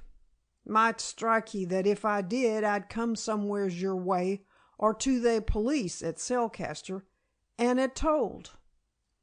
"And it might strike me that you wouldn't," retorted Blick, with a sly glance at his man. "I've learnt a good deal since I came into these parts. You'd a pretty good grudge against Guy Markenmore yourself, eh?" Roper scowled more darkly than before. "Don't know nothing certain about how he come by his end, anyhow," he muttered. "And as to grudges, there's them around here as knows how that varmint treated I. Ain't a decent man, same as what I've been, a right to have his feelings about another man as treated him bad?" "You've the same right to your feelings that every other man has," agreed Blick. "Who says you haven't?" Roper looked somewhat mollified. "Well," he replied slowly, "'cause of such feelings as I do have, I wouldn't have lifted a finger to preserve that man. He got what such like deserves, but I ain't no, what you might call, certain idea whatever who he got it from." "You mean, if it comes to precise particulars," insinuated Blick. "But now look here, Roper.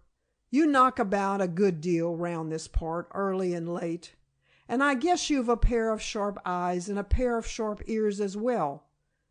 Guy Markenmore's dead. Good riddance to him, if you like. I don't care, I'm sure.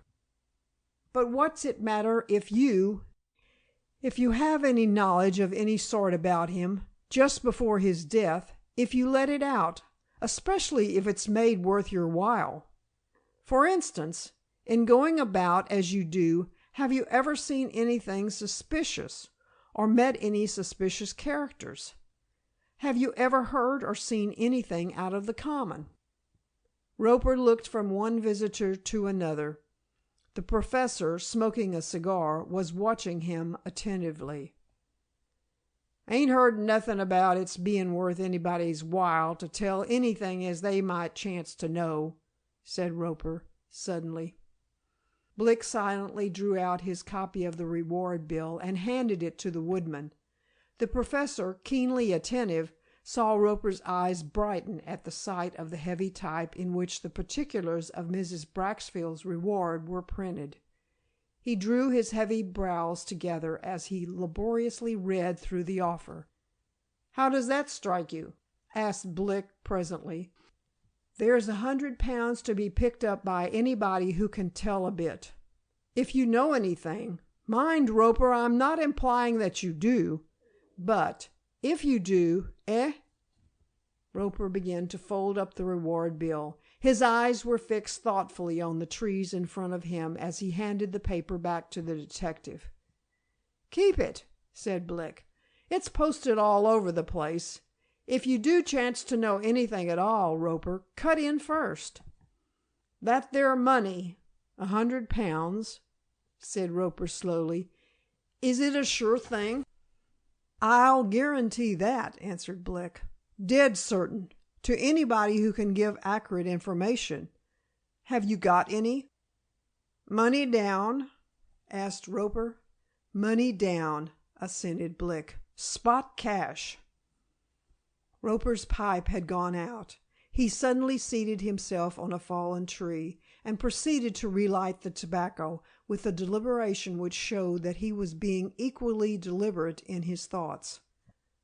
"I could do with £100, he said suddenly. "'Tain't a great deal, surely, but it'd do me a good turn. I'm sick and weary of these parts now, and I want to be off. I want to start a new life, somewheres far away. That man, Guy Markenmore, he broke my life in two, as you might say, and now, well, if I've the money, I'd go right away out of this, and see new places and faces, and try if I can't forget. I've lived overmuch alone, and—" Blick had not been prepared for this outburst of feeling, nor was he prepared for an equally sudden, wholly impulsive, similar display from the Professor. "Look here, my man," he exclaimed. "You don't know me. Never mind. Blick here does. Now then, if you want a new start, another life, I'll give you £100 in addition to this reward money. Great pleasure, I'm sure, and just now. But if you know anything, tell." Roper stared in amazement at the Professor, who nodded his head vigorously. "Thank ye, sir," he said suddenly. "I see you means it. You're a man with a bit of heart in you. Well, I don't know nothing positive, but I can make a pretty good guess at something." End of chapter 24. The Devil's Grip. The Professor, leaning forward on his walking cane, and the detective, watching the woodman with a sharp side glance, alike felt that they were on the verge of a revelation. But Blick's brain was busy with a queer, confused doubt. Roper talked of guesswork, and it was not guesswork that Blick wanted. He was wondering what Roper meant by guesswork, and yet, for all they knew, they might at that instant be within tangible distance of the much-wanted truth. "Well," he said. "Well, what is it?" "Seems little enough when you come to tell of it, like, and I'm no great hand, replied Roper. "But this here. Last Monday night, it was, night afore Guy Markenmore was found, beyond there, at Markenmore Hollow. That night, after I'd had my supper, I left my cottage to walk to Mitbourne. There was a man there as I wanted to see. I took up the hillside, just behind Woodland Cottage, and struck into that grass track that run atop of the downs from thereabouts to near Mitbourne Station. And I might have been about a mile or so along that when I hears men a-comin' towards me." "What time was that, Roper?" interrupted Blick. "It'd be about 8:15, and nicely dark. Now, I'd reasons of my own for not wanting to be seen going Mitbourne way, so when I hears they men a-comin' along, I slips behind a big clump of gorse that was handy and stands still. Blimey, these two comes walking closer. I seen 'em outlined against the gray of the sky over Selcaster way, do you see? One tall man, one shortish man. A few yards away, the tallish man pulls up and lights a cigar. I see his face in the light of the match. Then you might have knocked me down with a feather, for 'twas the man I hadn't never stopped thinking about for 7 bitter years. And you may reckon who that was. Guy Markenmore. I seen him so well, just for a minute, as I do see you. No mistaking of him, for there wasn't as much alteration in his face, damn him, as what I do allow he'd had seen in mine. There he was, and if it hadn't been for the t'other with him, I'd 'a gone for him there and then, but I didn't. They come on, talking. They hadn't never stopped talking since I first seen 'em." "Hear what they said?" asked Blick. "Not to remember, only words here and there, until they come right opposite me. Then, as they walks past, I hears something distinct enough. Guy Markenmore, he say it, 'I shall be coming along here about 4 o'clock in the morning to catch the 4 something from Mitbourne for Farsham,' he say, and then he laughs. 'You'll be safe and snoring in your bed,' he say, 'at that time, no doubt.' 'Don't you be too sure,' say the little fellow. 'I'm as early a bird as there is when I'm in the country.' Then they go on, Markenmore way, and I see 'em disappears round the corner of a spinney that stands about there, and then—" "A moment, Roper," interrupted Blick. "The second man, the littlest chap you describe, did he talk like a countryman? Like anybody about here, you know?" "No," replied Roper with emphasis. "Not he. London way o' talking his. Wasn't nobody belonging to these here parts, I know. I been in London to my sorrow. A Londoner I set he down for." "You didn't see his face?"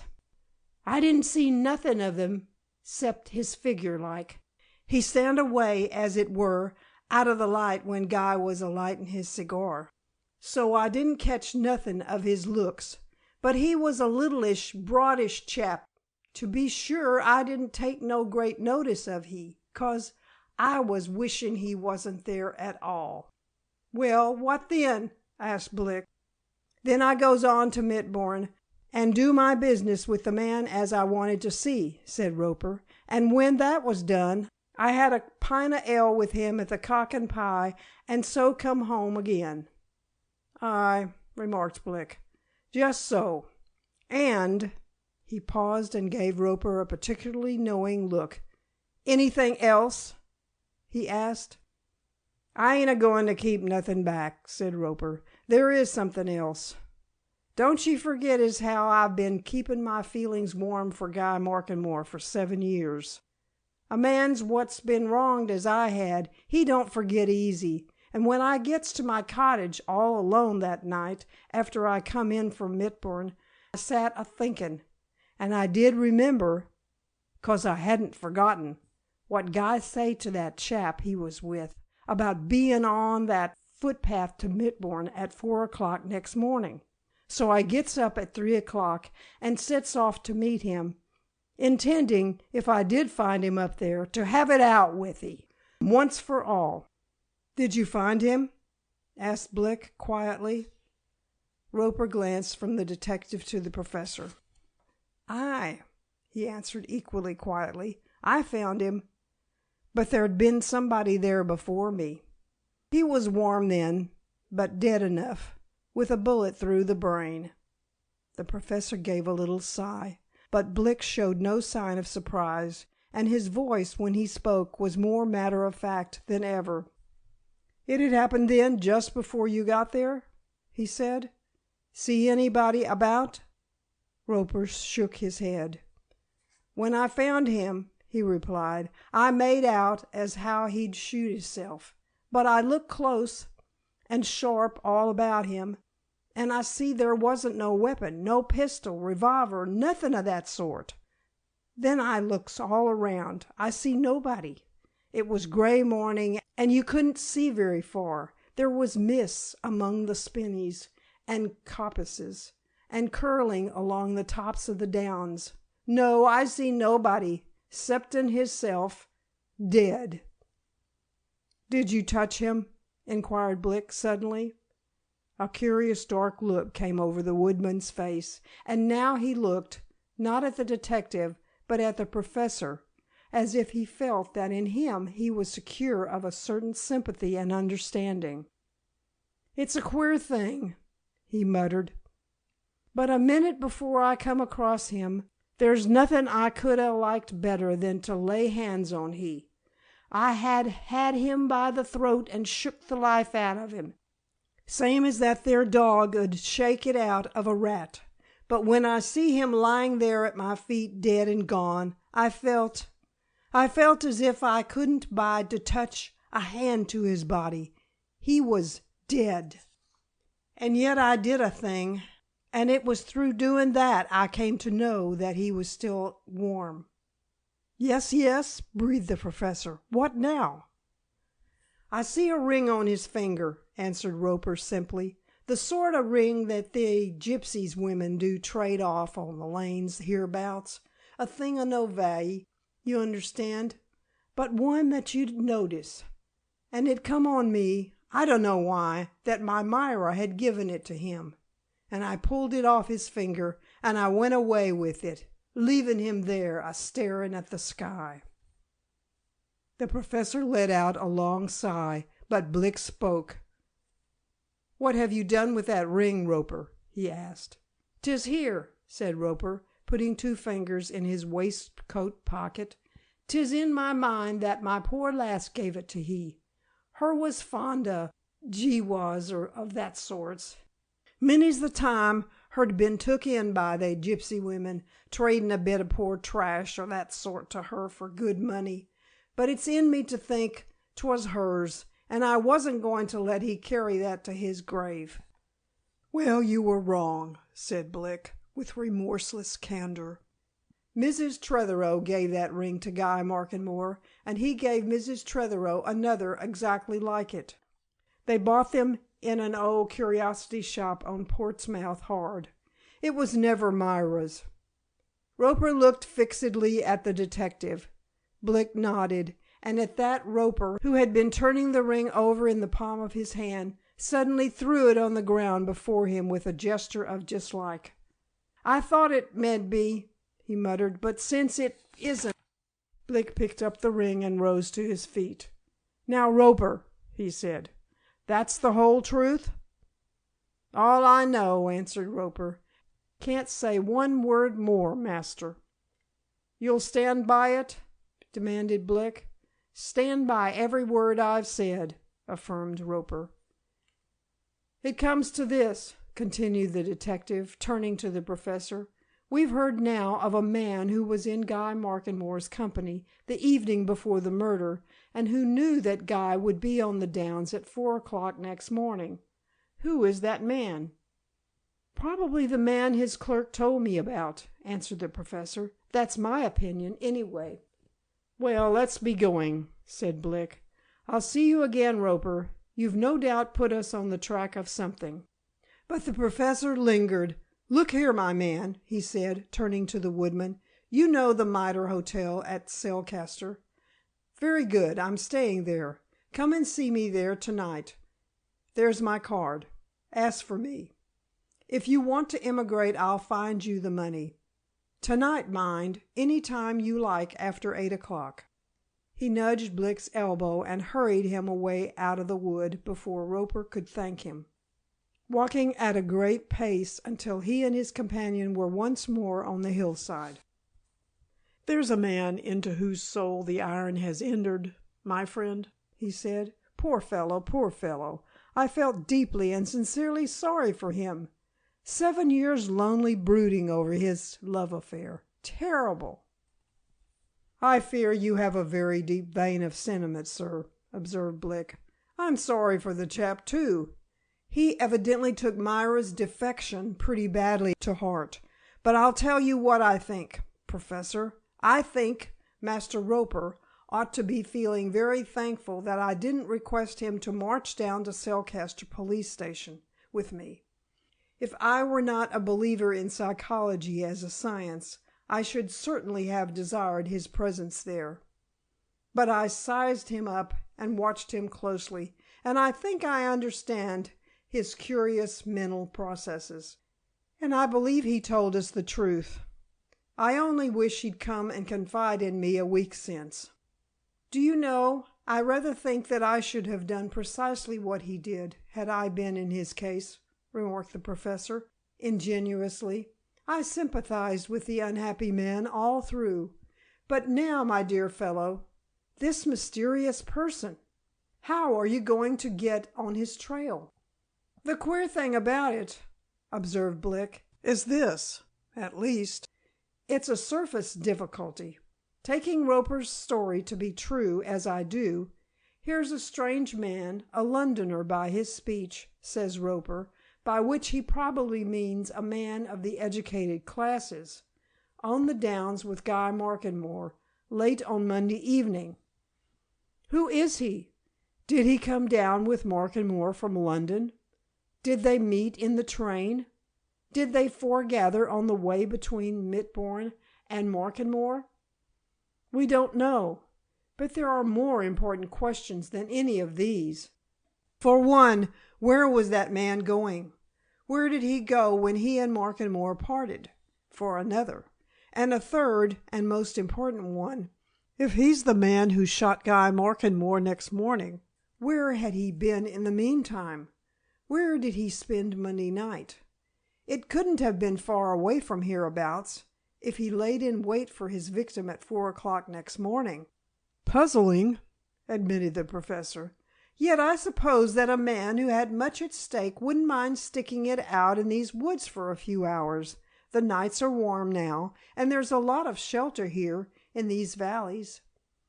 Now what amazes me is, if this man murdered Guy Markenmore, as I'm sure he did, why didn't he murder him on Monday night and get away in the darkness?" Blick laughed. "I'll tell you why," he answered. "He was a man whom Guy Markenmore had taken into his confidence about this dye affair.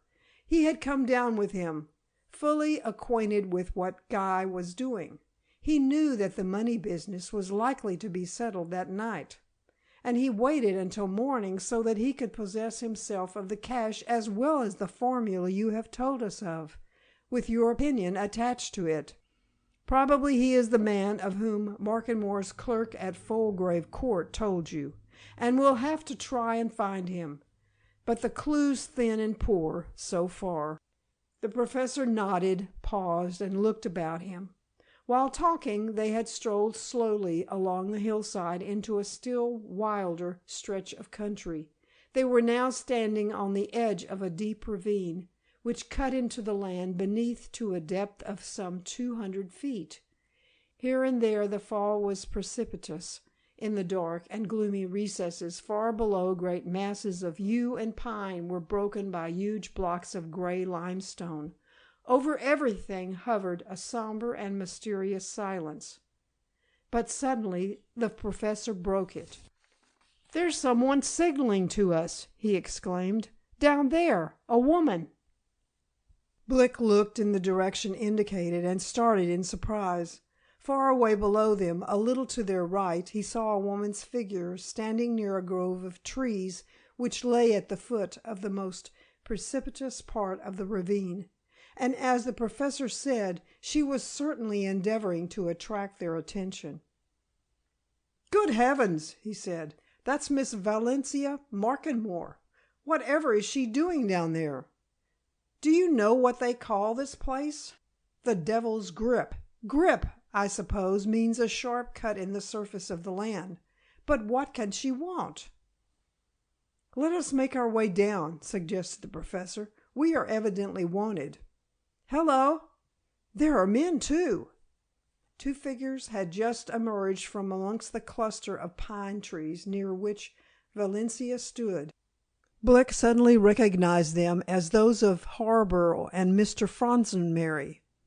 They, recognizing the detective, also began signaling to him. "There's something afoot down there," he muttered. "Looks to me as if they made some discovery. Look here, sir. That tall man is Harborough, who, as I told you, was accused of the murder by Mrs. Tretherick. The other is Mr. Fronsonmerry, the old gentleman who has figured in this case." "I know Fronsonmerry by name," replied the professor. "He's a member of an archaeology society to which I also belong. I've corresponded with him. Now how can we get down there without breaking our neck?" "There'll be a sheep track somewhere along here," said Blick. "Where a sheep can go, we can, at a pinch." But some minutes passed before they found a means of descending into the depths of the ravine wherein the others there awaited their coming. Once in its recesses, the professor wondered at the precipice-like character of the cliff down which they had made their way, above the spot at which Valencia and her two companions were standing. The granite walls rose high and cliff-like. At one place there was a sheer drop of 200 feet, terminating in a wild and broken mass of rock and shrub. It was at the lower edge of this wilderness that the three stood, looking alternately into its recesses and at the men hurrying along the level floor of the ravine towards them. At Mr. Fronsonmerry's heels, held in a leash made out of his master's handkerchief, the Airedale terrier fretted and whimpered, evidently desirous of once more penetrating into the gorse bushes from whence he had been unceremoniously dragged. "That's Fronsonmerry's dog, the chap that unearthed the automatic pistol," said Blick. "I wonder if he's made another discovery." Harborough came slowly towards them. As he approached he gave Blick a warning look and pointed to the pine trees. "I say," he said in a hushed voice, as they drew near, "there's a man lying dead in there. He must have fallen over the cliff. The terrier found him. We couldn't get him away, so I went in for him and saw this man dead, I say. Come and see." They were up to the other two by that time, and Blick, without further question or any ceremony, plunged in amongst the trees, followed by the three men. "Where is he? Who is he?" he asked. "Anybody you know?" "A stranger. Looks like a tourist," said Harborough. "Here at the foot of the rocks." He thrust and held aside the clinging branches of the pines, and suddenly revealed the body of a man, lying in a curiously twisted attitude across a mass of sharp-edged stone. One glance upward was sufficient to show what had befallen him. He had slipped from the edge of the precipice, far above, and crashed without a break on a place where he lay. A little distance from him lay the walking stick which he had dropped from his hand as he fell. With a sharp exclamation, Blick sprang forward and turned the face, hitherto crushed in amongst a cushion of moss and heather, to the light. He rose, staring at it. "Good God!" he said. "It's Crawley, the man I met." But a stronger, far more astonished exclamation came from the professor as he in his turn saw the dead man's face. "Crawley," he said. "Crawley, man alive! That's Carter! Carter! Carter, I tell you!" Blick felt as if an ice-cold wave of illumination had washed across his brain. He turned on the Professor with searching eyes. "Carter!" he exclaimed. "Your assistant?" "My assistant." "The man who carried your sealed letter to Guy Markenmore?" "That very man," affirmed the Professor solemnly. "Good Lord, what does all this mean?" Blick suddenly dropped on his knees by the dead man's side, and abruptly plunged a hand into an inner pocket of the clothing, into a second, a third. Just as suddenly he produced a letter case, and from it drew out a wad of bank notes and 2 papers. He dropped the notes unconcernedly on the stones, and hastily unfolded the papers. A second later he thrust these into the Professor's hand. "That's what it means," he said quietly. "There's Spindler's formula. And there's your opinion about it. And this is the chap who killed Guy Markenmore." Then he looked round at the 3 men. The Professor was staring blankly at the papers just handed to him. Mr. Fronsonmary was staring at the Professor. Harborough, anxious and puzzled, was looking doubtfully at the dead man. It was he who spoke first, turning to the detective. "You think that he killed Guy Markenmore in order to get possession of those?" he asked in a low voice. Blick rose from his knees. "What else?" he said calmly. "I see the whole thing now. Sir Thomas there and I already know something of it, but up to a few minutes ago I didn't suspect this man. But as I say, now I see it clearly enough. This man, whom I met a few nights ago at the Scepter, posing as Crawley, a holiday maker, taking a walking tour round this country, is in reality Carter, an assistant of Sir Thomas's at his laboratory at Cambridge. It was he to whom Sir Thomas entrusted a sealed packet for direct conveyance to Guy Markenmore in London. He, Carter, was passing through London on his way here for his holiday. Now, although Carter did not know the nature of the precise contents of that packet, he had learnt from Sir Thomas that they were of immense scientific and monetary value. He was charged to put the packet into Guy Markenmore's own hands. He did so. Later that day Guy Markenmore traveled down here. So did Carter. Probably they met on the train. Probably they traveled in company. But at any rate, Sir Thomas and I have just found out that Guy Markenmore and Carter were together on these downs late that night, talking confidentially.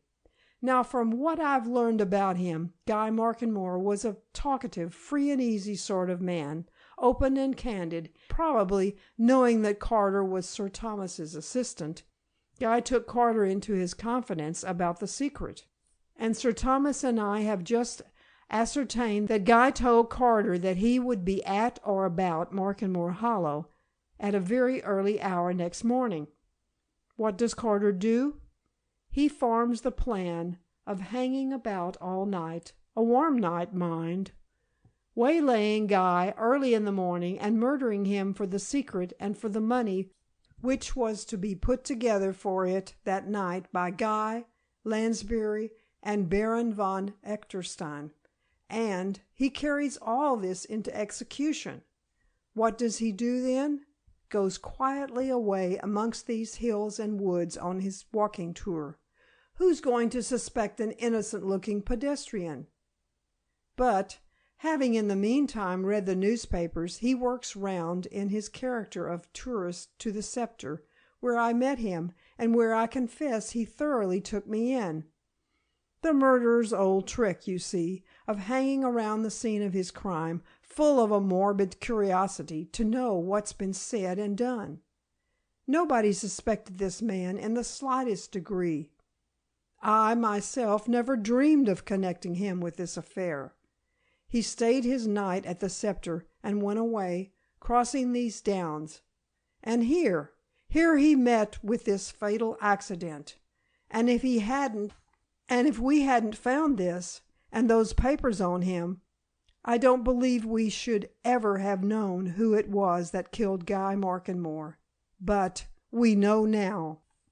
He stooped down and drew the dead man's soft cap more closely over his face. When he looked up again, the Professor was still staring thoughtfully at the papers in his hands, and Mr. Fronsonberry, unusually grave, was watching him. But Harborough was already striding away through the trees toward Valencia. End of chapter 25. End of the Markenmore mystery.